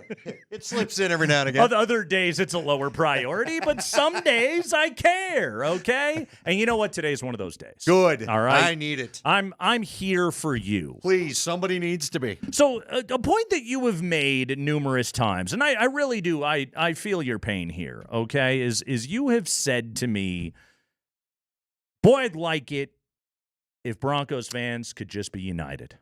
Yeah, like one thing. We don't have to agree on it. We'll never agree on everything. I sat in the South stands as people demanded Gary Kubiak get in the game because John Elway sucks. All right?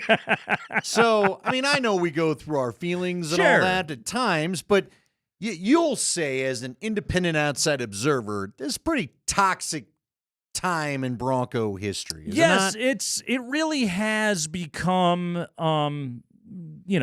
the benching of Russell Wilson at the end of December. It was an emotionally charged decision.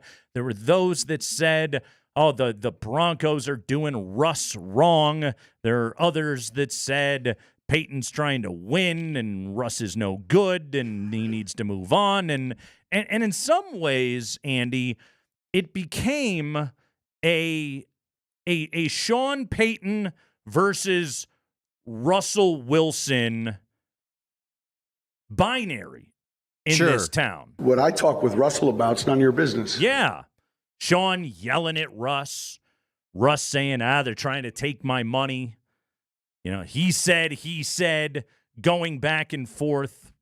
Some questions sort of addressed in the postseason press conference, but not really. Not really, okay? And in some ways, we still sit in this camp of, okay, the organization's got to go forward with Sean Payton. The organization, has got to get rid of Russell Wilson. And they should have never gotten rid of Russell Wilson. And Sean Payton stinks. Why don't you fire that guy? And that's the central part of the fracture that exists in this fan base.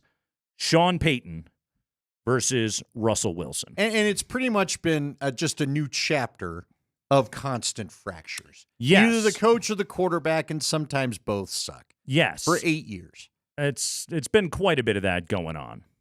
So, I think I know who can fix this. Tell me. I think I know who can bring this all together. Let me have it. I'm taking a look at these prospects that are available to come in this draft. And I believe I have found the chosen one. Oh, okay.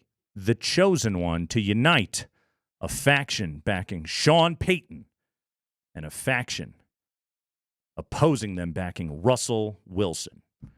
And in order to be able to build up how important I believe this is, Andy, I bring you right now Ewan McGregor, Samuel L. Jackson, and a computer-animated puppet. Yes. Discussing the need to find the chosen one from the cinematic classic Oscar snub. Be careful. Star Wars Episode 3, Revenge of the Sith. Okay. This is the importance of finding the chosen one. Anakin did not take to his new assignment with much enthusiasm. It's very dangerous putting them together. I don't think the boy can handle it. I don't trust him.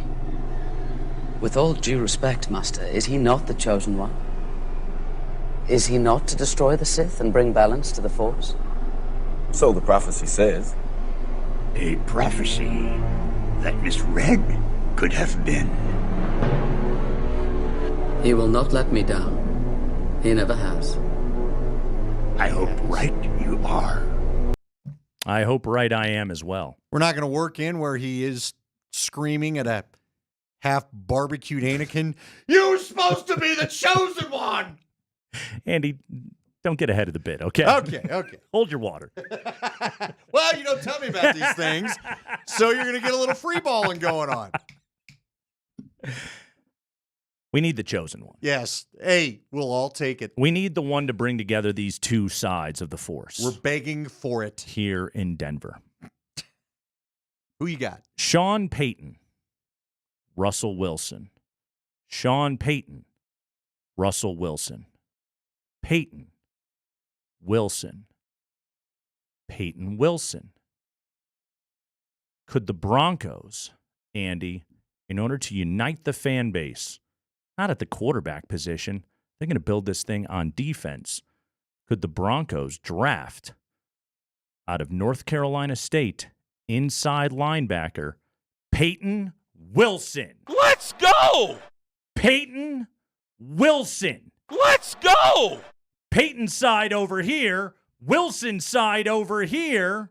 Let's go! Payton Wilson. Let's go! Daniel Jeremiah ranks him the number 47 prospect. Okay. In his latest top 50 at NFL.com, defending ACC Defensive Player of the Year, Butkus Award winner, Ben Derrick Award winner. We know Josie Jewell is going to be gone. You want to unite the fan base. Can I tell you a little bit about off-ball linebacker Payton Wilson? Come on. Let's go, y'all. And we're united in orange, Andy. Do you feel it? Not even a little bit. I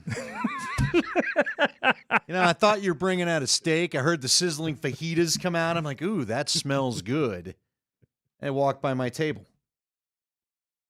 You were the chosen one! It was said that you would destroy the Sith, not join them! Bring balance to the Force, not leave it in darkness! Okay, let me break this down. Let me give the review of your proposal to me. Payton Wilson. Okay. Payton Wilson. We're talking about uniting a fan base and trying to get some wins. I didn't We're say talking about hey, you had your soliloquy. Now we're grading. I didn't promise wins. And you're telling me to unite this fan base Payton Wilson. and get all the little from back and forth to stop. Yep. You're drafting a damn middle linebacker? That's your answer. Andy. Let's talk about this one. Yeah, thank you. When people ask... Time out, Nate. Time out. Let's get a timeout here, Nate. I might use one right here. Yeah, thank you, Peyton. When people ask, are you a Payton guy or a Wilson guy, you say... Both. I'm a Payton Wilson guy. Where are you getting this guy? In the draft. What round are you looking to get this guy? Because you said he's in that tricky spot of 45 overall for a team that has no second-round pick. Yeah, he's you're going to have to do a little moving around. Yeah. Moving around. You got to maneuver a bit. Okay. Here I thought we were going to go down the two-lane quarterback route, or someone wowed you at some of them Senior Bowl practices. Everybody's already done that, okay? I give you that. Yeah, you're right. I'm proposing unique solutions. Andy, sometimes when an organization is as befuddled as the Denver Broncos, you got to think outside the box, my friend. Payton Wilson. I almost think I almost think I'd have Wilson from Castaway, the bloody handprint on the volleyball. And Payton Wilson right now. Payton is Wilson. Now they'll draft him because I just made that comment. We'll have to talk about it. Wilson is Payton. Yeah. My God. Payton Wilson. This is the guy. I have no idea what's going on. I really thought we were about, it was like I came over to your house for Thanksgiving dinner. Uh-huh. And you served me salad. Couple of cheese plates and some salad sent me on my way. Wow. Oh, man. Wow. I can tell you're shocked. This guy's the next Fred Warner. Hey, listen to me. When'd you cook this up? This guy's the next Ray Lewis with less murder. This guy's less murder is always good. Certainly don't want more murder. Something you're always going for. Try and avoid the murder. Now I really need this kid to not have some awful skeleton in his closet. Just find something out. Seriously, were you at the old breakfast nook in your house today? Munching on some Life cereal when you concocted this thing? You were perusing your USA Today and you're like, who's this Peyton Wilson Hey, Peyton guy? Wilson. Let me read into this. I was like, look at this name. That's literally all it was. First off, a couple of corrections.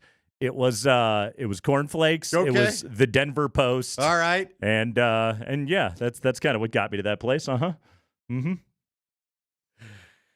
Yeah, that all sucked. You were right about the Nook. The Nook. You were in the Nook. You got that right. Are you really living high if you don't have a Nook? Does anything say suburbs more than a breakfast nook? What is life highlighted in the flyer from your realtor? What is life without a Nook? Ed Prather's ready to give you a breakdown of the breakfast nook and why it really puts this house over the top. Now I know this house doesn't have any toilets, but it does have a breakfast nook. It's got a nook. Mm-hmm. Yep. Mm-hmm. Yeah. Doesn't a nook sound like something a hobbit would join you in? You're just waiting for Frodo to roll in with his hairy feet. Corey says he'd rather have Rockies legend Preston Wilson. Okay. Yeah. You'd like that, wouldn't you? All-time great Rocky right there. No, Dick, I wouldn't. I thought, rate Nate's pick compared to a cereal. We've got shredded wheat coming in. That fits. That's a nice one. Who else you got? Peyton Wilson. You got the sugar smacks that are off-brand. So really all they are is smacks that are packing material. Yeah, I've had to eat them. That's how I know. Where's the sugar in these smacks? Get the generic Cheerios. Yeah. The Storios, if you will. Yeah. Yes. Yeah. It's Kreckman and Lindahl. I do believe I think I'm onto something right here. You disagree all you want, you know. Hey, listen, fourth round value, let's do it. Fourth round value.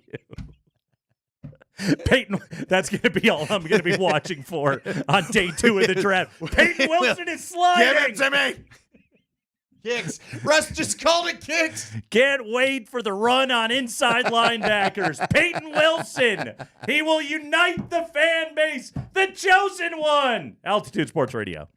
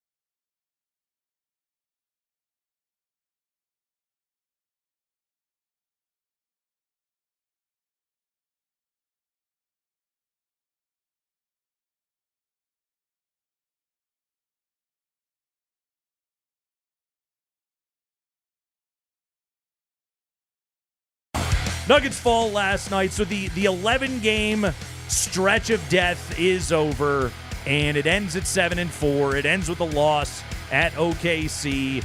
Ultimately, you look back on it, they won all the home games. The losses at Utah, at Philly, at the Knicks, and at OKC without Jokic last night. We talked so much about this stretch before it began. Andy, now that it's over, you feel okay about it? 7-4? I wish you'd have got the Utah game in hindsight.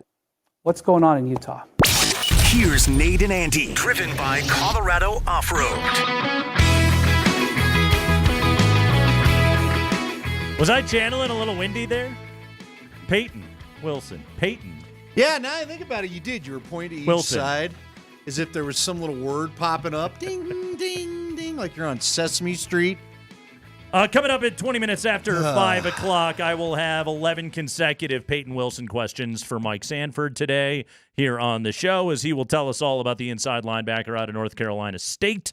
Plus, I'm sure we'll talk about Michael Pratt and others. We got a local kid to talk about, kind of. We sure do.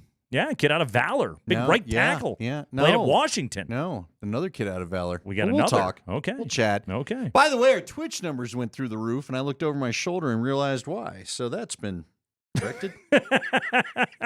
Nice. Wait, you're not talking about Roger Rosengarten? No. No? You should be. You'll recognize him when I mention it. Devondre Sweat, 360 pounds. Son of Keith Sweat? Sweat draft. Montez. Montez Sweat. Was it Keith Sweat a 90s R&B He was. artist? He was, All right. yes. He had a song or two I like. That was why it killed me. Yeah, you weren't seeing that one coming? Can't imagine that his offspring is a 360-pound defensive tackle. You don't know. But you don't know. You don't know his preferences. This is very true. You never know. Greatness can come from anywhere. You never know these kind of things, okay? Michael Malone earlier today, he was on with Dempsey and the company, and talking about this lower back injury that kept Nikola Jokic out last night against Oklahoma City. Denver's got the Blazers for the next two, Friday and Sunday. This is from today here on Altitude Sports Radio 92.5. What's going on with his back? Yeah, I mean, it was more of a situation where you look at Nikola's body of work this year. Had only missed one game prior to last night, and his back had just been getting worse and worse. So the medical staff, they deemed it in his best interest and our best interest long term to use this as an opportunity to get him some rest, rehab, and recovery to try to get that back in a much better place. And so the anticipation is we're going to have a shoot around tomorrow morning. We'll see how he feels. If the back is improved, he'll be able to go. And if it's still giving him trouble, obviously we'll be really cautious with how we approach that and when he gets back. Getting worse and worse. You don't like the sound of that. Yeah, I heard that live. Mm-hmm. Wasn't sure what to make of it. Because like you said. Worse and worse. And I don't feel like, there's not gamesmanship there, right? They got a couple of days to get this figured out. And I always feel like Coach shoots whoever Dempsey and the company straight whenever he's on this station. I think Michael Malone, of all people, knows right now you can't fudge injury news. Yeah. There was a statement made last week. I mean, his last game, he went for 25, 16, and 12. He didn't have a great shooting night or anything like that, but he did go for 40 minutes in that game. And you skip the OKC trip. Okay, you skip 2 plane rides, which is always going to be good with any inflammation that you're dealing with in the body. You keep him home. You get him ready for a back-to-back against Portland. Get him off his feet for a couple of days. Maybe he doesn't even go tomorrow night, and maybe it's you bring him back on Sunday, whatever it may be. But it does sound like it's just cumulative. Like over the course of a long season, a dude that is arguably the most physical player in the entire league, well, his back is going to start to hurt. Yeah, and look, it's a common problem for big men, right? I mean, there's a lot of them to carry around. They have a lot of back. Ask our guy Scotty how he feels some mornings with the old back. See, I guess what I can't get out of my head, Nate, and I said this to you yesterday, is there's a part of me that wonders, man, how much would he love to just have the break? Right. And not go and deal with all the All-Star stuff. Sure. Yeah. And I'm not suggesting any of that's going on here. They wanted to win that Oklahoma City game last night. They Coach needed lets to. you know, Yeah, right? no, they needed to win that game. This isn't, but look, I don't know. This has kind of flared up on him before, right? Yep. Didn't he have some of this? Was it the wrist or the back at the end of last year? It was the wrist. So that was bothering him last year. But hey, listen, everybody's getting more physical with this team, and that includes Nikola.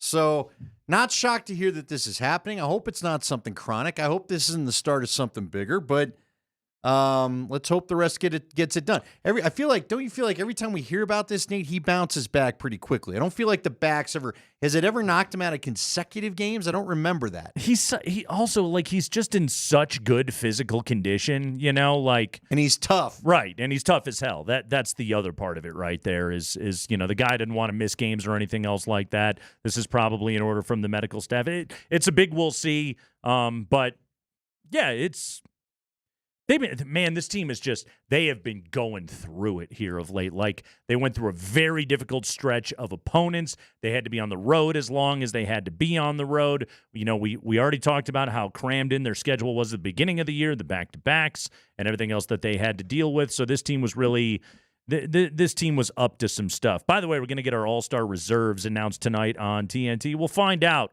with Jamal. John Hollinger made the argument for him on The Athletic. He wanted to see Jamal Murray included on the All-Star roster. He even went so far as to leave Steph Curry off in order to include Jamal Murray How about that? on his list right there. So I like that argument. It's we'll find out if everybody else in the league feels the same way about it when we get it tonight. Personally, Andy, I'd be pretty damn surprised if Jamal gets it. Yeah, and again, with I know he wants it. I know it helps get the max contract dollars. I think he's been a little stressed about it at points. I think he's pressed in a couple of games because I don't think he's thinking every minute I got to make the All-Star team, but I'm sure it's something he thinks about maybe before going into a national TV game. Yeah. That said, he's another guy where it's just, and look, this selfish part of us as fans, it doesn't affect my money. I really would like you to just get your rest. I want you guys to be ready to go. You played a lot of basketball this first half of the season. I'd love it if they could all just chill and be fully recharged. Why? Help me out with the schedule here. So they'll play in a couple of weeks. They play. Then how many days off do they get after? Spring, is this new? I applaud the NHL for what they're doing. They've had a week off practically, and now they're going to play the All-Star game. I think it gets players more engaged and actually excited to participate in this. What's the schedule for the Nuggets NBA? get 8 days off. 8 days. Yeah. Okay. Yeah. Well, They will play their last game at home against Sacramento on Valentine's Day. They will return to the floor Thursday the 22nd. So if you want to go by pure off days, it's not exactly 8, but that's essentially what the break is between the games right there. I do like that. Yeah. Let everybody get a touch of a break. By the way, I remember Georgie saying he couldn't go to Mexico anymore. He had to go to Toronto or wherever the All-Star game is. You can still go to Mexico for a few days, right? Sure. Why not? They got planes, don't they? Would it be a shock going from Mexico from Cabo San Lucas to cold of Canada? How would you handle that? I would say that's a bit of a transition right there. Listen to this story. Spring just sent this over. This is wild. Is this the Serbian Nef betting on ponies for? Good call on me, Vet Mitch. So Ravens tight end Mark Andrews. Yeah, this is amazing. Yeah. He's on a Southwest Airlines flight, Baltimore to Phoenix. This is today. Mark Andrews is a type 1 diabetic. On the flight, woman in a row ahead of him experiencing a medical emergency. And according to a dude named Andrew Springs, passenger, told the story via social media. He said, quote, "It was scary. It was touch and go there for a while. But apparently Mark Andrews stood up and said, is she going into diabetic shock? I have a testing kit," and was able to provide that her blood sugar had dropped. And indeed, that was the case. They landed it. Her heart rate stabilized. Medical professionals met her right at the gate, and Mark Andrews deplaned quietly. No fanfare. As Andrew Springs, this passenger said, as he has done his whole career, he stepped up in a huge moment when people needed him most. Listen to Andrew Springs going full sports writer right here. He's like going Verducci on this thing. Watching complete strangers spring into action to help save someone's life is truly amazing. So there you go right there. Mm-hmm. A little round of applause. Could it be her blood sugar? I have a diabetic testing kit. Good for him. Yes. Good for him for knowing. Mm-hmm. So nice job right there by Mark Andrews. And way to help everybody out. And again, deplaned quietly. Yep, he showed the doctor and nurse on the flight, because there was a doctor and nurse, how to administer the finger prick test kit. They then gave her orange juice, which helped her get through the remaining 90 minutes of the flight until they landed. She was able to walk off the plane. Great story. Way to go, Mark Good, Andrews. happy ending. Way to go, Mark Andrews. There it is. That's heroic stuff right there. Yeah. He's like Batman. You go to thank him, you turn around, he's gone. Like, where'd he go? He just saved the day. Did he like shoot one of those little cables up? Yeah. Except he was on the plane. You go to thank him, and so which version of Batman are we talking about? Is Nirvana quietly playing Something in the Way, just strumming Mark the baritone Andrews is a big there, boy. That's like Ben Affleck and he's Batman gone right there. No, man, Ben Affleck Batman sucks. Don't relate it to that. That guy sucks. That one sucks. No, that Batman is That great. Batman sucks. The movie was bad, but the Batman was That great. Batman sucks. You either got Bale or the new guy. Wait, what's wrong with Affleck? I just told you he sucks. I'd rather have Affleck Insurance than Batman Affleck. Give me the duck over the bat. His suit's too big. Wait, why I don't buy the guy from the town trying to be Batman. I don't know. All you have to play Batman is you have to be white and have a chin. That's it. That is all that is required of that role. That's it. There's no acting chops required to be Batman. I'm just saying. That's a weird take. No, it's not a weird take. Those movies suck. I'm not friends with you, Superman. I don't give a damn. Oh, the movies themselves are terrible, but it wasn't Affleck's fault. The most recent Batman, that was fun. It It had a little Seven vibe to it. Maybe that's why I liked it, and I like the Bale ones. I'm not into weird Danny DeVito playing the Penguin back in the 80s. I don't need none of that. Oh, that movie. I don't need Michael Keaton and all them. Oh, that movie was great. You know what? I like an edgy Batman.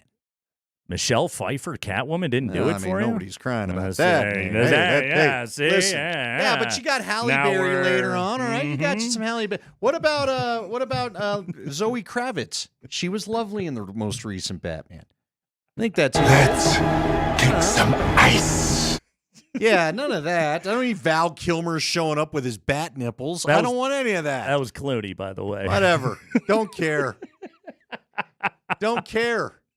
I don't need a Robin running around. The best Batman movie of all time is The Dark Knight. That's it. Just end it. What, do you like the guy from the 70s? What was that dude? Runner. Oh, Adam West? Yeah, Adam West. There you go. No, here's the thing about The Dark Knight. Someone just said for you that he's a perfectly cromulent Batman. That's for Nate. Here's the thing about The Dark Knight. Yeah. Heath Ledger is amazing. Amazing as the Joker. That movie's terrible. It's a great movie. It is an awful Why movie. Is it an awful movie that is saved by an all-time Let me hear role? It. What analytics told you that movie sucks? Let's just continue the theme of the week and we'll yell. It grabbed me by the heart. It gave me emotion, Nate. The Two-Face scene? That is a little off. I'll give you that. And who saves him over Katie Holmes? He wasn't trying. Katie Holmes wasn't in it. That's Gyllenhaal. Oh, you're right. Maggie Gyllenhaal. He was trying to get to her. She didn't have an air tag. He went to the wrong spot. What are you gonna do? Playing Batman only requires you to have a chin. That's the take. It's and Kreckman and not Lindahl. Turn your neck.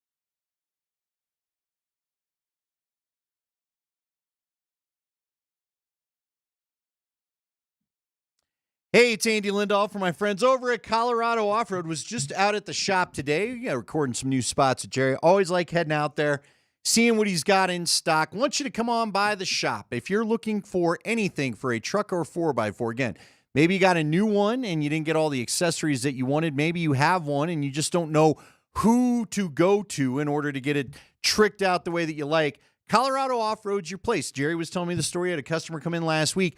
They talked for 45 minutes. The guy didn't end up buying anything because Jerry gave him so many ideas of what he could do, he had to go home and think about it. So Jerry will do that. Have a conversation with you. He's a Colorado guy. This is a Colorado business. For example, we were talking about the bed covers. You all love it when I tell you about the bed covers. There's many different types, and they hold up best in different weather. Depending on where you're at, he will guide you in the right direction. Depending how much of your bed you need to use as often, he will guide you in the right direction. Go see Jerry. They're good folks. Jerry Jones is his name. Wendy Jones is his wife. Colorado Off-Road is the place. 3 blocks south of historic downtown Littleton on Prince Street. Find him at cooffroad.com.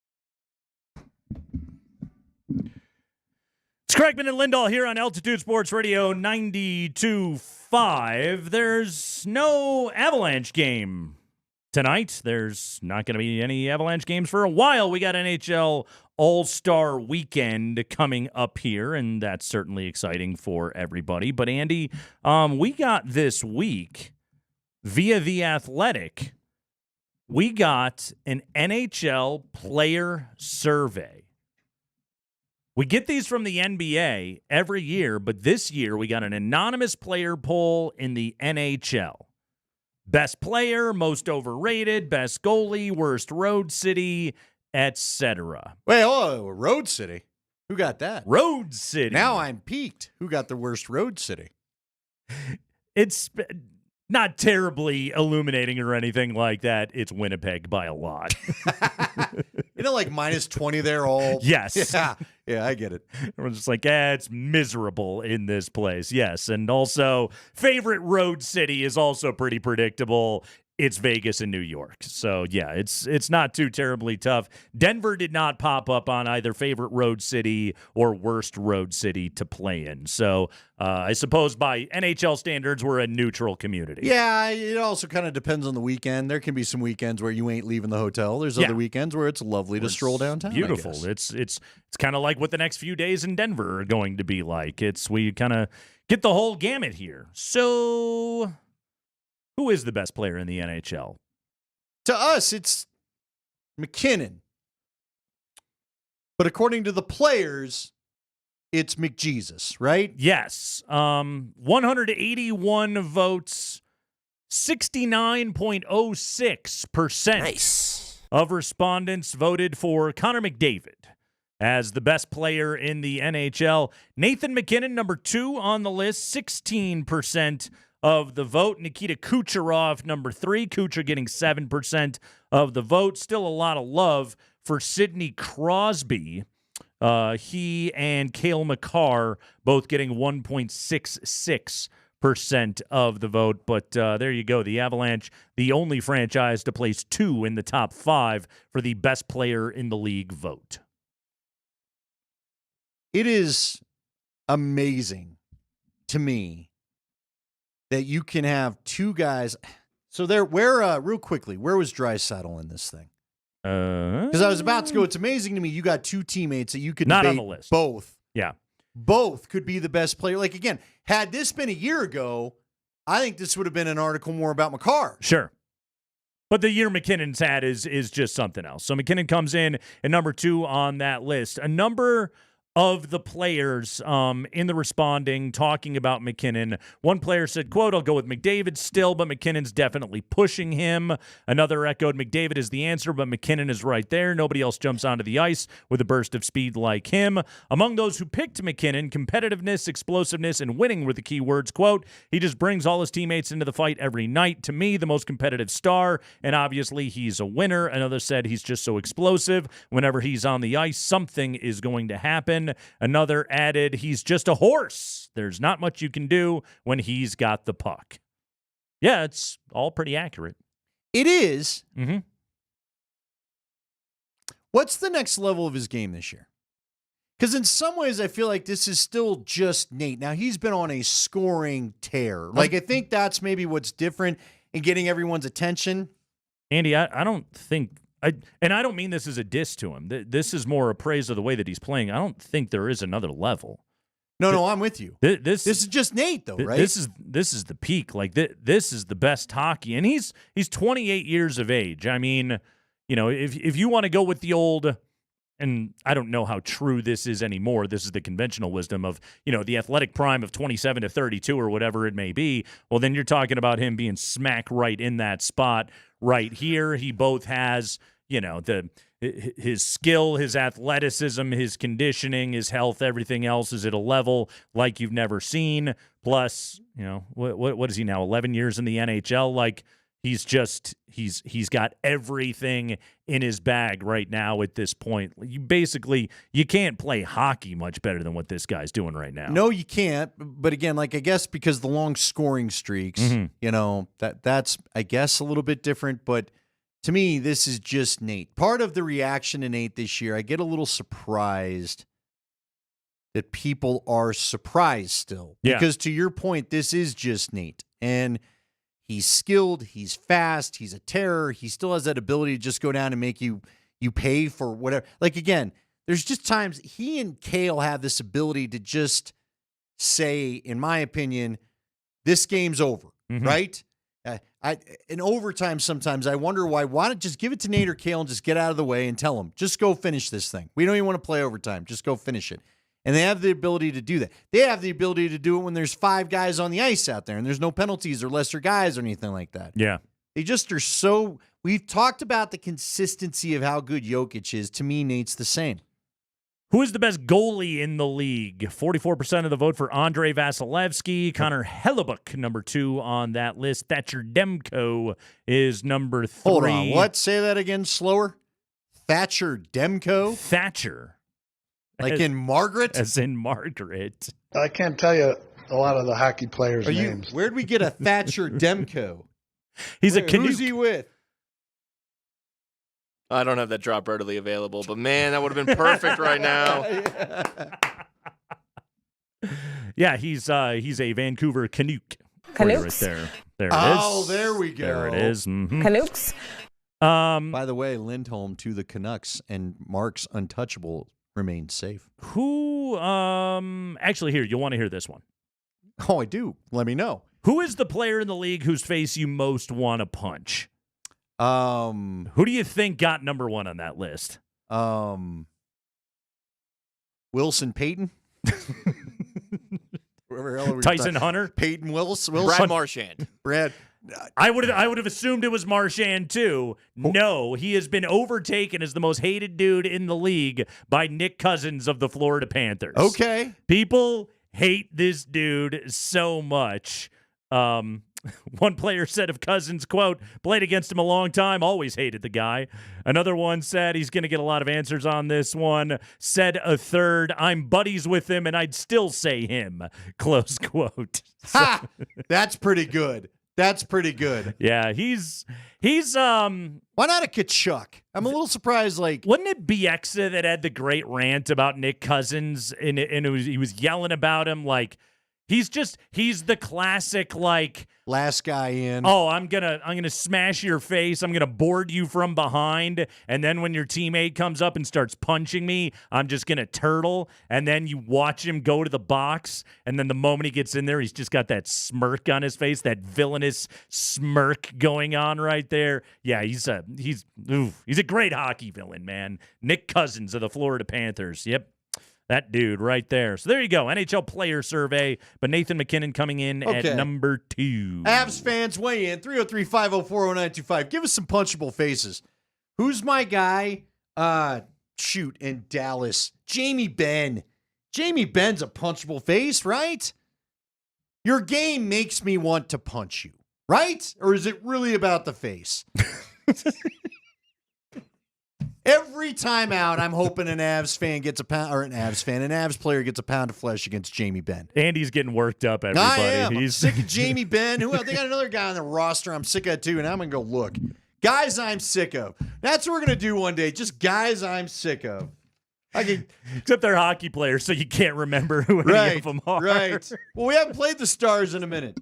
I remember it's Jamie Benn. Who's the guy that who's that guy on Winnipeg? I hate him. No, I swear Landy ragdolled the guy.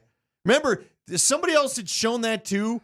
They were showing when what about old Matthew Tkachuk? That was a pretty that's what I'm saying. That was Tkachuk, a good villain right there. Especially when he was with Calgary. Pavelski scores a lot, but that isn't it. You know, maybe he's on St. Louis. Who was the guy on St. Louis at the? There's a lot of Jordan Binningtons coming in. Yeah, but who was the guy? That everyone in this town fought, hates him. Like in the playoffs for it was St. Braden Louis. Shen. Shen, yes. I had seen this headline on The Athletic recently. Headline: More saves, no antics. Can Blues' Jordan Binnington change the NHL's perception of him? Chill on the antics, bro. Apparently, there's a concerted effort for St. Louis to get that dude to keep his mouth shut. The old, have they had like a team meeting? Something like that. Apparently.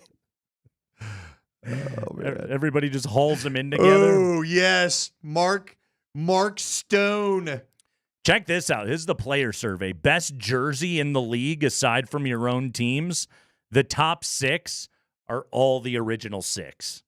Really? Yes. Everybody went straight to the original 6. Chicago 1, Detroit 2, Rangers 3, Leafs 4, Canadiens 5, and the Bruins 6. The Kraken. That's right. The Kraken of all teams. They are rated the highest of the non-original 6 when it comes to the uniform. The Avalanche getting 2.7% of the vote for you. Hey, right real there. quick, because somebody texted in a name I thought about too. Was Corey Perry not signed with the team when this was taken? Do you know? I'm surprised he didn't get a punchable face vote. Yeah, plus you want to keep him away from your mom. Well, so I mean, come on it's now. I mean, something to so look we've out for. heard. Something to just, hey. So we've heard. These things that we hear going on. Andy, did you see the Manders hired a coach today? Yeah. Mhm. You know what? That was wild. So we talked about it yesterday. For those that, can I say you're all right with that? You may. Dan Quinn gets hired after I told you it looks like he's going to get left out yesterday. Did you see our friend Nikki Javala tweeting pictures of him in like the Southwest Airlines line to just fly back to wherever? So I saw that. Gotta and I'm get like, home. Well, I guess but don't they do the private plane for the future coach and all that?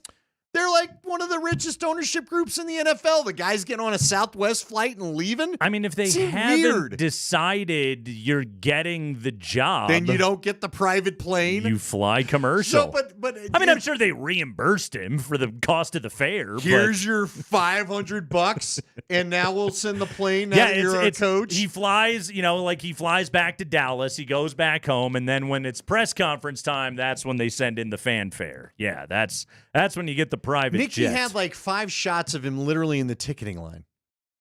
Well, Like Sean Payton didn't do that last year, he's right? gotta There was no check in. finding Sean Payton at the airport, right? He wasn't a DIA stuck waiting for a train like everybody, right? I mean, they're NFL head coaches, they're not like private jet owning I get it. billionaires. I get it, but Like, I they don't still- remember Sean Payton jetting into town at DIA. See, that used to be a thing. Oh, sure. You remember people would go stake out the airport waiting for free agents. And Send whatnot Lionel to show up. Bienvenu out there and get him on the story. Sure, yeah. I know a couple of guys that signed with the Broncos that Shanahan called as they were trying to leave. Stink was one of them who he went in the back of a Starbucks shop and finished the negotiations because Shanahan didn't want him leaving town. Shanahan was basically kind of threatening to pull the contract if he left town, so they finished the negotiations in the back of a Starbucks. Hey, you know why I had to get a rotary phone, Nate? That's how long ago it was. If you're a Manders fan and all the good will that you guys built up, you get Dan Snyder out of there. Yeah, All those yeah. fans are going to training camp. Remember what a big story that was? Josh Harris is. Yeah. Remember he's buying drinks for everybody, and they're all cheersing him, and he's getting these massive ovations from the fans out there. All of these good vibes, and I'm not even saying Dan Quinn's not a good coach. Say it. I know what you're going to say. This is what I felt. Say it. It's underwhelming. Yes. Yes. It is underwhelming. Now, that's not to say he might not be the right guy for the job, but you just thought with this new ownership group coming in, flashing the dollar signs and everything else like that, you were going to make a Bill Belichick, Pete Carroll, Jim Harbaugh type of splash, and Dan Quinn, yeah, he's coached a team to a Super Bowl, but it's Dan Quinn. Yeah, and they also gave up a 28-3 lead and then promptly stunk the next year. Yeah. Seriously, I'm with you. When I saw that this morning, I was like, Dan Quinn. Dan Quinn. Because to your point, I'd even forgotten about that till you mentioned his name right there. They were supposed to be the ones that were getting Belichick when we were in December. They didn't even interview Then him. all of a sudden, they were going to go get Ben Johnson, and now it's Dan Quinn. Here's what's so wild about all this, and you too, think Andy. you're going to, real quick, and you're going to draft a quarterback at 2? All of these teams that didn't even talk to Belichick, what were you doing? Why are you not talking to him? Are you out of your minds? Well, because again, this goes back to what we talked about. There was a huge discussion on NFL Network when help me out, the Panthers coach Canales, when he got hired, they talked about how there's a movement among the owners to go with the guy that's more the collaborative, not the you're going to do it my way, not the whistle and shorts and let me make you run till you puke. No, stuff. But to not even talk to him? To not even sit across from him and say, "What do you think of my football team?" Yeah. What do you see when you look at this roster right now? When you look at this situation, like the dude that has won 6 Super Bowls, you don't even talk like that. That to me is insane. And really, what I think it displays is, all of those reports of everything that went down between Kraft and Belichick over the years, okay? And I know Robert Kraft is a respected NFL owner, but if I run my own franchise, I would say, yeah, you know what? That was his experience with him. I want to have a conversation with this dude and sit here and listen to what he has to say to me. Like, if you're going to cast that wide of a net, you would think of all people, you would talk to the guy that is widely considered the greatest NFL head coach of all time. I'm with you. But does that then mean that maybe he wasn't interested? Look, man, the guy knows what life without a quarterback is like. Yeah, it could. And maybe he ain't interested if you don't have one. Now a lot of that Atlanta life doesn't have one. I was going to say a lot of that life without a quarterback was his choice, though. He's the guy that shoved Brady out the door. You're right. Yeah, it's bizarre. It's Craigman and Lindahl. Andy, we'll take a break. When we come back, who needs this Super Bowl win the most between the Niners and the Chiefs? Who's got the most on the line? Let's talk about that next.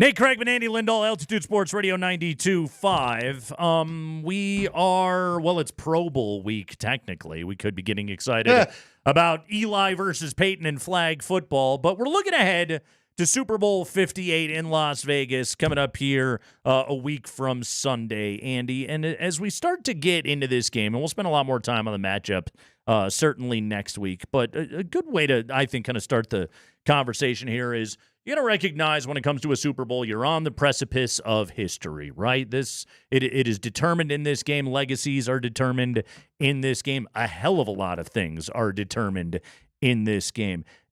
Going into this one, Andy, who off the top of your head has the most at stake in this game? And I mean as an individual here, who needs this win the most coming up here in 2 weeks? Kyle Shanahan. You believe it's Kyle? Tell me someone else. Kyle's been to one. Now, unfortunately for Kyle, as I've had people break it down for me, he had coached a good game plan. They were ahead. Jimmy Garoppolo misses a couple of reads. You hit Emmanuel Sanders on that throw, and it's all done, and right? history's different, right? But he's still the guy that's wearing 28-3 as the OC there for Atlanta when they gave up all, that big lead to the Patriots. Look, I think the team's success the last 2 years lessens what happened with the Trey Lance just debacle that you ended up trading him to the Cowboys this year. Hold on one second. Can you call that a debacle? Well, I mean, you gave up all those draft picks and all that capital, and you trade them. What did they get for him? A fourth? What was it? And what happened to them? Well, but not on the strength of him. Most coaches get fired for that decision. You just got lucky with Brock Purdy. Did he get lucky, or is he a good enough coach that you can make a mistake like that? You can give up the capital that you paid to do that and look at where you still are today. And this is where John Lynch deserves a little bit of credit as well. Well, but then so does his dad. I mean, there's no question, in a vacuum in and of itself, was it a mistake to trade up and take Trey Lance at number 3? Yes, it was. But normally when you make a mistake like that, like what the Broncos did with Russ, it buries you as a franchise. The Niners have felt no pain. I believe Kyle's put this out on the record. They can win a game. And they're Super Bowl champs. But again, he's lucky he has his dad with the Brock Purdy thing. Gosh, I cannot remember who told me this. So I hope it wasn't secret. But basically his dad was watching scout tape film and said, scout team tape. Yeah. And said, hey, this kid's doing some stuff you better go back and look twice at. Now, again, having your dad as a consultant. Yeah.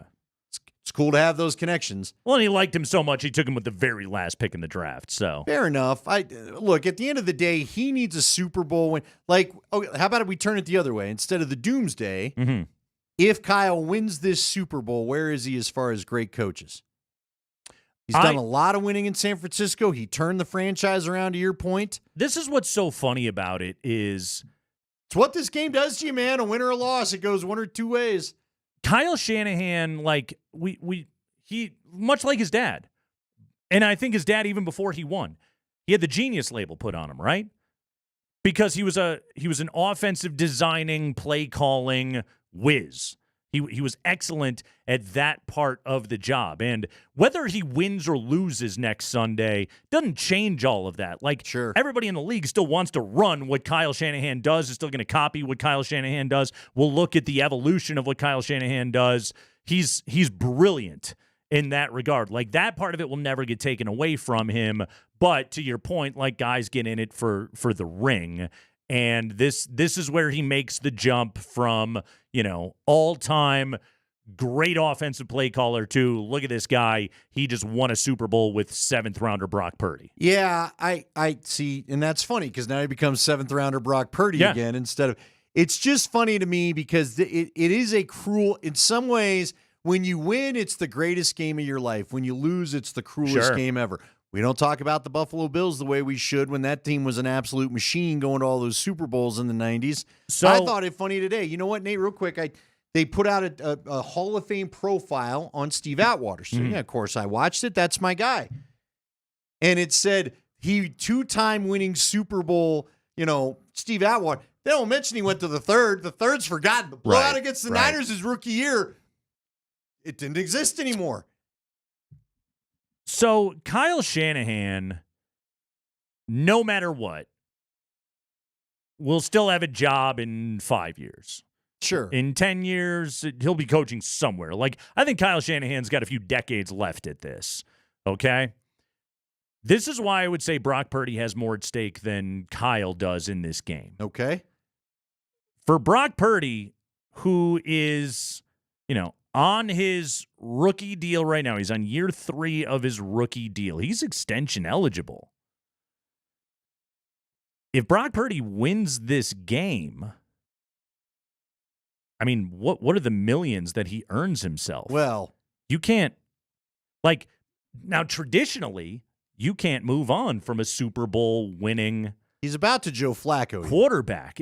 That's exactly it. Like Flacco, remember, he became the highest paid quarterback, actually the highest paid player in the history of the NFL on one Super Bowl victory, on one great 4-game run. And Joe Flacco in his prime didn't stink. He was a good quarterback, but the Ravens he bet on himself and they had to pay him everything. Think about that. Is there a world where the Niners could say, okay, Brock Purdy, you won a Super Bowl, but also you were a passenger on a great ship and somebody else can do what you do? Is it possible Brock Purdy could have a ring and the organization in a couple of years could just be like, we're good.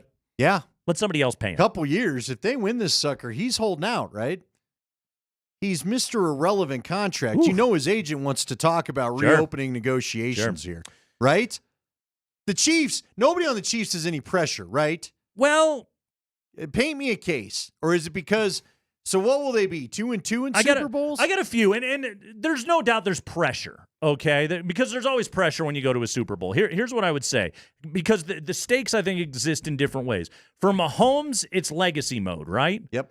So he's, 28? Listen, he's goated. Whatever. He is. He's right? goated. But, we're moving into Jordan and LeBron debate now. Sure. Mahomes and Brady is where we're headed with what he's been able to do so far. If he wins, he's 3-1 at the age of 28. I think Brady was 3-0 at the age of 28.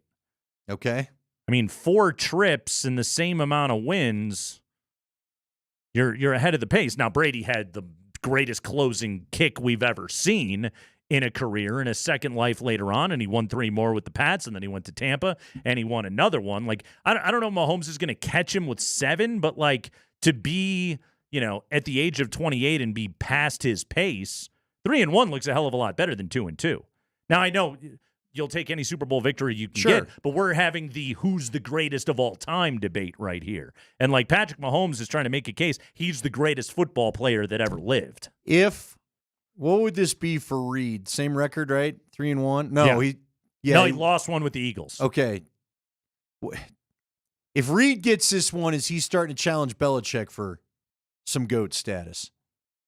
Because then he's at 3. It's a special club with 3. It really is. It really is. Not the 2, like you just said, is anything to sneeze at, but... I mean, Bill having 6, but... there's a long way to 6, right? Andy's one. not getting 6, I don't think. He may retire. Listen to this, okay? I just read this. Steve Spagnuolo, defensive coordinator for the Chiefs. Yeah. He has 3 Super Bowl rings as a coordinator. He's got 1 with the Giants, 2 with the Chiefs. He's the only guy to do it with 2 teams, right? Right now, there is a 5-way tie for Super Bowl wins by a coordinator with 3. Here's the names. Most of them are from New England. Charlie Weiss, Josh McDaniels, Romeo Crennel. The other one is, remember Richie Pettibone? Yeah. Joe Gibbs, defensive coordinator in the 80s? Yeah. And then there's Spags. If Steve Spagnuolo wins this game, is he the greatest defensive coordinator of all time? That's a Jeff Legwald question right there, right? I mean, that's a little tough for you and I to answer with the Dick LeBeaus and whoever coordinated the Steel Curtain or, I tell you what, man, his guys show up in the playoffs every year. They do. Every time I think that defense stinks and it'll be their Achilles heel. Guys are walking around in shirts that saying Spags we trust and everything else that's going on right there. Yeah. Is there ever a world if Travis Kelce, he can't pass Gronk on the greatest tight end list, right? I don't think he can. Can he? Look, man. Maybe. What are the numbers? How different are the numbers? Maybe. I will tell you this without even looking at the numbers. Is it because he had Tyreek for a while? Because Gronk never had a Tyreek. Maybe, but also, although he had Moss one year. If I'm not mistaken, Gronk didn't play. He didn't play in the Atlanta game. Okay, he was out for that game. So I think even though he has 3 rings, he played in 2 of them. But he also won one in Tampa with Tom. But here's the Rob Gronkowski. Just eye test. Rob Gronkowski's the best tight end that ever lived. I think Travis Kelce is really good, but Rob Gronkowski was unstoppable. Yeah, Kelsey's already better. But at the full position, David, I know where Nate's going. I think Kelsey's the better receiver of the two, but people, see, again, we can't recency bias this thing. We can't. Gronk was so physically imposed. He was unstoppable. Again, and I will, this is where maybe I'm getting the bias because of what I saw live with my own eyes. Go back to that AFC Championship that they played in, 2016. Yeah. They were trying to, remember the 4th down play, Gronk had like 3 dudes hanging off him 50 yards down the field and still made a dang catch. Yeah. Like a one-handed catch. I'll just say it. They were pass interfering with him the whole damn way. They were. I watched it because he was the only one I was scared of. And he still caught the damn ball. Here was the irony of Rob Gronkowski was his career was cut short because he was so great, because nobody could tackle the guy. If you tried to form tackle Rob Gronkowski, if you tried to get ahead to the side and wrap him and drive him, he would giggle at you. Yeah. You had to cut his knees out. You had to TJ Ward that thing and just go right at his kneecaps, and it's why the guy can hardly walk anymore. Yeah, I was about to say, TJ Ward did it twice to him. Once when he was a Brown, once when he was a Bronco. Kelsey's a great player. Rob Gronkowski is the best tight end of all time. Yeah. Yeah, I can't come off of that. It's Kreckman and Lindahl.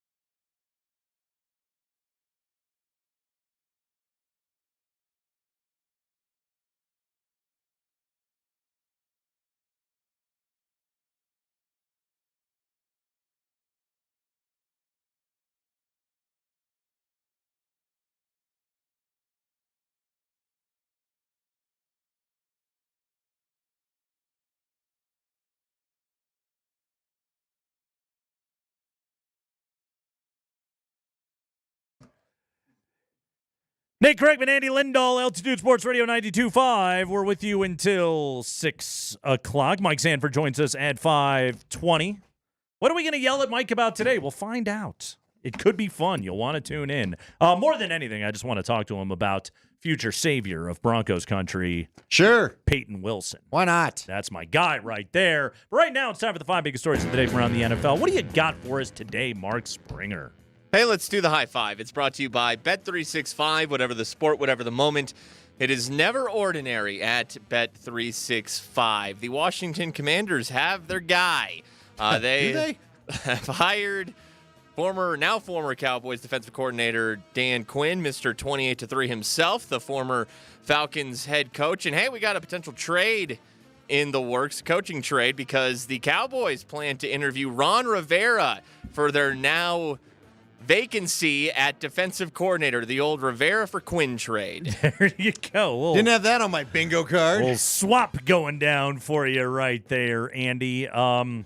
Yeah, Ron Rivera going to Dallas to work with that defense right there. Dan Quinn is the head coach of the Washington Commanders. So if I'm not mistaken, we're done, right? This is that's it.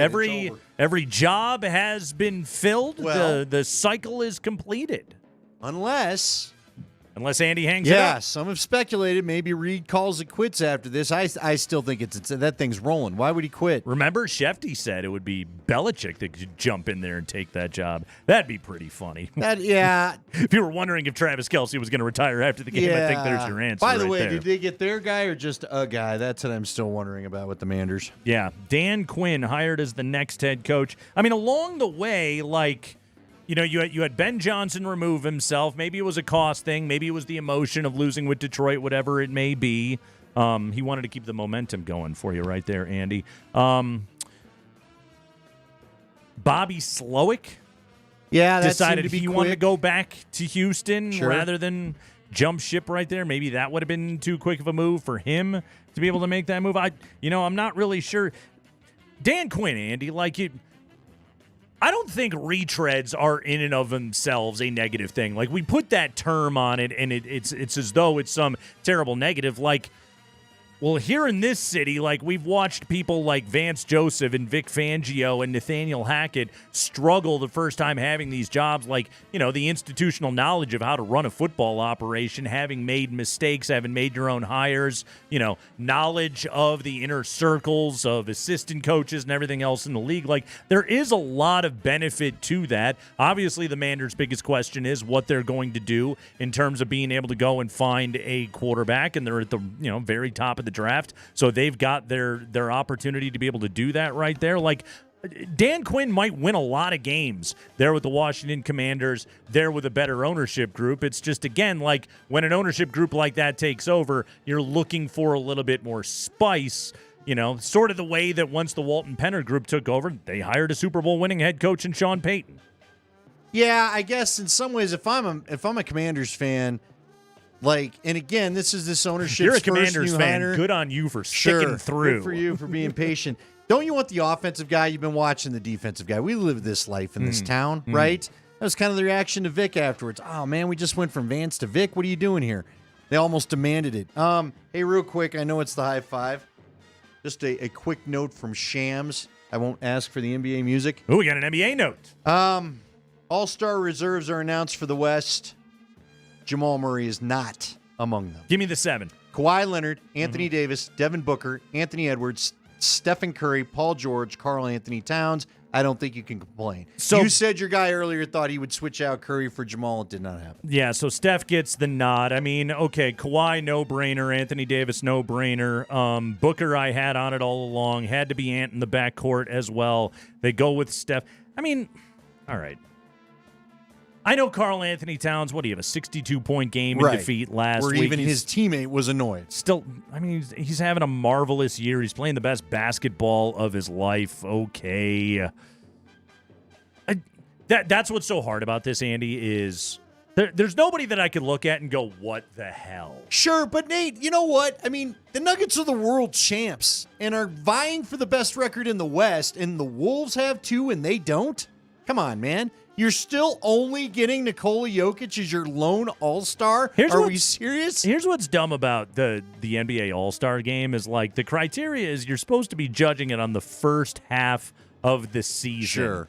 And it's like some of these guys on this list, like Kawhi could have a 14-game absence in the second half of the year. That could happen literally to anybody that is on this list right here. Like, that's what sucks for Jamal is his 14-game hamstring absence comes in the first half of the season, and so he gets shut out when it all comes full circle. Maybe he could still be an injury replacement. I don't know. Andy, I wish I could get more worked up over this. It's a disappointment. I don't think it's I do a wish fiery, he had gotten in. You know what I mean? Yeah, I do wish he had gotten in, but also, like, I can sit here and acknowledge the flaws in his case. Good news for him. If he needs rest down the stretch, Totally. it's not going to apply to that, whatever the rule of sitting guys. So There anyway. you go. Spring. High five. Jim Harbaugh was introduced as the new coach of the Los Angeles Chargers today. Here's part of his opening statement. He's really excited, and he references a cinematic classic. I'm just very excited, excited. I think about, if I could describe it to you, it'd be like Morgan Freeman in Shawshank Redemption, red, I'm so excited that I find I can't sit still or hold a thought in my head, what a free man would feel before a long journey. And I just want to make it across the border, want to shake my friend's hand. That's how I feel. And I want to get, want to win the right way, want to treat people in a first-class way, and, get really good at football and attacking each day. Like John said, I'm attacking it with an enthusiasm unknown to mankind. Did Jim fall asleep in the hotel last night watching Shawshank on What happened TNT? there? What was going on with all that? Would have went in the right way. So no Connor Stallions? Is he going to Zihuatanejo? Yeah. You know what, Jim? Never change, buddy. Yeah. Okay? Keep being the weirdest dude alive. I'm so glad that you're back in the NFL. You will be the gift that will keep on giving. Mm-hmm. We're going to hear from him twice a year, baby. Oh, I can't wait. Did shots of milk afterwards? Dude, him and Sean Payton could be an intense handshake. Yeah, seriously. Remember, was it him and Jim Schwartz? Jim Schwartz. Couldn't you see Sean They had to Payton, get Jim separated. Schwartz, and Harbaugh? Yeah. Mm-hmm. Yeah, taking Harbaugh all day long in that one, by the way. High five. Niners GM Jed York talking to the media recently ahead of the Super Bowl, a week and a half from now, and he was talking about the moment that Kyle Shanahan told him before last season or early in the season that their third-string quarterback, Brock Purdy, was in fact their best quarterback, even though they had spent the third overall pick on Trey Lance. By the way, seeing rumors that Trey Lance could be on the move from Dallas for teams in need of a cheap quarterback. Cough, cough. Here is Jed York. After practice, he's like, hey man, we got to talk. And that's generally not a good thing when your coach tells you got to talk. I'm like, all right, what's up? And he's like, I think our third-string quarterback's our best quarterback. I'm like, okay. I'm like, what does that mean? He's like, obviously, like, we've invested in Trey. Like, Trey's doing a good job. Like, we're going to do everything that we can. We're not going to change that. And we're not going to change the depth chart. But, like, I think Brock will end up being our quarterback at some point. And, like, he didn't force it, right? You had 2 injuries, and that's how Brock ended up playing. But he's always honest, even if it's not, like, one thing that owners don't love to hear when they've invested money and or draft picks or both into people, that the last pick in the draft is the guy that we think is the best. That's generally not great news, but he's honest, and he let it play out the right way. Didn't Brock Purdy himself say that he was told they were trying to get Brady? Like if Brady was going to play for one more year, even with everything that Purdy had done, they were still going to play 46-year-old Tom Brady before they were going to play Brock Purdy. He told that story, I think, prior to the championship game of just a heads up. If we can get Tom, you're benched. You're out of here. We're going to play the septuagenarian over you. Yeah. There's, again, like, I give Brock Purdy all the credit, and he can do the things that he can do. He is massively elevated by a ton of talent that is going on around him. And this is where, to me, Kyle Shanahan and John Lynch, Andy, deserve just an absolute ton of credit. And we talked about it last hour. You can blow the Trey Lance thing as badly as you did, and yet all the other things that you did in building up your franchise, and look at you, you're still basically the model franchise in the league. It's truly incredible that they were able to do this. It is a good roster building, Mm-hmm. you know, the right trades, knowing what you are, knowing your identity. But again, you got the system down, you know what you are, this is what happens. And when you stay the course and when you're not changing things constantly. Yep. So, yeah. And in the meantime, the Broncos, they can go forward with Sean Payton, and they can go forward with Wilson. Peyton Wilson. We'll talk to Mike Sanford from Mobile, Alabama, coming up next.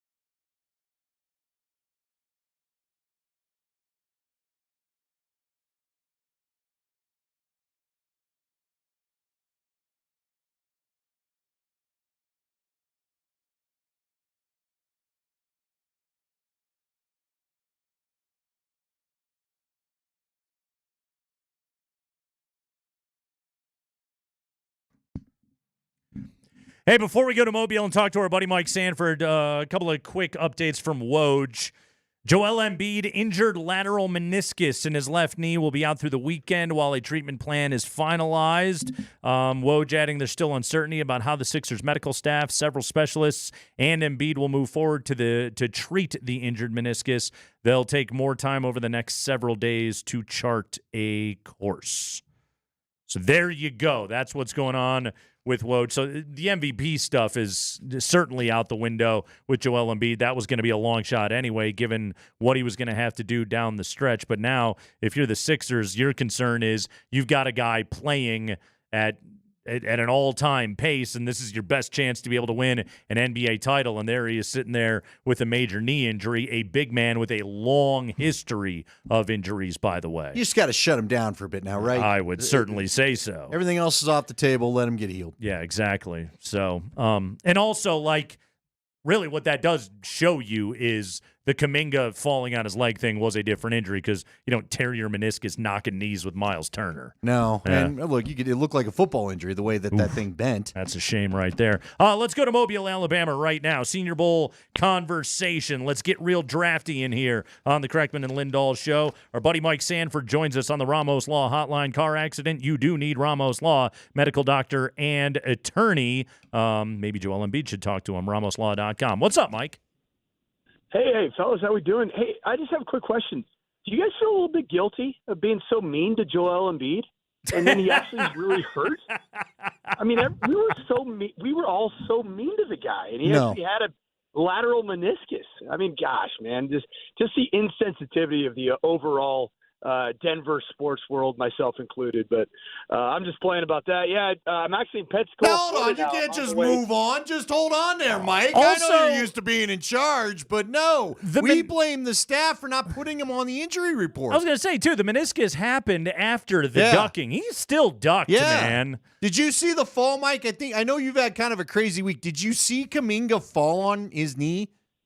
I actually have not had a chance to see the close-up of the injury. I have myself a horrific lateral meniscus as well, and so I can speak to it. It's an old man knee injury, so Joel Embiid is living the same life as a 41-year-old Mike Sanford with basically no meniscus remaining. We'll have to send you the video. You could tell. It honestly, Mike, it did look like a football-style thing because his leg, flattened and even bent back the wrong way as the wrong rear end fell on that knee. No good. So yeah, no good. Mike, let's dive into it a little bit right here. And we were having a lot of conversations yesterday. You brought up Quinyon Mitchell, the cornerback from Toledo, Devondre Sweat, the defensive tackle out of Texas. But there is a guy that I am really excited about right now, a guy that I really think can bridge the gap between Sean Payton and Russell Wilson, and that is North Carolina State inside linebacker Peyton Wilson. Daniel Jeremiah of NFL.com ranking him number 47, ACC Defensive Player of the Year, Butkus Award winner, Bednarik Award winner. The Broncos are going to need an inside linebacker to replace Josie Jewell, particularly if Drew Sanders stays on the outside. What can you tell us about Peyton Wilson of NC State? Yeah, I watched this crew of linebackers in general, and I saw Peyton Wilson today. Coverage skills to me were questionable. Not an elite high round draft pick, particularly that position. I think that the Broncos can go the same route that they've gone historically. You think about Alex Singleton and the value that you have with all the other needs that these Broncos have. Like, there's a guy that I saw that caught my eye, and that's Cal Berkeley's Jackson Sermon, who he was a guy in the inside linebacker group that just made plays. Interception today, returned it for a touchdown in practice, and coverage skills were there. But he's son of a coach. His dad is the defensive coordinator, actually, Cal. I don't think that the Broncos, based off of what I saw with that inside backer group, you want to get value as opposed to reaching for the stars for a guy that might be a first 2-round guy. I can tell you're in coach and even scout mode. Do you see what Nate's doing there, though, before I ask you a real question? Do you see why he zeroed in on that guy? Do you see the wordplay of Peyton Wilson? Peyton Wilson. You guys, man. Not guys. Hey, you like that? You like that? I didn't try to give a fake evaluation of him. Hey, can't cover. No, we do. Hey, listen, Mike, I had to put up with 5 minutes of buildup of who was going to unite the Bronco fan base for the first time in years for him to give me the name Peyton Wilson. Peyton Wilson. And I damn near walked out of this studio. That's my dude. You know what? I did get to catch a little bit of the red zone drills. I know you've been evaluating the quarterbacks there. We want to hear your evaluation, how they look today. But I told you I was going to do this. You got to let me know. Luke McCaffrey, I saw him in there. I think I saw him make one catch. I think there was another one that they tried to target him, but just threw it high. I think it was your guy Penix, as a matter of fact. Didn't exactly get clear in the back of the end zone too much. Tell us about Luke McCaffrey before breaking down the QBs. Yeah, Luke was really good. I mean, I think that the play that he made in the back corner of the end zone in that red zone period to finish out the 11-on-11 drills of the day, I think was the play of the day. It was the one that got the whole crowd in Mobile and, scouts and everybody's like, wait, what was that? Who was that? I think the thing that was cool about that particular play is that you saw Michael Penix, who had a really bad 7-on-7 in the red zone, a bad 1-on-1 in the red zone. And then he got his 11-on-11 opportunity inside the 10-yard line, and he did what he does. He started the second play, and Luke McCaffrey ran his initial route, saw, Penix break contain to his left, and Luke did a great job of creating separation and made a spectacular catch in the backcourt of the end zone. And seeing it live and in person, it looked like it was almost going to be a throwaway. And for Luke to be able to kind of stretch out to make that play, get both feet in the corner of the end zone, like that was the play of the day. I think it really put an exclamation point on the body of work for Luke. Luke was really good in one-on-ones. He's a guy that has a good, like he looks thin. He looks like he's not built. And then you see him and you're like, that lower body looks familiar. Oh, wait, it wears number 23 and it's playing in the Super Bowl this week in a week and a half. He has that lower body. He's got punt return, kick return abilities. He's going to end up returning kicks in the actual Senior Bowl this weekend. I think that Luke's a guy that's just going to shoot up the draft boards. And I mean, what a great story. He would fill a lot of needs, in my opinion, here in Denver, just because of his versatility and what he can do. And heck, the way the quarterback thing looks, you might need to conjure up the old Nebraska Luke McCaffrey, because we might be in that situation the way this thing seems to be going. Man, nobody's ever told me I've got a great lower body. Mike Sanford joining us. Or an upper body, for that matter. Ramos Law Hotline. Just in general, the body is an issue. Yeah. The genes we talked about. Ramos Law Hotline. Car accident, you need Ramos Law. Medical doctor and attorney, ramoslaw.com. Speaking of Valor guys, Roger Rosengarten, Mike the tackle, out of Washington, but a Valor Christian kid as well. Teams always need offensive line help. How's he looking out there? Local kid. He looks good. He's big. He's a big body.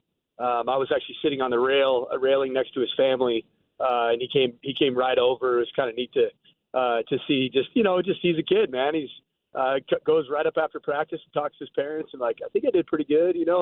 What I liked about him is he's heavy-handed. He's strong. I think he's still a work in progress with regards to what's going to be asked of you as in the pass protection game. I think he's young in his overall development, but he does have the size, the strike that is needed at that position, and I think he's acquitted himself very well. All right, Mike, you round up the quarterbacks for us. You said with this quarterback thing, the way that it's going, you kind of gave us a little taste of what went on with Penix. What about the guys? What about the group overall? Have they been underwhelming? I don't think so. I think it's actually been pretty good. Bo Nix, really good day today. I mean, really good day. He was zeroed in. You could tell he had a chip on his shoulder. Frankly, guys, he had a bad day yesterday. I mean, I'm talking bad day and one-on-ones, even routes on air were just okay. I was like, that ain't it. And he came out today with a resolve, and he started fast. He was terrific in one-on-ones in the red zone. Was surgical in the 7-on-7 period inside the 15-yard line going in, and I was really impressed with Bo Nix today. To be honest, I haven't been in the Bo Nix camp in I'm kind of excited about him after today because I think red zone quarterback play, it has so much to do with just like how quickly you can get the ball out of your hands, how quickly you can process. You got to throw the ball into tight windows. And he did that like all day. So I was really impressed with him. Michael Pratt, you know, I think he's kind of a buzzy type, you know, prospect. Guys, I'm just not seeing it. I think he's an NFL backup. I think that's going to be his lot in life. And I could be completely wrong on that, but, you know, just arm talent's not there. There's not a ton of elite athleticism. And, you know, I think he has some of that. He's trying to show everybody he's a really strong leader. And to me, it comes off as inauthentic. I'm not a huge fan of his. But the young man, it just keeps impressing me, and he'll probably end up not getting drafted. And you guys will think I'm ridiculous, but I think he'll end up making an NFL roster and end up starting games in the NFL. And that's Gus Bradley's son. Had another good day today in Carter Bradley. Yeah, the kid from South Alabama, sort of the local kid they gave the nod to. Hey, Brock Purdy watch right that's there. Right. There you go. Mike, another dude, and I know you didn't coach him necessarily directly, but your staff had a lot of familiarity with him up at Colorado. Brendan Rice, how has he looked this week at the Senior Bowl?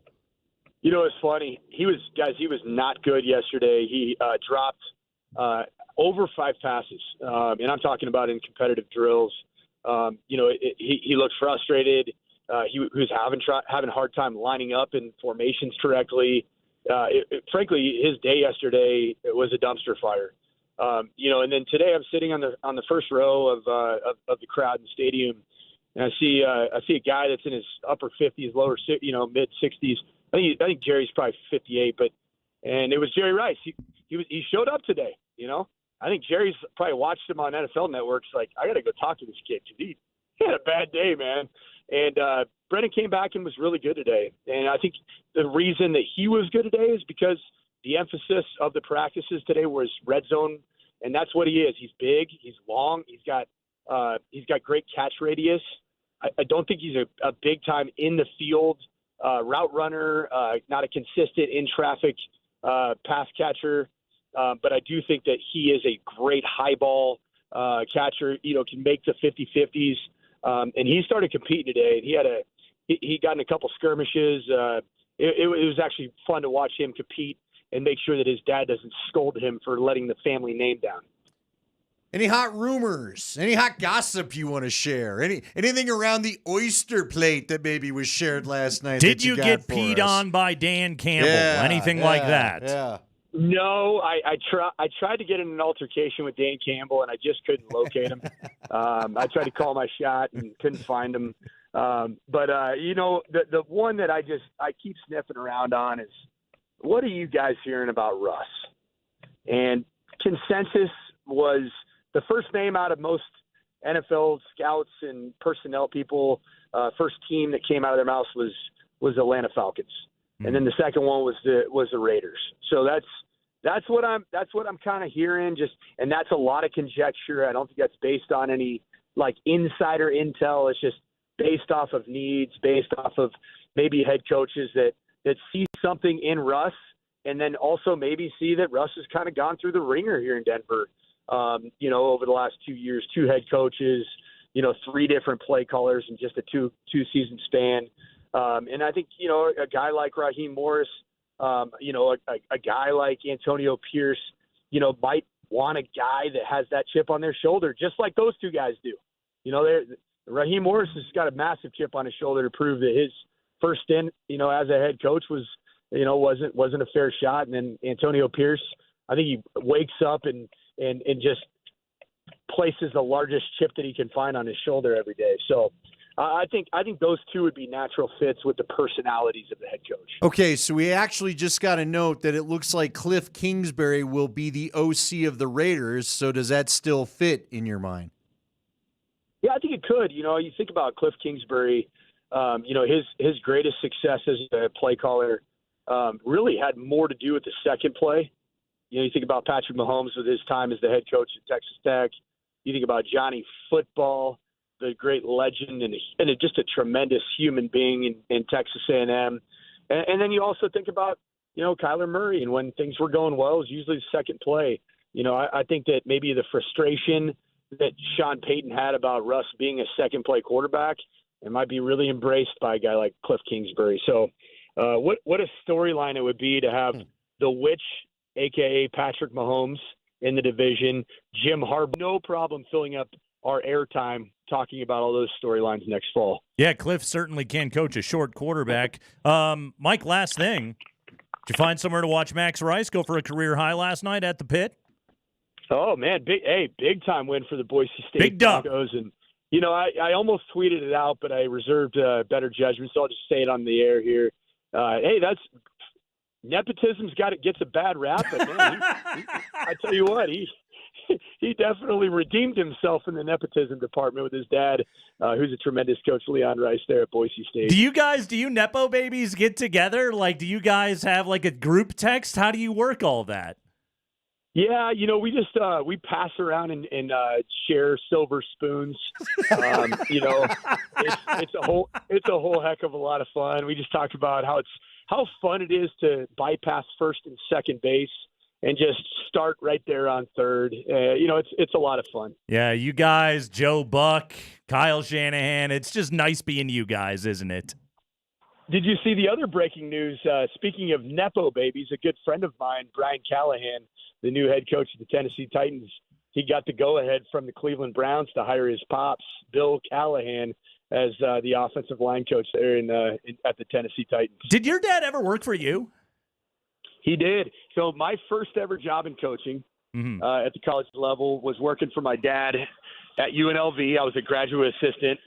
And then his last job in college football was working for me. So we kind of went full circle on that. And needless to say, neither one of them ended very well. So I'm not team Nepo baby if I'm be real honest. Did you ever have to like pull him aside and be like, we need to talk about this?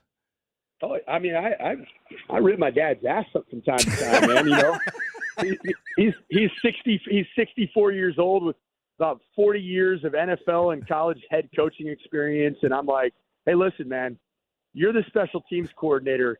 Your L3 on the kickoff team is just it's not doing anything remotely sound. You've got to get this thing right, Dad. Have you lost it, old man? Take him into the film room and chew him out. Yeah. Thank God he doesn't listen to the radio anymore. He was when I first got on the airwaves, but he's gotten so bored of hearing me talk. Hold on, where did he start? Where did you guys start? At UNLV. See, next time I want you to just somehow and go, hey, look, this may have passed at UNLV back in the day, but we're now at School X, and we don't put up with that crap anymore. That's what I want you to give, and then give him a timeout. You know what? Matter of fact, tell him he's got to go eat. He's got to go eat after the team gets done. Something like that. Just reverse roles. Oh my gosh, yeah. I used to love it. I'd go pop around as the head coach and sit in people's position meetings and take notes. Could you imagine what my dad thought when I walked into his position room and I'm critiquing him as a position coach that's been doing it for about 6 times as long as I have? He's probably like, get this freaking young buck out of here. He doesn't know what he's talking about. I taught him everything he knows. That's so good. Mike, man, good stuff as always, buddy. We appreciate it. I'm just kind of bummed out that we didn't get in another altercation tonight that lasted for 22 minutes. Hey, man, what's with Brett Kane making it sound like you just sat there and listened for 30 minutes this morning? That's a pile of crap. You were the one doing all the talking. Yeah, you know, those morning guys, they can get a little resentful about the evening drive time guys. They wake up early. They're grumpy. Hold okay? on. Wait a minute. We get up at noon. Speaking of Nepo babies, what's wrong with the morning? What's their deal? What do the Silver Spoons got a problem with? With their TV promotion and every damn thing being about them? I'm not here for that. Yeah. Yeah. Hey. Bitter afternoon drive, right. guys. I don't see my name on the dasher boards of a hockey game. Mike, buddy, we appreciate it, man. Thank you. Hey, appreciate you guys having me on. We'll see you tomorrow. All right, there he goes. That's Mike Sanford Jr. You want a war? With us Morning right guy? there today on the show. I used to cover Mike's dad back when he was coaching at UNLV. I interviewed him a number of times. He's a very pleasant man. Yeah, UNLV football, and I know like they had a really good year this year. Yeah, like they went to the conference championship and everything else like that. Like they have very good facilities now, and they play at Allegiant Stadium and everything. Like UNLV football, when Mike Sanford was coaching there, that was a tough gig, man. That was a tough one. Yeah, I've talked to Daniel. I don't know if people know this. Daniel Schlereth was at UNLV for a while out of high school. Played because baseball he had there? hurt it. Yeah, he'd hurt his elbow. Yeah. So he had to have the surgery, recovered, went out there to UNLV, and he told me, man, what a pain. Because, again, things are on lockdown. He's like, you couldn't get near the strip. As an athlete, if they wanted to go somewhere, like they had to go all the way around the strip, not get caught anywhere near it, to get their fast food to drive all the way. And he just goes, people get worn out on it. The athletes don't love being there sometimes. So. Yeah. I don't think that's what life was like for Larry Johnson and Stacey Augmon and No, Greg I think Anthony. they got a different deal. I think Tark had a different setup for them. They had a little bit of a good setup for the other dudes. A little bit tougher right there. That's funny, man. Mike's dad was his special teams coordinator at Western Kentucky. That's very funny Did to you me. ever see the Cheers episode where the young buck comes in that's trying to date Rebecca, and he's got a limo driver, and at the end of the episode, she finds out that is his dad? It's like his butler. You need a ride. Pops needed a job. Kind of know what that's like. Go get the car, old man. It's Crackman and Lindahl. It's Altitude Sports Radio.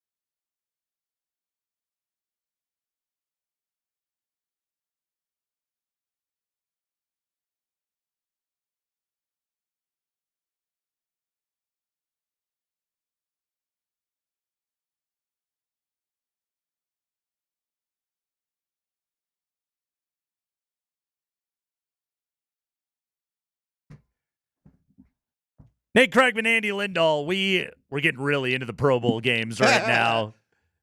So they're doing a drill right now, and Justin Simmons is up. And he's crotching the extra ball right there. He lost and he it. blew it. Yeah. Okay, so the drill that we're watching right now is they're catching punts off of a jug machine, and they're trying to see how many balls you can hold while also catching a punt that is coming into you. And right now they're trying to do it with 4 footballs in their hand. Like, Mimsy. Actually, Marvin Mims is up right now. He has got 4 footballs in his left hand. With his right hand, he's going to go for the catch, and he makes the play. Marvin Mims was able to hold 4 footballs in one arm and then catch a punt with his free hand, which was his right hand. Now we got a linebacker trying to do it. Roquan Smith is stepping up right there. I like that the NFL is leaning into all this stuff. I was watching the accuracy passing drill that they were doing earlier today.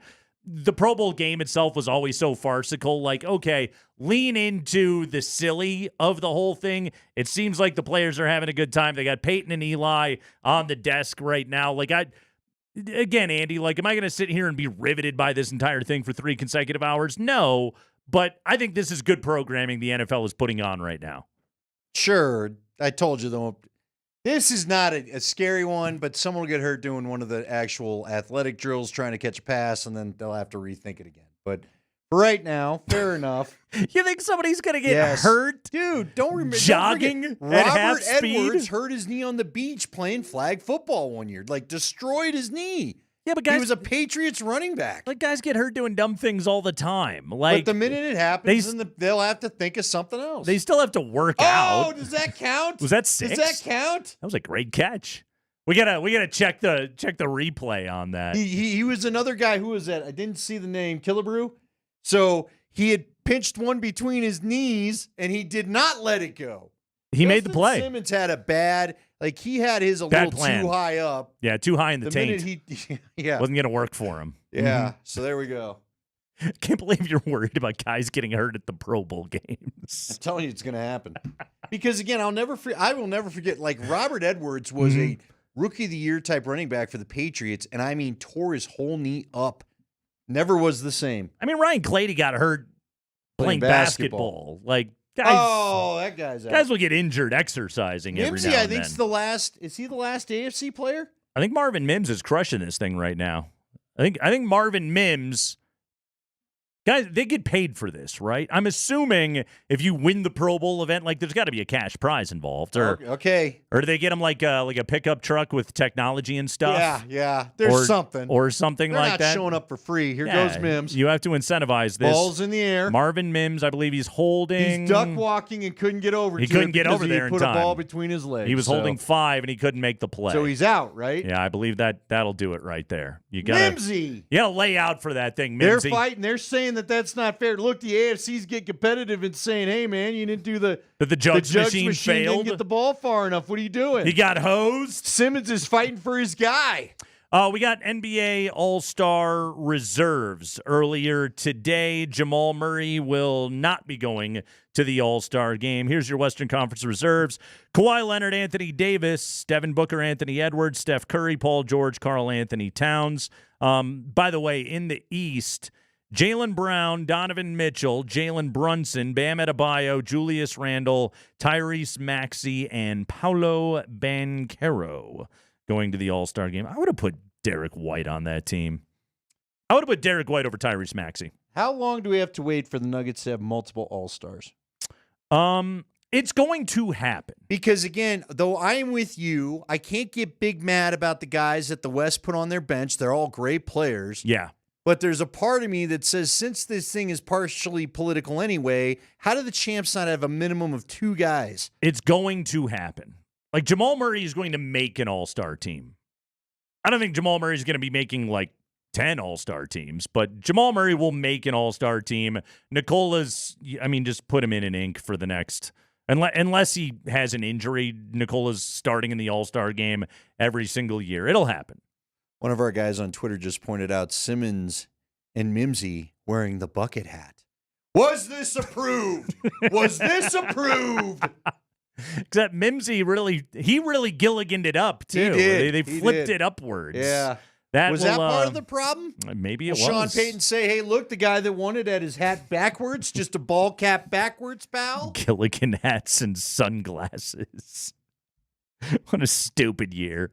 Remember when sums it Sean up. Payton, do you remember when he showed the guys the video of the baby lizard